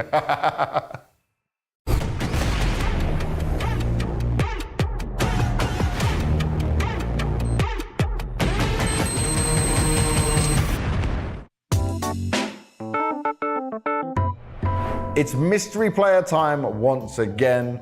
We got Falcons MongolZ joining us. It's Imma from Na'Vi, Vroki, Heavy God with me here, Pains NQZ. All right, well, we're gonna be playing mystery player. So I'm gonna show you some team logos, and then you're gonna try and guess which player we're looking at. So let's get the first one started. And this player is from G2 Falcons Fnatic. Wait, so from Fnatic, and he's changed the team. So he was in G2, now after he was in Falcons, he joined Fnatic for some reason. He had some teams between G2 and Falcons, but they would not be considered tier 1. Okay, tell me two. Tell you two. LDLC. Okay, he's French. And Double Pony. He's French. He's French. French player? Yes. I have nobody. Let's have a look. Body. Maybe, I don't know, maybe Body, but I'm not sure. Oh, Body. Body? Yes. Wait, what the fuck, what? Body. Yes. We're going over to the other side of the world. We've got 9Z, 00nation, and Legacy. Oh, I only know it's an AWP. Okay, I don't know. I think it's VSM. Nope. So he played for Legacy. Legacy played only with Brazilians, so it should be Brazilian. Now I'm thinking it could also be, of course, Argentinian or Chilean or whatever, but I think it's Brazilian one because of Legacy. Yes. Fuck, I need a clue. I don't know. You need a clue? Or like a hint or something. A hint. Because I don't have the pain. Oh. Okay, now I can guess. Who played Pain? It's like BTarena, NQZ. Like for example, okay, BTarena cannot be, Snow cannot be. Okay. Okay, then it's either BTarena or NQZ. NQZ? Ah, it's NQZ then. There you go. I don't know who played it. I'll just guess BTarena. No. And MQZ. There we go. Yes, MQZ. Oh, this is me. Yep. Next one. Let's go next one. Oh my goodness. I love the reactions. The facial reactions are great. I mean, I know already. Yeah? I was thinking Scandinavian, but I don't know if it's true. No. Okay, it's Zaivo, bratан. Bum, bum, bum. This is Zaivo. Yes. Never mind. Zaivo. It's Zaivo, no? It is Zaivo.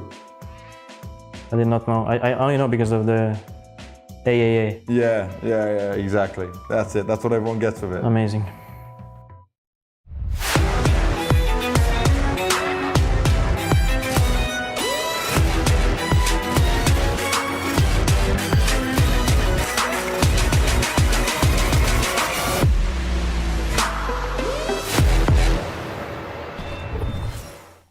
We are halfway through the first day of playoffs here at PGL Cluj-Napoca, and it's hard to believe considering the two games that we've just seen. We started off the day with bangers, and it's because we have the best teams in the world here, and I would argue a goated format. Pimp and Janko are here to talk us through the next two series, but it does pave the way for even more epic clashes during the course of today. Yeah, I think today has delivered so far. Obviously, the first couple of games, as you described them, went the distance in both of them. All 6 maps so far has been played out today. I think the first one is the one that really caught my attention in particular, Janko, for good reason. Falcons losing to PARIVISION is one thing. Losing in the fashion they did, that was, to me, a bit of a surprise. Yeah, absolutely. I mean, we had 4 favorites in this quarterfinal, and one of them stumbled in the first game of the day. And Falcons still, despite some good counter-strike every now and again, they just can't string it together even across one series, completely crumbling on that final map of Ancient, and it's going to be at least a while before they end up lifting their first trophy with this lineup. 2 games, 2 crowd favorites go down. Is that bad luck going to continue as we move into Vitality versus Aurora? Do we honestly think that upset could happen in the Vitality era? Now, I respect the crowd and what kind of influence, obviously, they can have in terms of creating pressure and maybe... They've been having a lot of influence so far. They've had a decent amount of influence, but I think Vitality is surpassing that. I don't matter. I don't care what the crowd is going to do in this game. Vitality versus Aurora, as Janko said, there's a clear-cut favorite in every single one of these quarterfinals. I think it's only going to become more evident now in the next one we have coming up. Who is the favorite? And I tend to believe that we've had the one upset that we needed today to make it spicy, but for now, let's smooth sail. You don't even know where to begin talking about Vitality, right? Like, again, they started the year, they've lost 1 series so far, they only lost like 5 maps, they've just been super dominant. The conversations about them aren't even necessarily related to, one particular match, this quarterfinal, even this whole tournament. It's more conversations about, are we witnessing the greatest team of all time, play right now? And I think there's a lot of arguments for that, really, and just another year where they have, an 8-match win streak now.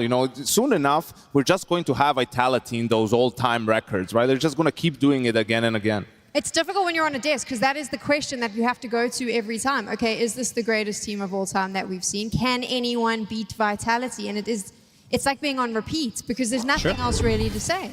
Yeah, it's hard to come up with something new. It's been going on for a long, long time. Obviously, the dominance have been, been a joy to watch. And the question is, as Janko also posted right here, we don't really know when it's going to end. And I think that's the interesting part to me, that every time we see Vitality, we're witnessing some new history. We're witnessing a team that is getting better, that is building a legacy, that every single time they lift the trophy, they make the case, as Janko described it as well, to be the best team ever to play Counter-Strike even stronger. And I think, as you as well said, Janko, I think there's a lot of good arguments for it right now. And I think a trophy right here in Cluj is only going to help that conversation to perhaps even die out, because it's getting to a point now where I can't make too many arguments as to why Astralis is a better team than Vitality are right now. And also, I mean, what makes it somewhat more scary is the fact they did stumble last season. You know, they went a couple of tournaments without even making the final. Sure, they would make the playoffs, but only a couple of titles. But then they come back when, you know, people are talking about FURIA. FURIA, the main favorite going into the Budapest Major, and they just come in and take care of business and make it look easy, open up the year, whatever, bounty, warm-up tournament, go to Krakow and lift another trophy. And now you're like, all right, so you guys did get tested. That's when frustration starts coming in. That's when players start arguing. That's when finger pointing starts. But not for this team. They just persevered, right? They just kept working, kept at it, you know, switched up some things a little bit, but it was mostly talking about mentality and getting back on the same page on the server. And they've started off 2026 as dominant as ever. In 2025, lots of debate at the end of the year around the player of the year, right? A lot of people felt that it was Donk, but ZywOo is the one that's claimed that name. He is now standing there. What do we think of his performance so far here at Cluj? It's been fantastic, you know, not only here in Cluj, but his 2026 beginning has been absolutely fantastic.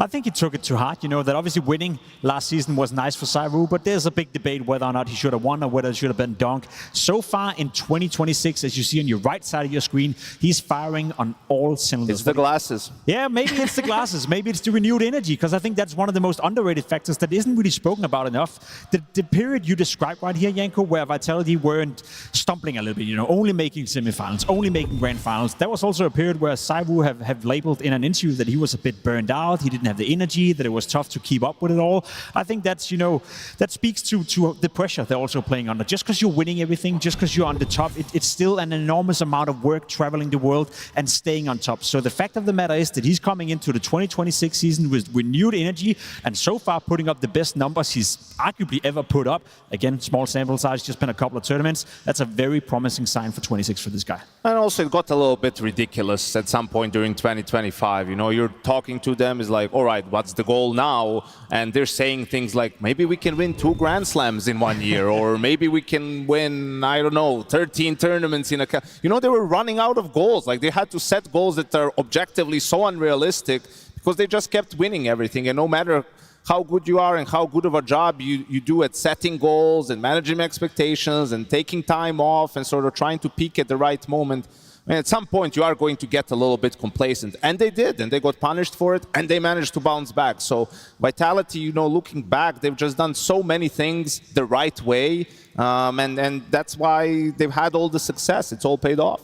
Do you think it's a lot easier to be named Player of the Year as well when you're surrounded with the quality pieces that ZywOo has around him? Because this entire team reaches new levels. Here's the thing, right? We need to stop looking at whoever HLTV puts at #1 as the best. You know, that's the statistically and according to their sort of metrics, that's the best player in the world. For me, I look at ZywOo and everything that he does on the server and also his personality. You know, you have star players who take up a lot of resources. The whole game needs to be built around them. They need to be set up constantly. They're really good playing a certain way, right? ZywOo, he's good at every single facet of this game. Like, there's not a single thing on the server that he cannot do. And then you add to that he, at this point, has the right amount of ego on the server, but none of it out of the server. Like, he's not a guy that's going to explode on his teammate, that's going to, you know, visibly be frustrated and affect the team atmosphere in a negative way. He's a guy that always plays the same. The dude doesn't have a config.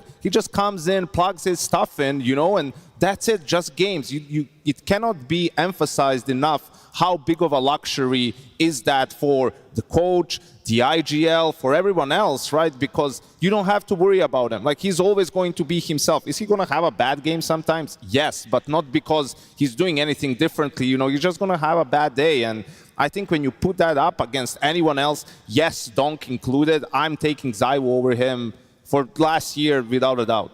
I also found it quite interesting. I think Flamesy was talking in one of the interviews where he mentioned that they hadn't put a lot of expectations on this tournament. So he said there wasn't, the expectation coming in was obviously, if we don't win this, it's okay because they're playing for the long haul. But then he said when they get on the server, obviously they start feeling it again.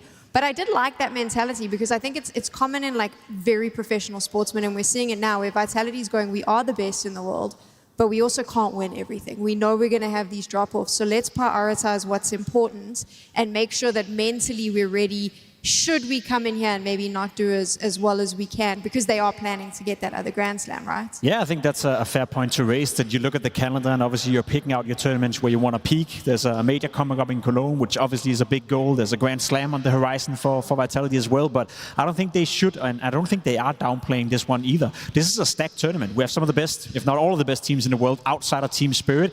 We have a Vitality who didn't play a PGL tournament last year, so this could be the first time they lift that trophy as well, you know, just to end the circle and full the circle. So I think in that regard, as you said, once they're here, once they're on the server, of course they're doing everything they can to win. But in terms of the lead up to the tournament, how much are you going to practice? How much are you focusing on creating new stuff for this tournament versus a Cologne? Obviously there's going to be a difference in that, but that's the luxury of Vitality. They're so far ahead right now that even them playing at, let's say, 90-95%, they're still the heavy favorites. And the huge part of that is Apex. I think if you look at everyone else on that team, they're just sort of laid back gamers, you know, like they don't care too much about some of these storylines. They come in, do their stuff, you know, obviously love playing the game and all of that. But Apex, I think he has a chip on his shoulder for all of them combined, right? Like he remembers every single thing from his career. He remembers the beatings from Astralis, from FaZe in 2022, you know, Navi in 2024, all these different teams, right? And he is the epitome of, and I took that personally. Like he can find a grudge against anyone to sort of fuel him, and he uses that to fuel his teammates too, right? To instill that fire into them. We always talk about him. He's definitely put himself on Mount Rushmore of great IGLs, but I think just as a leader of men, he's also unbelievable, right? Like knows how to get everyone fired up. Sometimes he will, you know, I think they understand him when he yells sometimes, he's just venting and whatnot. But really that's going to maybe reset you mentally and then sort of be a kick in the behind when he sees that his players are perhaps a bit complacent, or let's say in groups they lose the first map, right? You can so many times clearly see a change in attitude on the server, and I think that's one of his biggest roles on this team too, like to be that motivator, to set the goals every day in practice, every day when they're together. And I think that cannot be understated either. I love that point, you know. I absolutely love the point, because you can use the point today as well. There's not a lot of history between Aurora and Vitality, but one matchup they did have was the very first time Robs played with Vitality. And I bet you Apex, in order to motivate the guys today, because let's be honest, we have Aurora on one side, we have Vitality on another. There's not a lot of stuff that goes into that matchup where you think, if you're Vitality, like, how do you set yourself up for this game? Well, they were the first team to beat them last year at the Blast Bounty. They were the first team to beat them with Robs. They were the first team to put a question mark attached to Vitality before they went in to dominate. And I agree with you. I think Apex is holding grudges, you know, all the way back for, what is it, 13 months ago, 14 months ago. So there's always something he can bring up from history. Maybe he played a FaZe game versus Centaurus one time where he knifed him or something like that, and he'll use that as motivation as well. I was going to say, I mean, more than 10 years ago, he was here in Cluj playing. And when I start thinking, I'm like, that is a lot of darkness and grudges to feed you, which would explain why they keep lifting trophies. He's found a way to use that darkness to win. This matchup, though, the Aurora Vitality, I mean, you mentioned, yes, maybe Aurora questioned them at the beginning of last year, but that Aurora seems very different now. Sure, and it's kind of unique. They've only played twice in the span of, what is it, 13, 14 months, when you consider that Vitality have been on the top throughout that entire period. And Aurora also last year had a pretty good run going for themselves, but they haven't really faced that much on the server. Obviously, Aurora didn't really go that deep into the playoffs, so they've been avoiding it. You know why is that, Jacob? Because Aurora always made the playoffs, but Vitality always started in the semis, and Aurora could never win a damn playoff game, right? So they could never get over that first hurdle to meet Vitality. Exactly, and that's the point, right? You are looking at a team that has had a habit in the beginning of 25 of making the playoff, but they've been struggling so much to get the victories in the playoff, let alone to face the likes of FURIA, Vitality often enough to learn from it. So if I'm Aurora, you know, yes, I'm going into this game with low expectations, to be completely honest, but also in a sense that it would have been nice for them to have played Vitality maybe 2 or 3 or, I don't know, 11 times like MOUZ did last year, in order to gain some experience and figure out how do we beat them. I don't think Aurora had that luxury, and with the history they have in quarterfinals at tournaments, it's not looking great for them, let's be honest. It's not even the history they have in quarterfinals, right? It's just the inconsistency, full stop. Obviously, that terrible crash out at the major as well. You just never know what Aurora is coming to the stage and who's going to be in the server. I think the problem is they were very emotionally unstable, right? And it got to a point where frustration just overwhelmed them, and they weren't the same team, right? And it can't just point the finger at Xantares as the only one, it was everyone, right? And they even lift the trophy in Bucharest, okay, in a studio, but they've done it finally, and you're thinking, is this going to be a catalyst for success? Then, as you said, they show up at the major, they bomb out, make a roster change. And honestly, the start of the year has been pretty good for them. I mean, making the playoffs in Krakow, I don't think people really expected that. They beat MOUZ, they beat Falcons in the group stage. And here to be able to repeat that feat and make another playoffs, I think that's, you know, fulfilling the expectation, right, for Aurora. I think they will definitely be happy with that. And of course, when you go up against Vitality, considering where they are now, you're going in with no pressure, right? Like, there's no expectation on you to win this game whatsoever. So it's important that they show some of that unity, right? Like, there's no reason for you to be desk smashing and getting mega frustrated in this game. Yes, frustrating moments will happen, but you need to sort of learn how to work through it, get over it, right? There's always the next round. You need to have that goldfish memory. Otherwise, you know, how are you going to go blow for blow with Vitality? And just to build on that point, they're one of the few teams I would describe as you can always see within the first 5 to 6 rounds in the game whether it's going to be a good game for Aurora or whether it's going to be a bad game for Aurora. Because I agree with you, the emotions are letting loose sometimes. They're very streaky. Either they hit all the cylinders at the same time or they fall flat. They're almost like the opposite of PARIVISION, where you always feel like even if they get off to a bad start, they'll find a way back into the game.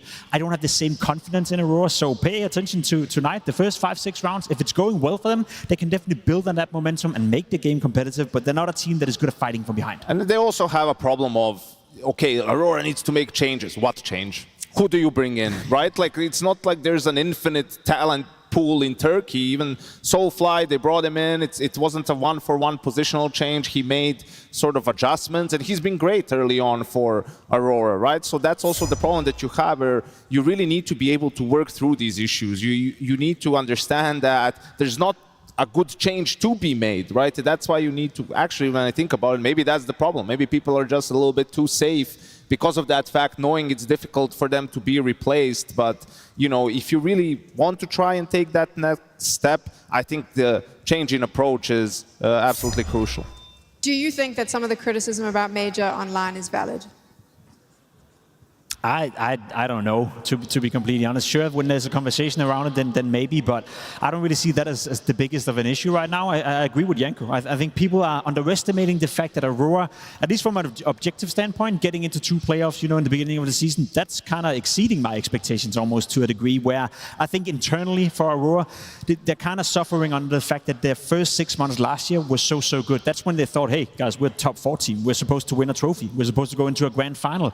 The fans got used to that as well, so the pressure coming in from the Turkish community and the Turkish fans, I feel it myself whenever you predict again. So you know, you get hammered down on social medias. But I think in terms of being a stable top 8 team right now, if they can do that with Soulfly coming in, a player that is relatively new to this level of Counter-Strike and only has 1 playoff game as well in an environment like this, I don't think that's too bad. I think one of the commentators for this game felt it too, yes. But you do wonder, I mean, they played in that upper bracket final game of Krakow, right? That's where we saw Ancient come through, which is the permaban for both teams. I don't think we'll see it here. I think Vitality will get rid of it. And then for Aurora, it's, hey, Anubis is back, right? Like our old faithful. Maybe that's what extended Major's, you know, time on the roster, that map coming back in. But for me, you know, I was looking at it and looking from Vitality standpoint, sort of, okay, if you know Anubis is coming, what is it that maybe you can do and exploit in Aurora's game, right? When you have obviously a couple of days also to prepare, it makes it much easier to do. And we have an example, you know, from one of the games earlier where actually Navi played against them, which I think Aurora struggles with some things on their CT side. Everyone struggles with the CT side, but in particular, I think it's when they lose mid control. I think that's key on T side against them. You know, they have these 3-2 openings very often where they don't even open heavy on mid. In this round against them, Navi just did the double mollies. They're sort of taking mid relatively quickly, getting a bit deeper. The reaction from Aurora isn't to fight mid, it's sort of to fight for connector. They have 3 players towards that B bomb site, and Navi is just sort of slowly going to go for that B split through Temple. They smoke camera, and even though there's 3 players on B and a 4th one will be making his way, they're not playing together, they're very split. You can see Xantares is on his own. Even if he gets one, he gets traded. Now Major and Soulfly 2 are split off. This is like a situation where, okay, we're heavy towards B, but we're not exactly sure how we're playing it, you know? And whether it's this way and you go immediately for the split, or you just put the danger of it, you take away mid control, then they'll try to flash outside B, try to do something aggressive. That's where you can punish them, and I feel like this is where they're really uncomfortable. So I'd keep an eye out on Vitality. How much focus do they put on mid, on T side, or if Aurora maybe switch it up for this game and try to put a little bit more emphasis there on their CT side. Yeah, I would be curious to that as well. I think Anubis is a big point of conversation because I feel like that's pretty much the only way they can go in the Veto. But I also do want to make the case that a lot of that, you know, Aurora are great on Anubis. That was before they, you know, removed the map and then reintroduced the map. I feel like the playing field has kind of leveled out a little bit. Sure, they still play the map, they still want to pick the map, and they still look somewhat decent on the map, but it's not like the conversation we had in the beginning of 25. I remember in March and April, I think people labeled them as the best team in the world of Anubis. I don't think they kind of have established themselves as that as of yet, which goes into my point here. It doesn't matter where they go in this Veto. Vitality is going to have the upper hand. Beating Vitality on it would go a long way to establishing themselves as the best team in the world on it. But this is the issue, right? Vitality's played so many of these best-of-5 grand finals. Their map pool is deep. Their experience is good. They're reading opponents regularly. I hate to do this, but they are the juggernauts. Like, does Aurora have a hope in hell coming in this? We've seen that they're shaky even on Anubis during this tournament. Yeah, but so have Vitality been. In a couple of the Anubis games they've played have been very close. We talk overtime against opponents. You think to yourself they should be running over. So I don't think Aurora is without a chance in this game of, at the very least, making it competitive. I see Anubis as an opening for them as well, where a player that I like to highlight all the time is obviously Santaris. I think he is mega important for this team, and it goes without saying that without him playing well, there's no really Aurora beating Vitality, not because of the statistical output that he's consistently having, but even more so of the presence on the T sides. Without Santaris getting the openings, without Santaris finding openings, more or less, there's no winning for Aurora. We talked about a team, we talked about MOUZ as an in-game leader as well, who's been struggling with their T sides. I feel a lot of the time, Santaris are able to mask some of the issues and some of the glaring problems they're having when he's not on his form, when he's getting shut down, when he's going up against a guy like FlameSea today. That could be another issue they have to deal with. So it's not that Aurora doesn't have a chance, it's just that if there were one player that is kind of the first key to success of even opening up the game, it'll be this guy. I think they definitely have a chance. You know, I mean, if you put Aurora up against Vitality 10 times, do they beat them one time? I think they do. They just has to be today, right? So your opponents can always have a bad day, and again, the lack of pressure for them, you know, that's when they play their best CS, when there's no expectations, when they're the underdog, right? Like, then there's no frustration because you're like, well, you know, whatever, everyone expects Vitality to win, and then that's what can make them dangerous. It's going to be an uphill battle because, I mean, you guys are right too, the maps don't matter as much. Vitality is just such a great team. There's no clear and obvious punish, and you know, if you go for Anubis, they're expecting it. Like, they will heavily prepare for that map too. You just need to be better in some of those mid-round situational. Your players need to step up in the clutches. You're never going to beat a team like Vitality sort of playing 5v5, and you're always going to out-position them, and you're going to go into the weak bomb site every time. No, like, sometimes someone will need to step up in a 2v3, you know, get you a kill that will bring the round back in your favor, and Aurora has the players to do it. It's just them to all play well at the same time has been tricky. What does the style clash look like in the server between these two teams? I mean, Vitality have their own style of just being very good at the fundamentals, obviously, but I think it's almost silly to say that they do one thing well. I think they do all different aspects of Counter-Strike well.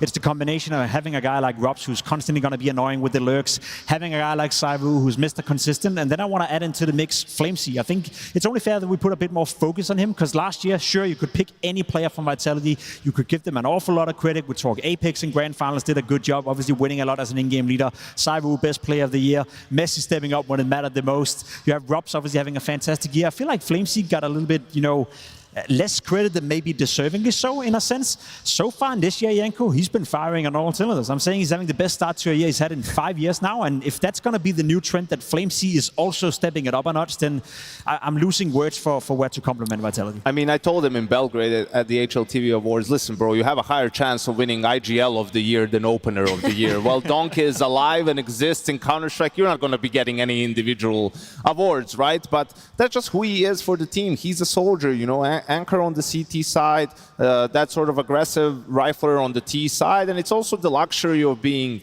you know, the third, fourth best player on your team in terms of also or how many resources are allocated to you, right? Like no one is looking at Flames, you need to win as the game. They're looking at ZywOo, they're looking at Rops, and that's perfect for someone like Flames to just work outside the spotlight, sort of play his own game, right? And he has been getting better. I mean, especially on that CT side, in some of those anchor positions, he's been unbelievable, right? And that is the luxury of Vitality. I mean, Rops is their lowest rated player at this tournament, and they've strolled into the playoffs, right? Because this guy also seems to be having the best start of his year yet.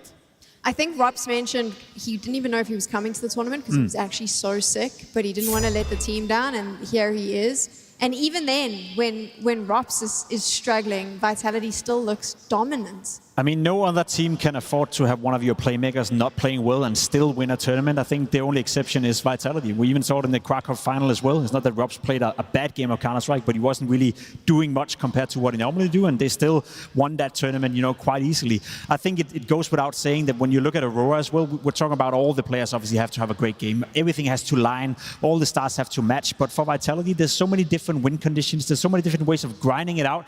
Even when we see them play close games and when we see them not really delivering up to what we expect, they still find a way to crawl back into the game. So that's also part of the reason as to why we label them as obviously the best team in the world right now, but maybe the best team ever to grace Counter-Strike. They find ways to win that we haven't really seen before.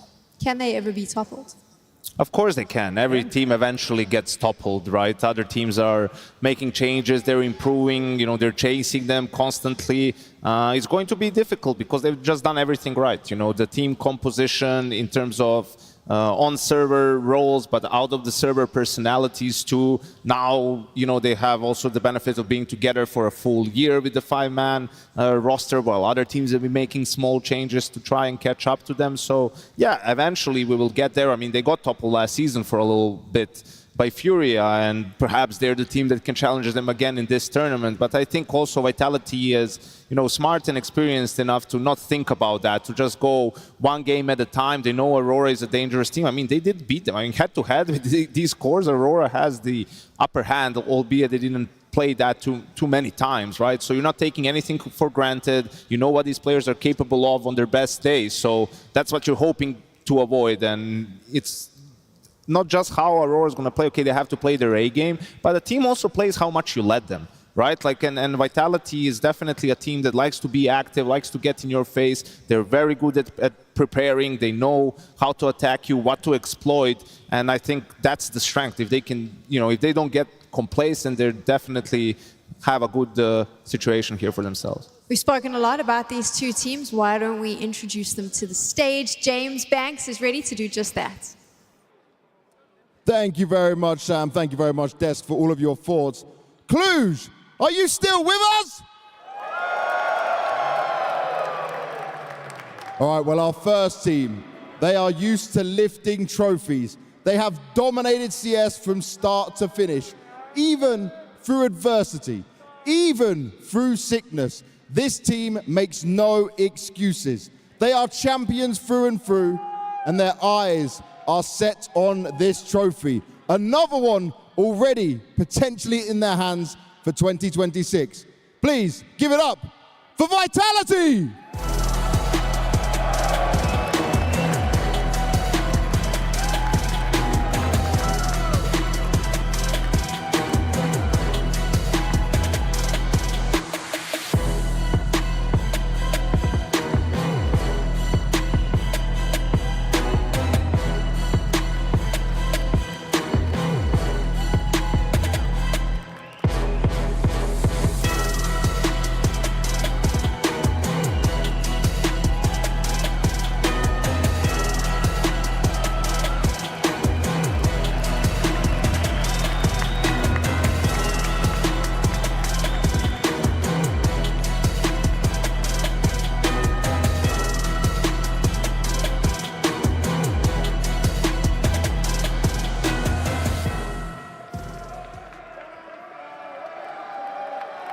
And their opponent, they were massively tested in the groups. They were pushed to their limits. They've had struggles on these stages, but they know it can't go on forever. They've even beaten some of the elite teams in the past. But on the stage, it's a different thing. Now, it's all about changing that. So Cluj, put your hands together, raise the roof for Aurora!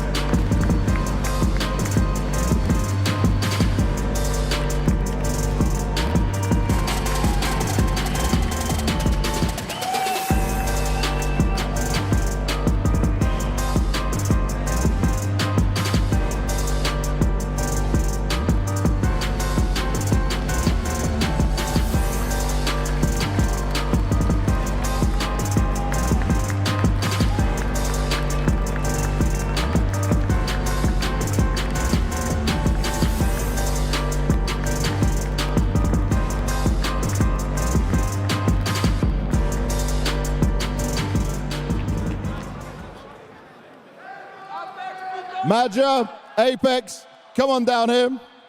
The rest of you guys can go and take your seats. Apex, Madja, over here. Thank you, Mezzi.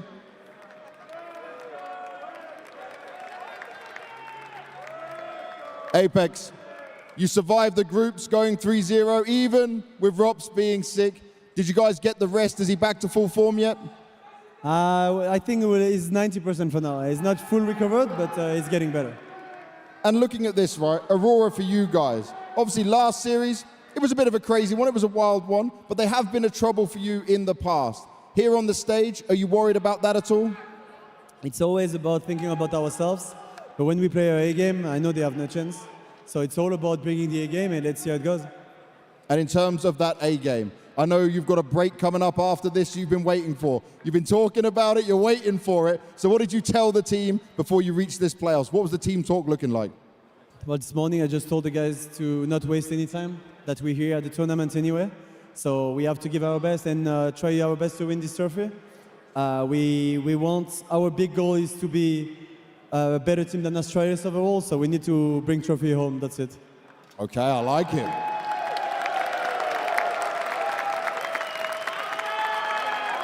Madja, group stage was a bit chaotic. There was a lot of ups and downs, but you made it here to playoffs. Having more games, what were you able to learn about where the team is at now Soulfly's here?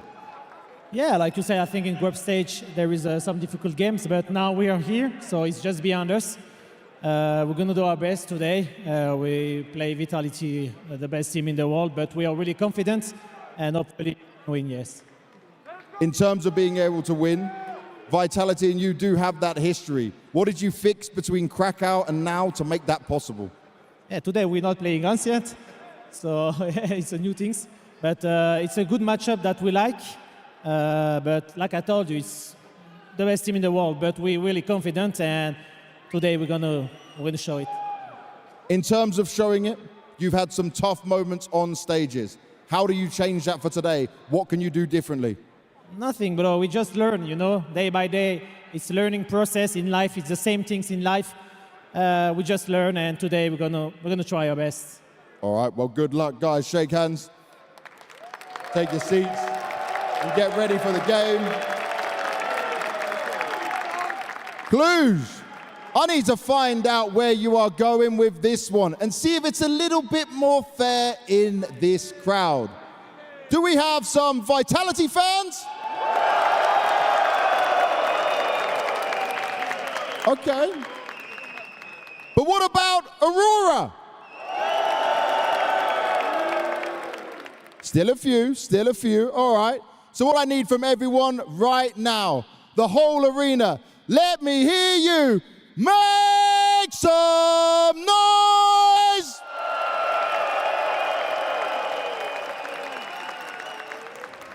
Can I just paint the scene for you, how rough it must be as a team to be standing on a stage like this going, okay, I want to win a trophy, and you're standing next to another team who's going, you know, our goal is to basically be the best of all damn time. That's what we're now focused on. We want to go into the history books as beating Astralis in that way. that is such a different measure of success, right? In the broad perspective, sure, but this is just a game of Counter-Strike. It's a best-of-3 game. It's about to take place now within the next 2 to 3 hours, and that's all they need to focus on. Whether or not they go down in history as the greatest team of all time, I don't think Aurora gives a damn about that. They want to come in here, they want to win this game, and they want to do everything they can in their favor in order to make it a competitive game.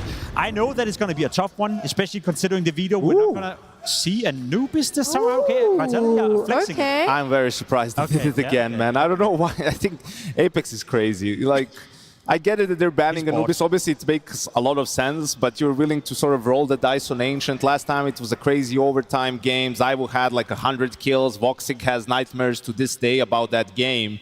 But they actually get away with it. Like, neither team picked Ancient, even though it was true. And then in the second phase, Vitality gets rid of it. So this is absolutely a huge win for Vitality. You know, getting a best-of-3 against Aurora with no Anubis in there, no Ancient. I think, if anything, Aurora would have had to call their bluff again. I think not playing Anubis and just like in a quote-unquote standard best-of-3 maps, I don't think they stand a chance. No, I agree. I feel like that was a gifted opportunity that they didn't really pound on. I know it's probably more complicated than that. Aurora also wants to play a map they're comfortable on, but if you're forced to play Inferno, Overpass, and then potentially Mirage against Vitality being the heavy underdog, when you had the opportunity to at least, you know, drag it out and make it a bit messy in the beginning, I feel like you should have pounded them that. What does Vitality bring to the table here on Inferno? Well, they're a world-class team on Inferno. They've shown that time and time again. They've been very stable on the map.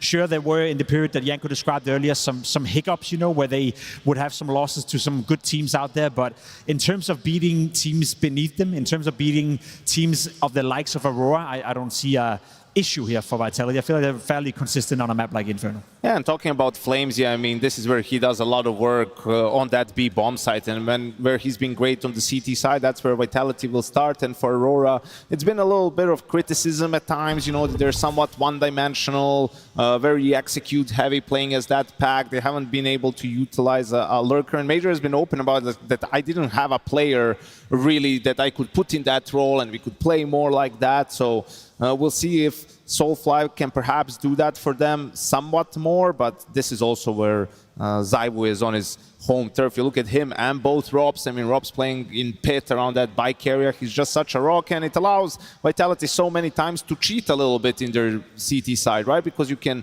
swing that third player towards the B bomb site a little bit, because even if it's just Robs +1, you know they're good for at least a couple of kills. I feel like that's the duel that I'm looking out for right here. FlameC and Apex, the entry frag and the in-game leader going up against Santeras and Major, the entry frag and the in-game leader on the other side of the things. Banana control obviously is always vital in this game, but as I highlighted before, I feel the biggest win condition when it comes to Aurora is activating Santeras. It's making sure that he finds impact, and he's going toe-to-toe with FlameC, who so far has had a great year and a great tournament. I think that duel in itself could determine a lot here in Inferno. Is that enough, though?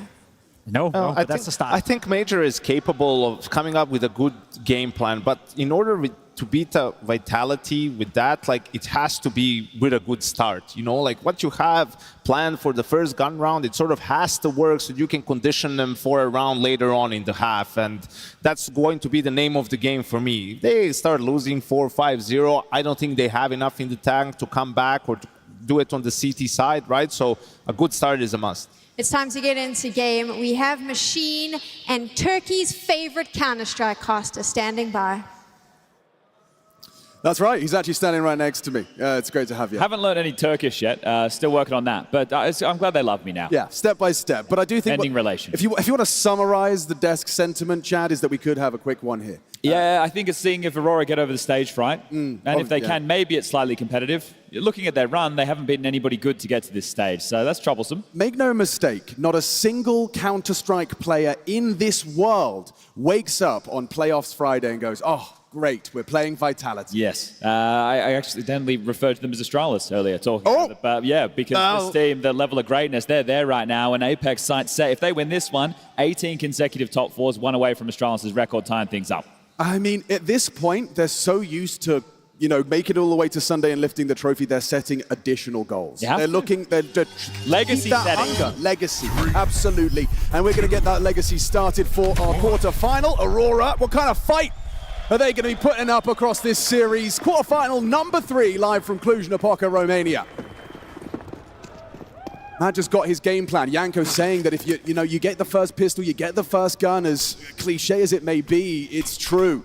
And I echo the sentiment that if this doesn't start positively for Aurora, I don't know if they have the capacity to dig themselves out of it. I think Janko's right.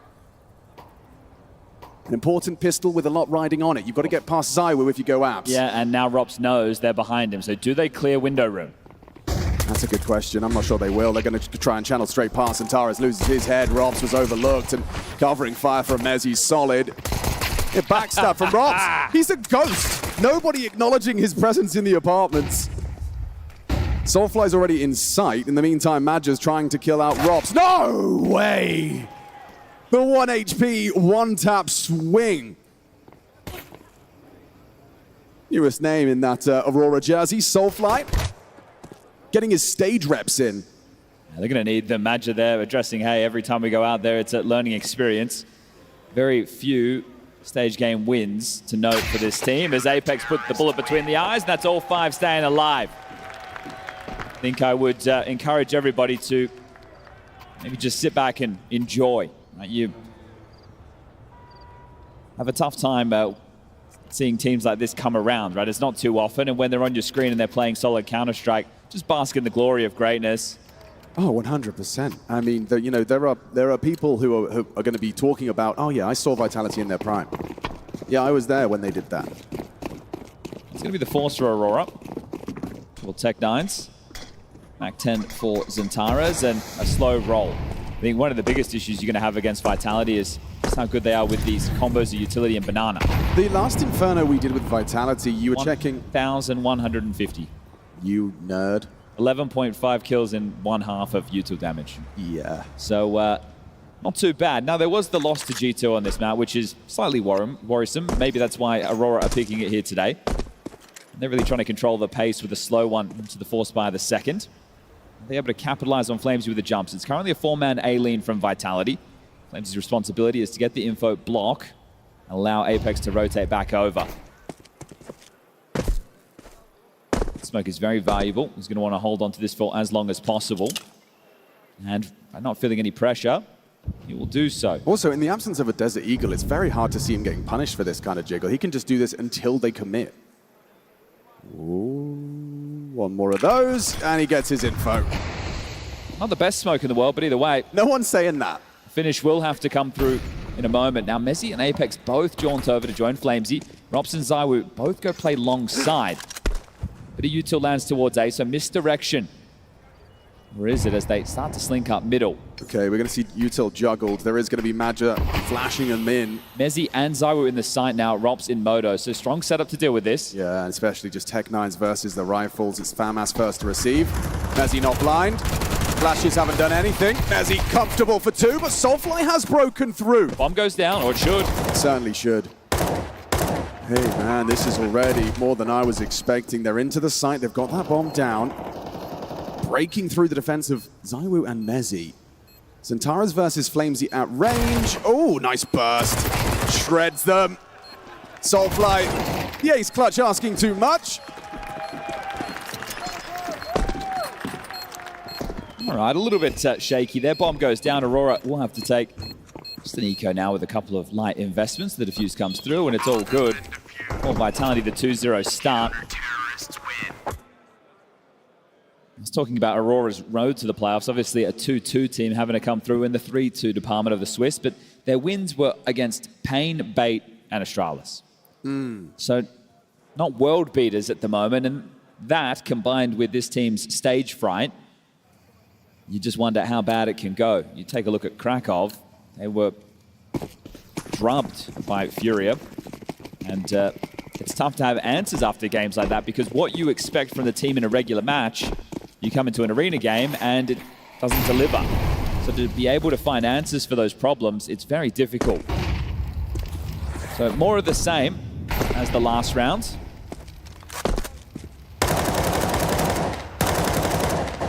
Ace might get caught off here. I think so. Yeah, he hasn't got any ammo. And now Apex is scarpering, block, smoke, and tuck.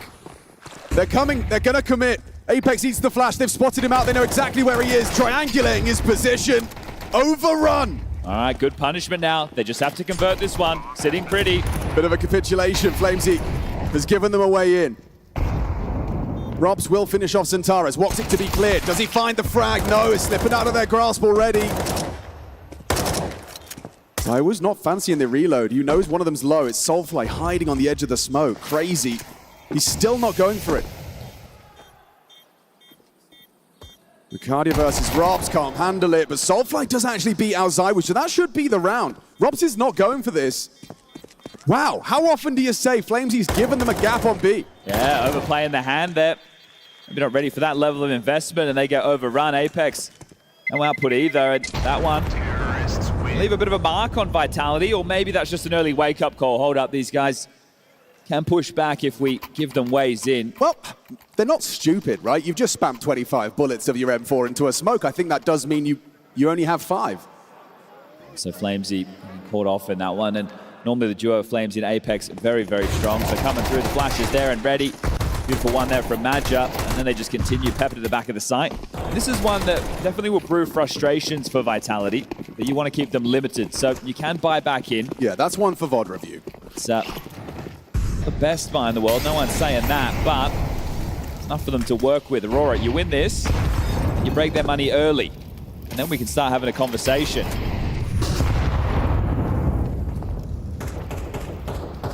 Zares behind the half wall, Madja to facilitate this. Conversations are more fun when there's 2 voices.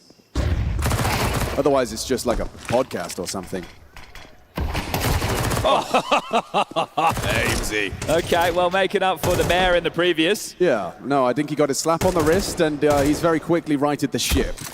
You get 1 a game. He's had his early. He's been in fine form, especially with Rops being sick. Oh, no, he's one of my favorite players to watch as well. He's just so quick as well, the way he moves his mouse. It's very hard to catch FlameZ out. He can adjust, he can thrive in chaos, and he can manufacture it as well. Still a 3v2 on this side, blocked for now. Set up from Vitality on the other side of the map is very porch and pit centric, so it'll be a long rotation. If Flames and Apex get nothing right now, there's a chance for straight rounds for Aurora. Blocks that one. Ooh, still going to land. Might give a different angle that they're not ready for still. Good damage from Madja. I think he tagged up FlameZ down to, oof, a nade combined. Double nade finds him at the back. They'll be able to plant now. Rotation on the way. Robs to come banana late. The other 3 in through CT and Coffins. This is going to be a labored post plant. Soulfly forced off of the plant. Forced to reposition. Spam back. Madja's found Robs. Now a 3-on-3. That's brave from Lucadia.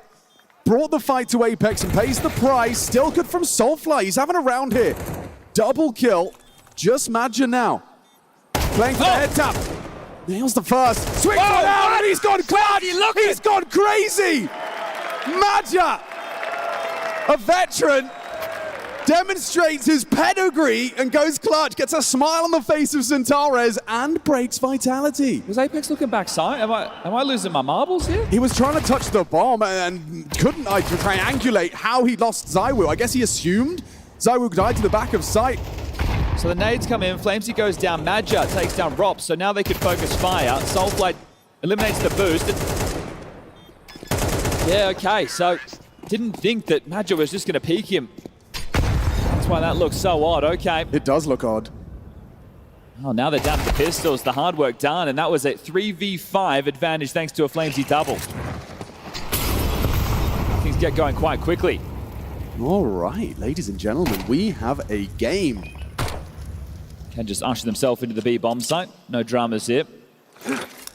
Meandering over are Mezzi and Flames, but Silent through the speedway. Don't want to give away. Well, never mind. I was saying Silent. They are up with a couple of sound cues. No flashes to pipe through this, so you'd have to get lucky on some timings. And Sight essentially called clear by the mollies. Yeah, and FlameZ once again catching nades. Reminiscent of the previous round.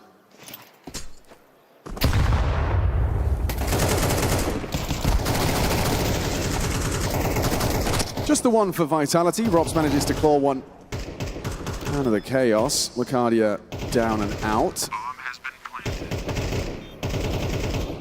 So I think in the traditional sense, with a lot of these B players, you're thinking, okay, does Vitality start bringing the third man over and they're playing heavy 3B? And then If that is the case, how does that play into the calling of Aurora? Are they going to look to punish middle a little bit more? That gives them the ability, when you know the players on the yo-yo between B and long side, that you can get the arch and library smoke in and play through long. It's something where they're going to have to flash through as soon as their teammates on A start to take contact. So this is a very good start. Yeah, I mean, and as the desk were discussing when it comes to this, you know, this is the game plan. If you were going to hit B early and you get these early successes, that will, as you said, open up those gaps on A. The strat book, the plan, it's still in motion. It's helpful that Magic getting that clutch, right? So there he is, LeBoss. LeBoss. Cover star. Yeah, and some fine form to start 2026. Yet to get going on this map. So 0 and 4. See how long that lasts. Yeah, you can't keep Zywoo down for too long. So nothing changing in terms of the defense early. Is just going to come over to donate some nades? Yes. So still a 2-3 split with the lion's share over towards A. The classic is, yeah, they're going quick towards A. They think it's going to be 3-man B. It's not. Yeah, they're wrong, but the flashes are brilliant. Cover from Rops, who is anti-flash, tucks on the pillar. Zentara's alive and kicking, and Mezzi well positioned. That would have been the bomb lost. Wicardia gets away from just the headshot on Apex ready for this? I don't know. Ooh, low HP. Apex, yeah, Zentaras has been tagged off. Dips around the arch. Could catch Apex on the clear. This is brilliant from A. Oh, Zentaras should have had him there. An opportunity. Had the jump on him. Well, Wicardia saunters back all the way through T House. MOUZ still kicking up a bit of a fuss here. Flames is still over towards B, so hard to see this one getting too out of control. They'd have to give them a way back in. Okay, Apex goes down library. Rops is searching mid. That's exactly what Woxic's hoping for, but he has to hit the first bullet, or that will happen. Running into B, assuming it's clear. Not today. Flamesy. There's Wicardia, tie things up 3-3. And that was it. They thought they conditioned B. They thought they'd forced them into starting 3, and that wasn't the case whatsoever. So the gap that you had manufactured with the conditioning, not there.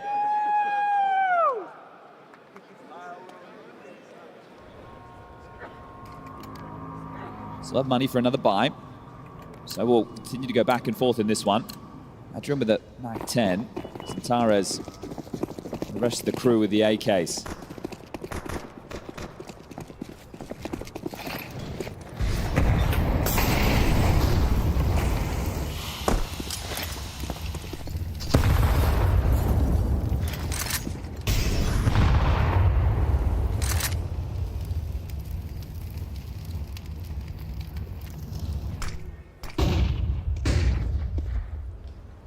Flamesy out to sandbags, and Taras would have heard the steps.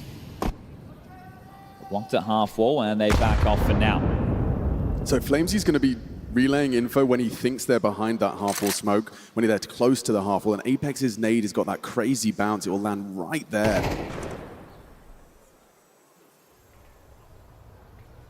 Bit of a test for Zywoo as well. High alert. Safe from the flash, well positioned. Soulfly actually ate the flash himself. HE premature. Soulfly, he's got Zywoo. Books, no, there he is. Dips into the fight, gets out. He's just been blocked. 45 seconds. Zywoo on the board. It's like Mezzi starting to rotate to join the defense of Flamesy and Apex now. Maybe not, he's in and out. Oh, they're not sure. Indecision, they don't have the read right now. That could be one hell of a HE. Solid connection onto Madja. Zentara's got the bomb on his back. Madja, they're going to try and forge a path here. Safe from the flashes, Flames. 20 seconds, they are running this clock down. Counting on Zentara's. Flamesy brings down the main threat. The rest falls into place. And Wicardia finds himself on the wrong side of the map.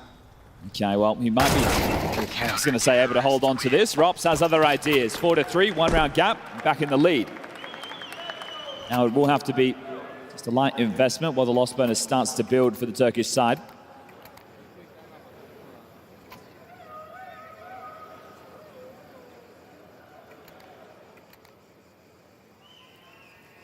Well, the arena's filled back up again, guys. Did you have a nice meal? Did you have a nice lunch? Who's been here since the first game? All right. Pretty good, pretty damn good. It's a long old day of Counter-Strike. I'm glad you're fueled for our second chapter of the quarterfinal. Winner of this plays the winner of the last game. FURIA versus MongolZ coming up next. Ooh. MongolZ are looking exciting. This round, however, not so much. No, I wouldn't say so. We saw the Tech-9s get out of control of Banana. This was just a couple of digs. ZywOo will grab another. See if he can start padding out, because again, he's being in great form.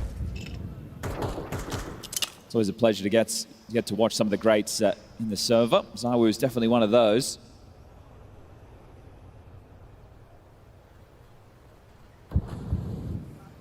So other than the fumbles, 5v3 and the Tech-9 overrun, looking solid for Vitality, about to make it a 2-round gap. ZywOo on the left-handed model. Could be just chopping and changing. Start your Reddit threads now. It could just be, you know, the bind Andy. Feeling it's better on that angle as just steps on out. Match dealt with now. And I think when you consider how a couple of these rounds did fall in the favor of Aurora, one of them being the Tech-9s catching a timing and the other one being a 5v3 where mistakes were made. Yeah, exactly. Question, can they replicate a little bit more? Now, we always say it doesn't matter how you get them, just as long as you get them. We're already over the halfway mark of this one.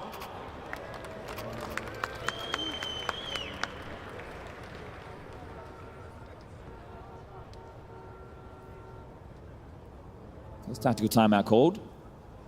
Conversation there with Woxic.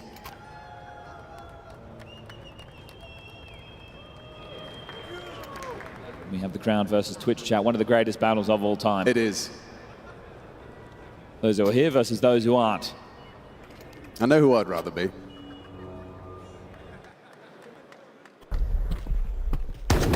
Oh. Crispy. All right, well, here we go. Right, let's see if Aurora can demonstrate an ability to convert with a full rifle. Yeah, remember, this is a slight T-side lean, so they are going to be hoping for a minimum of 6.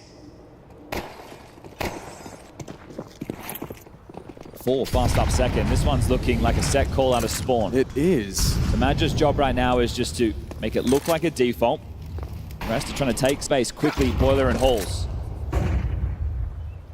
Just seems extra scary when you see those AK-47s that you've got to break past. Rops and ZywOo. ZywOo on Balk. Rob's pit and Mezzy jiggling for the long info. Looks like he's going to get answers soon. Yeah, that's going to cost ya! Xantares, pixel perfect. Oh, and the same can be said for ZywOo. Tapping head, Xantares finds a second. Brings down the Woo, not bad from Robs, but traded out. Madja clears out the pit, clears out the site. This is looking like a good one for Aurora. Funky bounce on the nade. Bacardia has to go up forward. Flushed forward by the incendiary. It's going to go down. Oh, it's a Xantares round. All right, 4 for him in that one. And that is a massive shot on Mezzy. He is just trying to play that for info. Jiggle peek, delete. Right? He's hoping to get that info, then ZywOo can flash from the balcony, he can peek back out, capitalize, but he just gets absolutely removed. So beautiful shot from Xantares, and that one's premeditated. This is the call from spawn, essentially. That is quite the shot. Oof! You guys have heard about Xantares' peak. Well, what about Xantares hitting his peak at the right time? Some crispy ones. All right, well, if each individual of Aurora takes a moment to win a round. I mean, right now, we're just looking at Woxic and Mercadia, right? Those two rather glaring omissions as far as frag contributions. It's early days. But now Xantares is here. He's joined Soulfly, found some early impact on the Tech-9 rounds.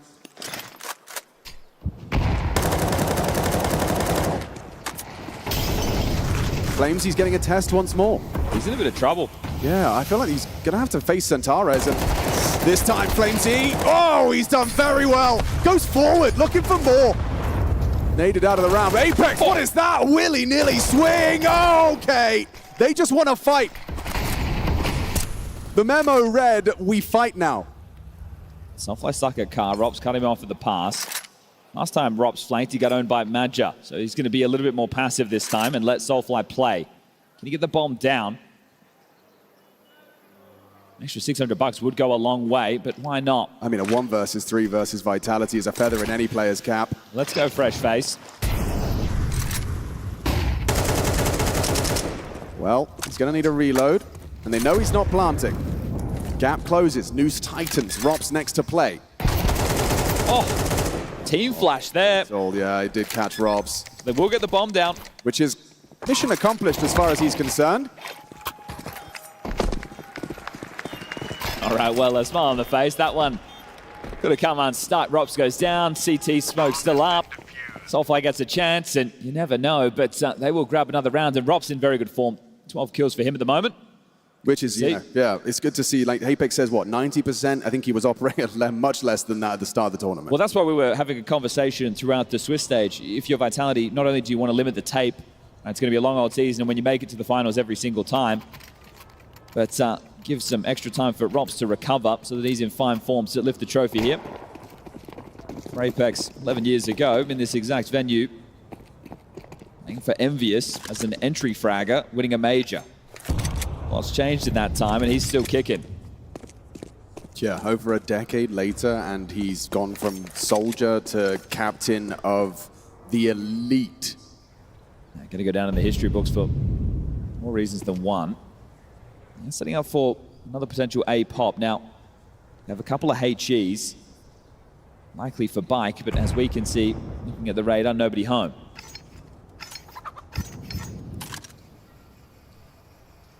Crossfire on top mid with Zywo and Robs.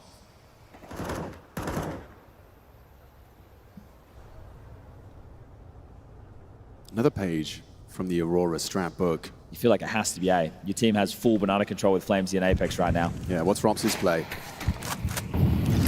Throws out an incendiary. He's moving a Bike. The nades can actually do some damage now. Here they come. Double nade with Robs' name on it. Mezzi's playing forward though. Maybe that leads to reluctance. No, heavy nade. A barrage lands. Ricardia finds two. Bullet and shrapnel in combination has opened up the A site. Again, these Tech-9 rounds, they're well put together. It's going to be a save. They need the money for the last round, Vitality. And Aurora, they've eked out 5. The fact that 2 of the 5 rounds of play have come with bursts and Tech-9s is great. Right, one was the timing, this one was well pieced together. And just by going through the motions, you see Robs falling back, playing Porch the entire time. And I think if they stay with that more forward setup, obviously the smoke long side causes some chaos, but there's an opportunity that has gone waning for Vitality. So some tough round losses right now. As they save, they will be able to fully invest going into number 12. Terrorists win.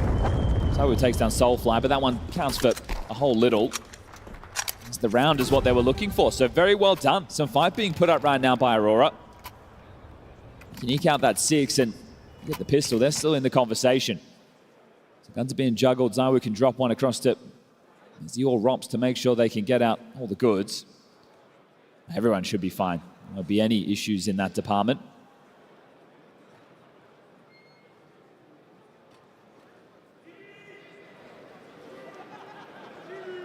Next, taking a timeout before we make it to the halftime break. So he wants to make sure they walk away with the lead on this one.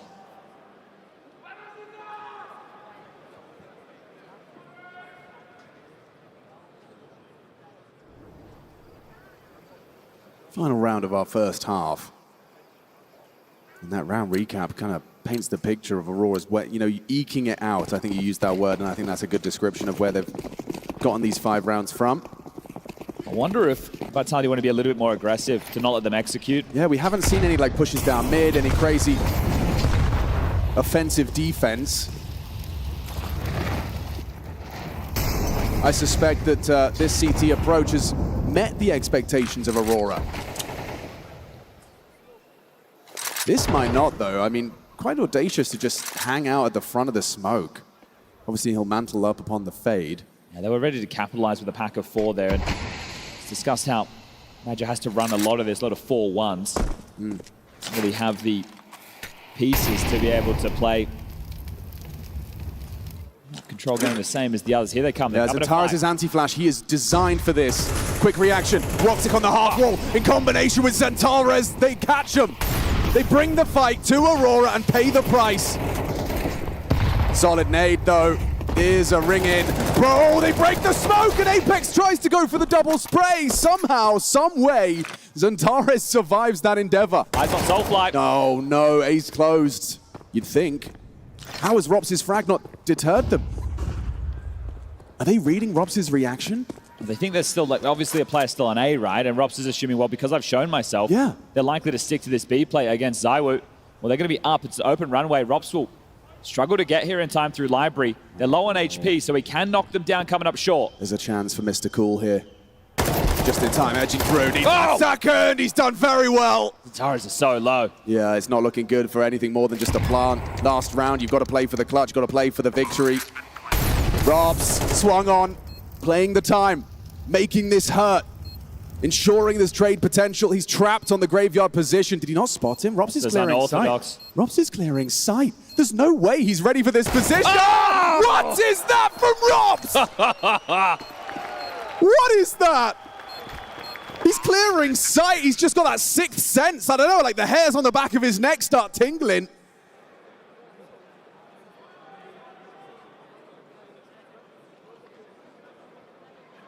Yeah, well, I can tell he's in better health, isn't he? He deals with the lurk. They're on low HP. Stalls them out coming up short, and then this one. What? All right, well, 7-5 on the half of Vitality. I mean, a competitive half. Yes, and look, the fact that you're able to get 2 line-by victories in a half against Vitality, that is a feat within itself. Yes. So, Aurora, they didn't come easy, but you've still given yourself something to work with. You pick up this pistol and get the ball rolling into the second half on your defense. Now, you've picked this map. Up next will be Overpass. It's the selection of Vitality if we need to get them Mirage. Both teams floating Ancient. Last time they went head-to-head, that was picked. It was in a seeding game. This time, there's a bit more on the line, so happy to toy with it in the Veto, but not pick it. And Aurora currently functioning without one of their crucial pieces. I wonder if that last head-to-head in Krakow, if Woxic's still kind of recovering from the encounter they had over there. You need Woxic online. He's a vital piece of this Aurora machine. It's just tough on Inferno. CT side, he'll get more opportunities as long as they can get the AWP out, right? T side AWP. There's certain teams who have AWPers who won't even run the AWP on the T side of this map. So still a chance for him to get into the game. Xantares and Madja beat. Wakadia and Soulflight ready to if and brawl in Boiler with Woxic and Halls. I do think Wakadia's got a pretty potent dual Beretta. It's one of those players very comfortable with it. A bit deep, so avoiding the damage there as they do turn to top mid. Wakadia lies in wait. Eco to clear out the close corner. Nobody home. All right then. Wakadia prepares himself to shred. Robs on the clears. Block versus dual Berettas, and neither of them find it cleanly. 15 bullets to go. They already have the sight. Robs has been kept busy. Wakadia finds him eventually, and with the loss of Apex, this one is on. Oh, first slip up, second not happening. Good finds. Woxic onto ZywOo. Soulfly from the short side. Woxic will close. Aurora make it a one-round game. Must have felt tense for Aurora, right, knowing that they're wrapping A, and with their setup, well, that's the one thing that's not designed to deal with, at least not immediately. So solid on the retake. Firm their 6th round, but the bomb does go down. So you will be expecting Vitality to chip in now with a force buy of their own.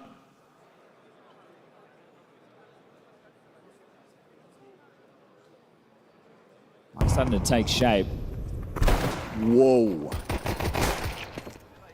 Some nice shooting, though. And you said, yeah, Woxic needed to find himself in the game as Apex, the classic right there. That's Apex's reaction to the Xantares long-range dual Beretta one-tap. It's a mouthful, and he got a head full of hot lead. It's been 2 AKs dropped. One from Mezzy, one from Flamesy.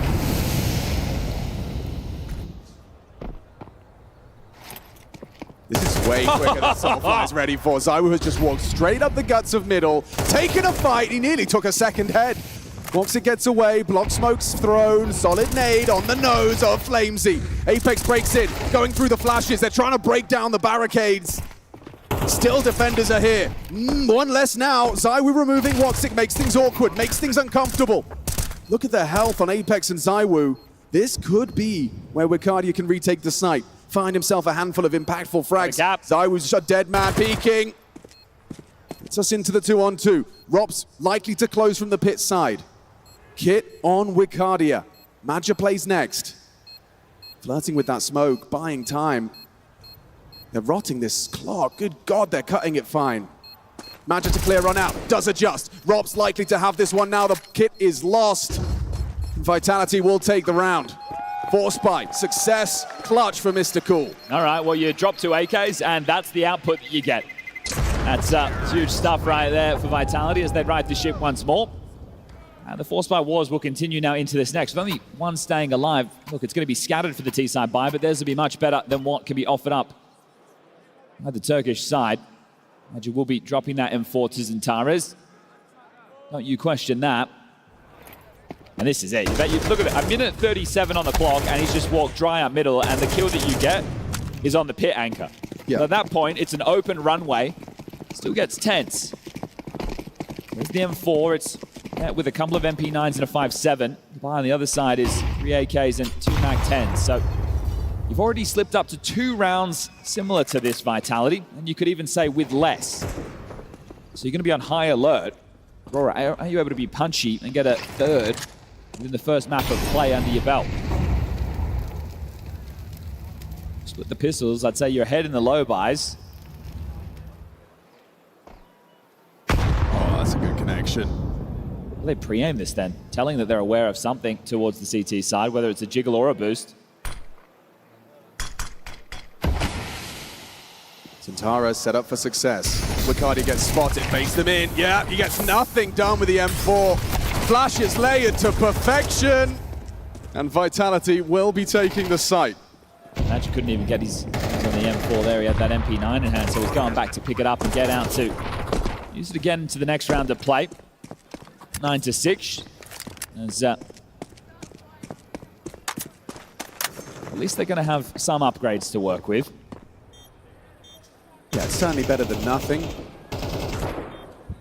But not everything. Yes, this is going to waylay their buys, isn't it? So next round, I guess you can juggle that between the players who have Kevlar. You won't give that back to Zantares again unless he wants to all in, right? Unless they really want a hero behind it. And that's if they can hold on to it, because you can see on the X-ray here, they're starting to edge on over, but Library, that's where they'll stop. Terrorists win.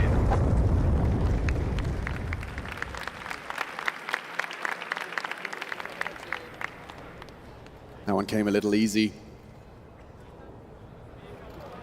Yeah, it's tough. I don't even know what you meant to pick against Vitality. And the fact that they removed Anubis didn't give you the chance. You didn't go for the punish on Ancient because of how things went last time. It was left open. The chance was there. It's just a playoff game. Neither team wanted to take that risk. And we talk about the Dust 2 record of Vitality being so strong. Well, Inferno is as well. All time for this 5-man unit, it's 52 times played, 40 and 12. It's one of the staples in their map pool. For double digits, you just need to get through the residuals. Can't even set up Madja on B with these flashes. Ooh. Yeah, on the second flash, Flames. He ain't blind. May doesn't knock that M4 any closer to Wicardia as he would have hoped, and so now, yeah, his days are numbered. And so are the rounds. This one's for 10.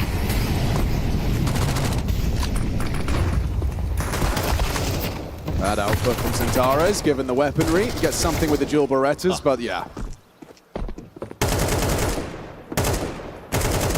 Oh, the Kevlar's not nothing, right? It's something to hold on to for these two.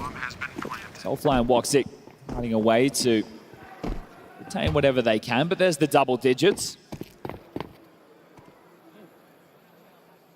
I think in the same way we were talking about the PARIVISION game with them not winning any pistols. I think it's like 30% for the tournament and then still winning over Falcons in 3 maps.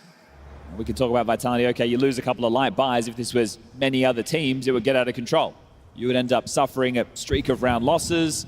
The economy would go against you. The mental might start to build in a negative way, but that's happened to them twice in this map. Within 16 rounds of play, and, well, still, confident, collected, just going through the motions, looking for that 18th consecutive top 4. Just sounds like you're making up numbers at this point. 18th consecutive. Well, going over it just a couple of weeks ago in Krakow, right, when they hit the 17th. Yeah. I guess that makes it easy for you to keep counting. 18th. Bloody hell.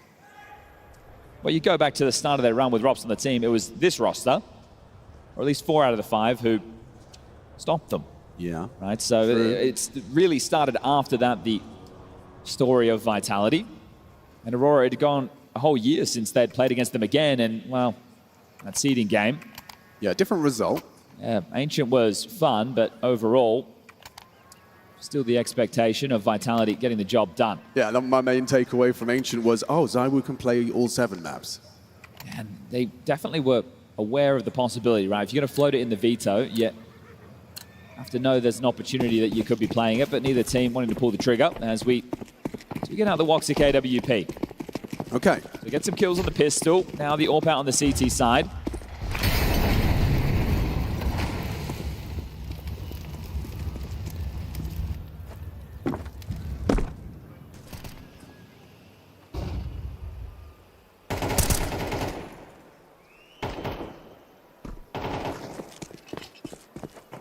You need something to change for this one not to feel like a formality. Coming up next, Overpass. Or at least get the CT side. There'll be more of this slower roll. Going through the motions, taking the map space. High-level CS macro on display.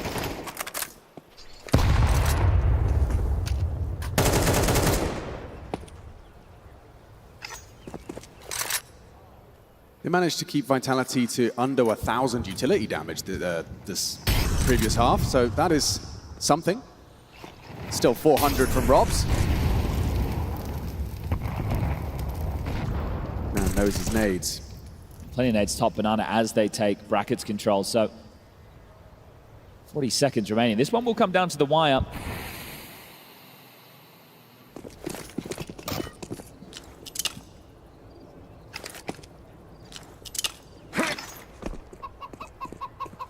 They are running that clock down thin. So with 20 seconds left in the round, they throw the split smokes and all channeling up long. Woxic was caught. Does do well to adjust into one, but Mezi onto Xantares, puts it onto Soulflyer. Back turn, bomb loose. 8, 7, 6. They're not going for the bomb. They're not going to have time. The frag from Soulfly has picked up the run for Aurora.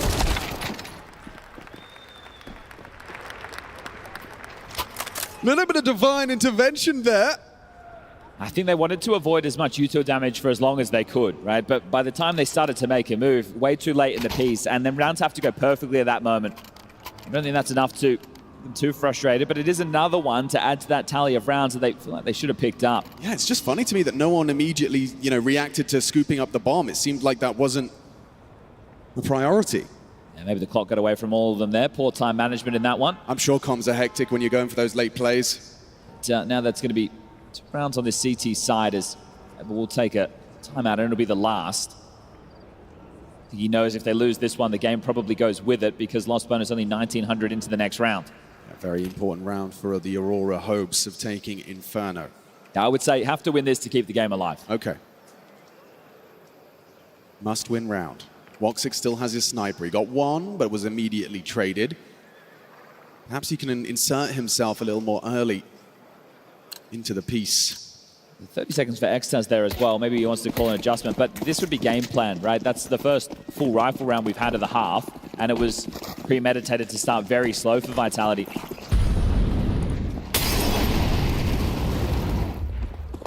Triple nades. Voided. Wakadia safe on sandbags. Throws out his batch of utility. Tars and Woxic on long. Neither of them with a HE. So if there is a long smoke, both of them will be removed from the play as more util to soften up key positions.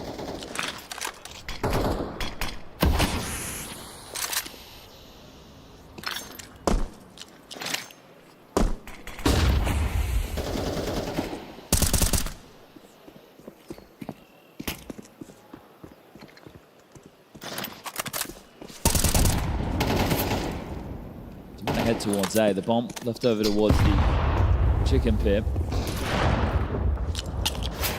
50 seconds. The late one. So they forced away top banana, but Apps has just been smoked.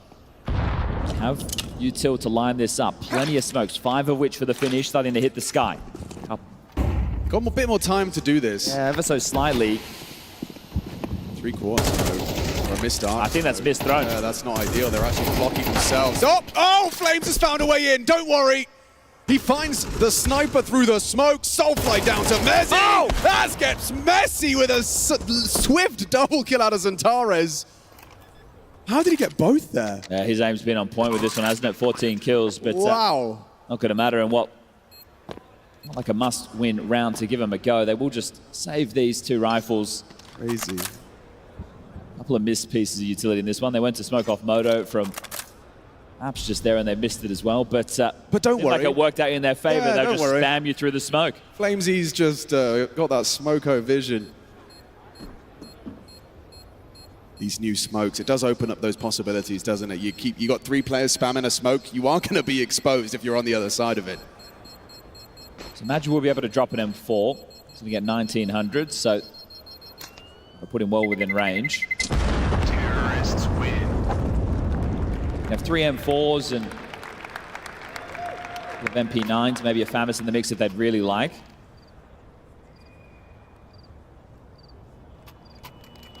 And they are shoving, so this is essentially it. They lose this one, 2400 and 12. Yes. Okay.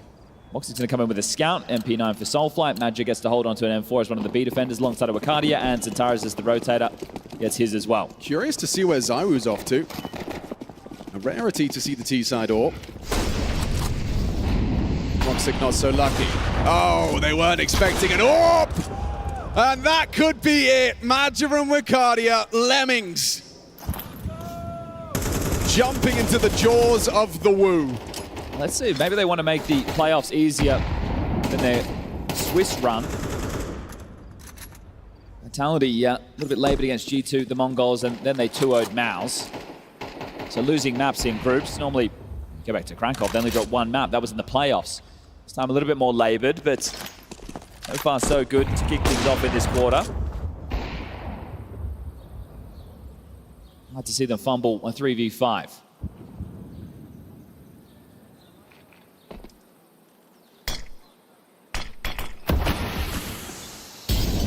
Oh. He's hit the bullet. Yep, tag, but you're dead. You dead. And Zantares soon to be, it seems, with 16 points of health. Goes swinging in, still finds the head of Apex, and Mezzi's low. Yeah, well, Soulfly has just left the side. So Mezzi, with his presence, has drawn the rotation. Romps Zai with Flames, he can waltz into A. And he dips. And that means there's no way down Banana to chase this. Soulfly's going to see if he can get something a little bit better than the MP9 to carry into the next, but you can hunt. As long as someone stays with the bomb, you can go and have a little bit of a look, and Mezzi hanging around, well, there you go. Backup career for Mezzi. I think he could, be doing cold calling, because he sold that. Very effective. They're locked in on B now, aren't they? Zawu has Banana closed. Some herbal toothpaste, perhaps. Flamesy and Robs coming in through CT. If they can take this away, they've got nothing for the final round to play, Aurora. And Flamesy should be good, or at least traded by Robs. He does it himself. See you later, Soulfly. Okay. Yeah, they get something through. An AK-47 and an incendiary alongside the Kev brought through as a little bonus, but it is up against the ropes. I imagine he drops that AK to Zantares, probably buys himself a rifle, and everybody else picks their poison for this one. 5-round game, and it's not one of those matches where it feels like the gap can close. Again, this is an Aurora who have made it to an awful lot of playoffs. Obviously, the new boy Soulfly, fresh to these waters. What a shot. But having a hard time grasping with, first of all, the level of Counter-Strike you're playing against Vitality. Second of all, the environment where you want to get the desired level of output.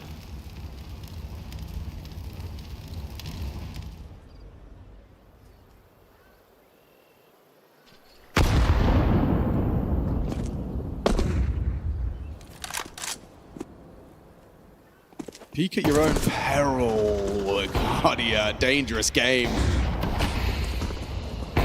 Locked on the half walls, and Tares trying to take aim duels, and he spots out ZywOo. That information goes both ways. There's a bit of an exchange with him and Flames over towards Boiler, so both of which on high alert for any potential pressure.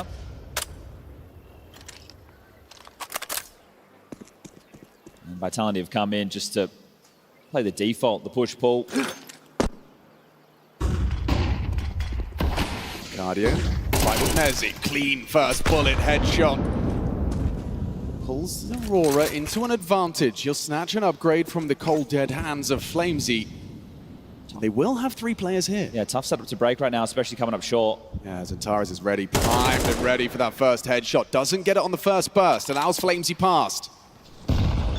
Nade from the pit side, forced out wide. Flames are there. Soulfly does find something. Zentaris not so lucky. They've still got a crossfire, this rotation in from the library side. Magic's going to be found by Apex, and that's going to make things so much more difficult. Solid from Soulfly, has to do it all, and he is. 3 kills just to extend play, just to give Aurora something to talk about on the CT side. 7 seconds, it's a head-to-head duel. Apex running to his demise. Soulfly has a round, steps up, delivers, extends play.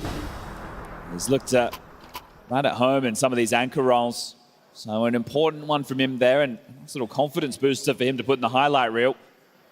But is it just establishing another round of play, or is there something more afoot? The one man staying alive, you get a couple of MP9s, and Woxa gets his AWP to play again, but it's always tense, it's always close. It's going to have to be clean.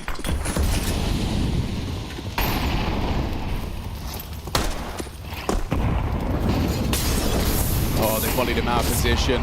Burning. That's 100-0. Roasted. Oh, Madja needed that. Apex wasn't expecting to see Madja just as he rounds the corner. A clawback from ZywOo, and now that B-side's vulnerable. They're going. They know exactly where you are, somewhere on site. They clear him out. Tech9 leaps into the site, and that's got to be it. Oh, it really is now. Woxic doesn't even get to try a retake, and he is giggling. This demon that is ZywOo, haunting the nightmares of Aurora.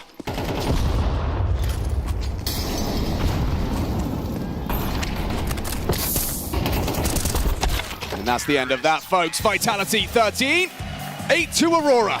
Just as we expected, you're watching greatness unfold live and direct here from PGL Cluj-Napoca. This is Vitality in fine form.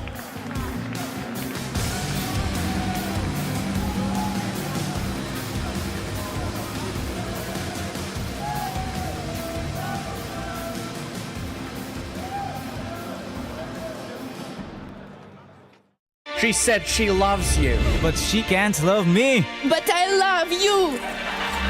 Yeah. Look, I know my man's going crazy. I gotta break on myself, I amaze me.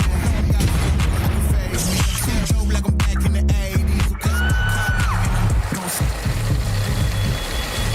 I won't play window anymore. What's going on? Play your role. 1xBet. On to the next one.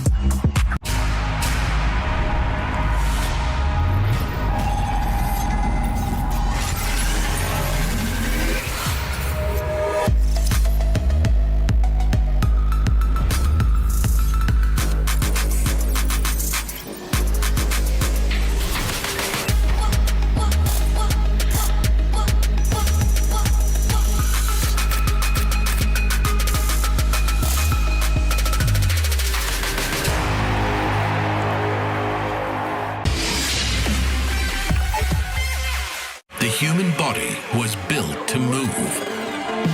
Not trapped at a desk in one singular posture for 12 hours a day. It's time your chair evolved. This is Secret Lab Titan Evo. Ergonomically engineered for you, gamers, hybrid workers, artists, backing your every move.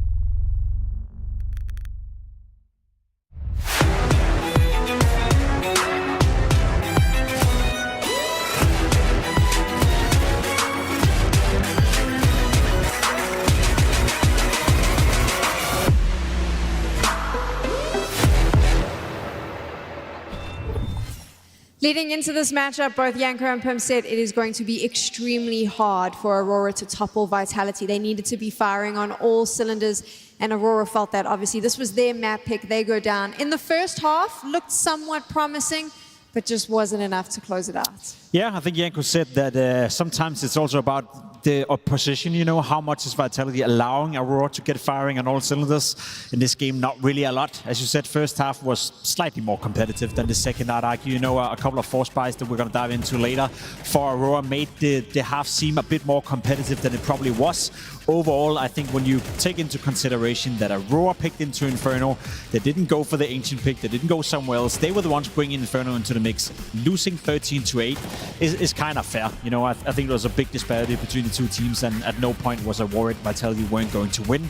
It was just a question of how fast. Yeah, absolutely. And I think every Counter-Strike game usually comes down to a few key rounds, right? And how you perform in those rounds and what happens. And Aurora had a couple of opportunities, but they would always fall short, right? I mean, it's a respectable first half. You win the second pistol, it's 7-6, it's one round between them. And then the Zaibu Hero AK, right, turns everything around. All the momentum is now on the side of Vitality, and Aurora just didn't have anything, didn't have enough in the tank to really battle that.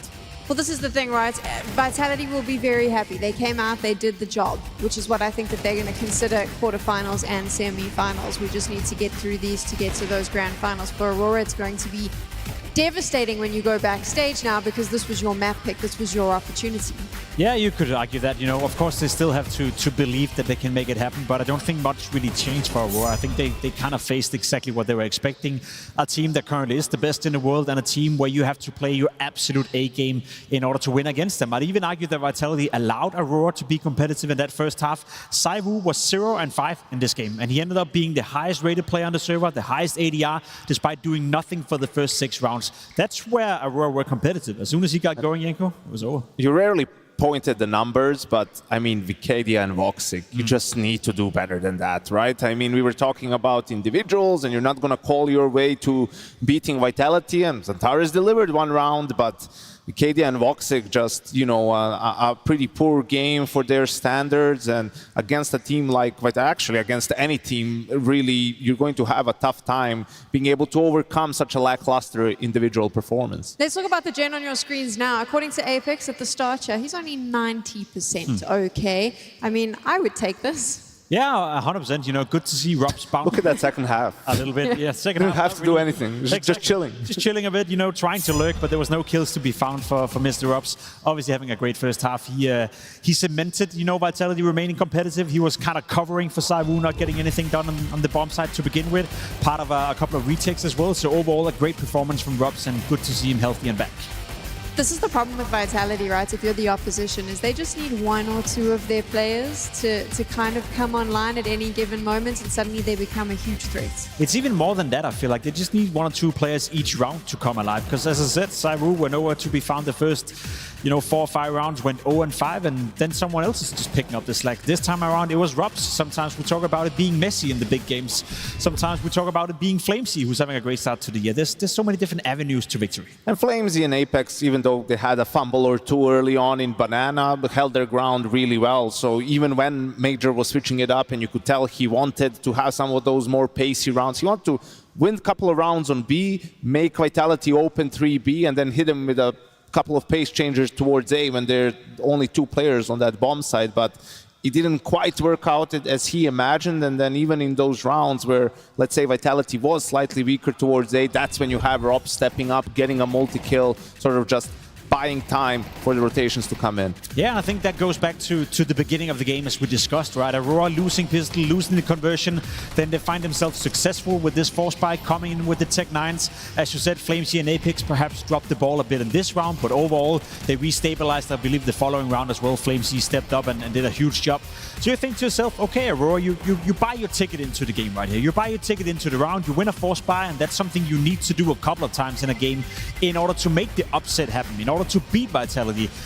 Unfortunately, they couldn't really pounce on that. They go down 6-4 again later stages of this half. Then they do it one more time. They win another force buy. And the picture I'm trying to paint right here, Sam, is that if you're Aurora, it's your own map pick, it's Inferno, you're winning 2 force buys in a game like this and you're still losing 13-8, you're still not even remotely competitive from the moment it was 7-6, then there's a lot of stuff that needs to go your way. Because I feel like normally under these circumstances, you do that as a team, you're in a pretty good position to get a win, or at the very least make it much, much closer. Was there something that Aurora could have done in the second half to change the scoreline and potentially take it further? Not lose the second round.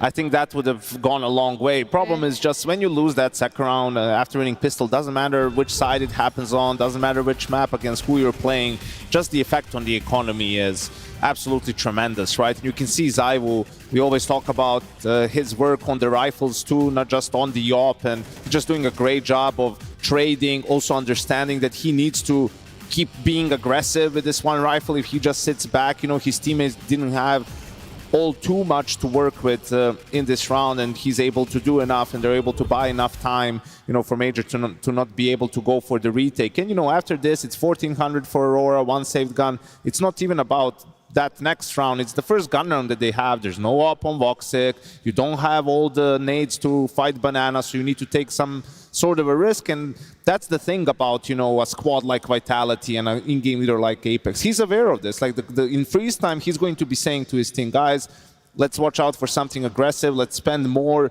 utility in the default because you're going to take a risk of some sort. You know, let's cross our T's, dot our I's, and it's very difficult for those plays to work against a team of Vitality's caliber. What can Aurora take away from this game? I mean, I know that they've lost the map, but Sure. is there something that they can take away, kind of clutch onto as they move into Vitality's map pick? I think Soulfly did okay. You know, that's a new prospect, obviously, the second time for him on a big stage in a playoff game. We saw in Krakow, obviously not getting much done together with his team. This time around, though, he found some impact early on in the game, and I think he held up to his own. So if there's one thing I do want to point out as something positive for Aurora, again, despite losing your own map pick and not really making it competitive, it will be that Soulfly, this time around, you know, actually stepped up and played like he's been playing throughout the entire group stage, which has been a positive sign for him. Another positive thing is, you know, starting CT side overpass for the next map. I think, I don't know if Apex has one eye on like FURIA potentially in the semi-final, like he's really trying to nail down this overpass. I mean, they're undefeated this year on the map, right? Picked it against Aurora in that other game, beat them comfortably, but Aurora are no slouches on the map. I mean, they've played it 5 or 6 times, you know, they have a positive win rate on it, but obviously going up against Vitality, what I want to see them do on CT side is just gamble a little bit more, you know, take some risks.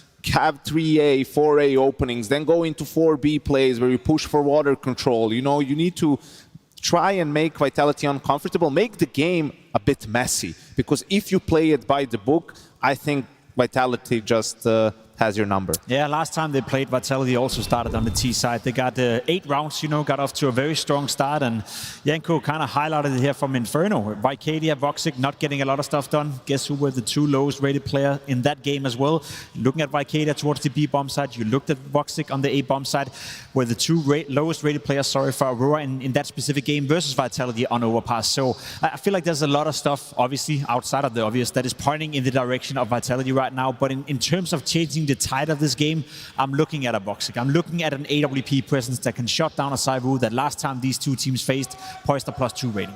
I do find it interesting, Janko, what you mentioned there, like they need to be a bit messy, they need to change things up. I wonder when you are a team going up against the name Vitality now, that feels like a very brave thing to do. You kind of go, oh, let's just stick to what we know because we can do that as best as possible. I mean, how many teams are going to be willing to try something completely different and shake it up a little bit? Well, correct me if I'm wrong here, Janko, right? But when we say that, it's not like we want Aurora to go in and play as if it was a FaZe game. Of course, they still have protocols. Of course, they still have defaults. They have ways of playing the game. But I think on an individual basis, what you're seeking is a bit more, you know, I guess freedom to take the individual decisions that can make the game messy, you know. Loosen up a guy like Voxic, maybe going for an extra repeat, maybe going down towards Connector and risk it all, you know, by fighting till you die. It's not that you can throw the entire playbook out of the window. I don't think that's what Janko is requesting. That's not what I would suggest. But just let loose a little bit in some of those individual decision-making moments that could maybe make the game messy. Yeah, be more aggressive, you know, swing a 3rd player in the mid-round towards A, go for the re-clear in bathrooms, you know, be the one who dictates the pace of the game, because in a 5v5, if you're doing it just step by step, Voxic takes 1 line. When he gets flashed back, he takes another one. When the smoke comes in, he goes back to the site. I don't think that's the way to play against Vitality if you're Aurora, right? I think other contender teams, they can play their own game because they have already such a high level and they can match up against Vitality better. Aurora, considering the roster change, just sort of the ceiling a little bit, and even more so when your individuals are struggling, like that's where you need to sort of gang up a bit more, right? And try to use the numbers to your advantage. It's not ideal, right? You're always leaving some side weaker, open to reaction for the players from Vitality, but you're going up against the best team in the world. You have to risk something. Okay, so it's a bit of an obvious question, but I'm going to ask it anyway. What are the strengths that Vitality bring to Overpass? I mean, the entire thing. I think the T side is good. We see a lot of teams having a tough time finding a lot of openings on the T side. I don't really see Vitality struggling with that.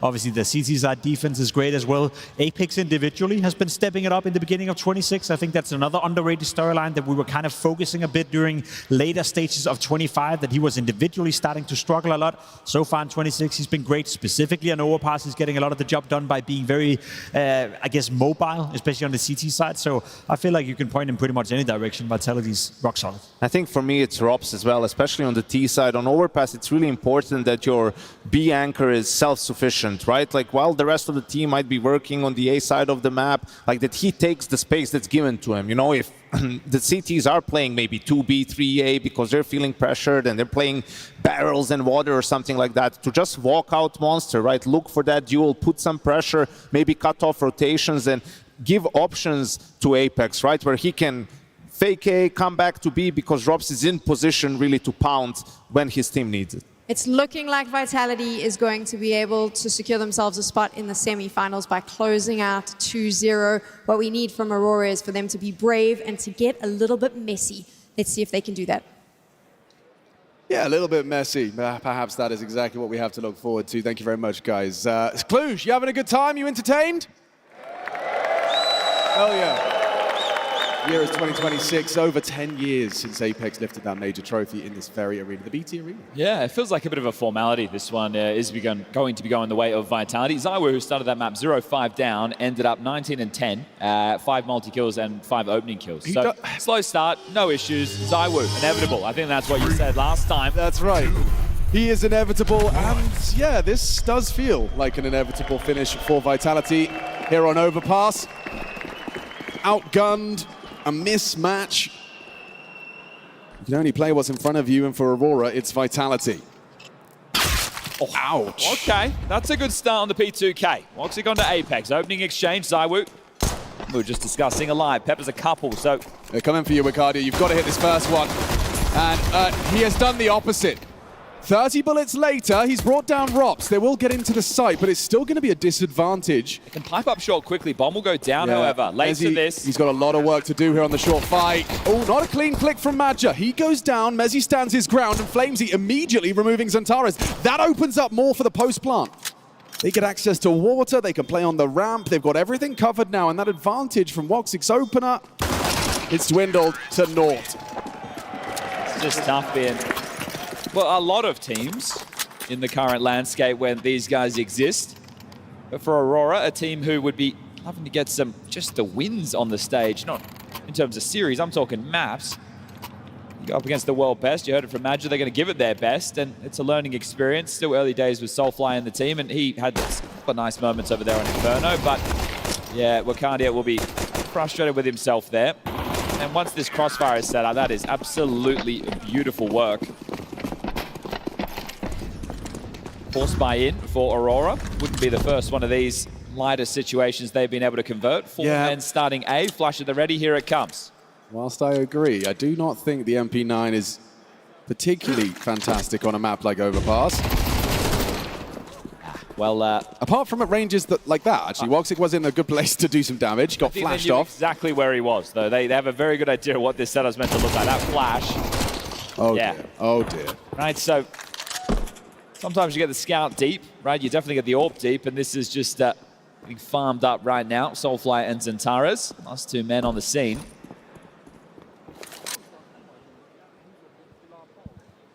Just real comfort for Vitality, knowing they won this map against Turks not that long ago. You don't have to go the laboured affair of Ancient either, so might be an easier series as well. They Toss this one up with the executors, the SMGs that come up the final two. That is a beautiful little execution. Now it'll be the eco. You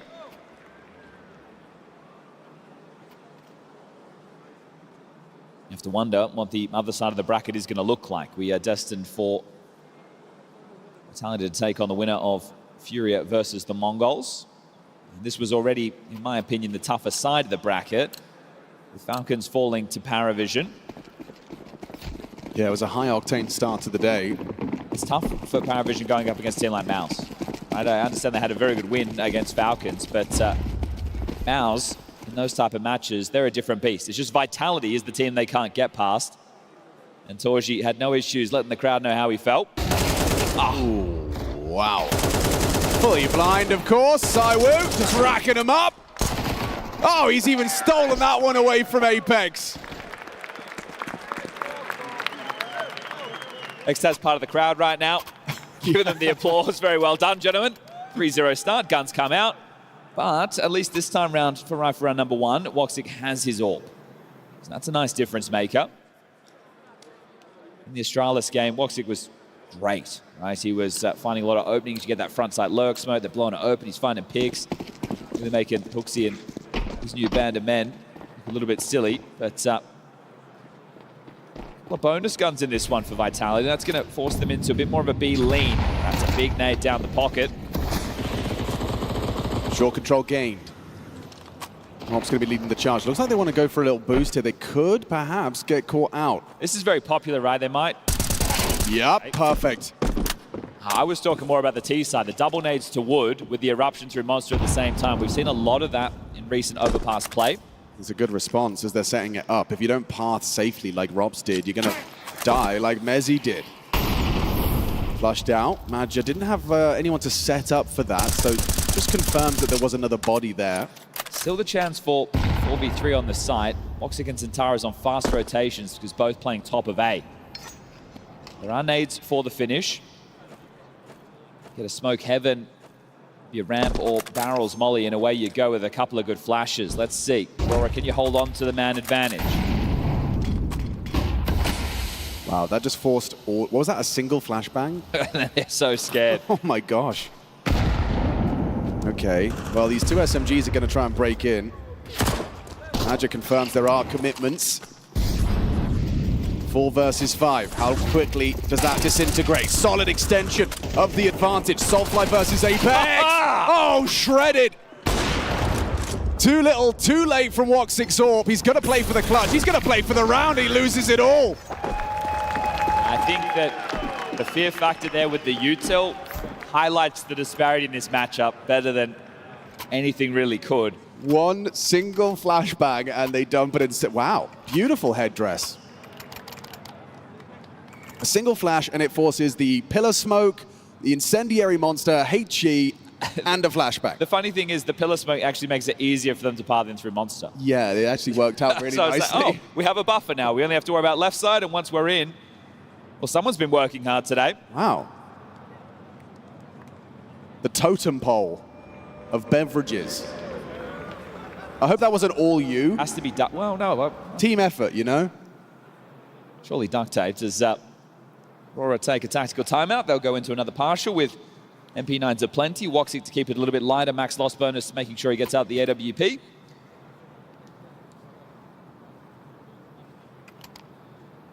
I think you're hoping for a little bit more entertainment with the FURIA MongolZ game to close it down.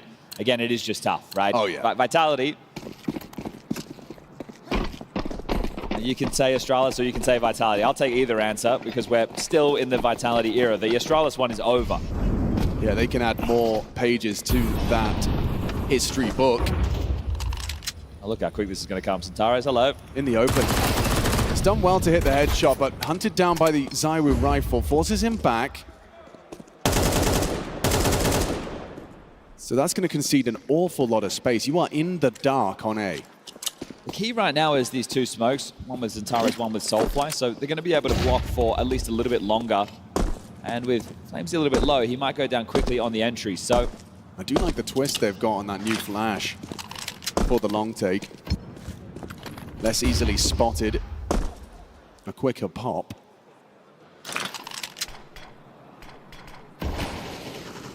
Is this a gamble? Are they just going to... Well, you know, you have the SMGs, a 4-1. We've seen a lot of this, right? And rotation. Oh! Oh! As he just sits Xantares on his ass. Yeah, forget about the rotation. They started pushing short as that shot came in, so it's going to be too late to this. This is going to be a 5-0 start as... It just feels like we're all tuning into a Vitality scrim. Yeah, we're going to watch them dry run right now.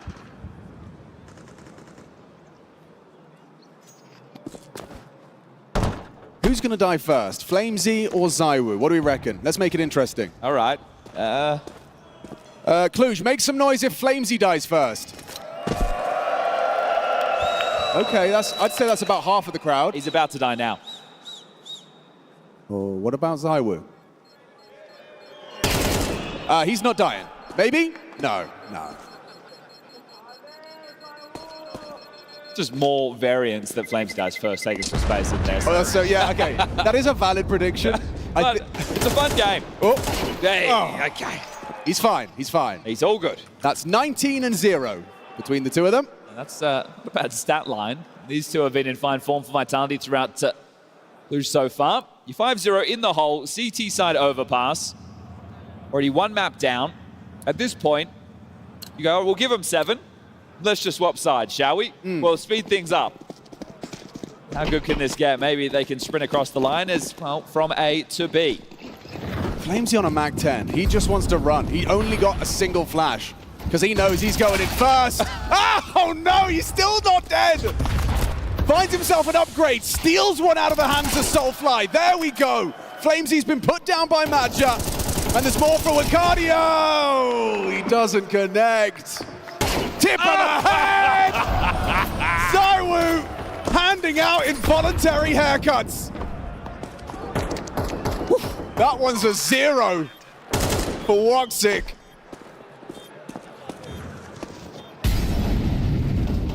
It's a 0 for Xantares. The crosshair placement is nut. Just so, you know, you got your mum in the room. They can't see the X-ray. That's for us. Yeah, that's delicious, isn't it? That's for us. All right, well, looking to retain the AWP. 6-0 and an all-in B rush. Now, look, a little bit more to it. But the fact Flames is getting away with an opening kill like that, sure, he does go down. We'll lock in the next round and trying to speed up the schedule a little bit, I think, Vitality. Yeah. Terrorists win. I'd like to see that one again, DJ. Going on slow-mo, or do you get any preferences? Yeah, preferably we get it in slow motion. That's the self-flash, this is the labored spray. And then look at this pre-aim. Just, what can you see? I've got a massive TV in front of me, I still can't see him. All right. I'm gonna get closer to the screen, maybe that'll help. Square Eyes doing that. ZywOo's ADR 6 rounds in, 206. 180. That's number Wang.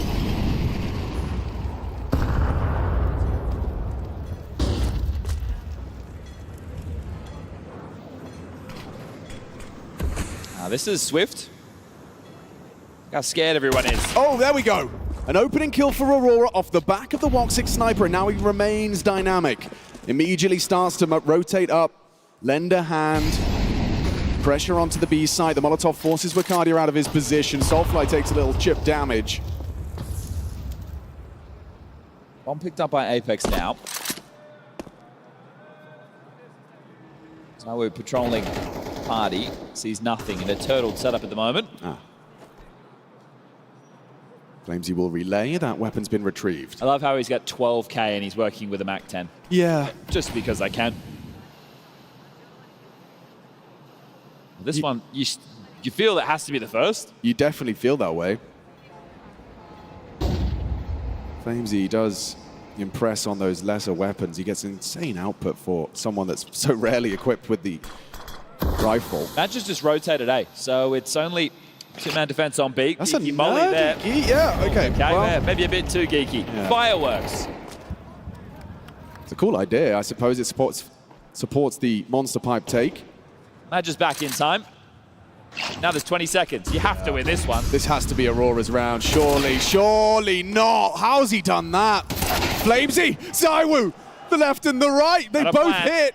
They do need to get that bomb planted. Oh, they just can't stop him. He's not missing. They can't touch him. ZywOo is absolutely untouchable. They heard that, though. Sound keeps giving away. They're saving. They know the hunt's coming. Imagine if he gets better. But that's the scary part, isn't it? All right, 7-0. Let me check tab. How long have we been going for? 13 minutes. Oh. 13? 13 whole minutes. And this is Overpass, traditionally the slowest map in the pool.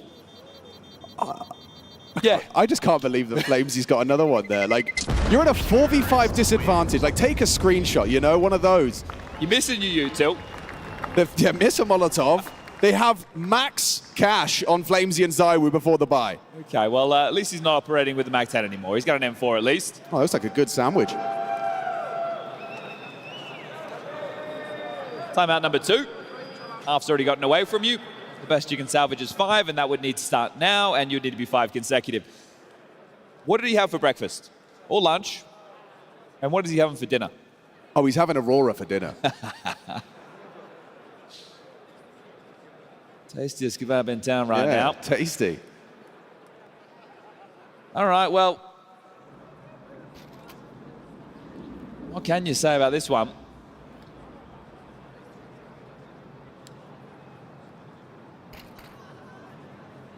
I'm going to check what that headshot percentage is. Is that tournament-wide? I don't know. Well, he's got 71% right now. Either way, it's 71% with 14 and 0. It's going to go down a bit with the AWP, one would assume. All right, Aurora. We're not going to say it, but nobody wants to see it. You need to get a couple. Yeah. We'll start with 1. Maybe we'll make it 2. Man is pre-aiming the boost. Oh, you just can't! Peek at your own peril. He's getting better. So right now, ZywOo and Flamesy have 26 frags combined. Mezzy, Rops, and Apex are passengers. They have 4 combined. No, yeah. I mean, most of they're enjoying the game. Absolutely. They're doing their part. communicating. You know, they have their hands on the mouse and keyboard. They're participating. Maybe they wish they were dead so they could be watching what we're getting to see right now. I think most of their contributions are nice. Nice, ZywOo. Nice, Shahar.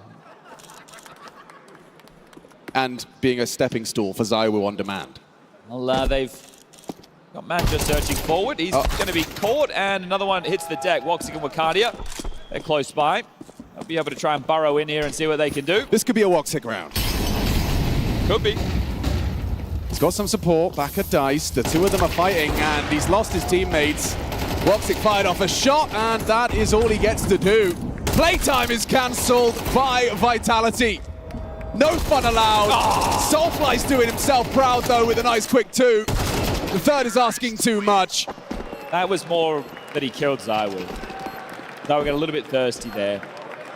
First death. We have our first ZywOo death. It only took 8 rounds of play. He's averaging 2 kills per round. And he's already done 1,600 damage. It's a total of 10 kills between Aurora in 8 rounds of play. Formality might not have been the best word to describe this. Yeah, no, this is not a head-to-head. This is ZywOo's bullets versus your head. I don't know what they're meant to do. Your 8s are down. It might... they're going to play it out, obviously, but game, in my mind, already over. Oh, Woxic got leg shot. Maybe that's the end of ZywOo, though. They put a couple through the boards. And okay, there we go. Okay. Can Vitality win a round without him? Stay tuned to find out. They're quickly responding into B. Apex come back, get the bomb. Flamesy searching, loses his duel versus the B defense of Wakadia. And it's all falling into place perfectly. Okay, they're on the board. All you have to do is defeat Superman. And the rest falls into place. Just did that another 12 times. All right. Well, this one, a guarantee, but at the moment, yeah, I would look for damage. So Apex has grabbed one on the spam. That flank that we've just seen starting to take shape. The P9 of Madja here should be the guarantee. He's tucked in. Madja should have a good timing on this. Apex need to be dead meat. Easy. And now if you're up, you're just looking for a bit more damage. Can you take another kill or two? Oh, great flash, Madja. Confirms it. There you go. Okay, first round on the board for Aurora.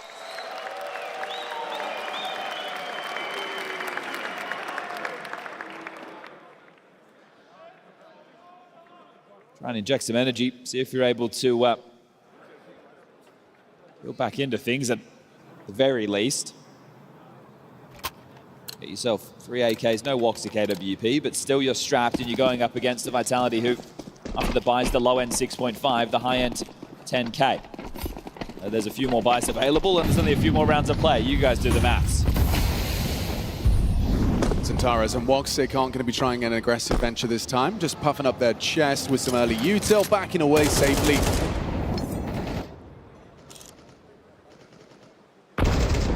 Which is a little bit unfortunate. You like to see the teams continuing something a little bit aggressive from Aurora, right? Just saying you want to make it messy. I think ways to do that is to have some more setups that are clustered around the central point of the map of connectors, so you're forcing out trade game. If Vitality are able to find the first and then it just peters out to a 4v5, they find another. We've seen a lot of that already. You need to make sure that you're grouped up in the ability to go 1-for-1, and then you understand where the lurk is, you go through your trade out there, force them into tougher mid-round situations.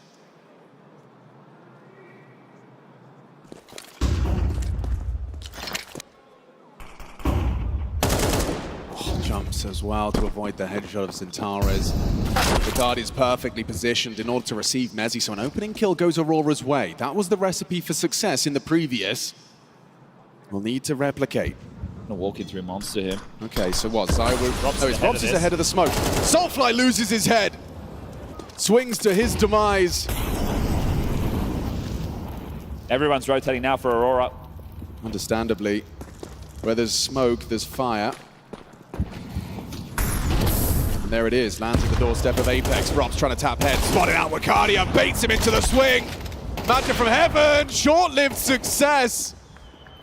And now Centaurus has to have his round. He only gets the one quickly. Traded out by FlameZ. So Vitality, in short, they make it clear that was an anomaly. And that was Centaurus' first kill. Yeah. So that's your A rifler, that's your star.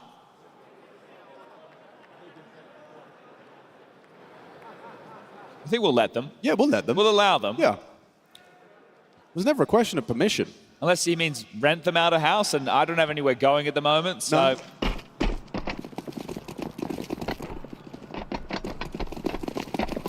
2 rounds to play. Zywoo 18-2. Oh, here we go.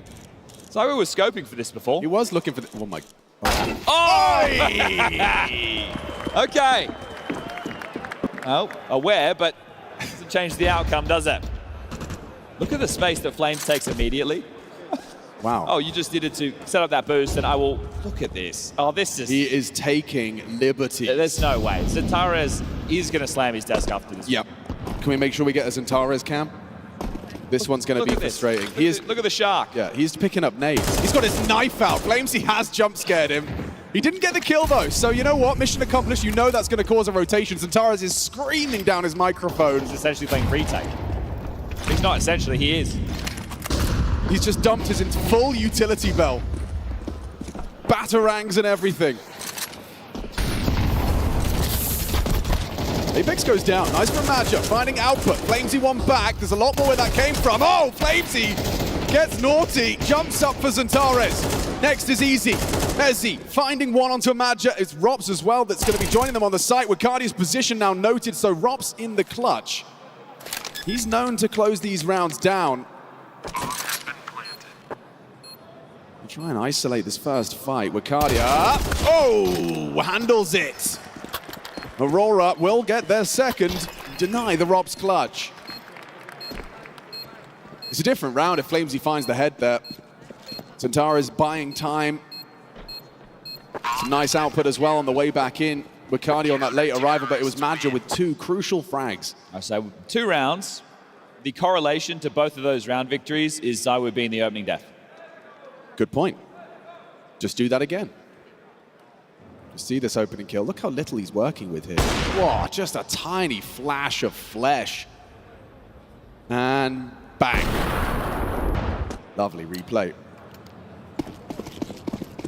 Shows what WOGZ was working with. Final round of the half. 3-man ace start. Madja, XANTARES, and WOGZ trying to pressure this side of the map.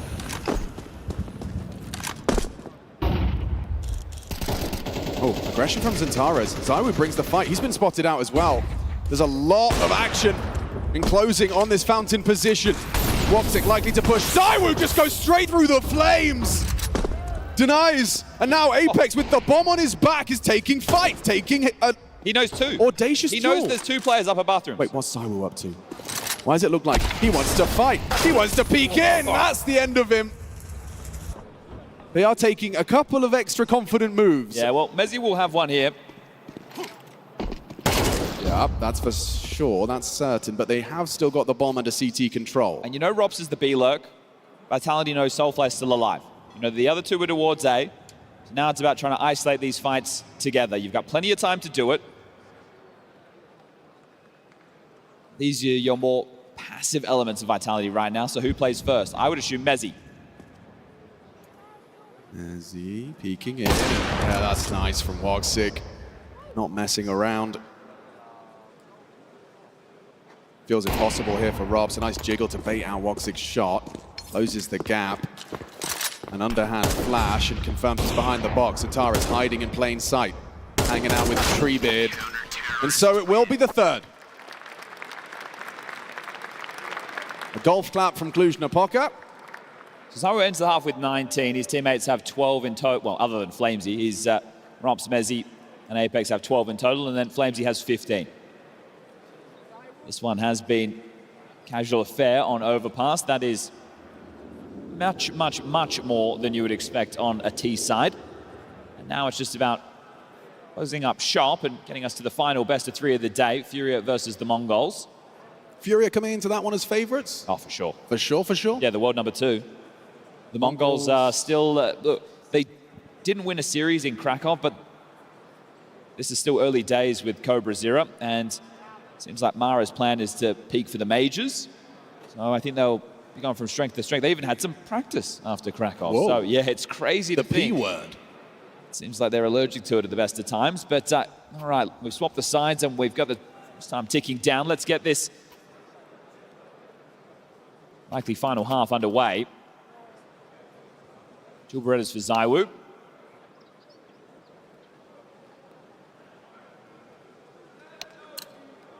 For MOUZ, T-side buy has a couple of smokes. This is an unusual start. 3 players starting towards the A side of the map. They're going con. Flamesy and Apex dispatched for a disruptive presence in the connector. There's going to be contact. There's going to be friction. Flamesy positioned to receive. Apex hoping to go overlooked. Now the standoff begins. Who moves first? Biggest problem for this is Aurora, they have a plan, right? This is just to fan out across the map and see if there's any aggression and then look for the finish together, right? This util that they've invested, it's for a reason. Yeah. So if Madja goes down, that full belt that you see, gone, and the whole round has to change, but they haven't gotten anything just yet. Now they start their move. Flamesy ready to hit that first headshot on the clear of WOGZ. Keep your eye on Madja. Flamesy gets spotted out. Tips away, that sound cue baits them in! Nice from Apex, but Madja lives on, gets that trade, down he goes, down go the nades. Game plan scrapped, and a 3-on-3. Finishing B, MOUZ's got flashes as well. Oh, this could set up ZywOo perfectly. Perfect Molotov, though, flashes him into XANTARES' clock. Team Flash delays him, but now they're on the back foot here. Rob's detached. Coming in from the short side will swing open the door. Wicardia jiggles it out safely, gets and confirms the location of these last 2. They'll triple swing him. MOUZ just stuck in the mud. There's that first bullet connected, and a must-win pistol being set for collection.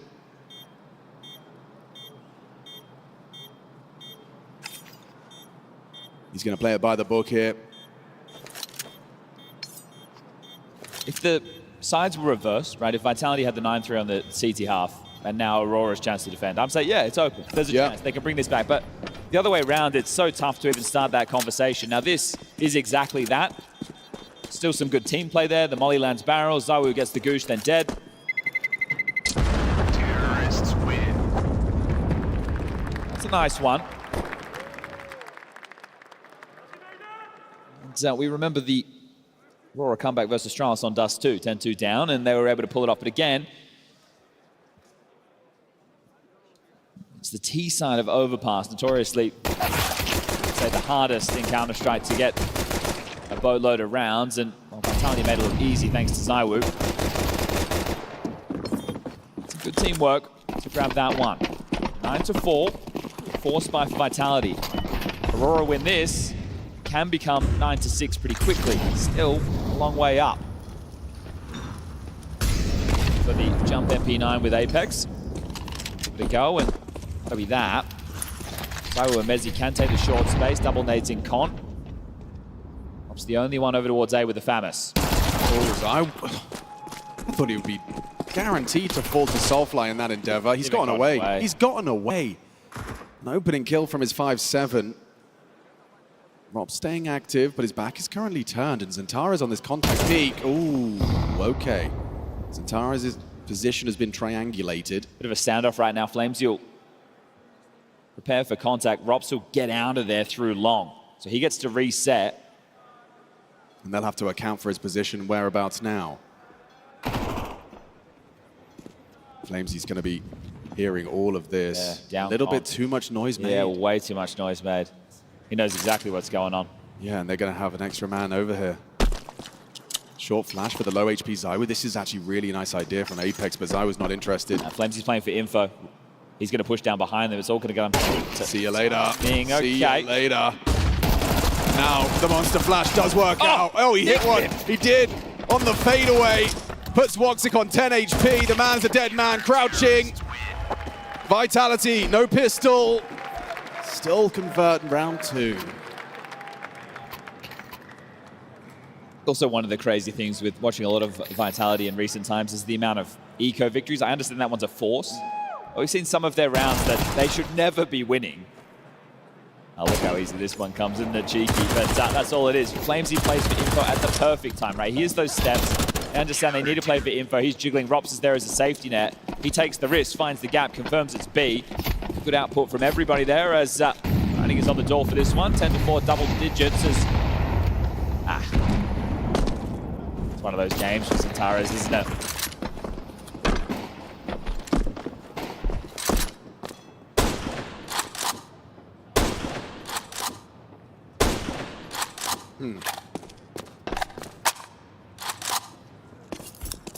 I think it's fun to watch a team play near-perfect Counter-Strike. We had this issue during the Astralis era where a lot of people got bored because the outcome was essentially a certainty, right? Sure. And that was a little bit of a problem because if you're watching a competition and you already feel like you know who's going to win, and then that continues to happen time and time and time again, it just reinforces that. But seeing them do... I mean, these are masters of their craft. Oh, yeah. They've refined the details of the game, right? Maybe they're not... He's dead. What? He gets away with it. Apex, double nade, blocked on short. You've already taken heavy licks. And they're constantly just adjusting. Woxic could hit this. Oh, but but they thought about that, Chad, and that's why they flashed. Every detail in play. After a step taken too far. Seriously, I mean, I am always in awe. Yeah, I think that's the best word for it. Well, you have to finish B, boys. Flamesy's low, Mezi here. You get past Mezi, you're in. Well, then, that's... Smoke has told them where the finish is coming. And so another. And your choice is Force Buy again, or Eco for the last. Neither sound particularly fun. No. Take 30 seconds to think about it. If this was a pug, you'd force. Yes. But yeah. However, this is a quarter-final. Yeah, and probably the last couple of rounds you'll play. So, hey, maybe we go... Oh, no, they're forcing. Yep. Yeah. Now, fair enough. $1.25 million the prize pool for this event. And I think if you want to continue the legacy building and leave your mark on the top tournaments, everybody's in attendance here other than Spirit, and they know they should have been. That's their mistake. I think the teams who could have been going up against them would be happier to not have to deal with Donk, but Vitality with this one, book in that 18th consecutive top 4 placing. Yeah, semi-finals are a certainty for Vitality. But the way the other side of the bracket shaping up, you think it could be another Vitality MOUZ game. I'm sure FURIA will have a lot to say about that, but they've got to get past the MongolZ first.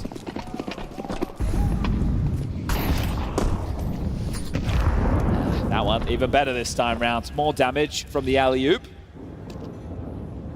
And swish with that one. Nothing but net, as it's just going to be a contact attempt into A.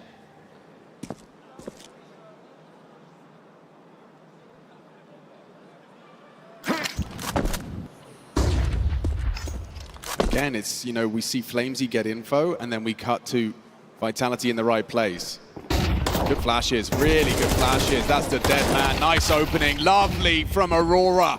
They've found the less guarded site, and they've got access. Save. They've had a bunch of these now. You go back to Inferno, they had a handful too. It's thinking, okay, boys, whatever the recipe for success is in these rounds, can we just bring that to the gun rounds? Well, I suspect, you know, a lot of it is to do with taking more of these risks. That's it, though, and the pressure a little bit more amplified. In the rifle rounds, like, okay, well, we're equal, right? Whereas this, it's like, well, we have these lighter guns, we have to take more of a chance, and when you do, it pays off. And I think that is probably going to be one of the positives that Aurora can take away, is let's look to replicate not the round, but the feeling of how we approach the round. Yeah, right. Like in terms of feeling a little bit more free, because you're in a hole at the moment, and getting this one, I don't think it's going to inspire the confidence necessary to draw the game back for the victory, but definitely a nice little nugget to add onto the board. And, you know, I think you're right. There are lessons, as Majas, the word came out of Majas' mouth in the pre-match interview. Or learning, I think he said, but there's definitely some key takeaways from what has worked from Aurora and what hasn't. And everyone's been susceptible to those pounce plays from Aurora in this. It was the B defense of Apex and Flamesy. It was the A play as well with the Mezzy and Rops getting overrun. And now it's Rops and ZywOo, and ZywOo's been almost immortal. He's racked up 7 deaths now, 21 and 7.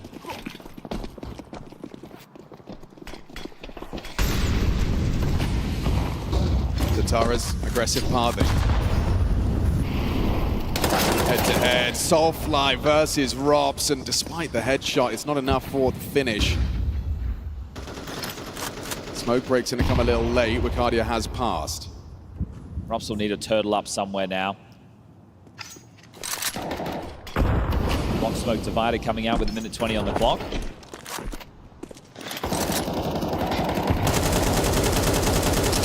Apex peppers away. Wicardia tries his luck too. ZywOo forward of this, and without too much support, it is just Rops on the jump spot for long right now.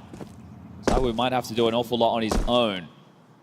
Be one hell of a flash. Rops could set ZywOo up for a crazy spray. That was the flash. Has to do it without now.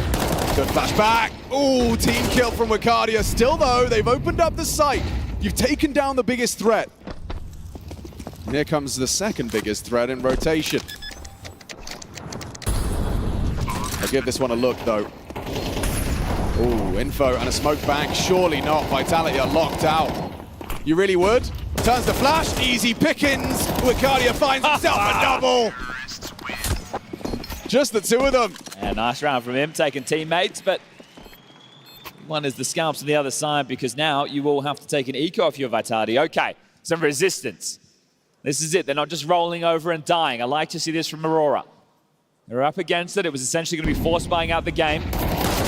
They're winning a couple of nice ones now. Apex takes the chance. Flamesy, I think, was still on the reload. It was a little bit later through the smoke, and they just got separated there, so they will be down to just a couple of pistol upgrades.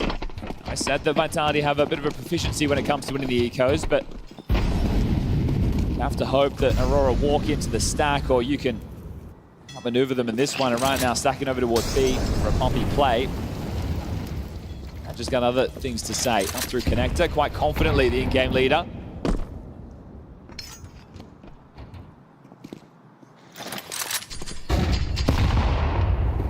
They are terrified of FlameZ's con. Consistent game plan to HE that. I don't think there is a single inkling of anybody on Vitality that this game can get out of control with this scoreline, right?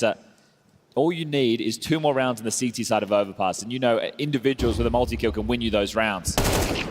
It's not going to come on this one, as Wakadia continues to shoot hard. They'll peel them apart one by one.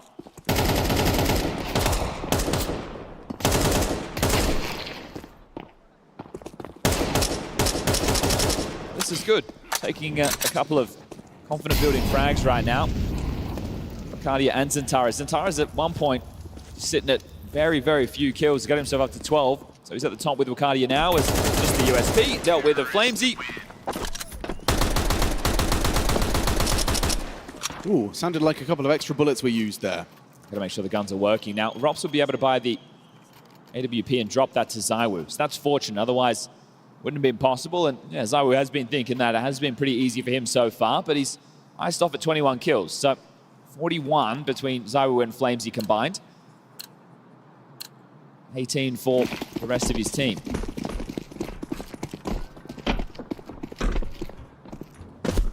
And they shut this down now, or will Aurora still continue to build a little bit of belief? I like the tenacity on display. This is good. Not giving up in the arena game, sticking to it and plugging away. Yeah, and there's always an idea. Every round there's a different plan. You can see this boost here is not going to necessarily bear fruit, but maybe the fight on long will. Yeah, double man setup. Apex here, third piece. Is he going dry? Xantares is peeking dry long.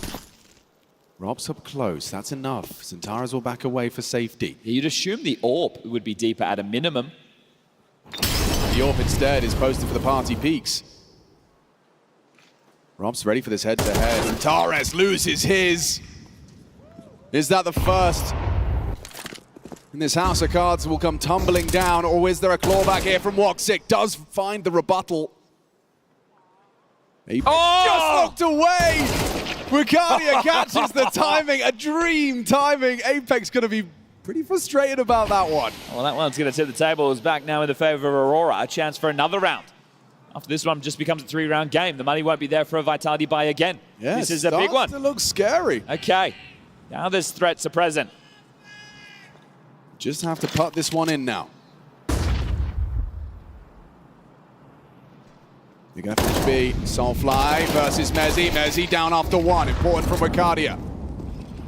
Commitment in. There's only FlameZ here. And whoa, he has just got a lot to contend with. A missed shot from ZywOo's sniper. How many chances is he going to get? Madja takes a bit of damage. Woxic the same, but bringing down FlameZ has surely secured the round. We would have got really awkward. He hits that. 7 seconds on the clock. I don't know if they get to it in time. Yeah, that would have been a round-defining shot through the wall. All right, well, ZywOo hanging around. Wakadia already hunting. Woxic the same.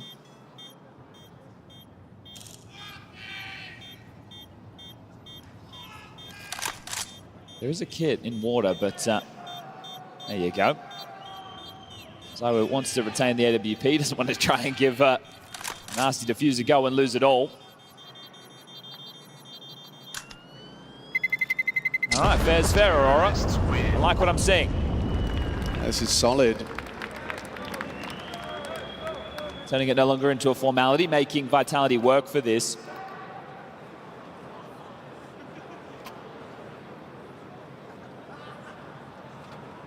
That's not how you spell Subaru. Apex has got fans all around the world. They just express it in a very unique way. All right, well, Xtaz takes a timeout with some boys. Time to pull up the socks. It won't be full buy into this one. The max loss bonus in play. 3,400 injected into the next. Keep yourself just over that 1K mark, and you should be all good. For ZywOo, maybe a little bit more, so you can get out the AWP if you do lose this one. Now, this is still a threatening round. So MP9s, 257s, the WP carried through. And some cracks in the CT side out of Vitality. This is their pick. You'd think the hard work on the T side would have made this a quick trip. And all started with that essential force buying out the game for Aurora pop onto A. ZywOo and Rops really not putting up much resistance. Another perk to this MP9 jump spot is that you're safe from that barrage of nades. Is Apex going to be trying to shoot with this jump spot? Definitely take a little burst, but just one. You can't but then they look at him. again. Then they look at him. They turn around, and then the short players push! Oh, inspired! Team play on display. They lose both of them. Soulfly and Xantares distracted by a pesky, jumping SMG. Now you run into the AWP. Have you forgotten about the saved ZywOo AWP? Never mind, Maja, that's naughty. Catches Robs, looking the wrong way, lackadaisical. So they want to rotate back to B. Moxigan connector. Maybe Maja has different plans. Take stock right now. You've still got a smoke, a molly. You can use this. If Wakandia can get past Apex at long, there's a chance. But ZywOo has the line covered for now. Wakandia's waiting for the commands. You're hoping that they over-rotate back to B. All fires off. And then you think you've got a gap. Okay. Jumps up over. Apex should be set to collect it. Wakandia! Oh, he's done well. Adjust just in time. Averts disaster. A must-win round now with 25 seconds on the clock. You've got to commit now. Madja's the first. Why is he the front man? Needs some support. Angle perfect for Flames. Just a little gap in the smoke, and he's having his way with them. Woxic in a 10-second situation. He hasn't got time to plant. It's fallen through the fingers of Aurora. ZywOo finally gets the fifth frag of the round, but everyone else, they contribute, and the start of that round put a massive smile on Apex's face. I think X-Taz would be happy with that as well. Take the time out. All right, boys, enough's enough. Let's get it done. Have a conversation about this. What can we buy behind the AWP? And yeah, it's beautiful, isn't it? A couple of hops. Oh, it's so just an absolute blender in the sewer. Maja takes a risk. This one from Apex, scrappy. That should have been where the round was done. But it does come down to Flamesy. I would not be surprised if a lot of teams start throwing that in their like half-buy repertoire. Just need to have a couple of ideas, don't you? B-rush. Okay, pace. I like the audacity. It is kind of feast or famine, though. ZywOo's got protection. Oh! Goes bringing the fight. Jumps into the jaws. Wakandia pushed across to jail. Util to flush him out. Flamesy will punish. Do you keep committing? Xantares is abandoning ship.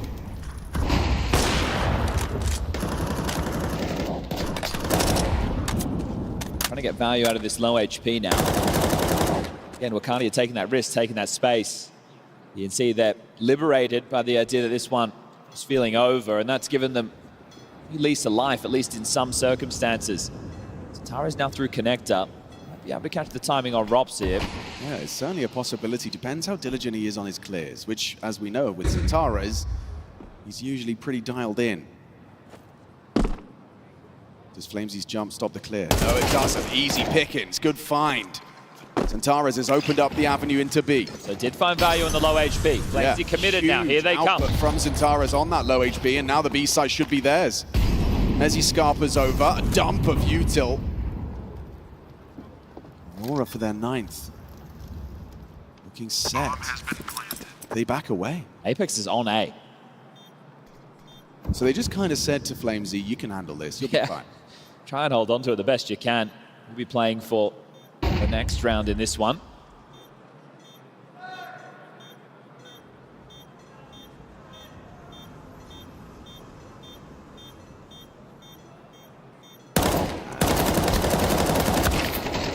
A labored from both of them there, but Maja will get the better of the kid. Is 9 now. Credit where it's due to Xantares. Gets output out of that low HP. Brought down low right at the start of things. A little bit audacious from ZywOo, wasn't it? Hit that first shot, lusting for the finish, and yet... I will say, though, like, seeing him go for those kind of plays, it does tell me, like, there's a chapter in the ZywOo book that we still haven't started yet.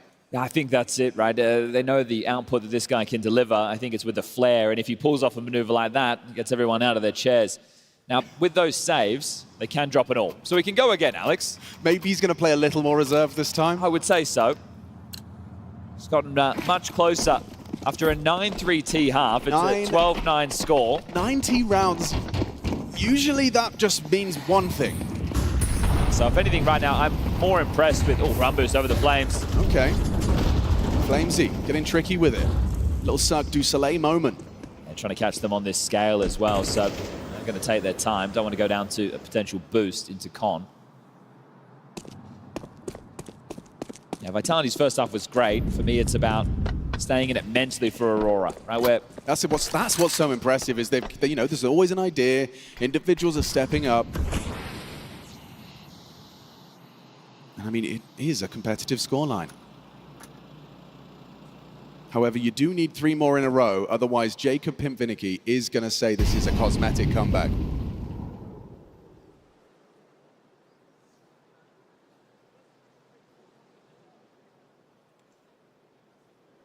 This all comes down to timing for Ops. Centaurus versus Robs. It's a fun head-to-head, and it's Centaurus that rips off Robs's. Quiet game from Robs on map 2. Jump peek at your own peril. Mezzi's already got across the sight line. Are they going to double up on long side? No, he's going to jiggle bait. Okay. Centaurus gets spotted. Maybe doesn't clear. But it's Centaurus we're talking about. Double from him. Easy pickings for Wakadia. Set up for success by Madja. And now we have just 2 rounds separating Aurora from overtime. I think because of how dire this was, a flick has been switched. Yes. Right? There's something to the plays that they're making now that are less cagey. And this is, right, whether or not they can bring this all the way back, right? That in itself is a massive conversation. But for the future of Aurora in arena games, they may have found the secret sauce by accident. Absolutely. Vitality putting them in this position and the way they've responded to this. So now we have a real game on our hands, just 2 rounds.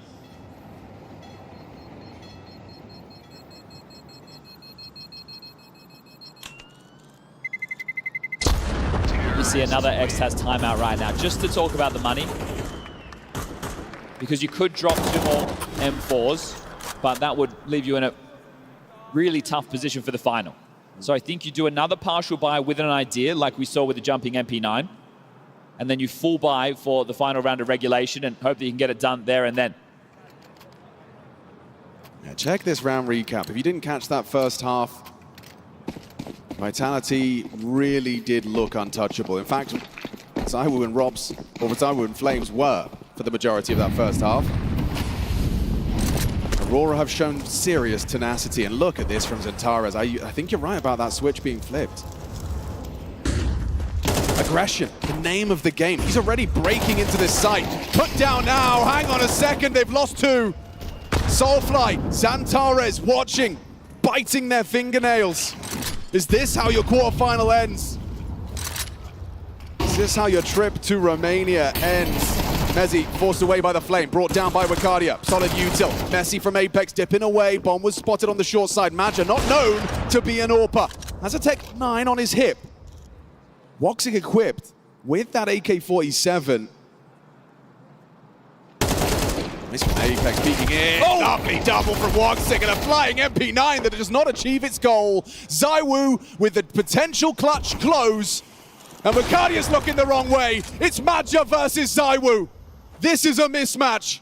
Madja has 30 points of health. ZywOo's not looking though. Madja's gone down and a clutch to close. The sigh of relief. Aurora got sweat on the brow of Vitality there.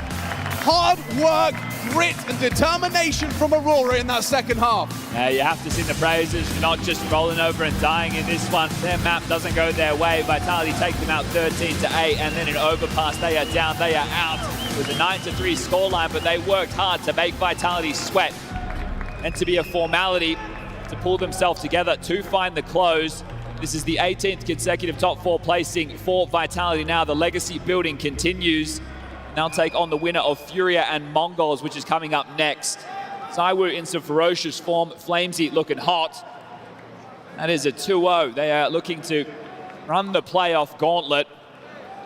This is the team meant to be contending for the trophies, and they've got another one in their sights here in Cluj. Yeah, that actually looks like we're going to be seeing FlameZ chatting right next to that trophy that they've got their eyes on Sunday. This is just the start of the Vitality project here in Cluj-Napoca. James Banks with FlameZ. A strong performance here for Vitality. but almost a comeback on that final map from Aurora. You guys dominated. It looked so easy at the beginning of Overpass. Why did things start to slip away? What were you guys struggling with? Well, I think we didn't make the right decisions to some extent. We had good ideas towards B, and they played really well on A, and they flashed the correct people, and we just lost because of it. And other than that, I don't think we played that decisive. A bit sloppy on some rounds, but it goes fast because you lose one buy round, gets an eco, gets another force. So it was really important we won that force buy on B on short because it gave us an opening to the game again. In terms of that opening to the game, for Aurora right now, you just have them in your back pocket. It's another team that constantly struggles against you. What is it that feels so comfortable for you guys to play against Aurora? Well, I think the map pool, we don't, if they want to pick Ancient, they can pick Ancient. We're confident on that map, so it creates a bit of a messy Veto.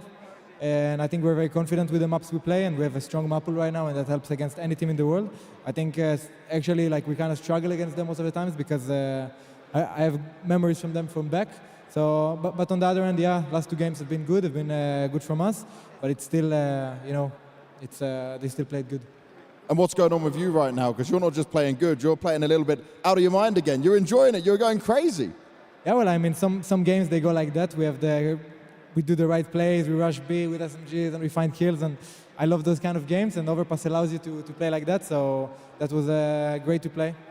It definitely was great to play. And now, on this side of the bracket, you're either going to face FURIA or the MongolZ in there. How confident are you that this road to the grand final will continue with the form you are showing? Is Vitality hitting their A game?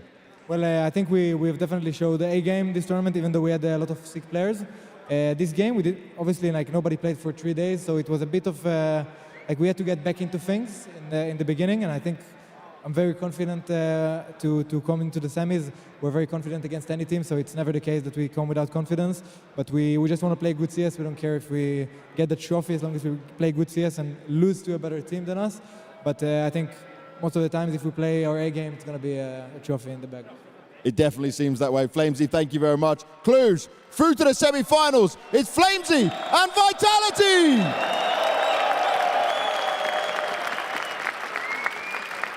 Pimp Machine made me do this. Was it a cosmetic comeback? I think it was a little bit more than a cosmetic comeback from Aurora. I think they did a decent job in the second half, remaining competitive in the game. Whether that was them playing well, finding the recipe, or whether that was them, playing a Vitality that maybe lost a bit of focus and thought the job was done, hard to tell. But overall, I was never worried that Vitality were going to win this game, and I think that in itself is where I want to go out on this one. Aurora, once again, in a playoff, I can't fault them for losing to Vitality, but it's just more of the same in the sense that I never really have faith whenever they're entering a quarterfinal. Yeah, I think for Aurora at this stage, for this particular lineup, you can't expect them to really do much against Vitality, especially when they don't even try to gamble on Ancient when it was being let through. I mean, I feel like you need to play their Anubis or Ancient, right? Like, if they got surprised by it being let through, I think that's on them. You would have had to practice it enough, because that's the only way in you have against Vitality at the moment, right? All these other maps, you just don't have any sort of an advantage, anything that you can hope for. And yeah, that was a little bit disappointing, but I think for Aurora, it's more about the positives of the fact that they made back-to-back playoffs, right? Which wasn't the case towards the tail end of last year, and they definitely have something to build on. I mean, I did ask you this question before the game, and I suppose I'll reword it to a degree, but Aurora do get a lot of flack online about their performances and about how they're doing. But when you look at the bigger picture, they are making playoffs. Do you think it's warranted? I think it's just annoying, like, not everyone can be a contender. Yes, not every team that exists is one day going to contend for trophies. Like, some teams are just going to be... You need to look at the context of the team and of the lineup and whatnot. Of course, that they played to win and they played to lift the trophy, but I don't think they're a contender team. I think you'll see them in playoffs. That's their, ceiling, really, and then potentially they could ruin someone else's chances of lifting the trophy, right? Like, they can knock out your Falcons or your Spirit or FURIA or someone who's in contention for the trophy, but they don't have enough depth as a team or on a player level to make a run throughout, you know, and beat 3 good teams in a row and win a best-of-5 grand final. And I think that's fine, you know, until these players improve to some level where we can look at them and say, wow, they can really match up against the best. Or if some new talent rises and then we can be like, this lifts their ceiling, it's just where they are at the moment. We do know that their latest addition, Soulfly, is with James now. Let's say goodbye to him. Thank you very much, Sam. I've got Soulfly with me here just to talk through these kind of new experiences you're going through. I know it's not easy to stomach these losses and go through this, but how is it for you right now, dealing with the stage, going through this as a new player to the team? I mean, personally, it's a huge experience for me. And playing against top 1 team, I have a lot to learn. And still today, any of our players still learning as well, like all of us learning. Yeah, I don't know what can I say more. Looking at when you go up against a team like Vitality, what do you think is the biggest difference for you guys, say, when you play group stage to playing on the stage? Is there something you may be able to notice already? I mean, every day it depends our mood, you know. Like if we come in practice room with the bad mood, we know that we will not gonna have a good game and stuff. And today, I wanna say that we struggle with the mentality. We didn't start good, but I don't know. As I said, it's always about the mentality, and we didn't have the right mentality today. In terms of not having the right mentality, something did change in Overpass. You looked like you were being destroyed and walked over. Can you tell us, can you explain what the difference was there? I mean, every second we were believing. At the end of the day, like we were like 12-7 or something, and Voxic again starts screaming, and everybody was believing. And that was literally like the low voices everyone has, but everybody was believing, you know. So, yeah. So there is a way, there is an idea of how you can make it work for the future. Lastly, anything you want to say to the Turkish fans, everyone in the arena before you leave? Can I say in Turkish? Beyler bayanlar çok teşekkür ederim destekleriniz için. Üzgünüz, böyle olsun istemezdik. Ama bu bizim için güzel bir tecrübe. Emin olun gün geçtikçe daha iyi oluyoruz. Hepinizi seviyorum. Görüşmek üzere. Okay, thanks so much. Thank you very much, Soulfly. Sam, back to you. Yanko, I saw you shaking your head there where Soulfly was talking about the mentality of the team. I think I don't want to read too much, you know, when people, English is their second language or whatnot. But, you know, when you hear stuff like, oh, it depends on our mood when we get into the prac room, right? If you're not in a good mood, you know, if you come in with a bad mood, we're not going to play a good game. Like, you don't have that luxury to have a bad mood going into the prac room if you're Aurora. You have to be like MOUZ. You have to be in a good mood all the time, right? Like you don't have that, because that's something that you can influence. That's something that depends entirely on you, on every player individually. Are you going to be an asshole and come in and you're going to be moody and like, oh, I'm having a bad day, guys. You know, I'm not really going to talk during this practice and I'm going to ruin it for everyone else. Or are you going to be, you know, an adult and a professional and sort of do your best to help the team atmosphere? Like, team consists of 5 players. Everyone contributes equally to it. And this is what we were talking about when they get too emotional or they tilt on the server. But obviously, it's not only during games, right? Like, it's been following this team around for a while. And again, you look at some of these other teams, the players that they have, everything that they have, you don't have the luxury of being moody. Like, you need to do your best every single day if you're ever going to have the hope of competing against some of these other teams. Hard to disagree with anything he just said right here. If anything, I just want to add on to Soulfly. Yes, maybe English is not his first language and his second one, but, you know, balls for stepping up and saying it. Balls for calling it out how it is. Maybe that's what they need within Aurora. A guy coming in from the outside, you know, telling them exactly what's going on right here. As you said, like, it cannot be a mood thing. It cannot be a mentality thing. Like, if you want to beat Vitality, like, the first thing that's going to make you lose is if you come in with a bad attitude. So for the new guy to come in and call it for what it is and addressing it and putting word to it from the get-go, hats off to Soulfly, who, outside of playing a decent game right here versus Vitality, has done a good job in Aurora so far. Let's talk bigger picture. If we look at this side of the bracket, it's rough. for whoever is here because of Vitality and the form that they're in right now. Not if FURIA wins. Yeah, FURIA Vitality has been a banger. Okay, the Krakow Grand Final wasn't really close, but FURIA had their number a couple of times before that, and I think definitely lessons learned from FURIA from that game.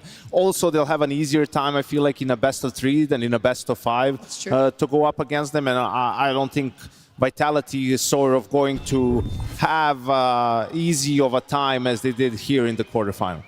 You think that it's still going to be competitive on this side of the bracket? We're not going to see Vitality steamrolling their way to the grand final. I'm not going to count out that could be a possible scenario, but I agree with Janko. I think FURIA versus Vitality has potential to be a really, really good matchup. Obviously, that requires FURIA to get over the hurdle. That is the MongolZ here in half an hour's time, but I still don't see Vitality as being unbeatable, but they are by far the best team and the most consistent team in the world. But in any given game, especially in the best of 3, as you said as well, I think there's a chance, especially for FURIA. We've teased a little bit to a FURIA-Vitality matchup. However, like Pim said, Vitality is waiting. FURIA will need to beat MongolZ if they want to face off against them. That matchup will be closing off the day right after this. She said she loves you, but she can't love me. But I love you. Yeah. Look, I know my man's going crazy. I gotta break on myself, I amaze me. Like I'm back in the 80s. I won't play window anymore. What's going on? Play your role. 1xBet. On to the next one.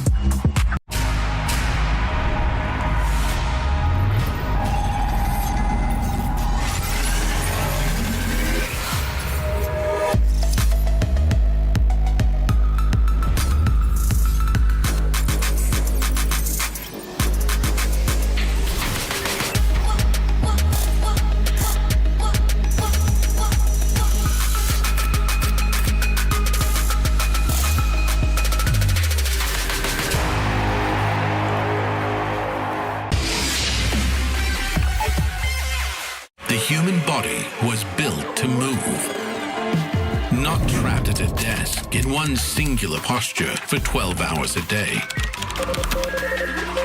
It's time your chair evolved. This is Secret Lab Titan Evo. Ergonomically engineered for you, gamers, hybrid workers, artists, backing your every move.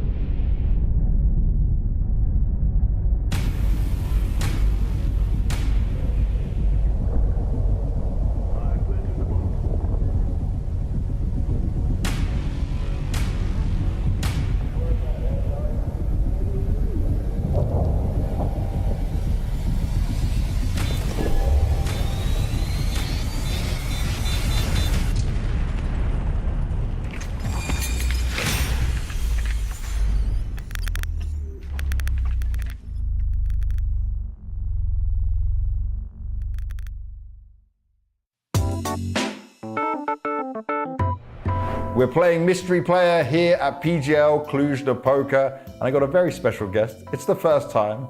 It's the MongolZ co-Vincere. I've got FUZI with me from Astralis. I've got MOUZ's Yimfat with me, Payne's NQZ. What we're gonna do within this game for you is we're gonna show you some team logos, and you need to guess which player we are talking about. Some of it's going back a little bit in time, but let's test how well your CS knowledge is across the years.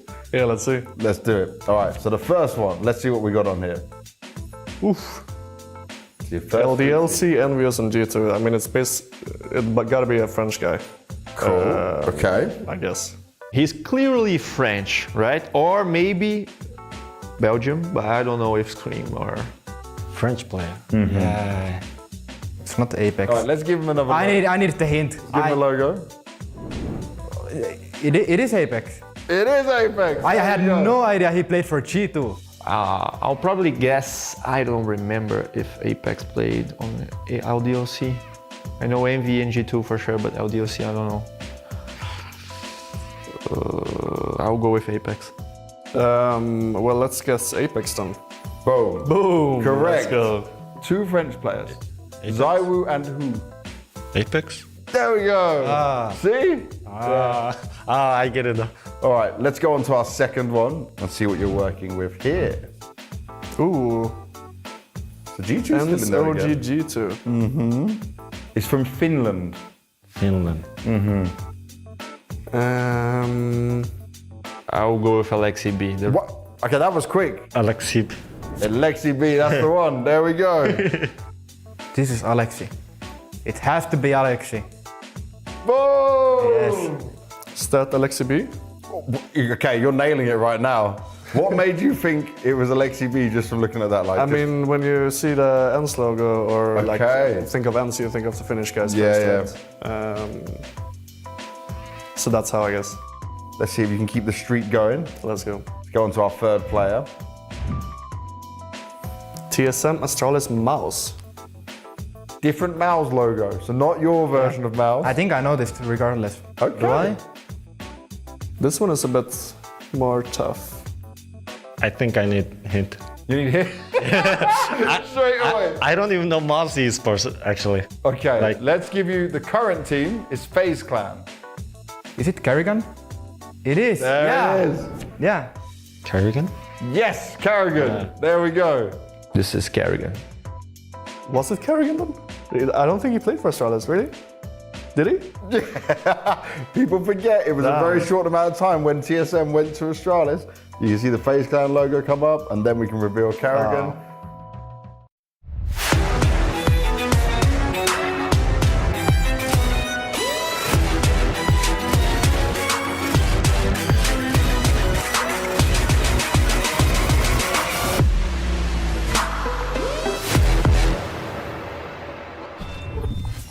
You're watching PGL Cluj-Napoca. 3 semi-finalists have been confirmed. We're about to find out who is going to join them. FURIA up against MongolZ.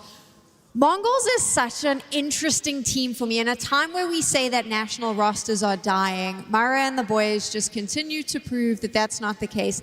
Every time they lose a player, we all stand on this desk and lament the end of the MongolZ.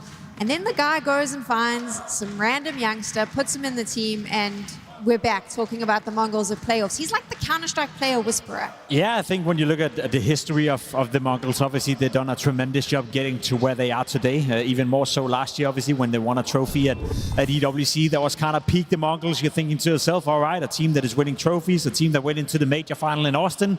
That was impressive. I will say, though, that the MongolZ now, it's about recalibrating. It's about recalibrating expectations, sort of like we did with Aurora. They also had a very strong start to 2025. They thought to themselves, we're a top 4 team, we're a top 5 team. I still think the same could be said here for the MongolZ. I don't see them as being a contender to the top 4 right now, but I definitely see them as being just outside, you know, consistently making playoff appearances, or at least fighting for it. And then if they occasionally could get into a semi-final, that would be impressive. Because let's be completely honest, it is, as you said, it's a very limited talent pool they have to work with, and it would be very impressive if they can continue to find these gems in what is the smallest country in Counter-Strike that is relevant. Bigger than Denmark, bigger than Sweden. Who would have thought that Mongolia was going to have, you know, a top 5 team? Well, these countries are going to fall out of it. But something that flies under the radar is what we just saw, is like how long these guys have actually been together. I mean, 9-10 and Mzinho joined almost 3 years ago. Mara, Techno, and Blitz have been on the same team for almost 5 years, since July 2021, right? And something that's important when you talk about that is how familiar they are with each other, right? Obviously, Coach IGL as the duo, like they're on the same page about how they want to play Counter-Strike, right? And then you add these other guys and the amount of games that they've played together, they're just so used to each other. They know by heart how each player likes to react, what moves they're going to go for, and that just makes it so much easier to play, right? Communication, speaking in your native tongue, and yes, obviously you're getting in Cobra's era instead of Senzu, it's not going to be the same, but also to expect them to completely fall apart at the seams is unrealistic. There's just so much that's being built there. The foundations are really strong for this MongolZ team. That's why we saw them not miss a step with controllers. I mean, everyone thought, all right, this is it. I mean, you can't replace Senzu, and then Mara did it. So I think the expectations for me for them haven't changed that significantly. You know, they were always going to be a team on the outside looking in when it comes to trophies, but I still expect them in a tournament like this to make the playoffs. I'll still expect them to make the game competitive against some of these other teams. The best part about the MongolZ as well is obviously this storyline and them constantly finding these hidden gems, but it's also that no matter where we go in the world, on the PGL circuit or any other, the MongolZ fans just seem to find us. So we've sent James Banks out to find them here in Cluj. The MongolZ find us, and they've definitely found me. We're here in the middle of the crowd, and the MongolZ fans, what are you called? What is the official name for this group of Mongolian fans? Okay, so we are called Horde. Horde, okay. And how many people are here with you? Where have you all come from? Okay, so right now we don't know how many of us is here, but like we've came as 16 guys from Poland, Warsaw, just to support the MongolZ guys. Hell yeah, hell yeah.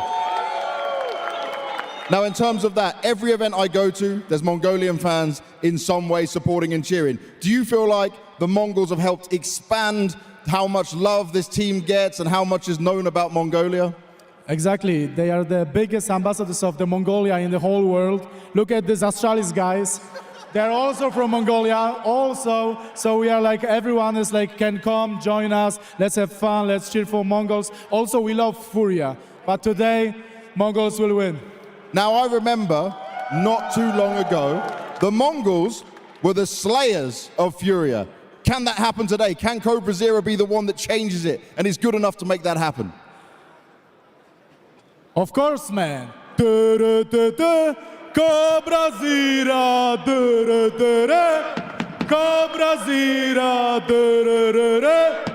CobraZera, CobraZera. Well, I'm expecting a lot more chance, a lot more craziness. MongolZ fans, let's go!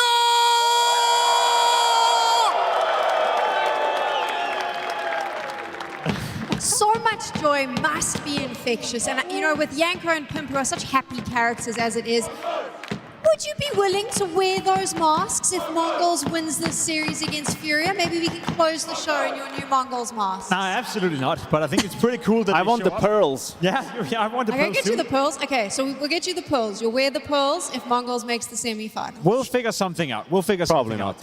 Probably not. The cool thing about the MongolZ is, as he said, you know, that is it's a small country first and foremost. He even said it right there. You know, they are a representation of what is Mongolia out in the whole world. When they were playing the major grand final in Austin, I think it was local time in Mongolia, 3 a.m., 4 a.m., and we saw square places, we saw big gatherings, we saw an entire nation support them in that regard. So I think that in itself is a super, super cool story, something to be cherished.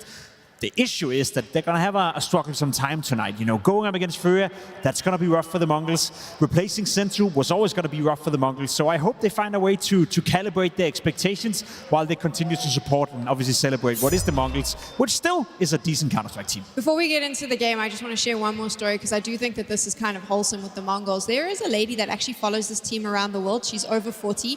She didn't get into Counter-Strike. She didn't watch Counter-Strike, but she loved the MongolZ. So she learned the game and now she follows them around. So it just shows how they've brought a community of people together.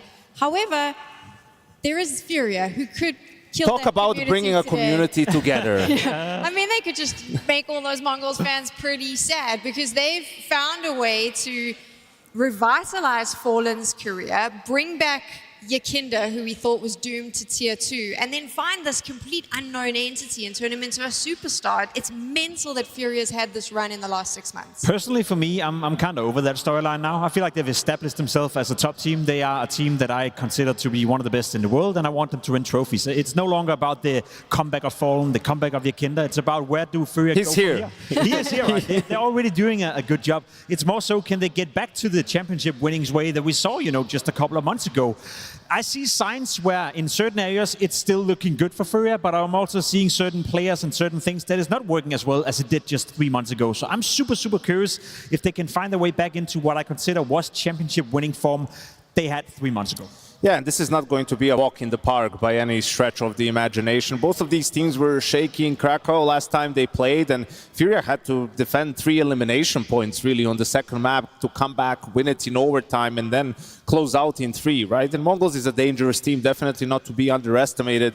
That being said, FURIA improved with each game. In Krakow and here also, I think they played well, sure, took the longer way to getting into the playoffs, but still managed to do it. And I agree with Jacob in the sense of, they're the second best team in the world and they have to play like it, and they have to sort of figure out a way how to get back to lifting trophies. Have you seen changes in how FURIA's been playing in the server between the end of last year where they were lifting those trophies and kind of now here in Cluj? No, because there's not really been a big need for change, right? They had that one game against Navi in the quarterfinal at the major that kind of screwed the narrative. Other than that, they did a fantastic job to end the 25 season. So I haven't really seen anything radical changed within FURIA.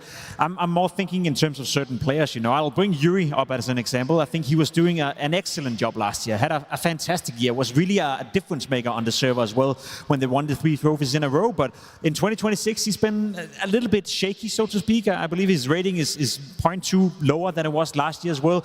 Then he's been a fantastic clutcher, but he's not really finding the same amount of impact in every single round that he used to. So this guy, great example. I feel like he was peaking last year, getting back to his best. The beginning of 26, again, the sample size is small, and as Janko said, they're getting better game by game. Maybe they're a bit rusty after a well-deserved off-season, but that's a guy I need to see bounce back to be his best if I want to have any hope that FURIA are going to win any of those trophies. And they were moving some positions around on some maps, right? He also was, initially A anchor on Mirage, then a little bit on B, now back to A. So I don't know how big of a part that played in some of his inconsistencies in terms of performance, but it's also on maps where he hasn't moved at all that there's been a bit of a dip. Perhaps just a slow start to the year, I don't know, but he's going to have to pick it up because he was invaluable. You look at Vitality and Robs, he was doing as good of a job playing Pit on Inferno for FURIA, right? And they're going to be needing him to step it up just a little bit if they're going to go back to lifting trophies. What is it about this team that makes them so scary to go up against? I think they added some X factor, obviously with Yakinda coming into the lineup, but even more so with MongolZ. I think it's a team that has a solid foundation. We speak of Fallen as an in-game leader. I think it's been referenced a couple of times by you as well, Janko, that maybe he was never the problem. Like his vision for Counter-Strike and how he sets up a team is rock solid. All he needs is a team that actually believes in his vision. And then you add and sprinkle a bit of X factor into it, right? Yakinda is always a bit of a wild card on the server. Sometimes he's very good, very influential, both for the good and for the bad. But I feel like for MongolZ, he's consistently the guy that you can count on coming in and changing the tides of the game. Yeah, I think just the way they play Counter-Strike and Fallen's philosophy about it, I think is super strong, right? In its foundation, it's about playing a lot of default, being patient, milking the clock, putting pressure on your opponents to make a mistake, right? And then just be ready to capitalize on it. Obviously, with the addition of Yakinda and then Sid as a coach, they have a bit of variety. They have some faster rounds too, some set opening plays to really keep the opponents on their toes. And if anything, yeah, Yakinda is a spicy meatball, right? Which can be a good thing or a bad thing. On some maps, honestly, they're a bit too dependent on what sort of a game is he going to have, because he's so all in, he's so aggressive, where either they're going to have to play from behind all the time, or just he'll find them the openings. I think this is an example also what they're very good on Mirage, right? Like they're so good at moving people around, and you need to be careful in this game if you're the MongolZ. This is in the Falcons series, right? Early trade on ramp, it's going to be a 4v4. Yakinda is the player on mid.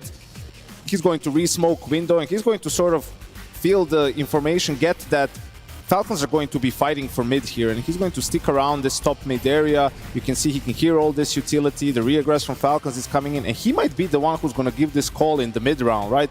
The A execute is coming in from the side of FURIA. You can see Nico is pushing towards mid, right? He's going to flank because they left A open in this situation. Look where Yakinder is, man. Like, that's crazy. He's not even in the door. He's in the second corner. Just kills Nico. At this point, they could even go back to B if they want or not. Like, they got the bomb site for free. They're going to plant the bomb and just here, honestly, Falcons should have saved. They tried to do something and they die. But it's these sort of things that you need to be careful about if you're Mongols. They have these plays and then Yakinder will surge B and try to walk out B. So the anchors, you know, Techno and Zinho, you really need to be on your toes. You can't over-rotate in some of these 4v4s or when the round breaks down, because FURIA, especially on Mirage, which I believe will be the Mongols' pick, but even other maps, you know, in the mid-round, Fallen loves to do these sort of mini-fakes. It gives me the vibe of back when Fallen emerged for the first time in 2015, 2016 with the SK lineups and Luminosity, where the mid-rounds, you know, the 3v3 scenarios, the 4v4 scenarios, the rotations that was constantly being played out, he were, back then, one of the best teams in the world at doing exactly that, and I think the same could be said about FURIA today, that you have a guy like Yakinder now who has a lot of ideas, and surely it was him calling in this round, you know, taking charge of the round, sort of controlling it, and I think that spice between Fallen and Yakinder, where was it in Krakow we heard as well, where he just told the entire team to trust him, listen to him, etc., to have that kind of impact and come in as a, now I say new guy, which is not the case anymore, but as a relatively new guy to the lineup in a well-established core between Kazerado, Yuri and Fallen. I think they respect him a lot, and I also do think Fallen recognizes that it's a good counterpart to have to the always stable and solid foundation. Are there any weaknesses in this lineup that you think teams can take advantage of? It's hard to point out like a specific. Here it is. I think Yakinder, yeah. I would say so as well. As we said, like it can be too dependent on Yakinder, right? And if you game plan around him, for example, and you know he has his fights he likes to go for, right? And you just try to shut him down initially and use maybe some extra utility. Let's say if they end up playing Inferno and then on Banana you focus on that. I feel like that could be problematic for FURIA because it sometimes feels like he only has one gear, you know, and that's not great because anything that can be predicted can be countered, and hopefully for FURIA it won't be an issue today. I wouldn't say it's necessarily a weakness, but it's something that I do worry about, and that is relation to what we spoke about when it comes to Yuri. I feel like he was masking the fact that there was perhaps not that much rifling power within FURIA when you look at the broader spectrum, right? You have Kazerado, who's always going to show up consistently. Then you have the wildcard in Yakinder. If you have a Yuri who's been playing as he has so far in 26 together with Fallen, then you have two players, especially on the CT sides, who sometimes struggle to get the job done with the rifle compared to some of the other trios that you can present in the world of Counter-Strike. So I wouldn't say it's a weakness right now, but obviously Fallen and Yuri combined, they need to produce a bit more, and I'm not looking at Fallen to do more than he is, because I think he's doing just fine in terms of his role. I'm again looking towards Yuri just a little bit more, and then I think we're nearing that championship quality. On the other side, we have the Mongols. What have you thought of their performance so far here in Cluj? Excellent. I mean, they're in the playoff. I think Controllers was a great addition when he came in. Was not supposed to stay, I guess. And then you bring in the new guy in Cobra Zero, who's so far the highest rated player for the Mongols. Personally, my expectations were that they could perhaps make the playoff. And then if they were to make the playoff, I'd probably see them lose a quarterfinal. That hasn't really changed with what I've seen in the group stage so far. A lot of 2-1 games as well. But fact of the matter is, Janko, they remain competitive in pretty much any series they play. Yeah, it's going to be a matter of also how quickly can this guy get accustomed to Tier 1 CS, right? And what is his ceiling individually? That's going to take a while for us to figure out. Can he be as good as Senzu? Can he be close to him, right? Because then if the other guys just pick up a little bit of that slack and they can replace him by aggregate, we've seen, you know, 9-10 sort of stepping up more and more, and on the AWP trying to do more. For me, it's also Blitz, who has a lot of responsibility, not only because he's the IGL, but also the roles that he has on T side on some of these lures. You know, the Mongols are an explosive team, and then if Blitz is on his own on a lurk, you know, sometimes if he can just get one kill and survive a little bit longer, like he really hinders the rotations for his opponent, the retakes, everything. But he has struggled to find the type of impact that we've seen them maybe have a year ago. You know, this guy, people were like putting him in the conversation for the best fragging IGL in Counter-Strike. Yeah. You know, what you're seeing in the last 6 months is nowhere close to be considered that. With Cobra Zero stepping in, I mean, you mentioned it earlier about how long this core has been together. Obviously, we saw it with controllers at the major as well. I'm presuming it's a lot easier for a new player when you have a team that is so together and has the right idea about how they want to play. Does that make it easy for someone like Cobra Zero to step in and be able to achieve what he's doing? I think initially, yeah, it obviously makes it easier to slot in, but there's also a caveat to it, and that depends on the player and the personality, because is he going to slot in and just, you know, try to do whatever they want him to do, or is he going to slot in and try to develop his own personality and maybe change the way things work in the Mongols, which could be a positive thing and obviously could disrupt. Personally, it's hard to tell, you know, and that's the whole thing with the Mongols as well. When we speak about them, we speak about Mara as a coach as well. I don't speak the language. Not a lot of people do speak the language, so it's shocking. Yeah, it's tough to figure out what's actually going on. You spend so much time on the bike. Just put Duolingo there, and you know, get up to speed. We need more from the Mongols. We need to see, you know, how the sausage is made. But I mean, in my experience, I think it can actually be more difficult when a team is together for so long. Why? Because so many of the things that they do, they've done, you know, hundreds of times before that. They don't have names for it maybe anymore, and everyone knows, oh, you can just pull something out that you did 2 years ago, right, where everyone knows what they're doing. And for Cobra Zero to get up to speed is going to take a while, right? Like, they're so familiar with each other, but he's going to have to get used to how these guys function individually, how they do things, if they're going to have that level of team play that they've had with Senzu. Were you surprised at how he's popped off, though, in this tournament? Yeah, to be honest, I didn't know much about him. Again, it's tough to, when you look up at his HLTV stats, you see the opponents he's been playing before joining Mongols. It's very tough to figure out what's going on, you know. There's not a lot of data, if any at all, to look into. So, yeah, I'm a bit surprised that he's been doing so well, and that's my big question as well. One thing is doing well in a group stage, in a comfortable environment. Another one is how he's going to fare on the stage. Yeah, we'll have to wait and see. It's going to be tricky. I don't think there's, you know, young gold players. There's good and bad players, and I think it's only a matter of experience, right? So it's not fair that we're too harsh based on, however, if he does excellently, that shouldn't be the expectation for every game moving forward, right? You need to give him 2-3 tournaments, right? 2-3 times on the stage, really, to go through everything from the setup to the walkouts, to the vibration on the stage, to the crowd noise, to HEs blowing up, and what information can you get from which in-game sound you hear on the loudspeakers, right? All that sort of stuff. And that's when we'll be able to really judge and say, all right, this guy has it or he doesn't. Let's narrow in now to this matchup. FURIA up against Mongols. What are the key moments that you'll be looking out for?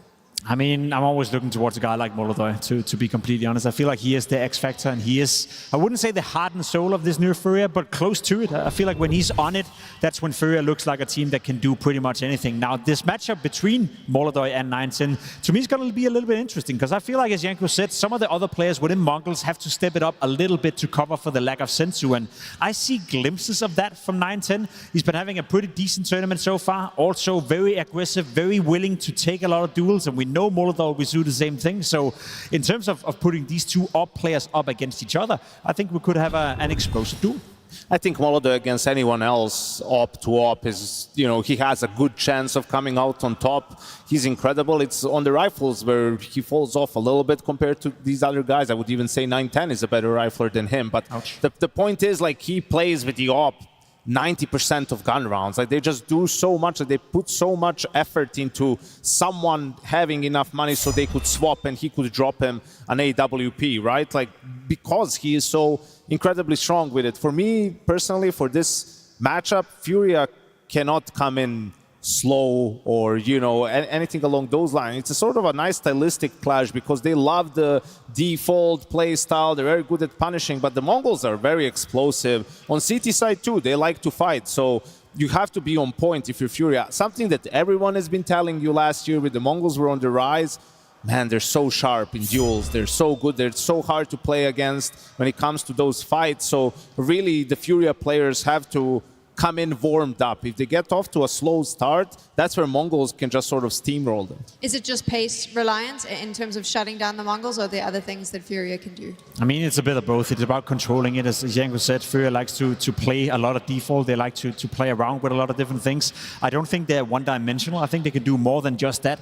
I think both teams have the ability to be proactive, but if you were to point towards one of the two that is slightly more aggressive, I'd go with the Mongols easily, especially in the duels as well. I think all the individuals within the Mongols are always willing to back their aim and back on themselves in order to win a fight, where sometimes you see Ikinda, well, not Ikinda, maybe a bad example, but sometimes you see Caserato, you know, or Yuri back it off a little bit, wait for a teammate, wait to do the duels as a team instead. So it's more about that, I'd say, between the two. I will say, though, just for the context of this matchup as well, they played so much in 2025. I think it was 8 times in total, and the Mongols had a win streak of 3 games in a row, but the last 5 times these two teams have met, it's been going the way of FURIA. And that, you know, relation between the two teams, we talk about it, we see it all the time. They know each other so well because they've been preparing for each other more than 8 times in the span of a year.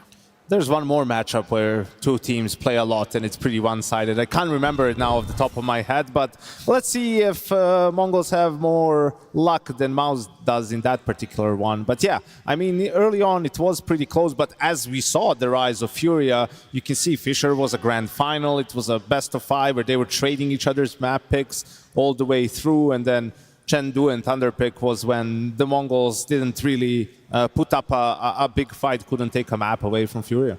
I mean, it's a similar question to what I asked about bringing a new player in, but I'll ask it here as well, with two teams that are matching up so regularly, helping or hindering when you're the team? It's tricky because, like, it starts, the matchup itself develops a meta, right? When you play a team so often, you know, especially on the same maps, you run out of things to do to some extent. And then you're looking at, all right, what did we do against them that worked?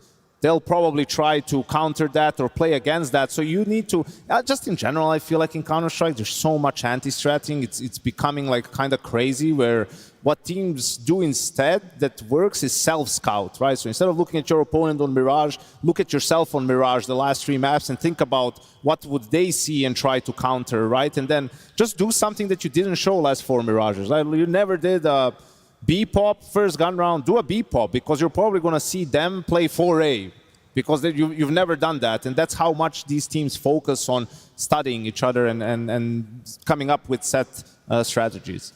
I mean, that's always been something I've been interested in, and I suppose we're just doing a bigger picture conversation now. But I mean, like, if you were to focus in on this, it's the playoffs here at Cluj, you're prepping your team. Do you focus more in on what your strengths are and what your game is and what your team is good at versus trying to anti-strat the opponent? I think it depends on who you are. You know, we hear from Vitality all the time. They mostly focus on themselves, and I think they have the luxury of doing that because, as Janko said, sometimes it's probably best to do self-scouting in that regard and making sure you don't become a very readable team in that regard. I think for other teams, they perhaps rely a bit more on anti-stratting. We know from the good old days, Big Clan, when they were having their resurgence in the scene, you know, they relied a lot on anti-stratting. I think Astralis brought a lot of anti-stratting into the game as well, so it kind of changes all the time. I'm curious to hear more about this self-scouting thing, because I agree with you. It feels like everyone has become so good at doing counter-stratting all the time. There's so many tournaments all the time. There's so much data that at some point, everyone is going to know everything about each other, and at that point, you're just going to change the small things. Yeah, it's important to not get lost in the sauce and, like, remember the fundamentals. You know, are you playing against pistols? Maybe don't go into close quarter fighting if you don't have to, right? Like, use the advantages that you have for yourself, right? Is there a double op? Okay, then an execute heavy round and a round with a lot of utility is a good answer, right? Like, all these things that your opponent likes to play a lot of default. Okay, what are your default breakers? Is it playing double op? Is it pushing extremities? Is it fighting for mid together? And that's what when I was coaching, I saw that as well. As I'm looking at this team so much, and I'm like, but yes, I mean, I can have this play against anyone. And if I know that this team likes to do it, let's just call it. I don't need to prepare for each team separately. You just look at the tendencies that the team likes to do as a whole, because when you super hone in on a round or a way a team plays, and then you game plan around it, and then they change, or you're wrong, then you just look silly. And then your players also feel bad. It's like, why are we doing this? Why are we just playing more default? You know, why are we respecting them so much that we want to really counter what they're doing instead of just doing what we're good at? You should be a coach, right? Yeah, he should. He's pretty good at it, right? Yeah. I mean, as we take a look now, we're waiting for the teams to come on the stage. What are your expectations from this MongolZ FURIA mashup? I think it's going to be a competitive game. I think it's going to be way more competitive than we saw between Aurora and Vitality. I think we've seen that, even though that it is leaning towards FURIA and they have been winning against him quite a lot as recently, the MongolZ have shown me enough throughout this tournament that they can make it competitive. I also will make the case one more time. I think FURIA is still 5-10% away from the level that we saw in late 25. A lot of their games this season, they've been losing maps to teams they shouldn't be losing to. We saw it versus Astralis. We've seen it versus Heroic with a stand-in. We even seen it at this tournament as well. A couple of games against FUT where I feel FURIA probably could have lost both those games. So it's not that FURIA is playing up to 100% right now. If they were, I would be comfortable saying that it's going to be a pretty easy game for FURIA. But given that they're still only at 85-90, I think we have a competitive series. It's been a long day, right? 4 best of 3s, but I think, for the most loyal of Counter-Strike fans that are still here, I think they're going to get their money's worth. I think this series is going to be exciting. I think we're going to have some great moments from the players individually. Like, that's what I'm hoping for, because these teams can be explosive. The players, the caliber of it that we have on the server, they provide for some exciting Counter-Strike. I want to just, off the back of what Pimp was saying, though, with FURIA, I do feel, and this is a personal opinion, you can agree or disagree, that Fallen and his boys, they do tend to level up when you put them on a stage and you put some fans in front of them. I think that what we see in the group stages, they're not always where we expect FURIA to be, but for some reason, bright lights, shouting people just seems to make them perform. I'll buy the case if you add in the defense portion of it, because we did see it at Blast Bouncy. That was on a stage in a playoff. Didn't really impress me at all, but I think you're right that, the more pressure and the more significance there is, the easier it is for them to motivate themselves. It's something we don't often talk about, but if you're Fallen, Keserado, Yuri, I know it sounds a bit rich to say given they haven't won that much, but they've been trying this and they've been playing Counter-Strike in the playoffs so many years. So maybe it takes a bit more pressure and a bit more to get excited, and I think in general, when you're excited, when you're looking forward to something, when you're energetic, that's usually also when you perform at your best. So I buy into that, saying yes, FURIA probably plays better when there's a crowd to cheer for them. I mean, in my experience, what happens isn't that much that a team plays better. They end up playing the same, it's just other teams start playing worse. They fall off, they get more nervous, and for FURIA, they keep that poise that they have, communication stays on point, they bring in good energy, and that's what separates them from some of these other teams. It's time now to bring these two teams onto the stage. Let's introduce them. Cluj, are you still with me? All right, I see the Brazilian flags over here. I see the Mongolian horde over there. It definitely seems like you guys are ready for the final quarter-final, looking to see who can book their seat into the semifinals. For FURIA, they are Brazilian passion with an international style. This team has shown on stage this is where they can step up. They can come through looking sharp and they can change the game. The number 2 ranked team in the world right now, and they are always deadly. So please, put your hands together for FURIA!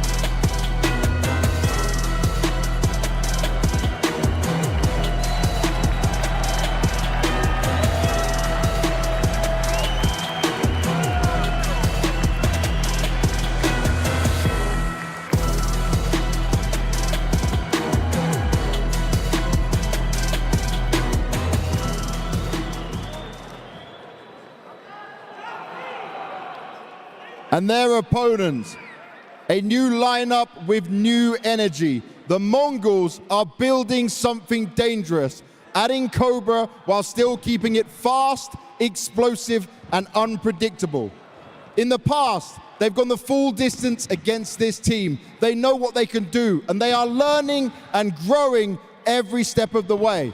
So everyone, make some noise for the Mongols!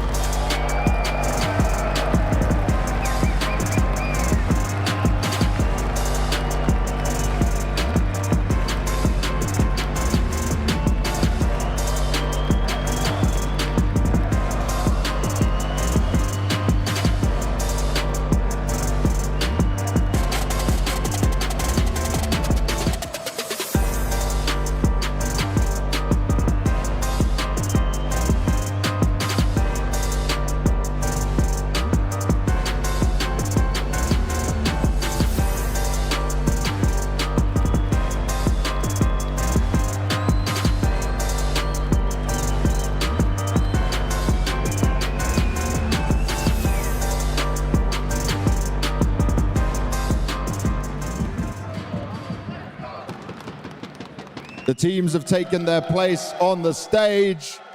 Fallen, come on over here. Mazzinho, you're with me as well.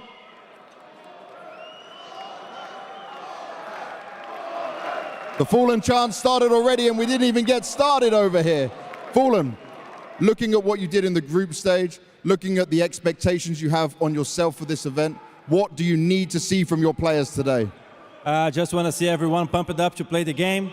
There's still a lot of people here after a lot of games today, so I just want to make sure that everyone enjoy, play the best they can, and do a good show for everyone. You always put on a show. It's always exciting, especially when we're on the stage. Now, when it comes to the Veto here, when you're playing the Mongols, do you feel like you have the Veto advantage, the control in this series? Honestly, I think it's pretty fair. I don't think there's a disbalance on the Veto. We expected those maps to go through, and I think it's pretty much the same for them. And looking at Mongols as a team that you certainly know well, do you think that they have improved a bit since you fought them in Krakow? Yeah, definitely. They have been going through some changes recently. They tried different players over the last time. Controllers was playing just recently. Now they have Cobra brother, right? And he's looking good. So it's always great to play against them. I have been playing against those guys since the Imperial days, so it's always good challenges and it's always a great matchup. They play very good. Lovely. Thank you very much, Fulham.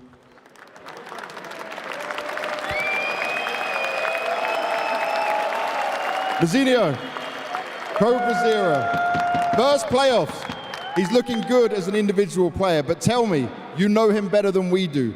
How good can this player be? Yeah, he's good.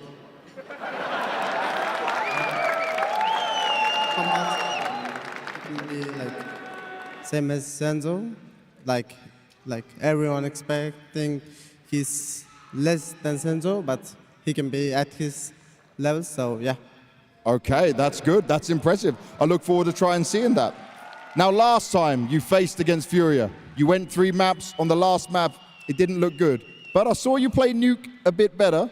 How much stronger are Mongols now since then? Against FURIA, we play very close and tough games. And most of the time, we choke a lot. And so yeah, about the previous match, I think we did good practice. So let's see. Let's see indeed. And also, for the first time, there's always Mongolian people in the crowd, but there's a whole section over there. The Horde is here. Anything you want to say to them? Thank you for coming. And I think we will welcome you in here tomorrow. Oh, I like that, Mazzinho. All right, shake hands, guys. Take your seats. It's going to be a lot of fun for this one.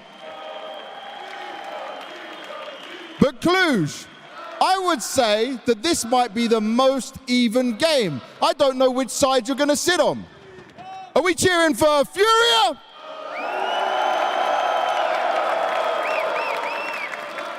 And what about the Mongols? Okay, that's kind of in the middle. Let's try that one more time. FURIA!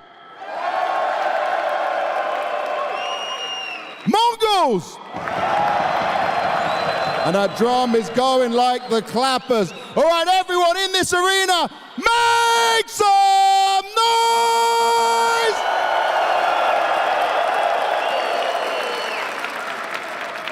Straight from the mouth of Mazzinho, Cobra is good. Yeah, he better be good. He better be the real man of few words. Man of few words. He better step it up today, Cobra. So far, as we said in the group stage, he's been doing a great job. Now he has to perform on the stage as well.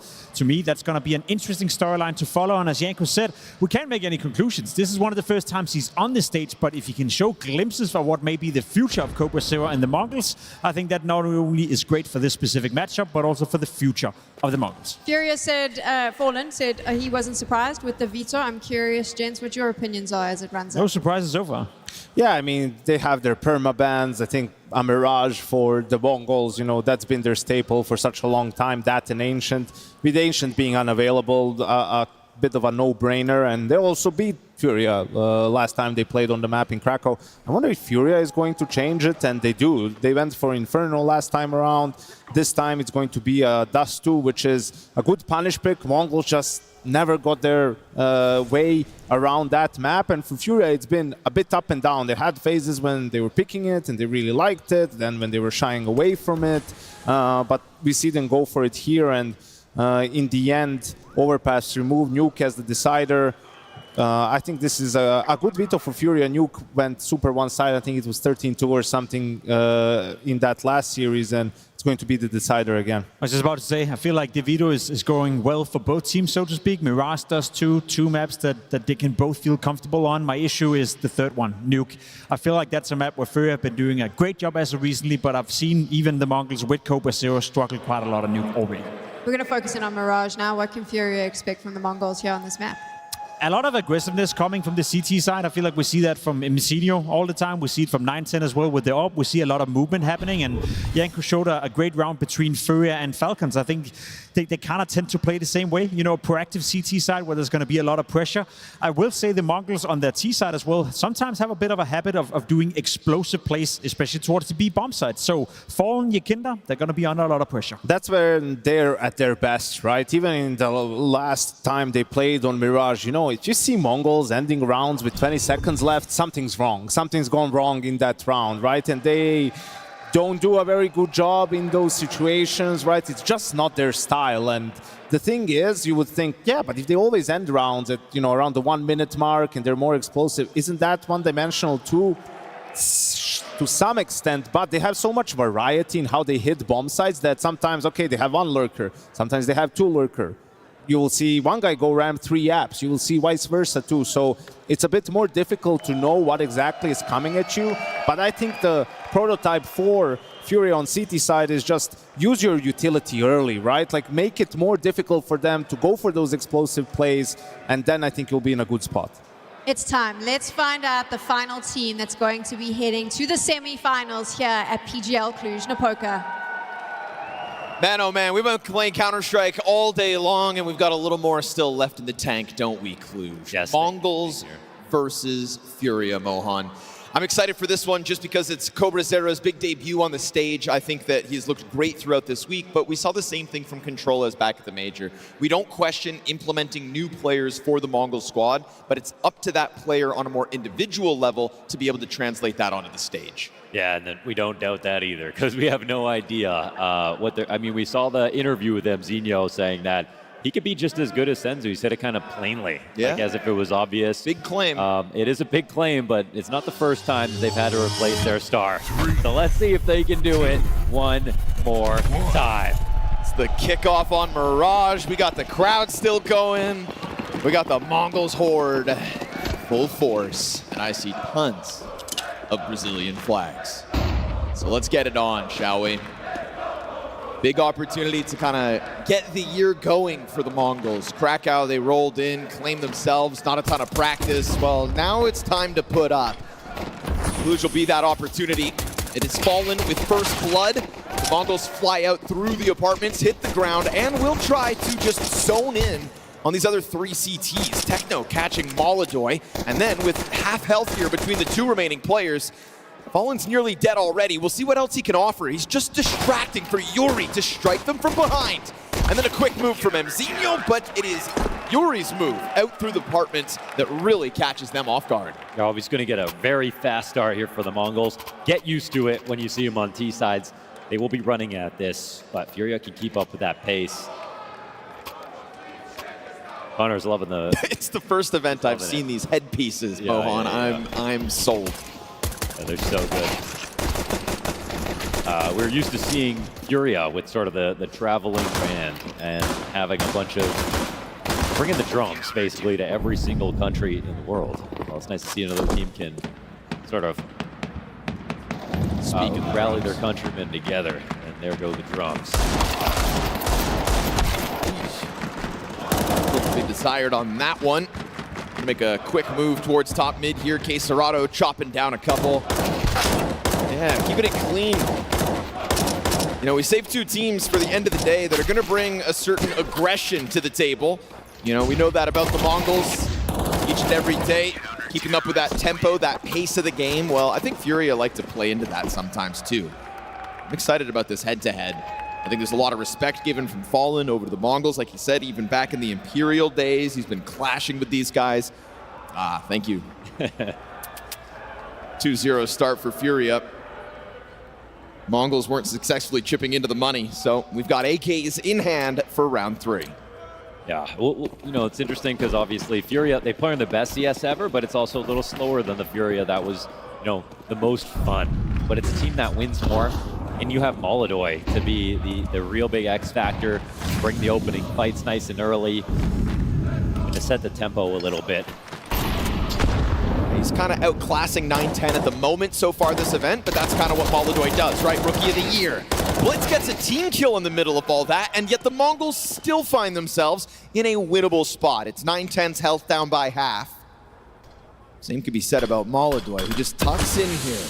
Not much you can do about it losing vision like that. Bomb is still all the way back at the top of middle, though. Always a dangerous game to try to push that gap. And they're worried about any kind of a flank, so the Cat player just keeps on going. Ooh, they got to start this attack, actually. A little awkward. 9-10 really wants to run to this.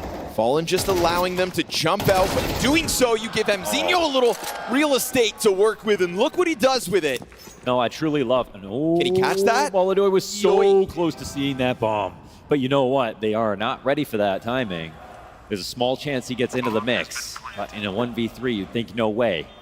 But again, right, that element of the surprise, maybe somebody's not ready, but he kind of lets it go, and now just be looking for those exits. So the Mongols find some guns, and the Mongols find some success, hand in hand, those two things. I just love watching them play because they don't take more time than they need for anything. Like, there's a moment where the opportunity they had at hand, yeah, they have to have confidence to say we should go now, but if you made that same decision in 20 seconds, maybe the rotations happen. Make the same decision in a minute, maybe they've left again, and that's where most teams will come into it. Mongols just go right away, and yes, they do that every time. Really alluding to like the Cat push there, right? Kind of separating from the bomb, but still moving up on its own? Or? Yeah, exactly. Or right when they think like there's nothing else to do, let's keep going. Mongolians come in all shapes and sizes. Okay. Catch me out there tomorrow then. You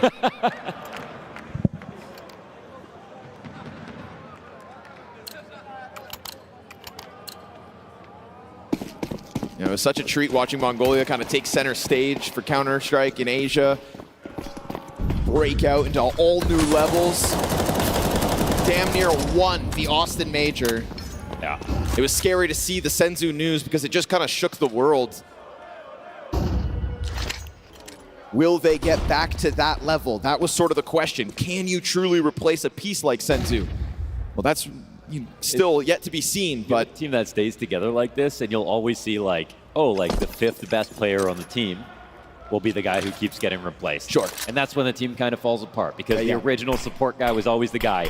Well, Mongols, they go the opposite direction. Let's replace our most important star player piece every single time. How many roster moves have left you scratching your head? They make it work. No head to scratch for Yukindar because it gets taken cleanly off. The moment he tries to make that Cat play happen, there's a lot of bodies here for FURIA inside connector. And look at this, not wasting any more time. Once again, Mongols just skating by, but as that smoke fades, it's still a chance for them to turn around and duel back. Always ready in those frantic ones, but we get this apartment push from Fallen, and if only he's able to finish off Techno, that's a good amount of control. It's a 2v2 that could have been, but instead, Mongols just keep signing up for these fights. You have to love it. Who's doing that off their first window smoke? It's not even refreshed. They're taking that control, they're finding their kill right away, and they're immediately moving into this idea literally before FURIA have time to think. I mean, the longer a round goes on, the more the advantaged team has to make a good rotation, to fill a new spot, to find a push that can flank you. Well, here, it doesn't matter how good you are, there actually isn't enough time to do any of those things. You've just got to hold.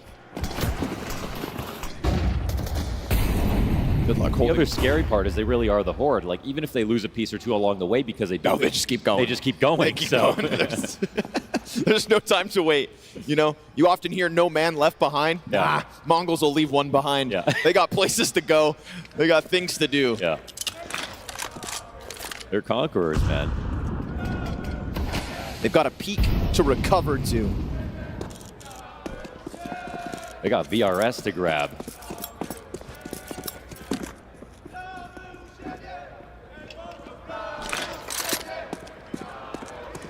Now, they don't talk about, you know, like a PARIVISION, how tired they get from all the, because PARIVISION play these long games. They play every round into overtime. They play every round to its maximum time. They play every tournament for as many rounds as possibly can.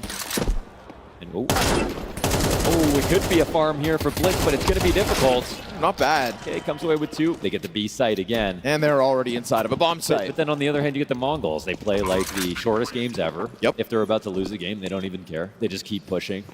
And then they might just exit last at a tournament or go all the way to the finals. You have no idea, but they do it quick. You know, Banks was just reminding us in the green room before the game, like, they showed up to Krakow. And MZino very candidly just kind of said, like, nah, we haven't been practicing. Yeah. No, the season starts now. Like, we're going to get into our groove, you know? And well, here we are underway. Because guess what? There's going to be tons of games for them to play throughout 2026. And if you're able to come off of the break really refreshed and still just tap back into your promise, okay, great, you've done it. How impressive. You bomb out of that event, well, guess what? Now you're in Cluj. Now your fans are already here, ready to go. They've made top 8, onboarding CobraZera successfully in the group stage, and you're going to give him a chance now to really kind of just find his comfort zone. Dude, I mean, think about a game like Breath of the Wild or Super Smash Bros. Melee. What are the most important things about those games? Stamina management. Okay, and that's what MongolZ do. This guy looks like a giant piece of popcorn.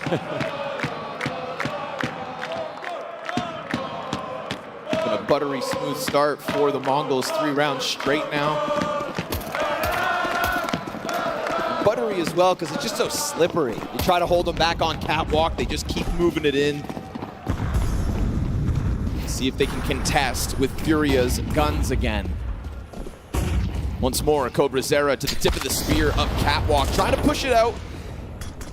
Oh, it's instant as Yakindar tries to use that utility to section one off, give himself a little more room to work with, just trying to find an advantage in the gun duel. But by the time that grenade's being thrown, you've already got an AK barrel down your throat. Yeah, CobraZera might walk out into this. They have the deep con smoke.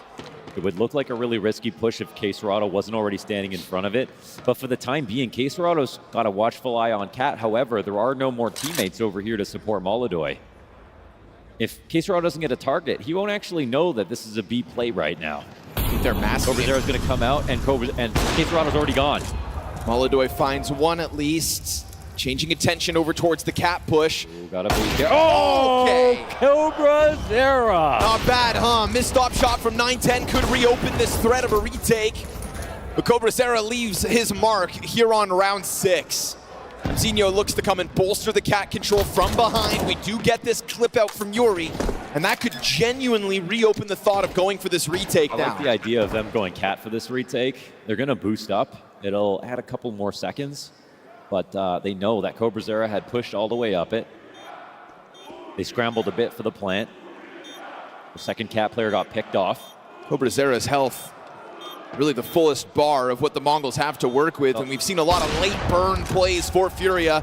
These cheeky fallen diffuses, but yeah, that first death of the 3 that were remaining is going to spell disaster here for FURIA. You've allowed Mongols to go up 4-2. Looking for an exit. No, they're gone. It's CobraZera in the back, so he'll survive the bomb for sure, and we will get that 4-2 T-side underway. It's a little sketchy, but he gets still into the next round with that AK. Safe. Got a ton of cash now already, right? Oh my gosh, 2 guys hit 10K just this last round. That is an absurd amount of cash.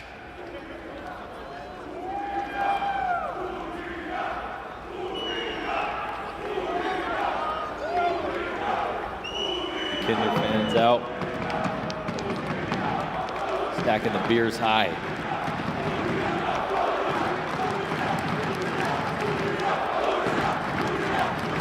How do they do that? Quite sure. So it's been enough events, we should probably know this strat by now. Some kind of crowd art.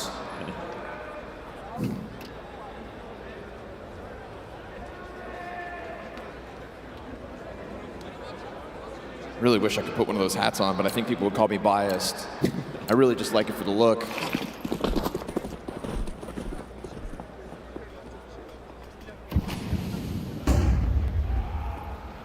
So it's been a lot of B. And a lot of opening mid gambits. Yuri's like, I'm used to getting a little bit more action. He's freed up to play closer to the ramp this round, but once again, the Mongols into the top mid boxes. Bombs coming underpass, so this one could end A for sure. And it's not operating alone. Oh my goodness. He's on it, dude. He is ready to make these rounds happen. Fallen's Famus recovers it back with the wallbang headshot. The double push, though, this is going to speed up A, I feel like. They just need to get out of underpass. They've just kind of re-cleared inside of middle. Yeah, those cat players falling back. This is a long rotate from A. All they want to do is molly cat, start working into connector.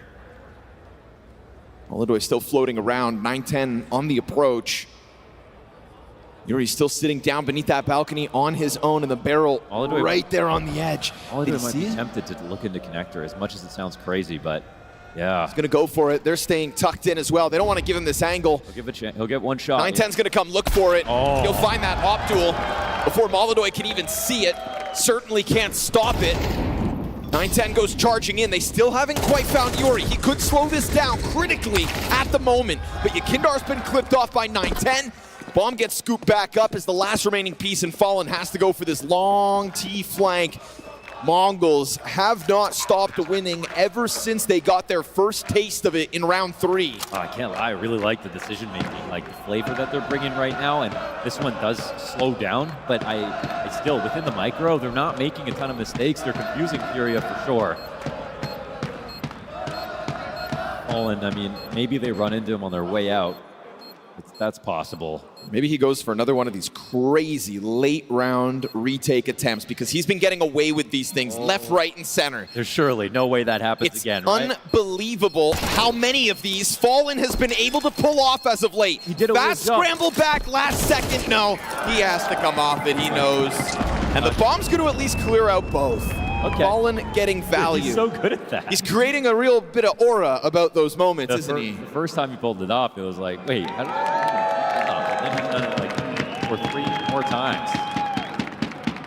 Yeah, 9-10 is on fire right now. I mean, and again, from the decision making. Sometimes when 9-10's on fire, it's just like crazy great flicks that he can hit. Yeah. And I think so far what we've seen, he's just been really slippery. He just moved right into MongolZ's fight, but on his terms. Took him out from connector to cat.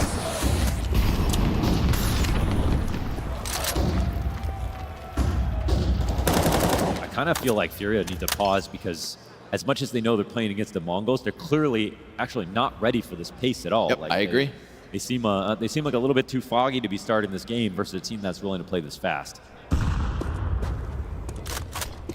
Mongols been waiting all day to get into the server, and they have not wasted a moment since they've gotten into the gun rounds. While 9-10's hitting critical shots, you've also still got CobraZera moving through and finding fast headshots too in the middle of it. Yakindar ready for the cat challenge, but it's Quesarado to find first blood here. Man advantage gone, just like that. Cobra doesn't waste bullets. He can't see anything. How's he getting these kills? It activates the other side of that A-split. 9-10's here to pick up the slack within middle, and again, just so ready to swarm. So ready to move forward as a unit, as a pack, as we've always loved the Mongols. Wow, we have seen great moments from CobraZera in his very latent history, but he's actually still getting better very quickly. The level of confidence, and even though we didn't see it from his perspective, when he got that kill on Cat, he had about 1 bullet to get that frag before that head disappeared off of the ledge. Instantly got that, instantly in the second kill. And what I always said about Senzu, actually, one of his greatest qualities is he was so good at smoke spams.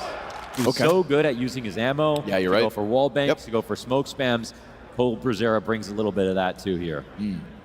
Now, what a good round to highlight that point. It's a fair comparison. Sorry, MongolZ, this save is not guaranteed. He's going to double back. He's going to fight for this, but they'll sweep him under the rug like every other player of FURIA. 6 rounds consecutive for the Mongols. And another one where CobraZera leaves an early mark. He damn near got a 3rd one as well. That second smoke spam kill was right there for the taking. This is the kind of exciting CS we need to cap the night off. 6 T rounds in a row here for the Mongols.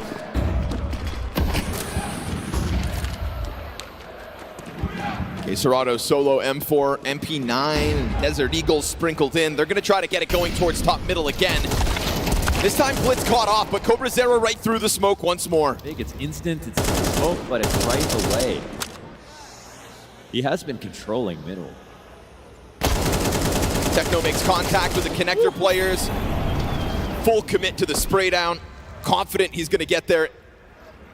And it's a headshot on top of it, so you've dropped Serato's M4. It's an irretrievable position towards top middle. You've got the Mongols still just creeping through the apartments and looking to come and join up with the bomb.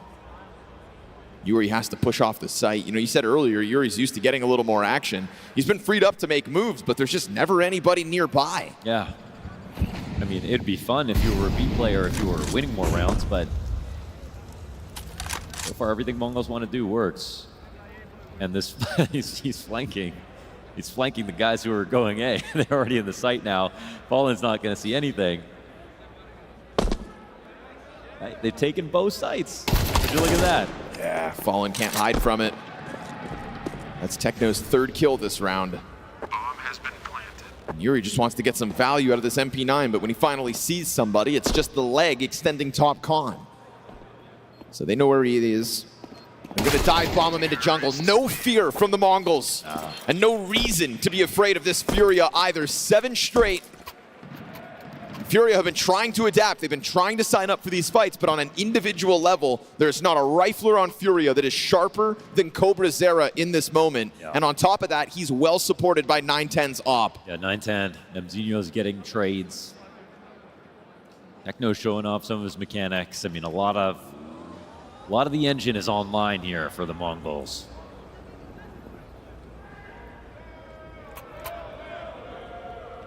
Sometimes you get random slow starts out of a FURIA, and they can mature into a game, absolutely. They're so good now that you can never just say, like, they're going to blow up their spot and lose the whole map. Kind of just waiting for that time, but that's why I just felt like, attack pause, just to mentally get back into it, because they have the ideas. And here is one of them. A double op setup. Last time Fallen brought this into a round, he outshone MongolZ. New part-time opper, but there we go. There's MongolZ's opener. That's actually huge for the program because now Fallen is freed up. They've already got the MongolZ kill. They can try to track his rotation, but they have no idea Fallen's out here with 1-2. Kindar will be clipped though. 910 just doing his own thing. That's actually so brazen. You see, connector wasn't even smoked. MongolZ could have easily rotated over there. And right now, I mean, Fallen can't leave his position. He's got to lock down B. This would not be the first 4 versus 5 that the Mongols bounce back into.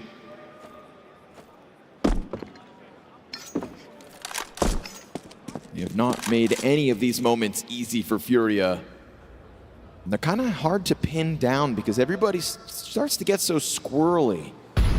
Mongols still have Palace control. They're throwing utility out towards apartments. The bomb is rotating back, all while 910 still remains in this earned perch. This comes down to when he starts walking here. Blitz stops early. The thing is, he still has the bomb. He's still a huge liability the longer this clock goes down.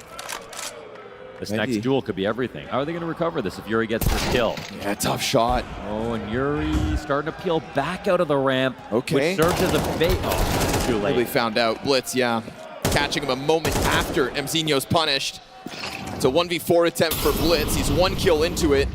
He can somehow force a retake by killing this ticket player, then maybe things get weird, but tagged by the op.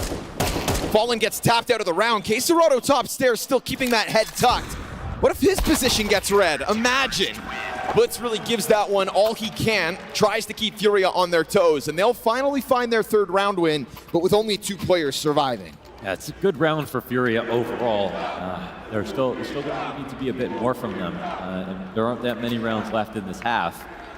But it's not like they imposed their will on Mongols this round. They just played a default that kept up with them in a few different positions, which is totally fine. This really hasn't shown us the massive confidence we know that FURIA can show us.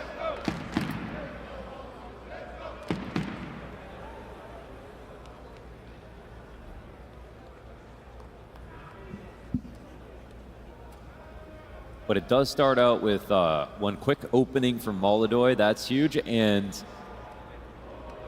And then Fallen hasn't revealed himself yet, right? No, I guess he would have because they heard MongolZ opping in CT and he killed Fallen inside of the window.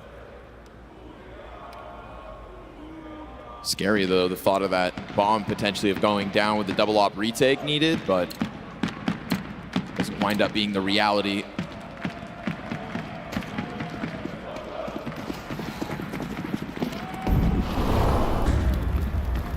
So how much more can FURIA extract from the CT side? 2 rounds to play out. That double op still the formula they bring to the table, and it's going to be Fallen freed up to go for a deeper peek. This is interesting, though. I mean, 910. With right a Glock. with a Glock. Brother! Woo, he almost hit that, though. Clips one over top of the That would've stairs. been nuts. That would have been the nasty combo. Yeah, well, Fallen still gets posterized somehow. How does he read that so well? I don't know how he knew the He op didn't was see there. him. There's no way he saw him. Definitely knew, though. Maybe he heard the scope or something like that. I don't know. Maybe that double op that we're talking about isn't so tricky. Maybe the Mongols know what it does when it's out there. True. They would have had to use it somehow, so maybe there was a read. Because otherwise, that's a hell of a swing to take with a Glock. Absolutely. Like, Yuri's been floating pretty forward on this bomb site as well with a rifle. Imagine how foolish 910 looks if he swings that with a Glock and it's Yuri's M4. That's why it couldn't have been a guess.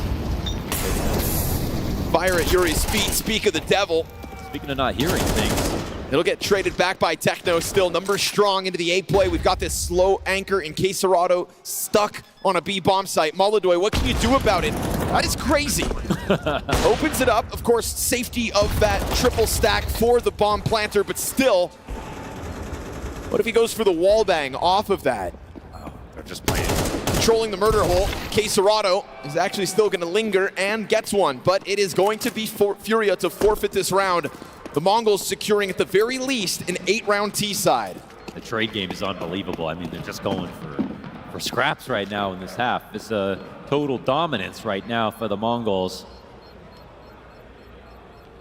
And it'll be no rounds back-to-back besides the pistol and anti-eco here for FURIA.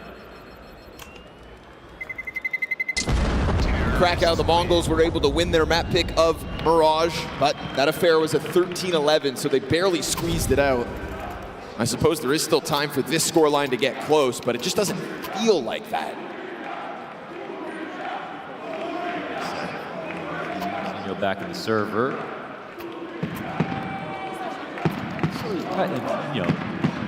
Nino's also Brazilian. Cobrazera. What's going on? They almost have more Brazilians than FURIA. What the hell is going on? Put that one together.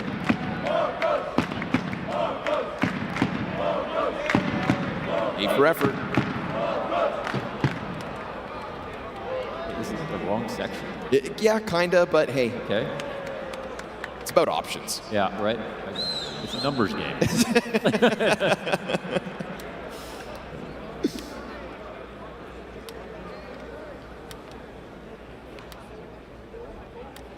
MongolZ will have his event coming up. Oh, you mean PGL Astana? You mean where he made his playoff debut? Yeah, right. Well, he's going back a tournament winner. And a certified Rookie of the Year. Oh, yeah. Also has to end up being one of the most, shock successful roster moves when you consider the reactions of the pundits when it happened. Yeah, my reaction, not good. We were quite literally laughing in the club when that news broke. Amala who? But as they talked about on the desk, that storyline is long dead. This Yeah, team for sure. This team is just a good-ass team right now. It's the only team that could actually break through in the year of vitality.